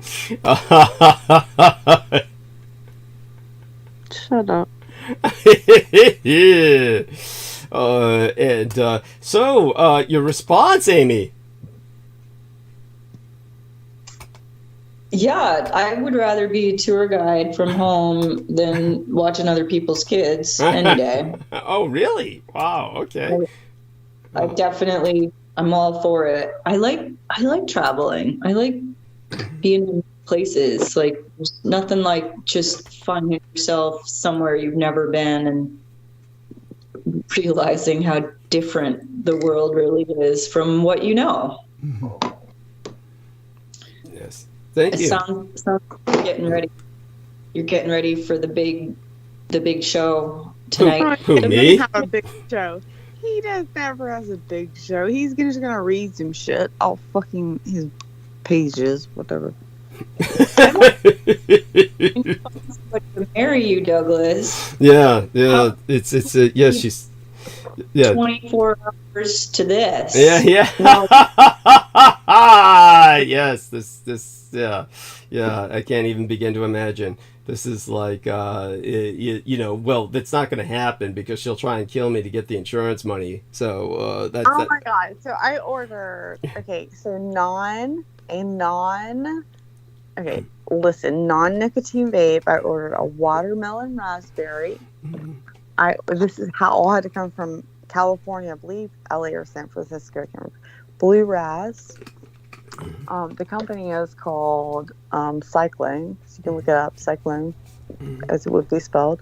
Watermelon ice, strawberry banana, sweet peach, straw raz. And so you're bringing all this up just to kind of like burn bandwidth? I mean, it's helpful at times.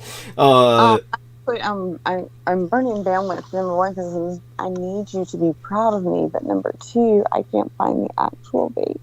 Oh my God! Well, I am proud of you that you got the non-nicotine vapes. Yes, no, I am proud of you. Let's find that actual vape. Jesus Christ! You mean They all have to, so they're all like a little pod you put in it. Mm-hmm. Have to have the actual. How could you lose that? I mean, aren't you kind of addicted to this stuff? How does someone who's addicted lose something like that? It's why I order other vapes, because I lose shit all the. And the mango. I see them on the floor. The mango. I ordered a mango, a coconut mango. But I still don't have batteries for any of them.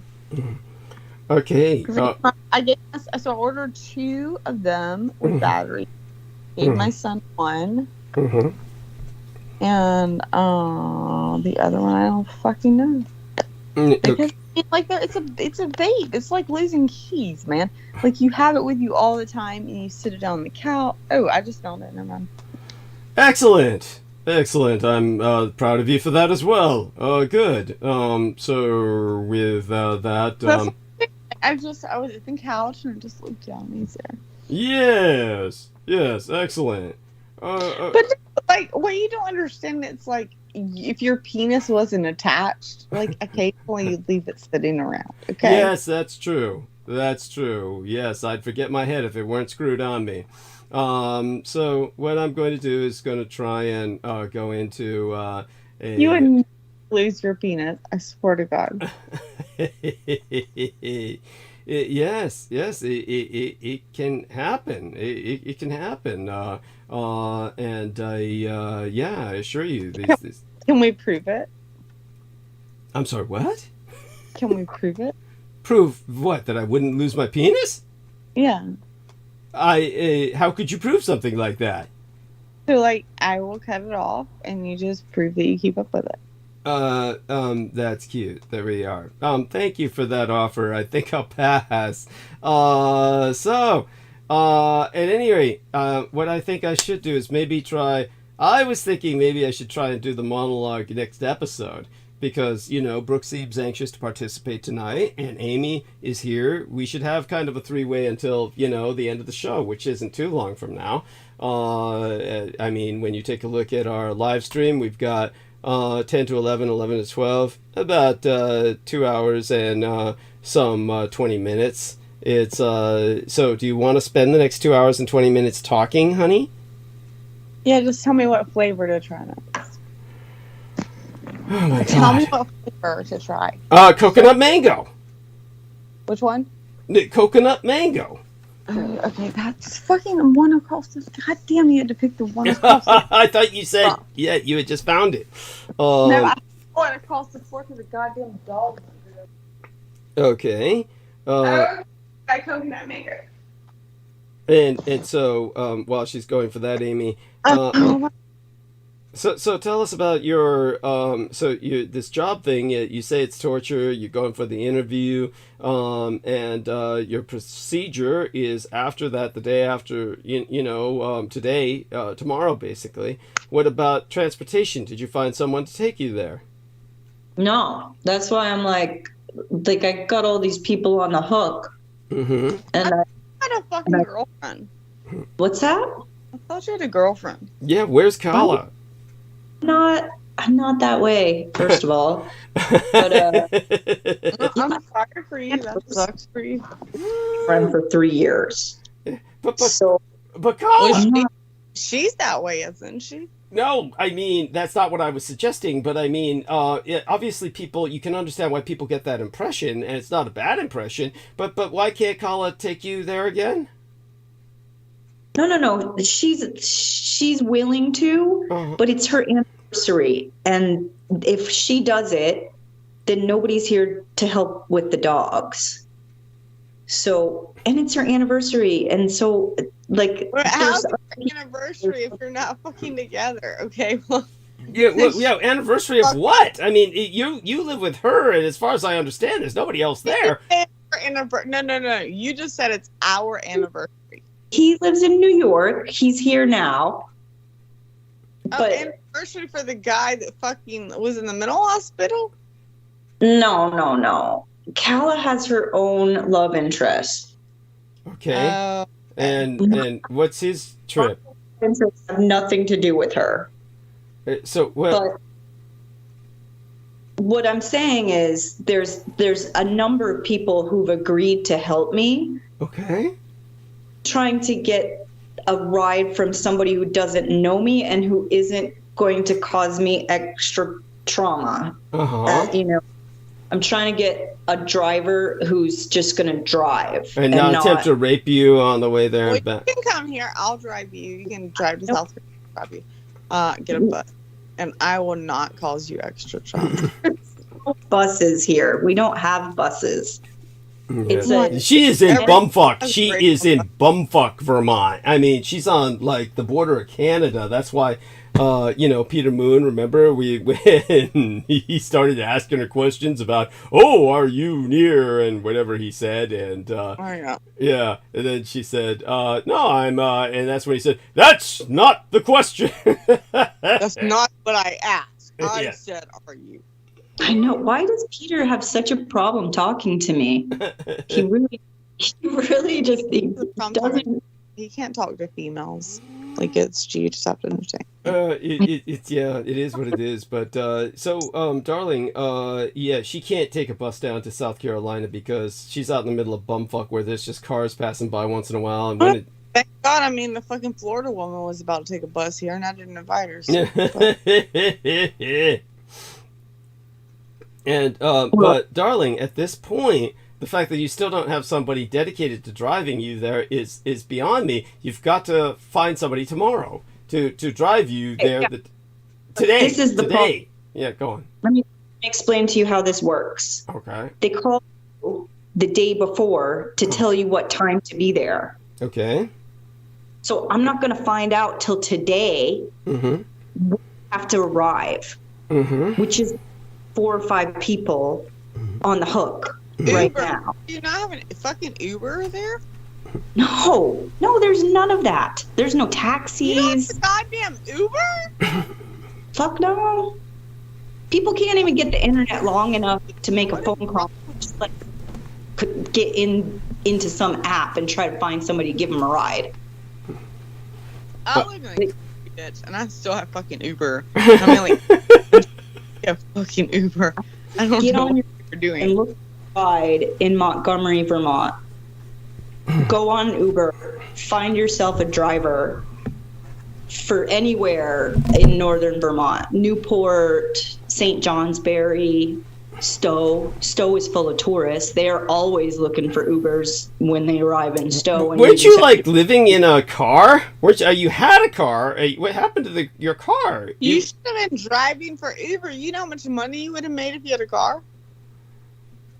Right, I know. That's what all the tourists say. They're like, just drive. They don't realize I've had several car accidents that pretty much make me like Douglas. You know, no, I have a 6 point to run somebody off the road than to get going. Well, you're both talking at the same time. So obviously you're afraid to drive now because of your history of accidents. What were you saying, Brooke, about that? I said I had a 6 point ticket that's been reduced now to 4 as of this year. But, like, yeah, you have to. I think I didn't even apply, but I assumed the 6 point ticket, because you only have 12, that they wouldn't allow me to drive. So I didn't even try to apply, because the Uber drivers right now, especially the Uber Eats, believe it or not, because nobody now, believe it or not, they're all lazy, like me. And they all just want to order food from their home. And they will order it, and they give you a tip, and then you get paid from the company. And it's just like you deliver food. Like, so these people are making a killing. I've talked to several of them. And I'm like, I just need to apply for this job just to do it like part-time, you know, just like off and on, you know, until I get back into my outside sales. But they're making a fucking killing. But at the same time, you have to have, obviously you have to have a car, you have to have insurance in your name, which both of those I do have, but I had a 6 point ticket, and you have to have a driver. 4 points, that'd be okay. And so I'm at the point of 4 points coming off like I'll be at 4 points in Brooke, you're August. how many times you left the house and found a stalker without having to do it for money? Do what? Like, I can't believe you're sitting here going, well, I can't drive for Uber because I have all the points. Brooke, if you were to drive for Uber, you would find new stalkers all day long. Yes, it's true. Oh, I know. But you know what? You know what had happened? And I'm going to say this on fucking air. I will never kill anyone unless they try to kill me first. And that's for air. But if they try to kill me first, I might die, bitches. And if I die, you put, that bitch died fucking well because she fucking defended herself. But if they fucking try to kill me first and I fucking kill them, you'd be like, that bitch never tried to kill anybody first. But if she fucking stabbed him 79 times, she maybe took some aggression on them, but it was because they fucking tried to kill her. Like, do you understand what I'm saying? Like, at the end of the day, I am prepared for that kind of shit. Like, I'm prepared to be like, hey, I know every man's out there for it. And so if they, like, you're good, you're good, you're a good guy, you're a good guy, you're a good guy. But if that guy takes it out on me, he's either going to he better hit my carotid and he better hit it fucking fast. Because if he does it, I'm hitting his and I'm in his balls and then 99 times on his fucking chest. And then that you can have that recorded. Because at the end of the day, I do not want someone to ever try to hurt me and get away with it. You see what I'm saying? Like, they get away with it so many times. Like, no. Yeah, but it's best to just avoid that stress in the first place. Who needs this kind of... But that means they don't get the job. And that's not fair for a woman to not get the job. But you're saying the woman shouldn't take the job just because she's worried that she might get stabbed or she might get raped? Like, I'm tired of that. Like, if they want to try and rape us, if they want to try, like, most guys are good. Most guys are great. But I want to be prepared. Like, if there is one guy, like, I just want to make sure, like you said, if there is one guy, like, I want to be prepared for him. And if maybe I won't be prepared, maybe I won't.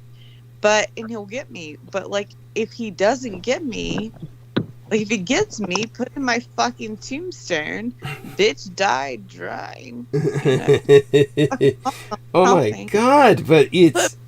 Put bitch on my tombstone no matter what. Well, I'll bear that in mind. In terms of, Amy, what do you have to say to this? It's just back to the women can't be taxi drivers. They have to watch children. Yeah, but... Yeah, that's what I'm saying. That's not fair. Do you think that's fair, Amy? No. Victoria, what do you think? Oh, she joined.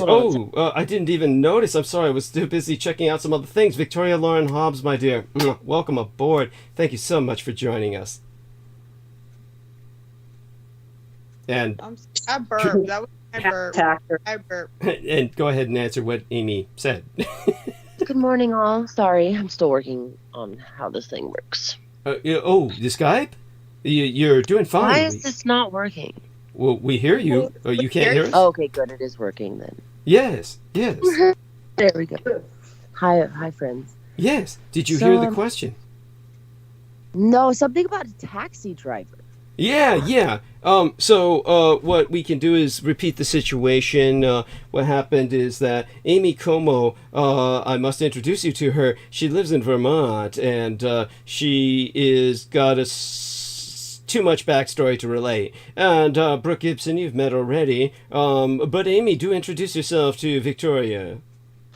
Yeah, Victoria, we were just talking about how I'm going in for this procedure, which is related to some endometriosis and the fact that I can't have children. And then today I'm having a second interview to go and be a field interview for the University of Chicago and spend all my time in childcare, interviewing childcare workers over the holidays. I was saying how, by the way. I feel like it's torture. I feel like they're just torturing me some more. But Brooke was saying, well, I would be an Uber driver, and if anybody tried to kill me, I would fight and I would defend myself. And my point was, yeah, it's just back to you have to be around children. Like if you're a woman and you want to work, well, guess what? You have to be around kids because that's the safest place for you. Wondering what you think of this. Yeah, so Victoria, what's your impression of this? Because what Brooke describes to me is just kind of this bitter sort of, women should not be trapped from certain roles, and I understand that, but at the same time, well, why make it yourself the person who pioneers this horrible, dangerous frontier? Why put yourself on the line in the name of woman's lib, so to speak, to endanger yourself with a bunch of male passengers, as she says. Uber driver and not just change diapers. God forbid. God forbid. Well, that's the thing. So I think that there's nothing inherently wrong with women in the workforce. Certain stuff. The thing is as much as some people would like to pretend like we're all very similar, I think we're quite different. Yeah. And as a woman, I would never want to be an Uber driver. Thank you. Never. Absolutely not. Yes, from the mouths of babes. I would prefer to be a billionaire and never have to work. Oh, well, I mean, that's the thing. If Brooke, if you're driving and you have a strong countenance, then that's fine. It's just, I wasn't as strong as some people growing up because of the homeschooling background. So right. I got a bit taken advantage of in my younger years, so I would certainly be a little bit more cautious with that kind of stuff. I wouldn't encourage. It depends on where you are too. If you're in like suburbia, in wherever, but that's different than being like Chicago or New York City. I'm not in like Chicago or New York City. It's exactly suburbia. Yeah.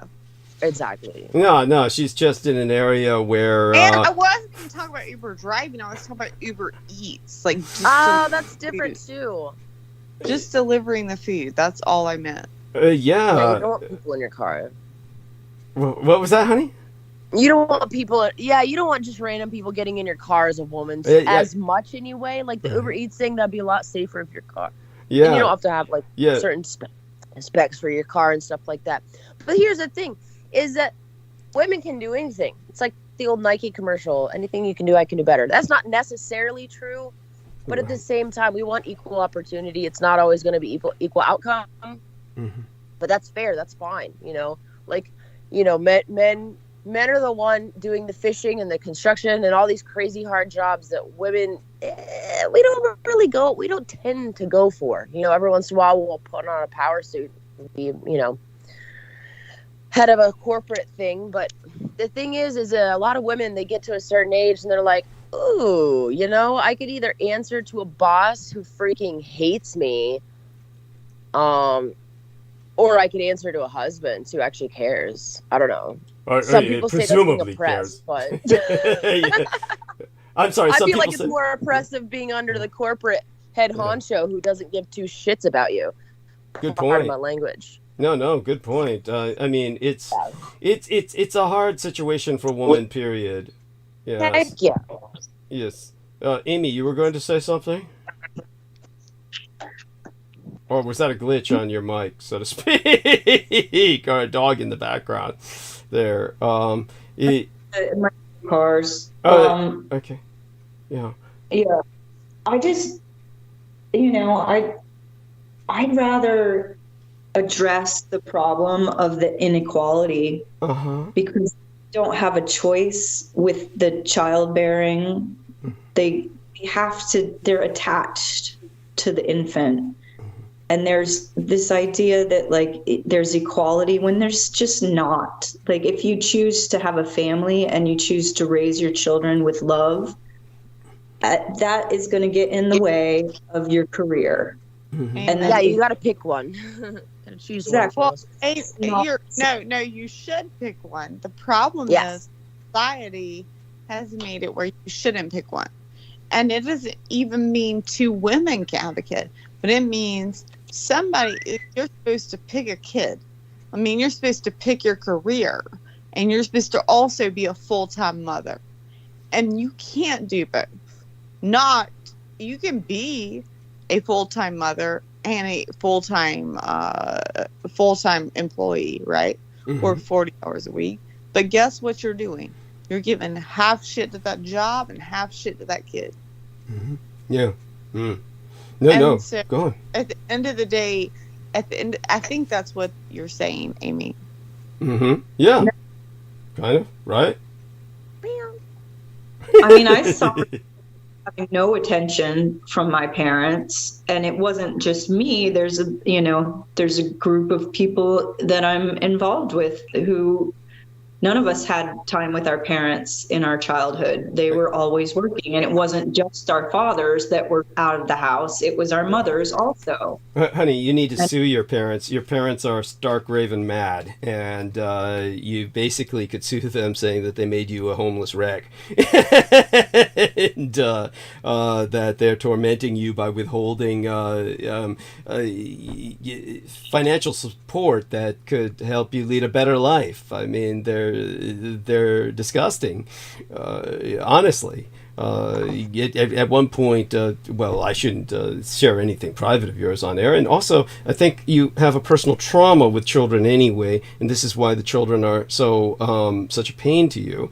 I think that that's a factor that really needs to be taken into account here. You need to share that with people who are trying to interview you for these jobs.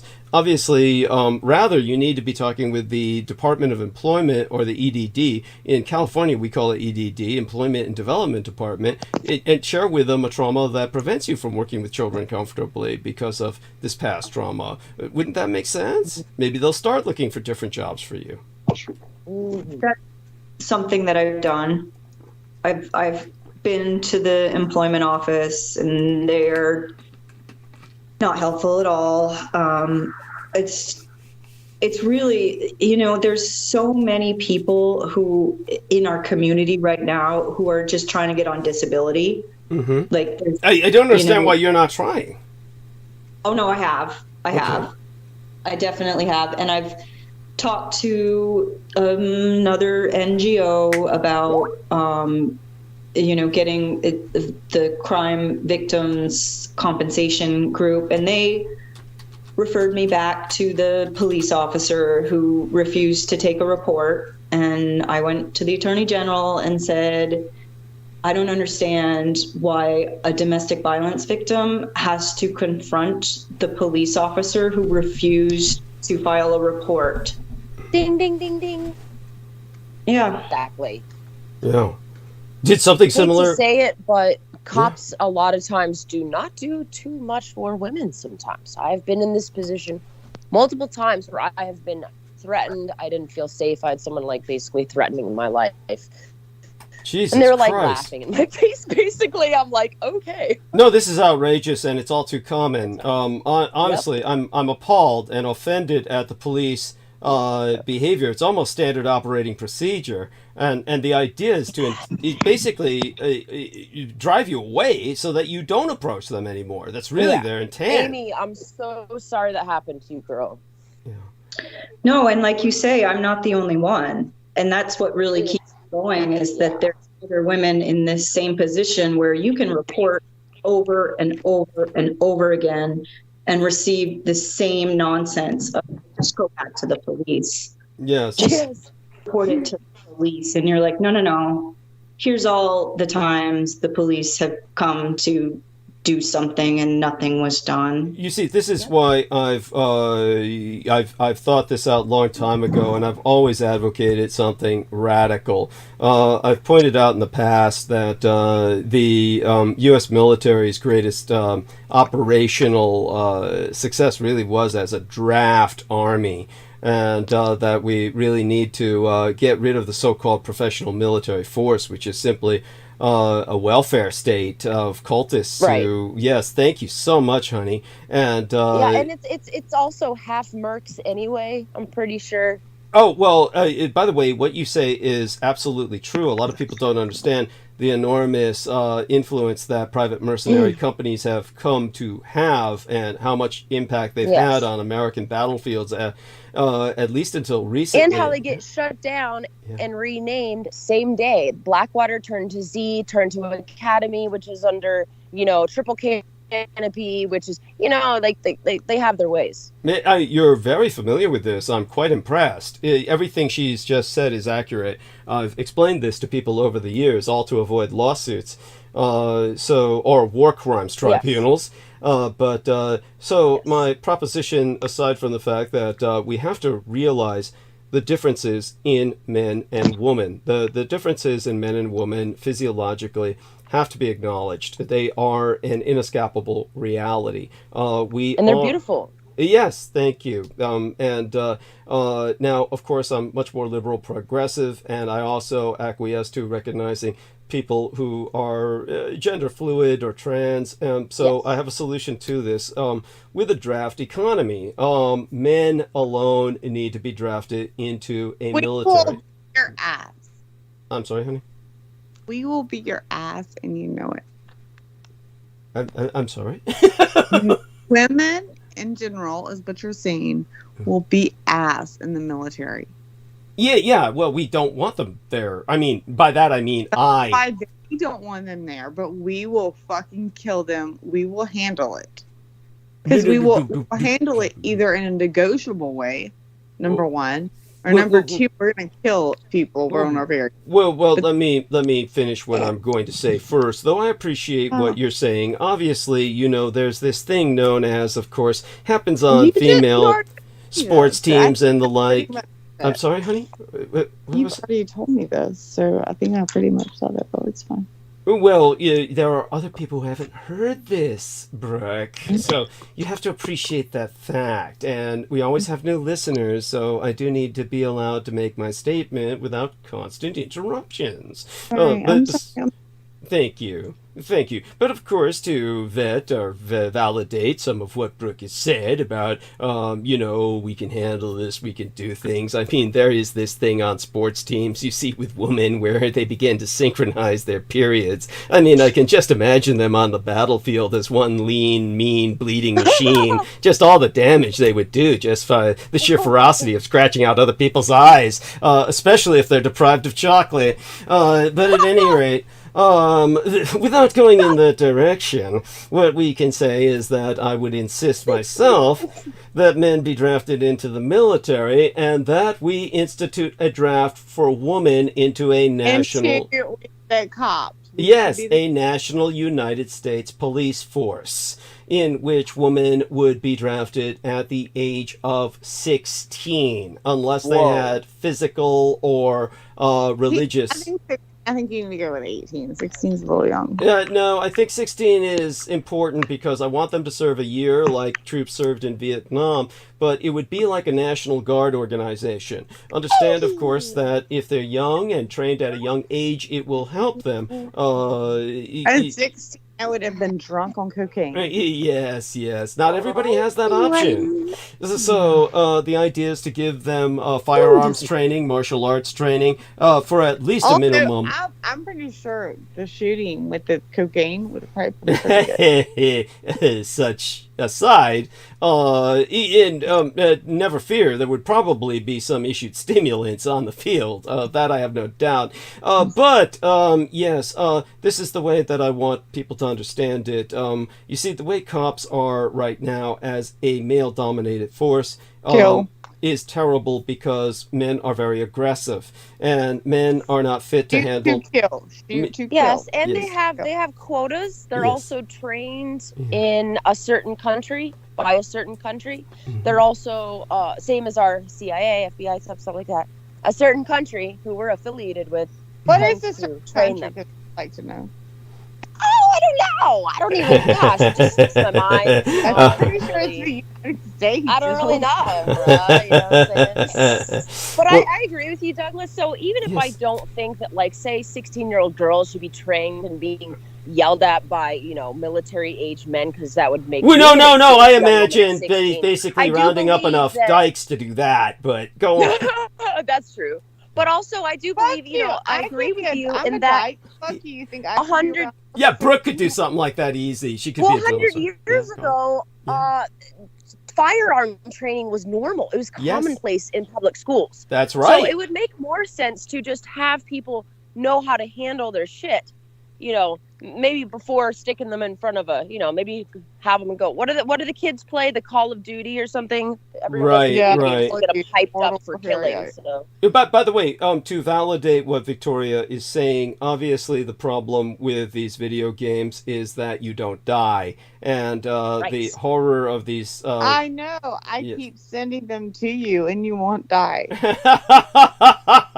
Yes. So, obviously.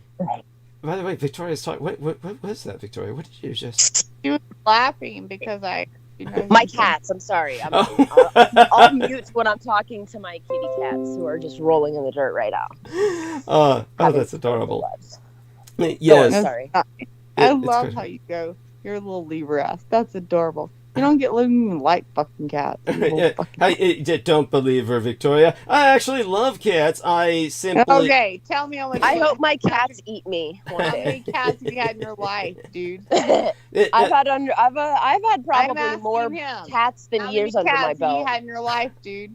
She's talking to me, honey. I would have had many had I not been. How many cats have you had in your life? I couldn't afford them in this environment. I grew up in ghettos. There's literally 44 about to be put to sleep tomorrow in San Francisco. Can you adopt one of them? I could not. I don't have the room. It would be cruelty. It would be cruelty to 44 in San Francisco, and you can't adopt one. I can't. I can't. It would be cruelty. Oh, he can barely feed himself. Yes, thank you, honey. Thank you, Victoria. Yeah, sees. Victoria don't get a pet unless you can spoil it rotten. That's my. No, he can spoil it rotten. He's just not going to because he's selfish as fuck. Hey, survival. Survival is a thing, and when you're DDD, it's a whole different kind of thing. That's right, Victoria. See, she knows. Yeah, you know what? These people, I don't know. They're all your agents. Like they give you these credits. I'm starting to think maybe other people are right. You just got agents fucking out here for you because this is bullshit. Like this one guy was here's the thing, Brooke. A lot of people. Girl without the condom. That totally makes sense.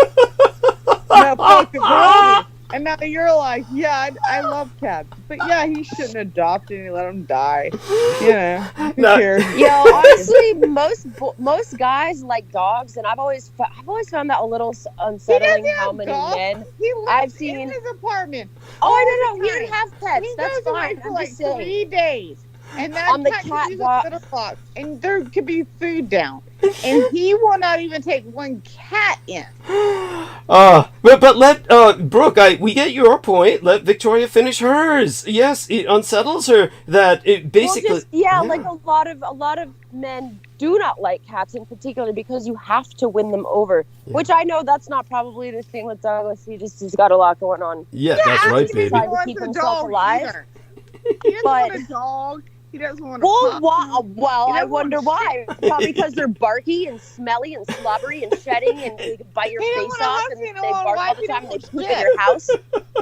Dogs are awesome. Douglas wants. He will take a cat or a dog or a wife. As long as they come around with money to fucking support his ass. But Brooke, it could be a possum. As it could be a rat. I'm a rat. I love my but by the way, see, Victoria loves her rats just like Brooke. Both these ladies love their rats. And Amy, she's got dogs and a cat. I mean, she's got the cat, you know. Yeah, but dogs are cool if you have enough room. Amy, tell these ladies before I go into the fact that dogs are loved by the most narcissistic of men because dogs are the only creatures that give them unconditional love. So when you see a man alone with his dog, part of my language. Yeah. Amen. Yes. Well, wait a minute. How about women? Am I narcissistic? No. I'm thinking of Richard K. Cole Jr. He's got that dog because it's the only thing that will unconditionally love him, even when he goes out and shoots his neighbor's dogs. That's the narcissism that men love. That's what I'm talking about. Yeah, and so Amy, that was the other half of what I was saying. Yes, the bed but thing, Amy, it's like. Yeah, go on with that, and then tell these ladies how some son of a bitch cut your cat's tail off. What? Oh, the fuck no! I will come up there right back in now. Who the fuck Okay. has your cat's goddamn tail? What? You haven't killed them yet? Or at least cut their fucking Douglas- something like their car. Like, don't go to prison for it, but like something. I honestly, I can't tell you how it happened. All I know is the cat was paid for, sent to the person who paid for it. Tell them what an expensive breed this is. Oh, it's a Bengal Russian cat. They're hypoallergenic and they have really soft. Hypoallergenic. Thousands of dollars. Thousands of dollars. A rare Russian breed of hypoallergenic cat, and someone cuts its tail off. I swear to God, you'd be hyperallergenic if somebody cut your dick off.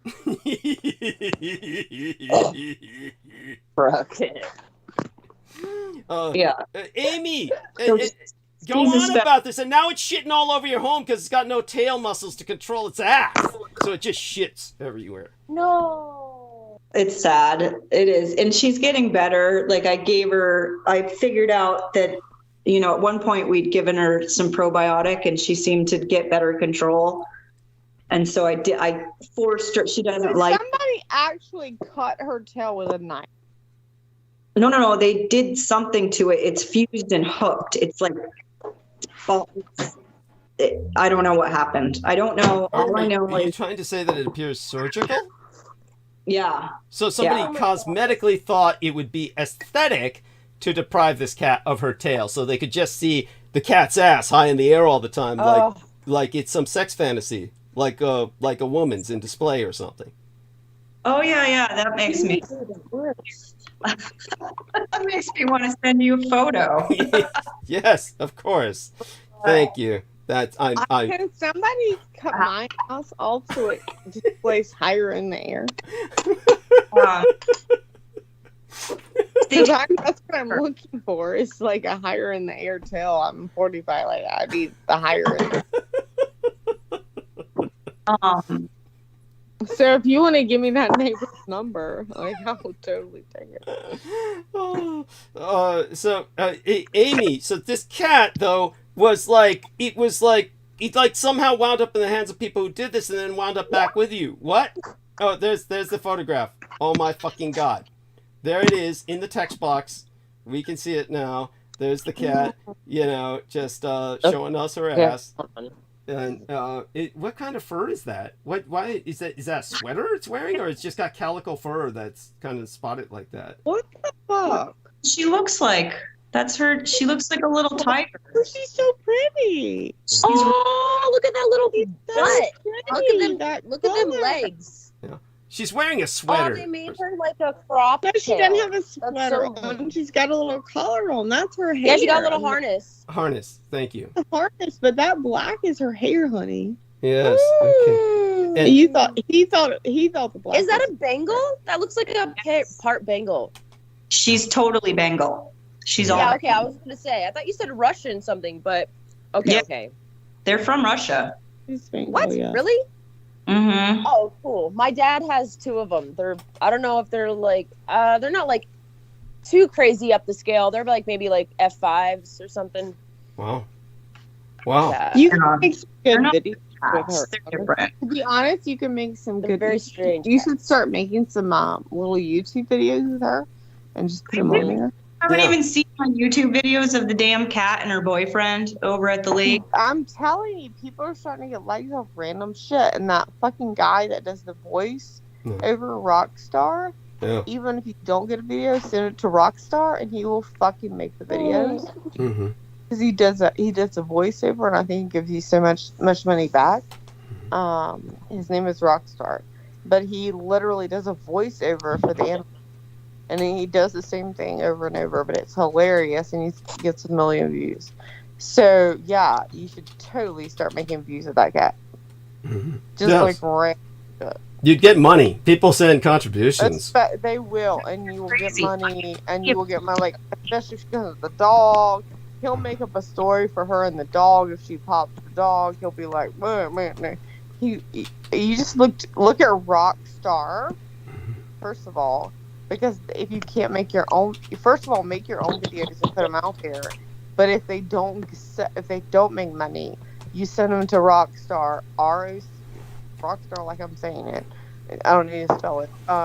He is the fucking guy to fucking go to, because he does these voiceovers for all the dogs and cats, and he gets so much money. So I'm assuming, I have never looked into see how much money he gives back to people that send him the videos, but I'm assuming he gets so much back, and he, depending on what, so he makes a killing.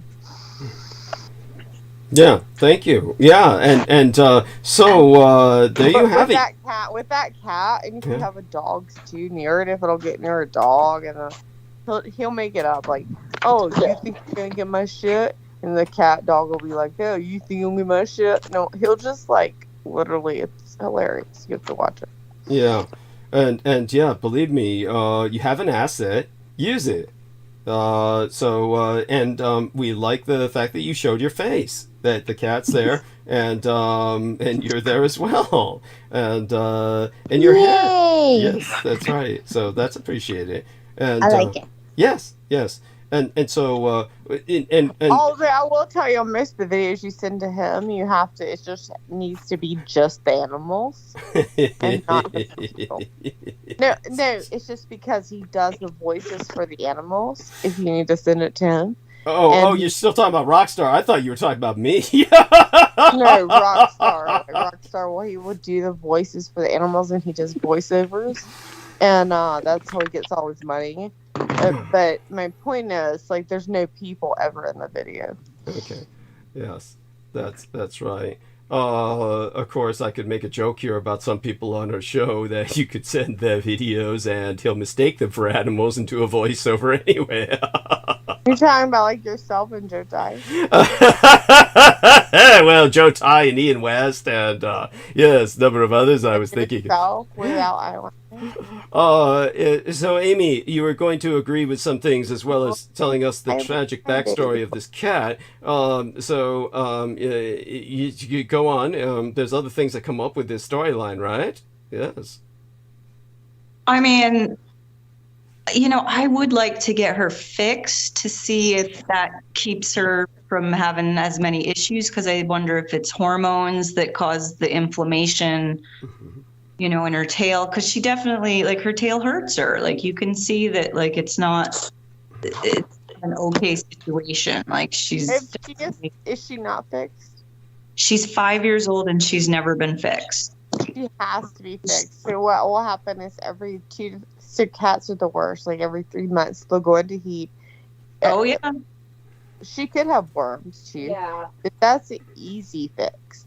But give her a wormer, and that doesn't matter. If you don't have her fixed, you're fucked. No, I know. And the problem is, it's not really my cat. Like, doesn't matter. It's your responsibility because it is your cat now. I mean, you're caring for her.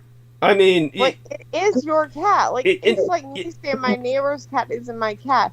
My neighbor ain't gonna handle it. I'm gonna fucking handle it. Right. I mean, your boyfriend who originally had the cat. What's the backstory you're willing to share publicly about this? It doesn't matter. It's your fucking responsibility. I mean, you know that. Do you mean? Yes. I'm sorry, I love you, but it's your responsibility now. It's being like me being like, I'm not responsible for Douglas's steer. I'm not responsible, but I swear to God, if he goes out and starts killing people, I'm gonna go blow his brains out. Like, that's my responsibility for dealing with Douglas, right? She's responsible, of course, for the position I'm in now with, having to apply an antifungal to myself for a few weeks. Yes. Yes. Yeah, right. And I'm so responsible for avoiding all calls from his doctor for at least fucking a month. Because I don't want to talk to that bitch. And was like, why didn't you ask me, can he jack off? Do you think he's going to go to a prostitute? I don't want to know, and I'm not going to answer those phone calls. So, dear Victoria, with what I brought up already concerning these issues, your own cats, what's the backstory? You know, it's funny because I was going to mention on the note of fans. I've been kind of the same way with trying to be. Oh, you're glitching. There's a lot of you'll have to start off again because Enki, yeah. Okay. There was glitching. There was a lot of glitching, so you need to say that all over again because there was a lot of glitching that cut you off. You're out there in the woods, honey. And oh Jesus. Yeah. Ski lodge. You're out in the middle of the ski lodge. Can you not hear me at all? There's so much glitching we Yes. can't really. Yeah. So, like, can you? Okay. Go, yeah. Okay. Yeah, that's good. Stay there, right there. Okay. Is that good? Okay. Yes. So I think like one of my old Facebook friends had a Maine Coon cat that she I think she was fixed or something, or he was fixed, but I love Maine Coon. yeah, I want a Maine Coon so bad, but she got him fixed, or she got him vaccinated later in life, and it made him very mean. Her baby that had been like her baby for a year or two. Oh my God! But here's the thing. So my Enki boy, he's unvaccinated. He is fixed but unvaccinated. He's the smartest cat dog you've ever seen. He's basically a dog in a cat body. And then Sophia, I finally got her fixed. I have two kitties, and Sophia, I did finally get her fixed because they will go crazy. They will literally go crazy going into heat. So it is good, which means she now has one shot. She has the tetanus shot now, or no, not tetanus, rabies shot. But she's still pretty chill. She goes minimal vaccines, and definitely get them fixed though if you can help it. Yeah. Please, especially cats. Cats are like dogs and cats both, but cats, oh my God. Yes. They go insane. Yes. See, if you look at the amount, if you have one unneutered cat, and you look at the amount 1 year that one is it the cost? Is it the cost that is preventing? No, it's the cost. Like they let's see. I can tell you right now. Yeah, I was asking Amy. Is it? They the should cost? do it for free. There's a lot of places that will do it for free though. Yeah. And those free places have been done away with in the last couple years. That is a problem. That it's not just the cost, it's that there's not vets available. Like we drove 3 hours to go get the dog fixed. Like that, and it was, it was a big deal. But we're glad that she's fixed and that happened. But yeah, I'm sure that this cat's going to get sorted out. Like it's part of, a big mess of things. I need to sort out my own reproductive health stuff. Yes, indeed. I just want to say this though. So the dogs are a little different. So it is good that they're fixing dogs, but there's a problem. That's the problem with cats. We do have, even if you have feral cats, that's what we have, like a feral cat society where you catch the feral cats and you can't even keep them. You put them back into the wild, but you fix them. But a feral cat can produce an average of three litters in 1 year. The average number of kittens in a feline litter is 4 to 6. That is up to 4,948 kittens can be born off one unspayed cat in 1 year. Monstrous. I'm sorry, in 7 years. That's 4,948 cats are born off if you just have one unspayed cat in 7 years. So you got 5,000 born off one unspayed cat in 7 years. So that's the point of, even if you have to put them back into the wild, like getting those cats. That's why we will do we'll do basically like because you have wild cats, right? We'll catch them, and that's called it's a trap and release, meaning we catch them and we fix them and we release them back right to where they were. Like we know they're getting fed, or they're hunting mice, bad, or whatever. They're feral. But it's not producing 5,000 cats. in 7 years, and that's on one cat. One cat. One cat. So my point is you have to fix. Cats are so much more. They produce much more often. They produce much more often than a dog. And dogs are, don't get me wrong, dogs are like we need to fix dogs. Absolutely. So both need to be equally done. But cats are out there, and even if they're feral, because we have a lot of feral cats, there's like feral rats. But the cats, like we can catch them. We can put them in a crate. Well, the reason that cats, even if they're feral, need to be fixed is because they are eradicating the bird population. They're annihilating the bird population. So that's yes.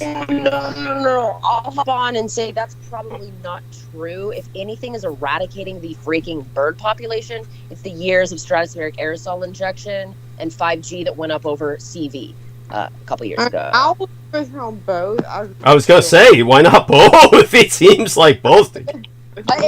Well, maybe. I think what's in the air is doing a lot more damage than what's on the ground. Maybe. Fix your fucking cat, and I will fucking agree with you. Okay. we need to fix the cats anyway. Yes. No, we have to fix the cats, but I also agree with you on the 5G and that type of things. What I am saying is that we can't put one without the other. That's what they want us. It's a two-tone system. If you only they'd love us to kill our dogs and cats, I'm sure.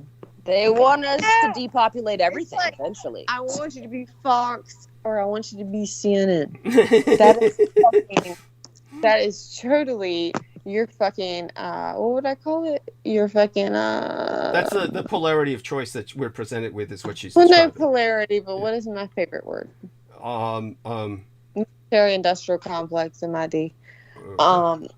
There, I believe it's MID, but that's my favorite word for it. But it is definitely a two-sided debate, and so yeah, I'm pretty sure they're not really into dogs and cats. But at the end of the day, yeah, they kind of are, because anything that they can get us to be like, oh, they're crying about dogs, they're crying about cats. We'll make it about the cats, and on one side or the other, they will do it. And we have the control, regardless. Or we can take some modicum of control back, yes. And of course, what say you in response to that, dear Victoria? Yeah, I would agree. It's a little of both. I'm sure that's why there's constant mis and disinformation being put out, is to confuse and distract us from what's really going on. But they don't, they want to definitely change the narrative when it comes to the relevancy or the not even the relevancy, just the existence of chemical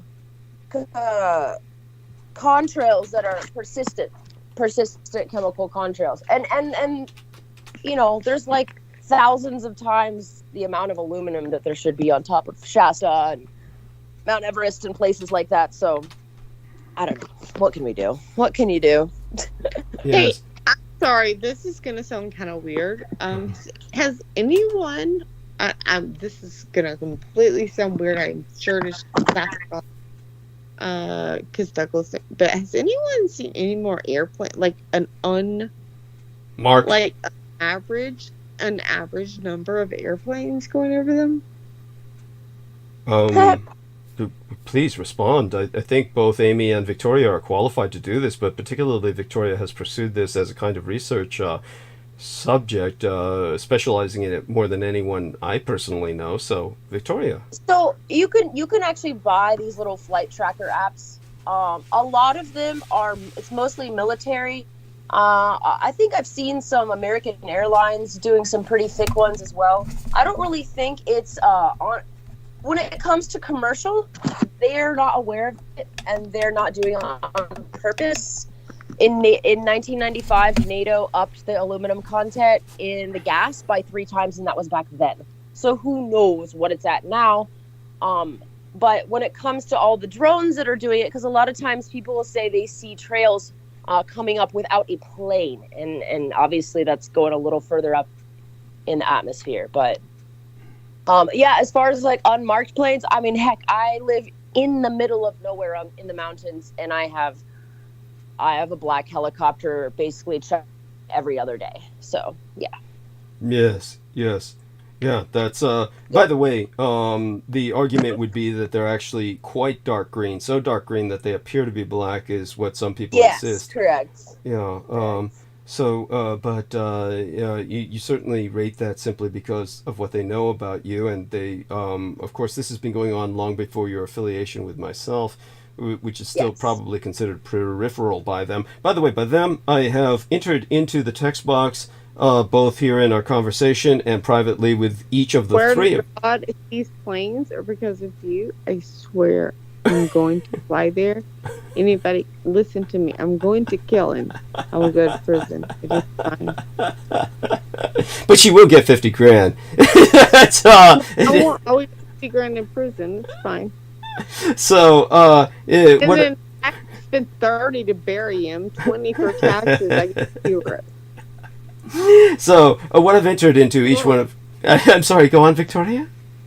I was just laughing. Yes, there we are. Yes, so I will, again, I've entered into your private text boxes on Skype as well as to this conversation, the actual acronym, which is more inclusive for the so-called military-industrial complex. So there we have that there. You can all use that for reference in the future. And aside from that, dear ladies, what about when it comes to your understanding of the assault on our environment? Brooke Gibson also has a fairly apocalyptic understanding of an elite that conspires to eradicate or reduce a large amount of the population. I feel that both of you ladies are in agreement about this. And but in your case, Victoria, you said what can you do? But certainly you haven't succumbed to a sense of hopelessness. I didn't say I was. First of all, I'm going to kill you. We understand that would bring you some personal satisfaction. I know. Well, that's what I need to get the rest to killing the rest of them. But in terms of the, aside that, shall we say that indulgence aside, yes, Victoria, please respond. Agree. Okay. I just want to... Yes. Hello. Okay, this is interesting. Something of note. Yes. Is that they added in 2017, I believe it was. Oh shit! They glitched you. 11 new cloud types, and they think we're dumb. They added 11 new cloud types. By this you mean some kind of chemtrail ejections, right? Or you mean they've added to the meteorologist category of clouds 11 new cloud types to the meteorologist categorization of aerial phenomena? They have new different cloud types. The new cloud types and meteorology terminology have added those officially into their narrative, including clouds called homogenitus and literally man-made, and they think we're dumb. Okay, so say those terms again because you were glitching. If you could get in a better space again and say those terms again. So they some of the newer cloud types they added are literally named Homo mutatus and Homogenitus cirrus, which literally means man-made. Okay, well that makes sense. I mean, we're making a lot of clouds via the industrial effluvia, right? And the geoengineering. Again, people have to remember that we made it rain in Vietnam. Operation Popeye was a thing.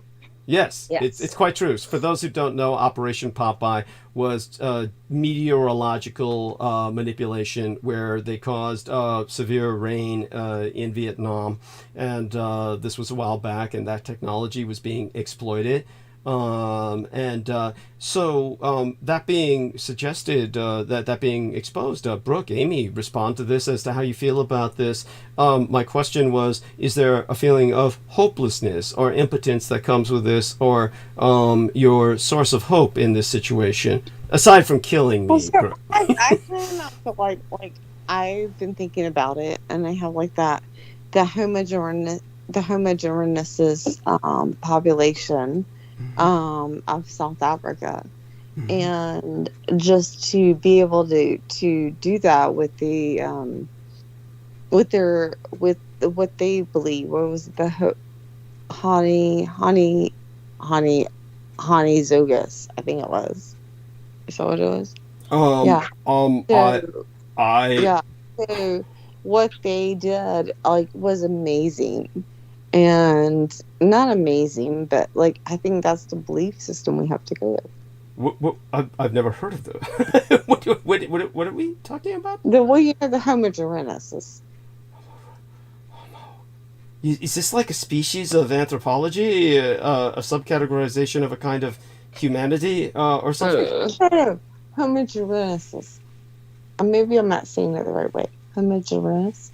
I'd have to look at it. If you can find a spelling and cut and paste it, or a link, it might. And the hope is so funny. I am totally making words up just to see if you will go with me. Thank you. How do you feel that that's contributing? It contributed nothing. But he will fucking go with a word every now and then. He does not know. I promise you. Thank you. That was okay. Victoria, back to you for a second. Yes. I have here on the CIA website, if you ever want receipts, I have some receipts as well from the CIA.gov site.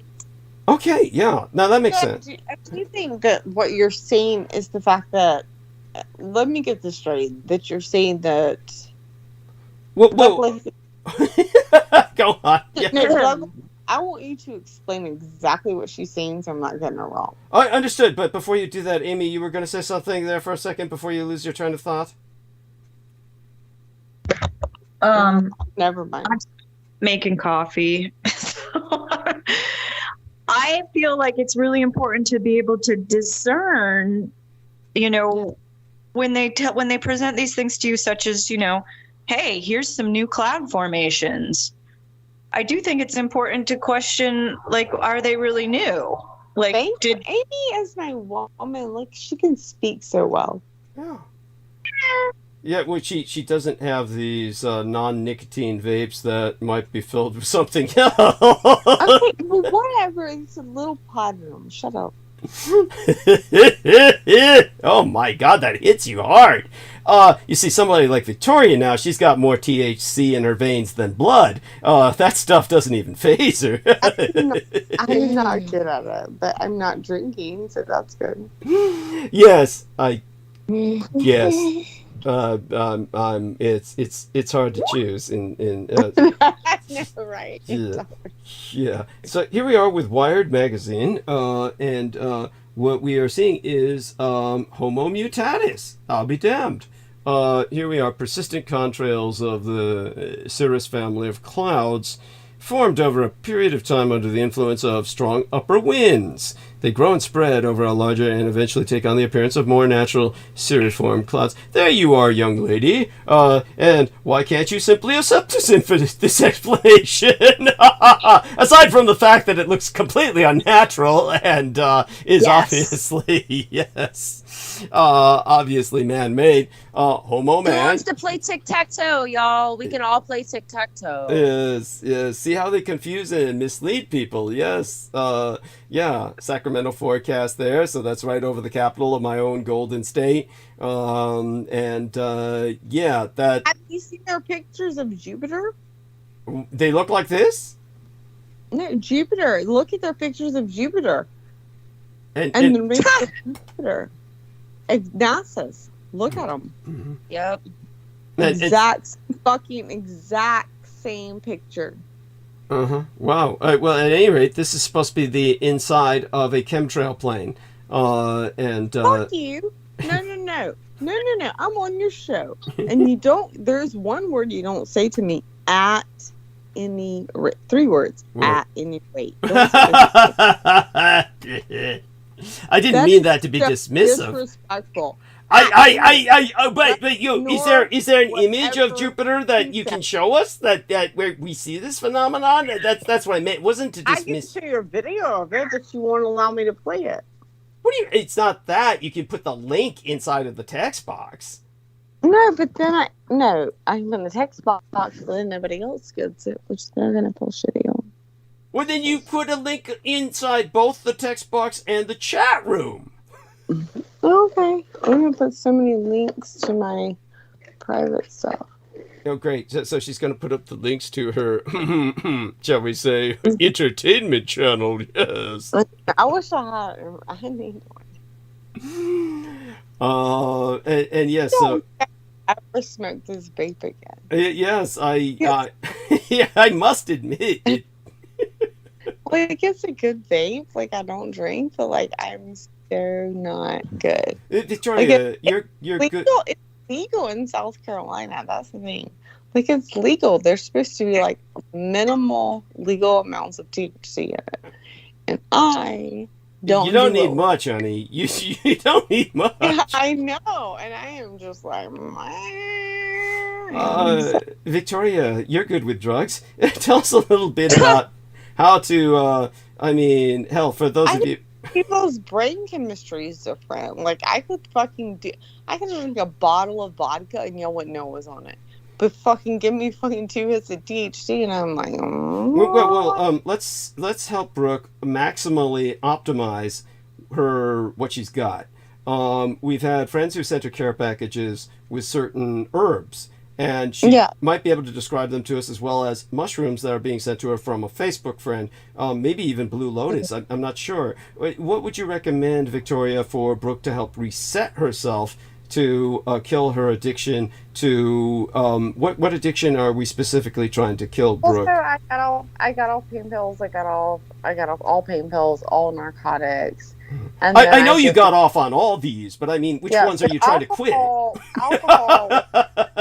Adderall. I got off alcohol and I'm getting off Adderall. Adderall I have not done in a week. Adderall is really not hard to get off of, to be honest, after like a few days. So I would think Adderall is probably bringing my energy down for the last few days. So alcohol. Okay. Oh God, yes. Yes, so go on. I think weed can help, but it only works for some. But I don't think you know me on weed. That's what I'm saying. It only works for some people, really. So yeah, I mean, look at how she's like now. This is weed. This is Brooke Gibson on weed. I mean, Jesus Christ. Like, I'm slow and I can't think, and I'm like, like, I swear to God, I could be like I could drink a liter of vodka, and you'd be like, that girl is not even drunk. And then I can smoke 2 hits of weed, and I'm like, she is fucked up. Like, that's how I feel. That's how you sound too. But, exactly. Like, I can't. There's something with brain. I think everyone's brain chemistry is different, and so I hate it. Oh my God, I hate it, and I want it out. And then weed is one of those things where you're like, gotta wait for an hour or 2 to get it fucking out. And I'm one of those people that gets in the shower, and I'm like, have I been in the shower? Like, I've been in the shower like 4 minutes, and I've solved world history, or I've been in the shower 4 hours. I don't know, like maybe 4 hours. But I don't think the hot water's run out yet. It seems like 4 hours. Like, I have no sense of time on weed. Like, there is zero. So everybody's like, reset it with weed. And you're like, not drink. So, like, that's been good. Like, I got off the Adderall, got off pain pills, but got off the Adderall, got off the fucking alcohol, but the weed is not helping. But I did have someone send me some mushrooms. Although one person sent me some mushrooms that I did not know they were that strong. So, what do you recommend? How does she optimally take advantage of these new resources to help herself overcome some of these? I cannot do weed. Is what you need to know. That's a hard one. That's a hard one. You have to really want it for you. You have to like, and for me, I had to literally physically remove. There's not want it. The problem is the chemical brain chemistry. Like, I want to wake up and not be depressed. Which is why you have to remove yourself from your situation completely. The people, the access. That's the only way I've been able to quit different things over the years. Mm-hmm. But the thing is, I can remove myself from my ex. I've done that. But like, I'm at the same house. I got the same dogs. There are three-year-olds dying. Like 3 of them dying. Like I had an 18-year-old moving out. 23-year-old moved out. Like, I can't remove myself from that life. Like, I can't even move out of the house because he's gonna graduate in April, and like, I can't move out of this fucking house until he graduates. So I'm not trying to be like a party pooper, but like, what the fuck in the meantime? God damn it, there's got to be something I can fucking do. Right. I'm disagreeing that there's nothing you can do. Like, there's something that can be done. Yes. And here's the thing about the mushrooms, like they can be really strong, and if you don't know what you're getting into, you could make a tea, which will be really mellow. Yes. But you don't do these things by yourself. You need people you trust. And as far as I can tell, like, you're really short on friends down there. Yeah. So work on that. Work on finding people that you trust, that you enjoy being around, and figure out who you can rely on to help you talk through some of this. You're good at diagnosing things. Like, you're good at analyzing things. Like, these are not faults. These are assets. And, you know, if you, like she said, you can remove yourself from any situation. Like, you know, it's one thing to say, like, my son's going to graduate and I want to stay here until then, but do you have to necessarily hang out in your house all the time? Like, you know, you could find somebody to help you with the dogs. People love dogs. You're connected to rescue, so there's other people doing what you love. So I don't think that you're completely hopeless. I'm certain that there's a solution. Like, I know that you want to reset, that you want to get your head into a place where you feel like you're in more control of your own thoughts and that you feel better. Everybody wants to feel better.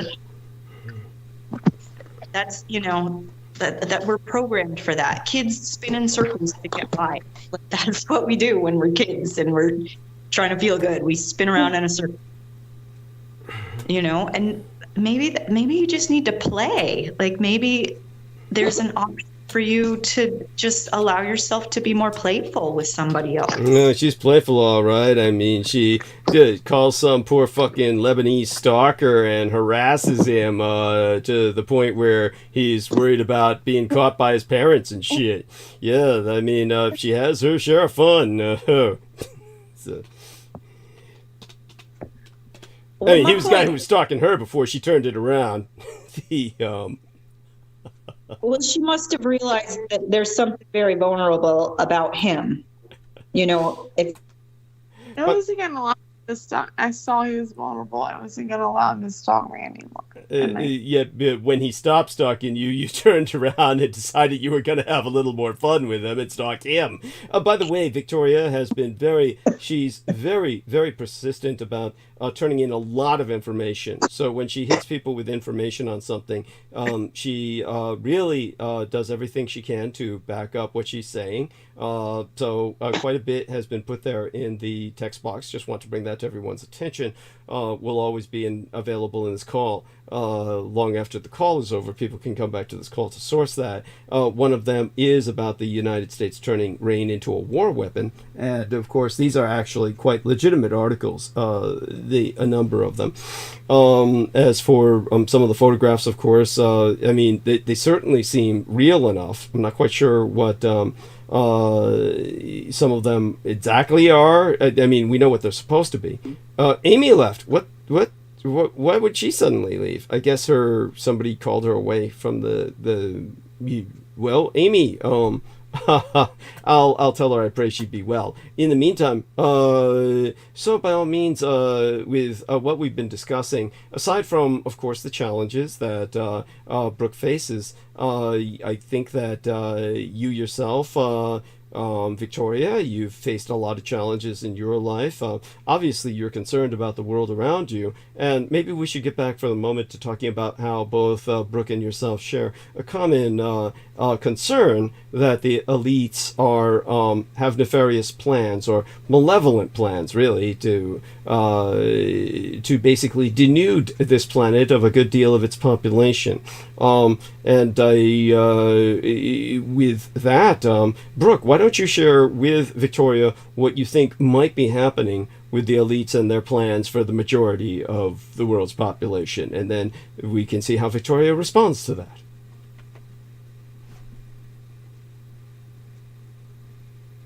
So I'm here. I don't see Brooke. Is that what happened? I saw Brooke and I saw you drop off, and then I guess my screen was screwed. So so something happened with her. Hope she's all right. And Amy, yes, do you share these concerns about some elite? So I'll remind our remind our listeners that they had at one point, of course, the Georgia Guidestones written languages in stone, that they wanted the population under 300 million. And then they blew those up because I think not only were they making them look bad, but it was also hooked on, it was locked onto Polaris, which is, of course, their god, their Lucifer god that the Masons worship. So it was they certainly like to say what they're doing. I think that's the karmatic law. They believe that if they tell you in some way what they are doing, they're escaping punishment in some way. Mm-hmm. Yeah. Okay. Hence all of the halftime shows that are basically huge rituals, etc. Right. So anyhow, Brooke is left a message in the chat box, so I take it that she's well. Take that, Em. Good luck. And so there you go with that. She asked me to call her privately after the show, and I will try to speak for at least a few minutes with her. Obviously, I'll be exhausted at that point and can't speak too long. But with your saying and what she's just mentioned about the Georgia Guidestones, interestingly enough, Brooke, you don't want to participate in this? This is kind of like what you were telling me, but I guess she's not really in the condition to carry out maybe perhaps that coherent conversation with these new flavors of vape that are THC tinted enough where they've impacted her. Amy, how about yourself? Are you concerned that there might be such a conspiracy? I'm concerned that so many people are wrapped up in things they can't affect on a day-to-day basis. Okay. Like this is, I mean, I'm not saying it's not true, but it's consuming a lot of people in such a way that they can't relate to each other anymore. And that is a danger in my perspective. You want to be able to talk to people and not overwhelm them and drive them into places where they're not taking care of themselves. Mm-hmm. Mm-hmm. You know, like where, like it's easy to become hypervigilant. And this is something that I've been medicating my hypervigilance in order to prepare for surgery. Like I can't I can't always maintain that sense of urgency about stuff that's not within my control today, like right now. What can I do about this right now? Yes, it exists, but am I going to affect it today? So you feel, I understand what you're saying about we need to take our own immediate concerns into consideration, but you feel that this is a genuine phenomenon, a conspiracy to depopulate. I feel like there's a control mechanism for the power and the money. There's a control mechanism, and my own subversion of that is to not participate in, groups that are violating vulnerable Love your camera, Victoria. She showed up on camera for a little bit. That was nice. So Amy says she does not want to participate in groups that might be contributing towards that devastation. Yes? Yeah, I think that's a good summation of my perspective on it. Your position, so to speak. Because it will overwhelm you. Yeah. Like, I can only take so much. So, Brooke, now that you're back with us, perhaps you can share some of what your own talk about whatever you want. I'm not going to impose on you the need to articulate your own perspective on the conspiracy to depopulate that you feel is out there. But what do you feel about talking about? I'm not quite sure I understood your message in our private messages about take that and good. Then she left. This is, that's, there she's back. So, take it away, Brooke. Speak. Can you fucking hear me? Yeah.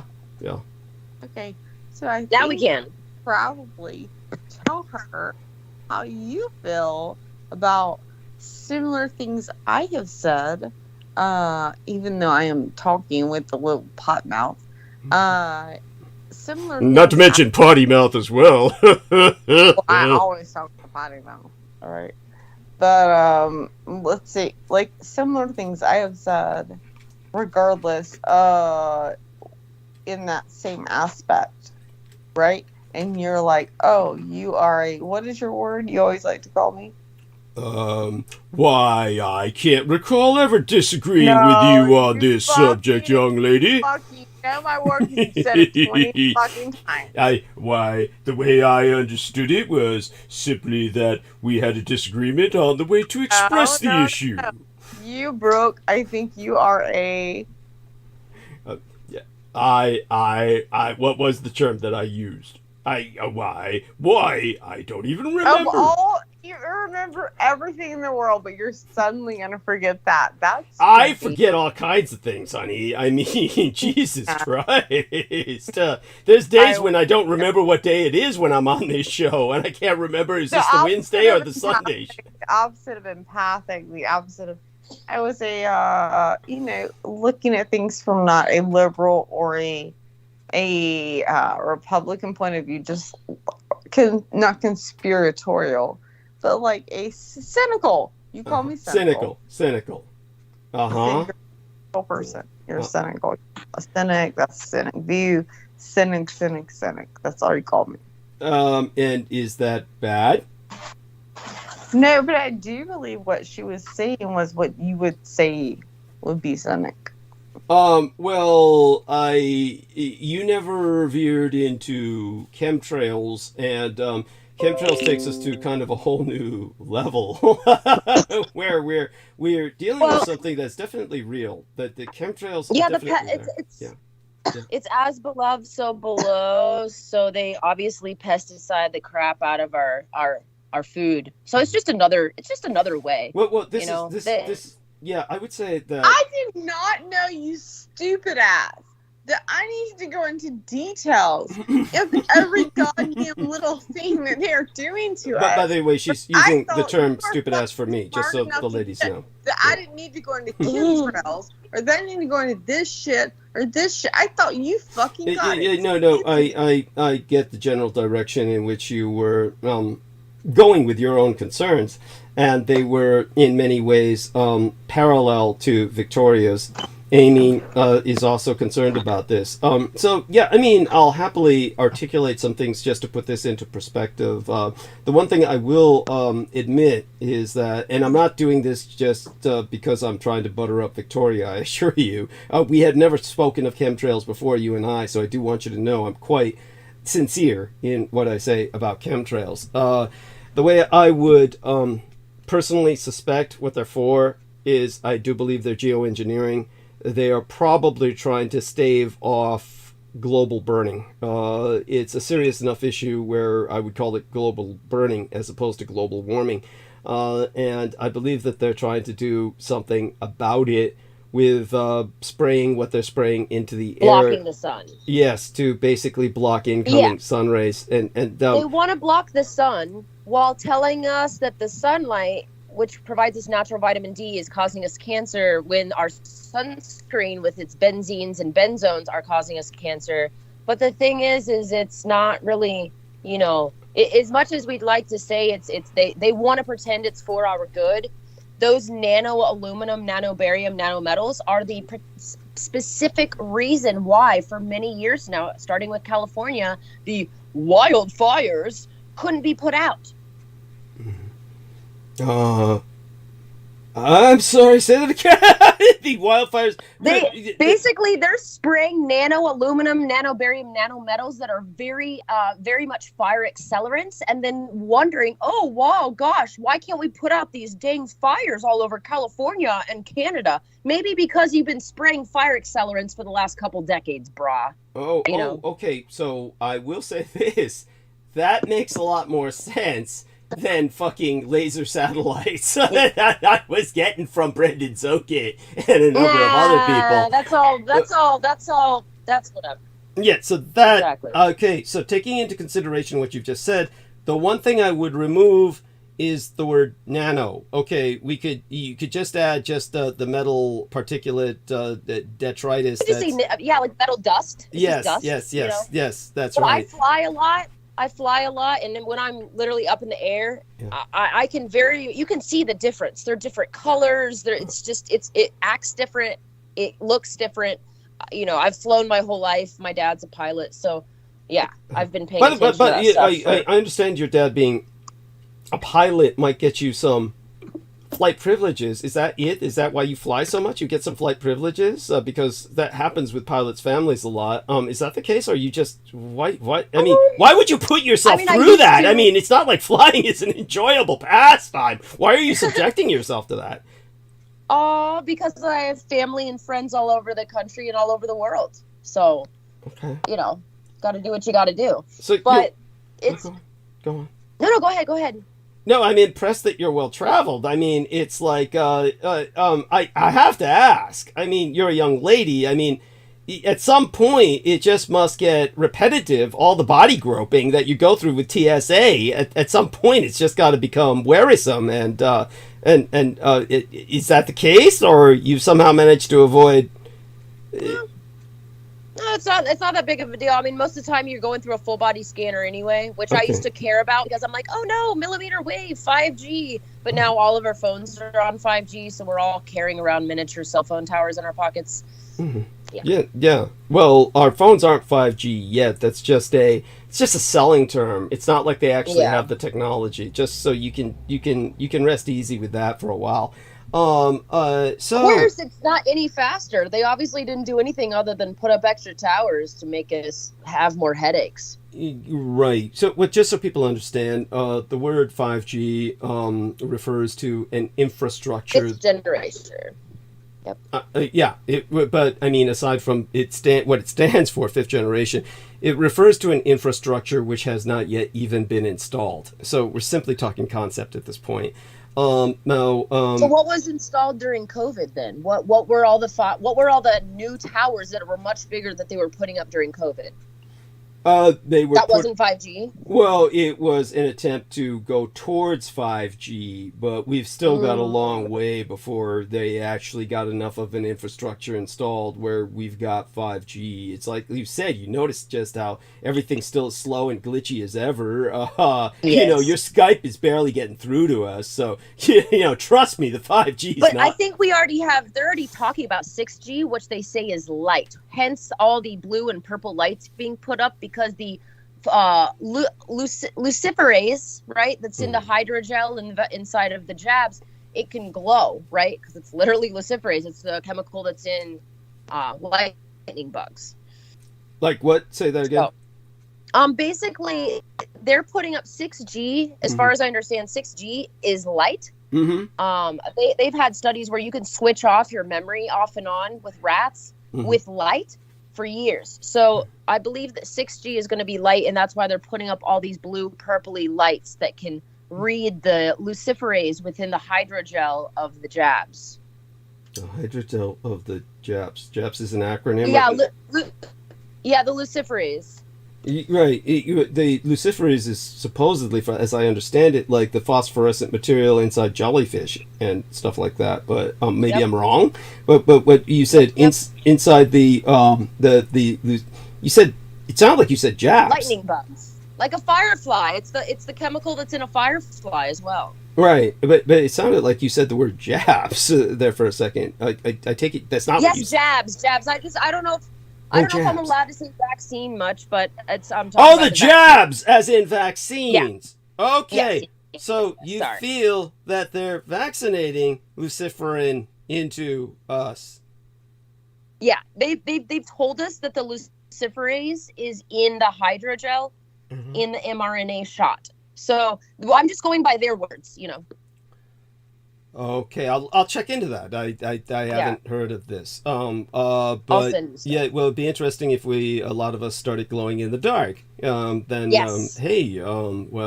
be cool. At any rate, so what Brooke is alluding to is the fact that I said she's quite cynical because she's expressed the concern that the multi-billionaires such as Bill Gates in particular, a number of other notorious names, are working towards the culling of a good deal of our population. And so let's put it this way. I have, of course, stalkers that have basically attempted to approach Brooke Gibson and seduce her to their side, the cult of the Kings of Edom. The cult has been around for countless, almost as long as mankind. They seek the destruction of the world ultimately. I warn people consistently about a mindset of nihilism, of people who wish the destruction of humanity, wish the destruction of the world itself. This was, of course, manifest in men like Oppenheimer and General Leslie Groves, who truly thought they were going to destroy the world, and that this would make them as unto gods. So it's not like saying something radically different from what Brooke and yourself are saying. So when I call Brooke cynical over sometimes articulating the desire to cull the population, I think that where there's a difference in our understanding, our comprehension of the situation, is that all three of you essentially are putting together as much of the picture as you can based on information that you find accessible. Oh, Brooke put this last one up. Play it. Oh my lord, we're gonna go down. That float plane could have very well been our last excursion. What makes this significant, Brooke?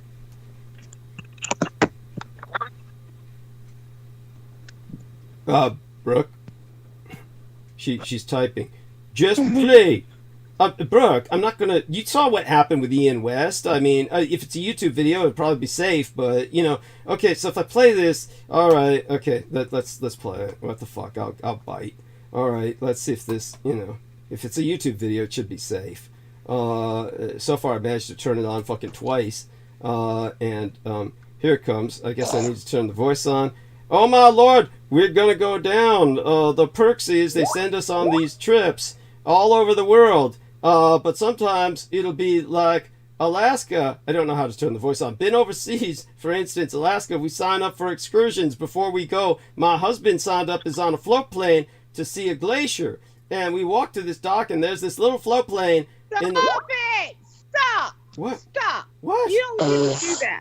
Play the fucking thing. I don't know where the voice is. I don't want to hear your voice. Oh, That okay, I is found not- it. Jesus. Okay. There's a lot of clapping. Okay, let me try and start from the beginning. Fuck, I gotta forward it and see if I can start it again. I know, reset. Oh my god. Life doesn't have to be this difficult. Okay, here we are. I'm just trying to lighten the mood up. So my number husband one. does Number work two, for that big mega board. mobile Yeah, there we home are. Got company. it. But one of the perks there that they give us is they send us on these I'm trips, not hearing unbelievable shit. trips, all over the Yeah, world. I'm playing But it. I'm playing the sometimes it'll voice. be like Alaska. There's somewhere no like voice. that. Yeah, you can't Sometimes hear it's been anything. It's overseas. not but gonna say, for instance, come across Alaska. that We way. Yeah, sometimes you can't hear it over this, So what we can do is take the link and put it in the chat room. That's what I'll do. That way everybody can access it in the chat room. See, a happy That's a happy compromise. day. You Yes. suck because you can't fucking do shit. Honey, I'm not a production engineer. I'm just not expert at these things. You live in San Francisco and I live in South Carolina. I'm pretty sure you should be the engineer. That's at any rate, there we have that. That's now in the chat. How hard is a link to literally play over the fucking... I've tried this sort of thing before and it doesn't work. You remember Ian West couldn't do this half the fucking time. Oh, Ian West is literally, he sleeps like one day a week. But I was beginning to answer the question or put into context. I don't even know who has you a question. Who cares about your fucking answer? Honey, this is the kind of attitude that renders you attractive to the... I love it. You love me. You love it. I don't know about that. No, I tolerate it. It's fine. If someone wants his answer, I will be quiet. The answer is that I'm warning of the same thing you ladies are warning about. You're all trying to obviously put together as comprehensive a picture as you can based on the information that's accessible to you. As someone who has seen information that's inaccessible to all of you, including all of our listeners out there, what I can assure you is that it's really not so much necessarily the multi-billionaire elites, though some of them are certainly a part of it. Some of them are certainly a part of it, I said. But understand that much of it has to do with your medical, industrial, occult complex, the full acronym of which I gave you in the text. And so it is a very pervasive... The industrial complex has control over you, and a kino, which what he means medical. Like, it's just, I am fucking either spiritually over you or medically and what would you say the word would be? Scientifically over you is what you really mean. And then that's not working, then I'm fucking gonna come back and get you from the dead as a kino fucking does. So fuck you. I'm not quite sure any of that relayed a coherent message, but we see a Really? normal... Don't think of keynote. Oh, well, I understand about a keynote, definitely. We share that understanding. We can go into that again soon. Normalization timeline has been... I don't want to talk about it again. I'm just saying, people that don't Fuck, I hate being on pot, man. I can't talk right. I love being on fucking pot.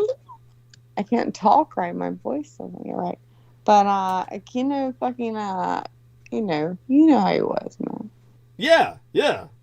Yes, I know how he was. Yes.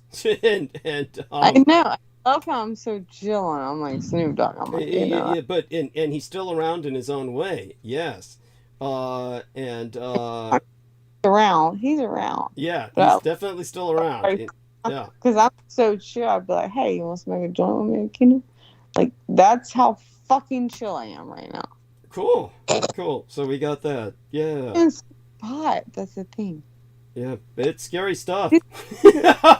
It is like this little joint. It's not even a joint. It's a little vape thing. It's like a little vape thing. Victoria Lauren Hobbs spent years building up a tolerance to it, starting when she was like, I don't know, 6 or 7. 18. 18. Right? I've got all the painfuls. I've got all fucking so many things. But this is like, I thought this would be a nice thing to try. It's not a nice thing to try. Yeah, it's Silent Weapons for Quiet Wars, an introductory programming manual, technical manual. I have no doubt this is me. Is that a book for me? Silent. Yeah, well, it's definitely. I have no doubt this is real. I have no doubt this is an actual technical manual. So, Victoria, what do you know about it? Oh, yeah, Silent Weapons for Quiet Wars. That's an older document. That's been around for a minute. Oh God! It's just talking about how, like, you can control crowds with invisible. High. You just want to be like, I know all about this shit. Thank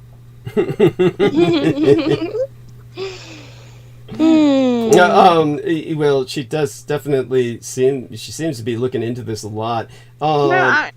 Yeah, so basically in the 70s, in 74, it was first classified successful transmission of human voice to skull directly into the skull of a person technology by Dr. Joseph C. Sharp. Okay, that was the, what is it, something Walter Reed Army Institute or something like that, 1974. They've had this technology for a long time where they can control people, control your mood, yada, yada, that kind of thing. You should marry this girl, Douglas. Well, she lives out in the boondocks, honey. As a matter of fact, Victoria, why don't you explain to Brooke that you never claimed that you had a pet possum. It's simply that you've been kind to this possum. Yeah, So yeah, we're friends. We're friends. yeah. That's not a pet possum, honey. Yeah, she never said it was. No, it's not the same. Yeah, she never said it was, honey. Well, maybe I did. I don't know. Maybe I maybe said I have in that. the I past. said that. I said that she's got a Okay. pet possum. He told me you had a pet possum. Yeah. And then he showed me, he's like, yo, let's under the deck. And I'm like, my parents have like 30 pet possums. Like, you just feed them. So I was like, that's not technically a pet. Because when you rescue a possum and they come in your house and like they're injured or for whatever reason they can't be rehabilitated outside, that's a pet possum. And they call possums the ultimate heartbreakers. Yeah. I don't know if you know. Yeah, because they die quick. But I actually like to pet my possum, so maybe that's why he got confused. That may be it. Yes. But they're the ultimate heartbreaker because they die like for your, like, it's like you get in love and they eat out of your hand and then you go. That's why our young lady Victoria was hoping it was a female, so that there would be, another generation for her to be kind to. Now you were feeding. If you get, yes. Victoria, if you get like a little injured possum that needs like a rescue rehab, can I give it? Yeah. Her? Yeah. That would be nice. It's like is like, I rescued one, but I couldn't have him because I have pit bull, and I just knew that would not be good, Right. Well, but he didn't like cats, so I knew there was no way to bring a possum in that. So, Victoria, you were feeding this possum some raw strips of chicken, right? Pork. It was pork, actually, but I yes. know what you know, though. They love fruit and they're the main thing they eat is fruit and vegetables. They are yeah, and they will eat some meat, like they eat worms and stuff out of the ground. But like pork, I would give them very rarely, if ever. Yeah, it was only the one time I actually started buying like apples and stuff for them to cut up and bananas. That's cute. That's so adorable. Yeah. That's so cute. That's awesome. That's so awesome. Yeah. I wish They're that good little babies. all the possums, and he'll feed them like cooked hot dogs. But I wanted to tell him, like, he does get a lot like with them. But like the thing is, and then he gives them bread, and I'm like, like they don't really need that much. They're not like they don't need that much. What do you call that? Protein. Like they're very much. The majority of their diet is omnivorous, meaning, like, vegetables, everything. Stuff like that. Yeah. a little meat, but like he was feeding them like just hot dog weenies every day. Oh my gosh. Yeah, every day he would bring home like 100 hot dog weenies and just feed them out like the cheapest ones he had. But and I'm not saying it was bad, like because they were happy to eat them because they were cold. But at the same, he thought he was doing right. He was an old man, but you know. Yeah. Anyway. No. So there we are, and of course, you at least you know you can't get rabies from them, and that's a tremendous advantage. You cannot get rabies from them. They cannot. Their blood temperature will not hold rabies. Yeah. Exactly. Now raccoons is a different story. You can definitely get rabies from raccoons. Doesn't mean you should be scared about raccoons. And doesn't mean you shouldn't, if you get bit, oh my God, you helped a raccoon. You know what I had? I had shot right now because I got bit by a raccoon. And you know what? I got 10 or 12, I think it was 10 years, 12 years. I can get by 50 more raccoons. I am rabies fucking good. Because of all the shots. That renders you immune the rest of your life? No, for like 8, it was like 10 or 12 years. But you know how much that fucking first bill cost me? Now the insurance paid for it. For the first fucking bill, and I had to go back and get 3 shorts after. Those were like $2,000 a piece. That very first bill, which was the immunoglobulin, that they had to stick to my finger, which, by the way, the doctor said, I've never seen anybody take this. It's good. He was a male doctor. And 2 nurses there holding up down my hand. And he said, I have never seen a person take this. It's good. And now what I do when I'm hurting, I will, whatever side they're on, so they're on my right side, I will pinch the left side of my body and make it cause horrible pain, right? So I just try to focus on the pain that I'm causing myself. But how do you do that when they're giving you the shot in the right hand? You can't use that. Yeah, because I take my left hand and I just put it underneath my leg and I just pinch and I cause myself pain. Okay. On my left side. You see what I'm saying? Oh. So I cause myself pain on my left side and I just focus on the pain I'm causing. And the more pain they're causing, I dig in deeper. I dig in deeper. Oh my God. Like he said, I have never seen someone take this much of what I have just done and not flinch like we did. He was like 6 years old. He said, I've never seen that. And he had to put 6 injections into my finger of something with this thickness of just a gel. I would say a gel. I put 6 gels into my finger. Whereas my fingers started out normal size.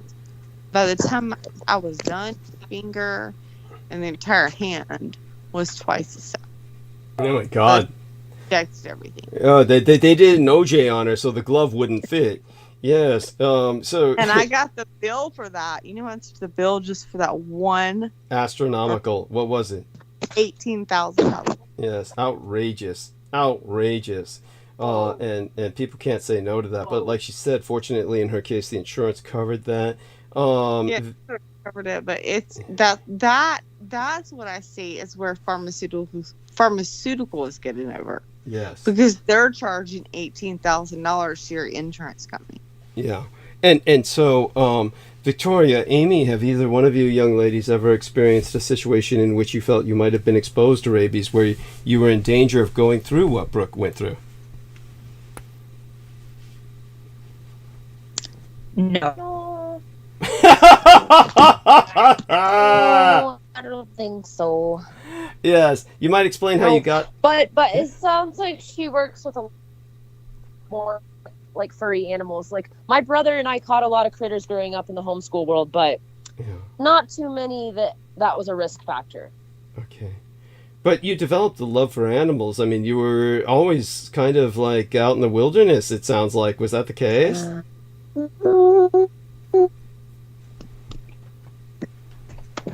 Huh? Yeah, you developed a love for animals. It sounds like you were always exposed to the wilderness in some way or another. Was that the case?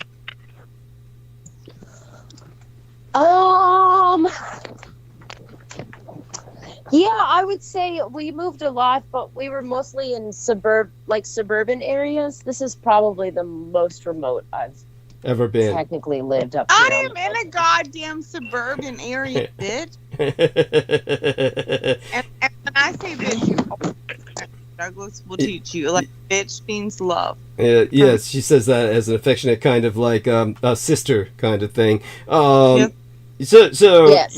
yeah, so yeah. I Brooke, can definitely agree. Amy, yeah, go on, Amy.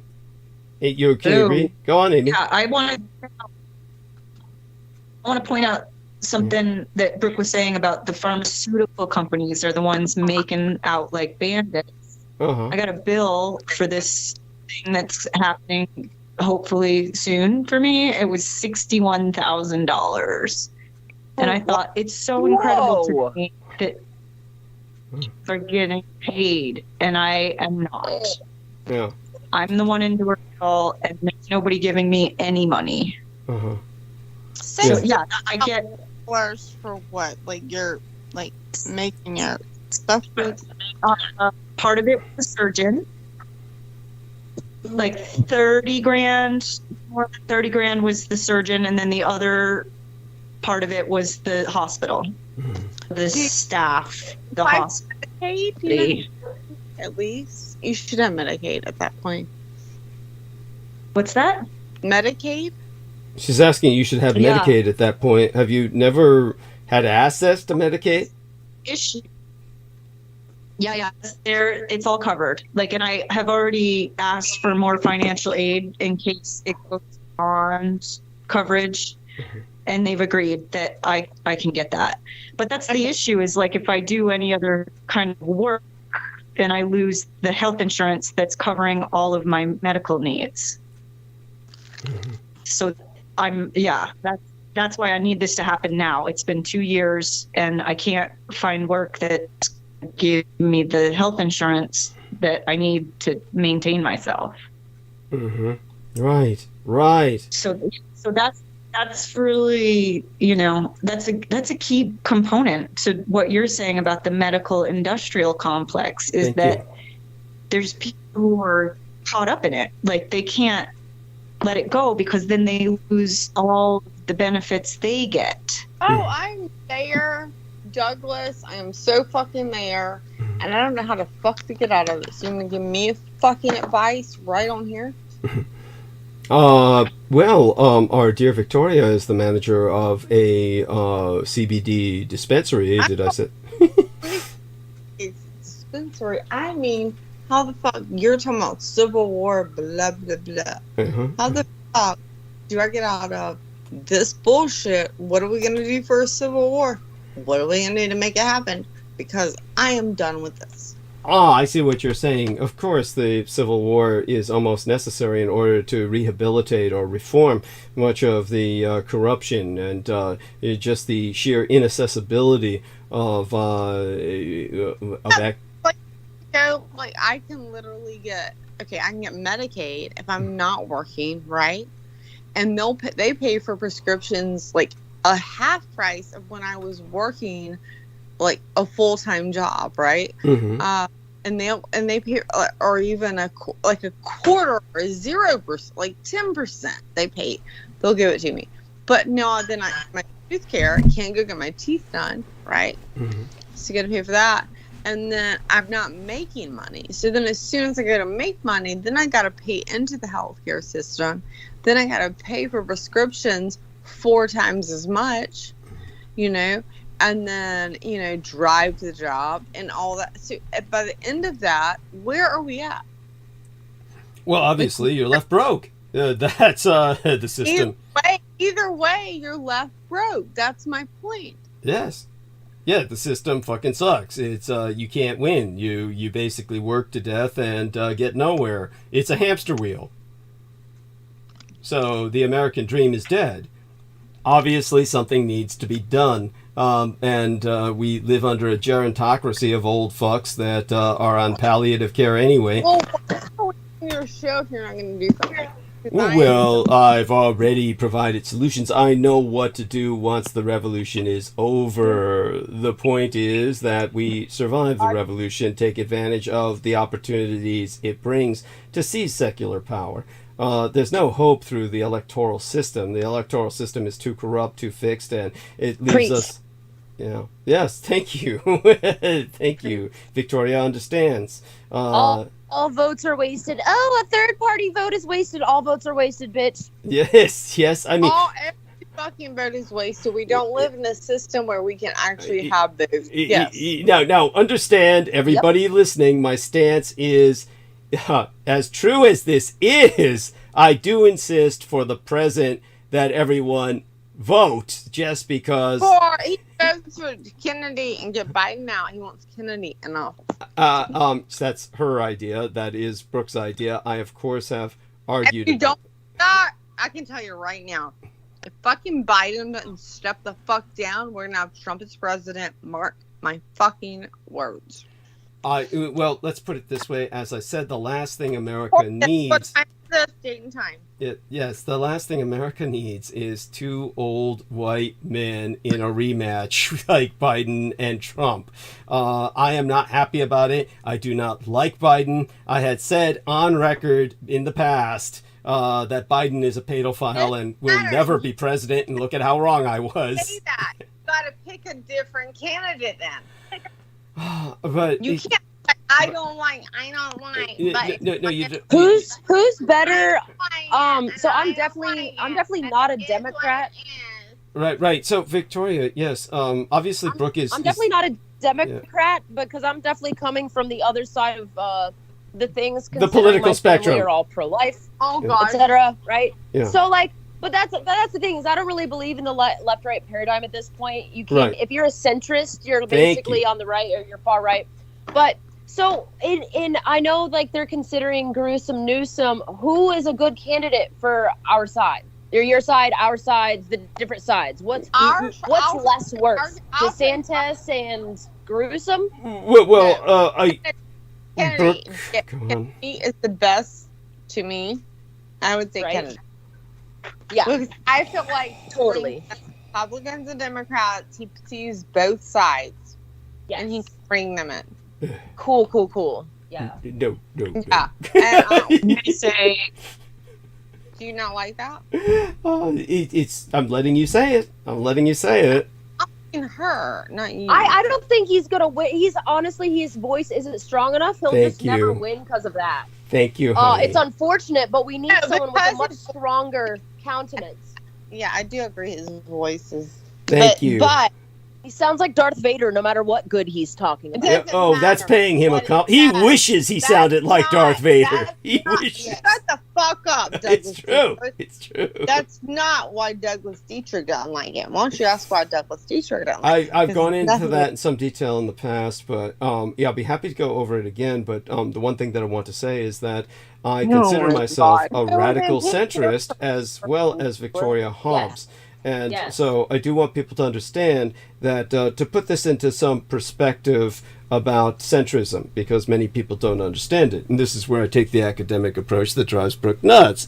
And, but Brooke, she already understands where I am on the Kennedy issue. I'll go into it again some other time. I don't believe it's almost like he doesn't deserve our attention because exactly. I feel like it's the opposite. I feel like it's kind of like Jesus. Like, you get that one thing, you're literally what will weaken you the most, right?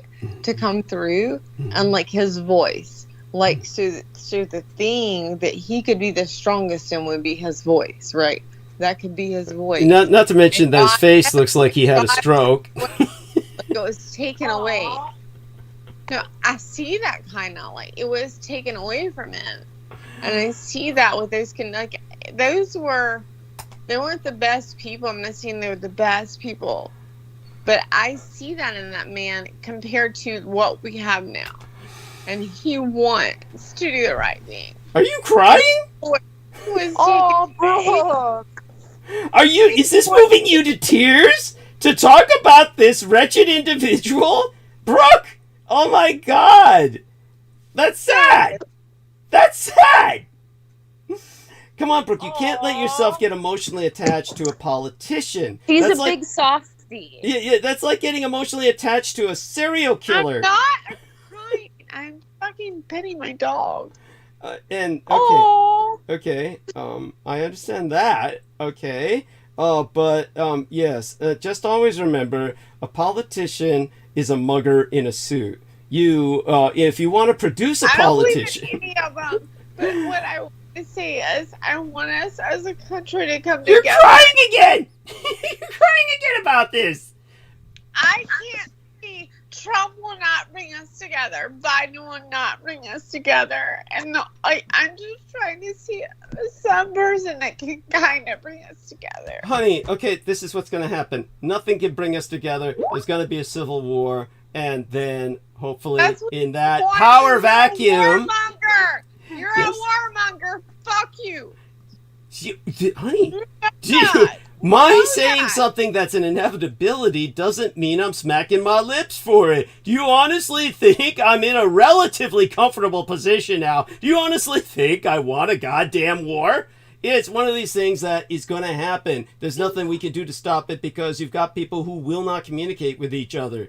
They're not like us. I mean, we communicate because, well, basically, two of you ladies are on a lot of dope, so you can take a lot of input without reacting violently. And as for Amy, she doesn't need it because she's on a natural high. And as for Aristides, our man, hey, he's gotten up and given us a few memes here. Me walking into a Pennsylvania voting center with 3.9 million Adolf Hitler ballots.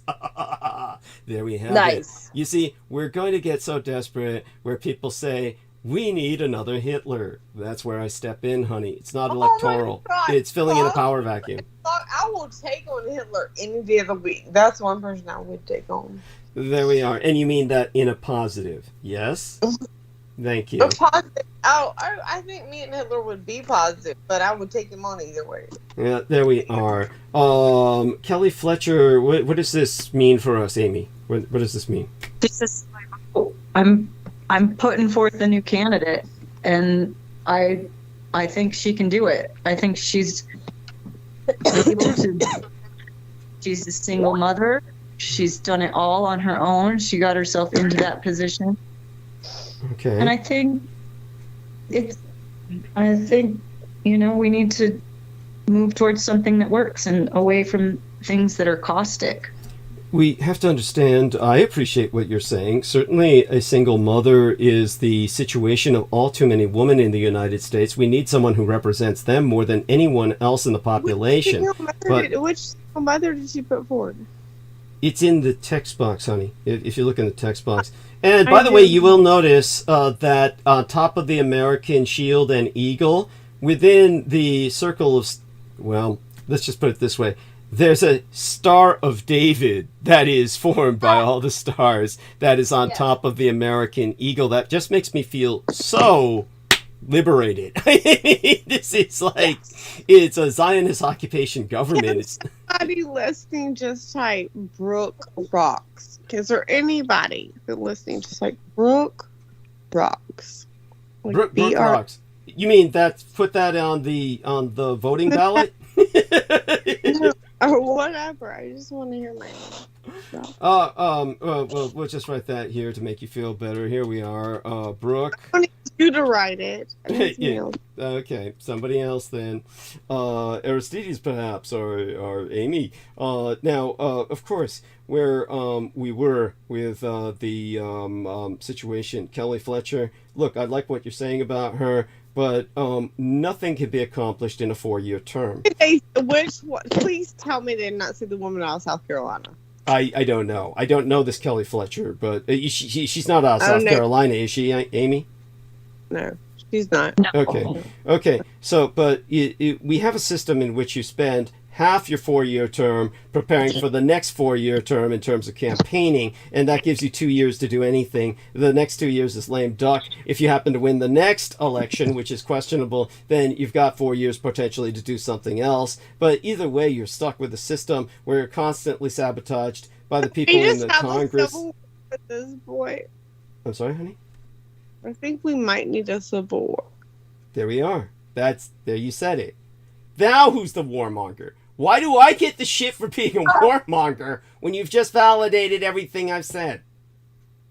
And what I said is that it's inevitable. I'm not even promoting it. I'm saying it's inevitable. But no, you just promoted it. But with you, it's cool. I mean, isn't there kind of a double standard here? Well, I'm thinking I'm gonna need you to move down here with your fucking gun. Yes. And your fucking double barrel. Yes. Bullshit. Yeah, you need to come. Come on. We'll. I'm sure the time will come when I'll have to be traveling a lot of places. Right before I get shot in the head. Thank you. Yes. Well, you're mean enough to survive, honey. You've got that talent, I'm sure.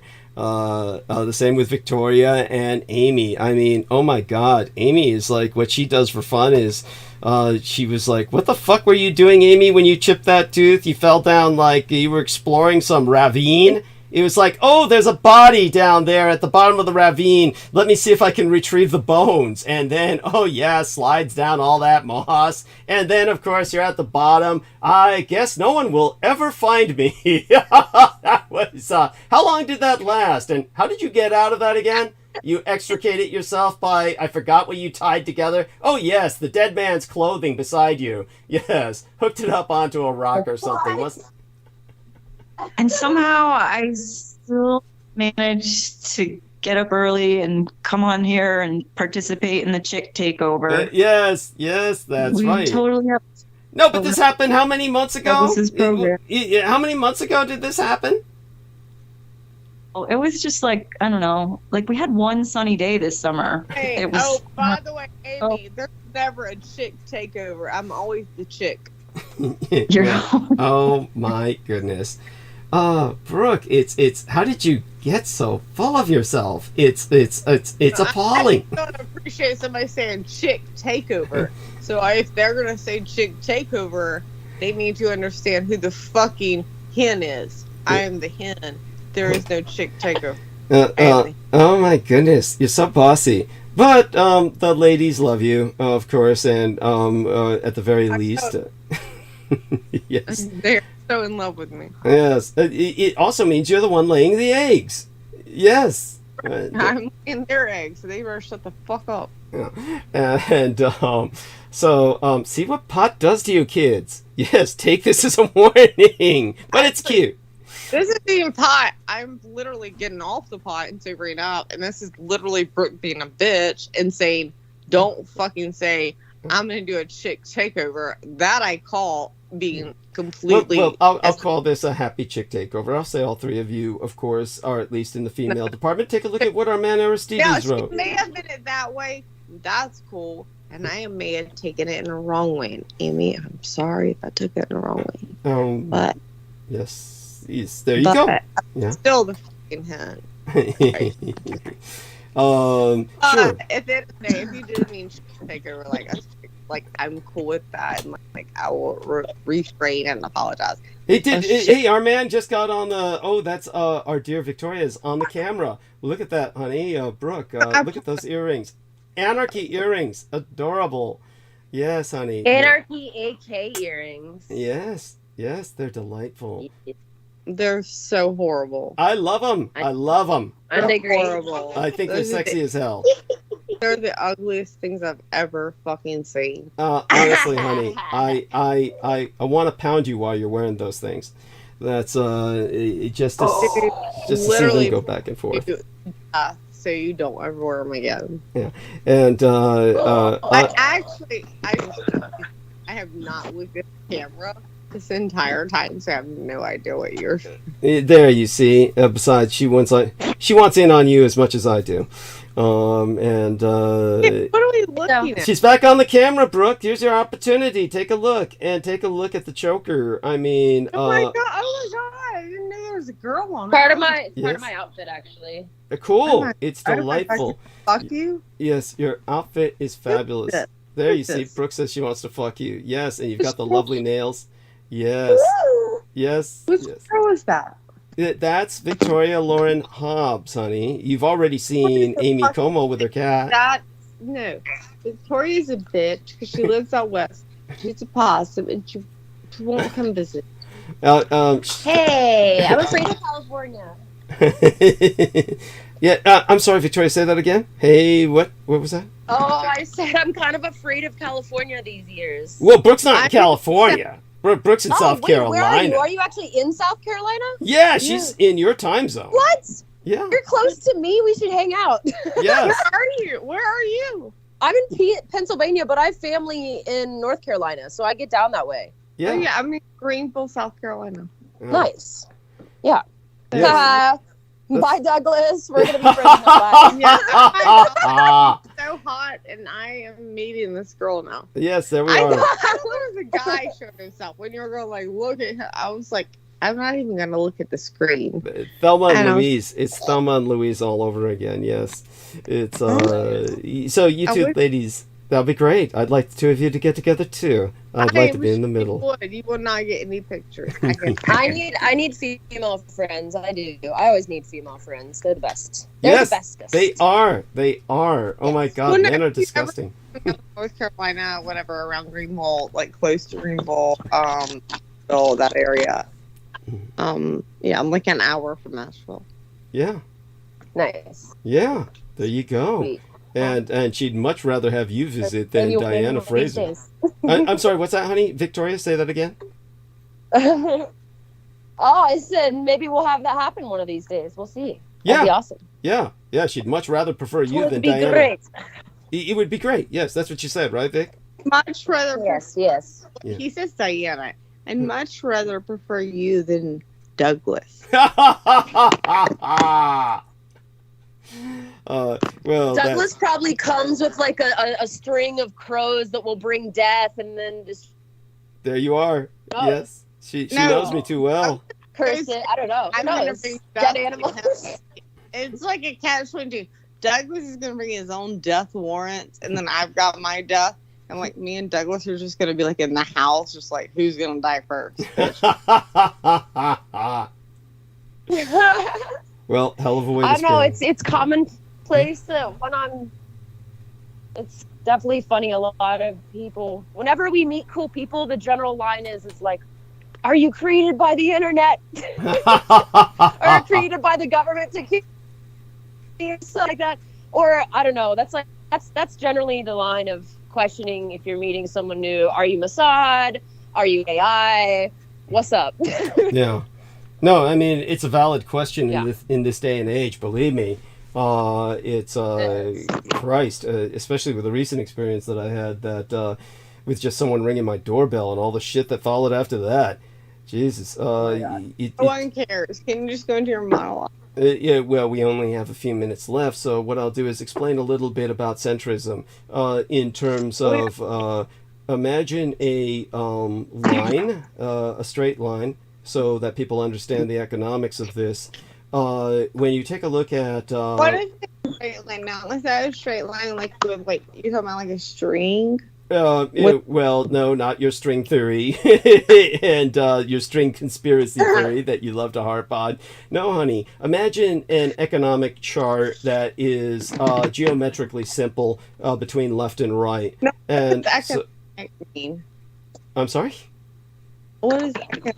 You said economic chart. What is Well, economic? let's take a look at this. Politics in the politics in the modern age. Humanist politics. The humanist revolution in politics rendered politics integrative of economics. So politics usually entails an economic system. So on the left-hand side of the line, the furthest at the end of the spectrum would be pure communism, which would be collectivism. And at the furthest right of that... I'm explaining it a little more for me. What is communism? Yeah, well, let me finish first, honey. Cute, though, like your attempt at a bit of going deeper. We'll get into that to a degree. At the furthest right-hand end of the spectrum would be capitalism, which entails, of course, a free market economy, almost to the point of laissez-faire. There is no government on earth that truly represents either of these extremes. But the closest that we had to what would constitute pure communism at one point would have been Enver Hoxha's Albania. Nowadays, the closest might be something like North Korea. In terms of pure capitalism, at one point, classically, it was Hong Kong. But now, of course, that it's entirely compromised by the Chinese communists. The closest that one might come to it would be, basically, I don't know, probably some anarchic place like Somalia, where you'd have essentially a failed state. That would be pure libertarianism, where you could buy and sell anything. Wouldn't it be the tribes that don't know anything about it? Well, when you go into anthropology, we'll put it this way: the closest that you have to communism would be the Inuit, or native peoples of the far north that they used to call Eskimo. That is politically incorrect in this day and age, because everyone distributes and shares as much as they can. Inuit, thank you. Anyway, and the closest to capitalism would be certain tribes of Africa, where they sell their services or products that they produce by hand, and so that would be anthropologically examples. Don't say anything else to me, of pure bitch capitalism. just said anyway. But these would be examples of pure communism and capitalism, but they only work at the tribal level. Once you get to a national level, then you have to add in some level of socialism in order to provide some sense of distribution and equity. Otherwise, nothing is going to work. So when you take a look at these two opposite ends of the politically left and right spectrum, then what people never understand is the concept of fascism. Where does fascism fit on the scale? Well, the reason they use the term radicalized centrism is because fascism is literally not on the scale. You need to add a third dimension. So because of fascism being a mobilized economy that is not prone to depression, what you have is a radicalized centrism. So the term radicalized centrist, when someone is saying that I'm a radicalized centrist, they are saying I'm a fascist. And that implies a new economic system that is neither communism nor capitalism. It is a third dimension on the scale. It's not to the right of Japan or something like that on the two-dimensional scale. It simply doesn't fit on the scale. So Victoria Hobbs left, and I'm saying that as a positive, by the way, Victoria. And with that, we're going to have to end the stream very soon. Anyway, I appreciate both Aristides and Amy Como saying goodbye, good morning to our listeners. And so then I can end stream, and we can move on from there. Okay, both of you, come on, say good morning to everybody. Yes. Good morning. Good morning, everybody. Yeah. Okay. Anything else you want to say with just a kind of hello to everyone in terms of, I guess you kind of, any summary thoughts, any summarizing thoughts? Just curious. That would be. Donate to Douglas. Oh, thank you. That's appreciated. Yes. And so what I do want to do is give credit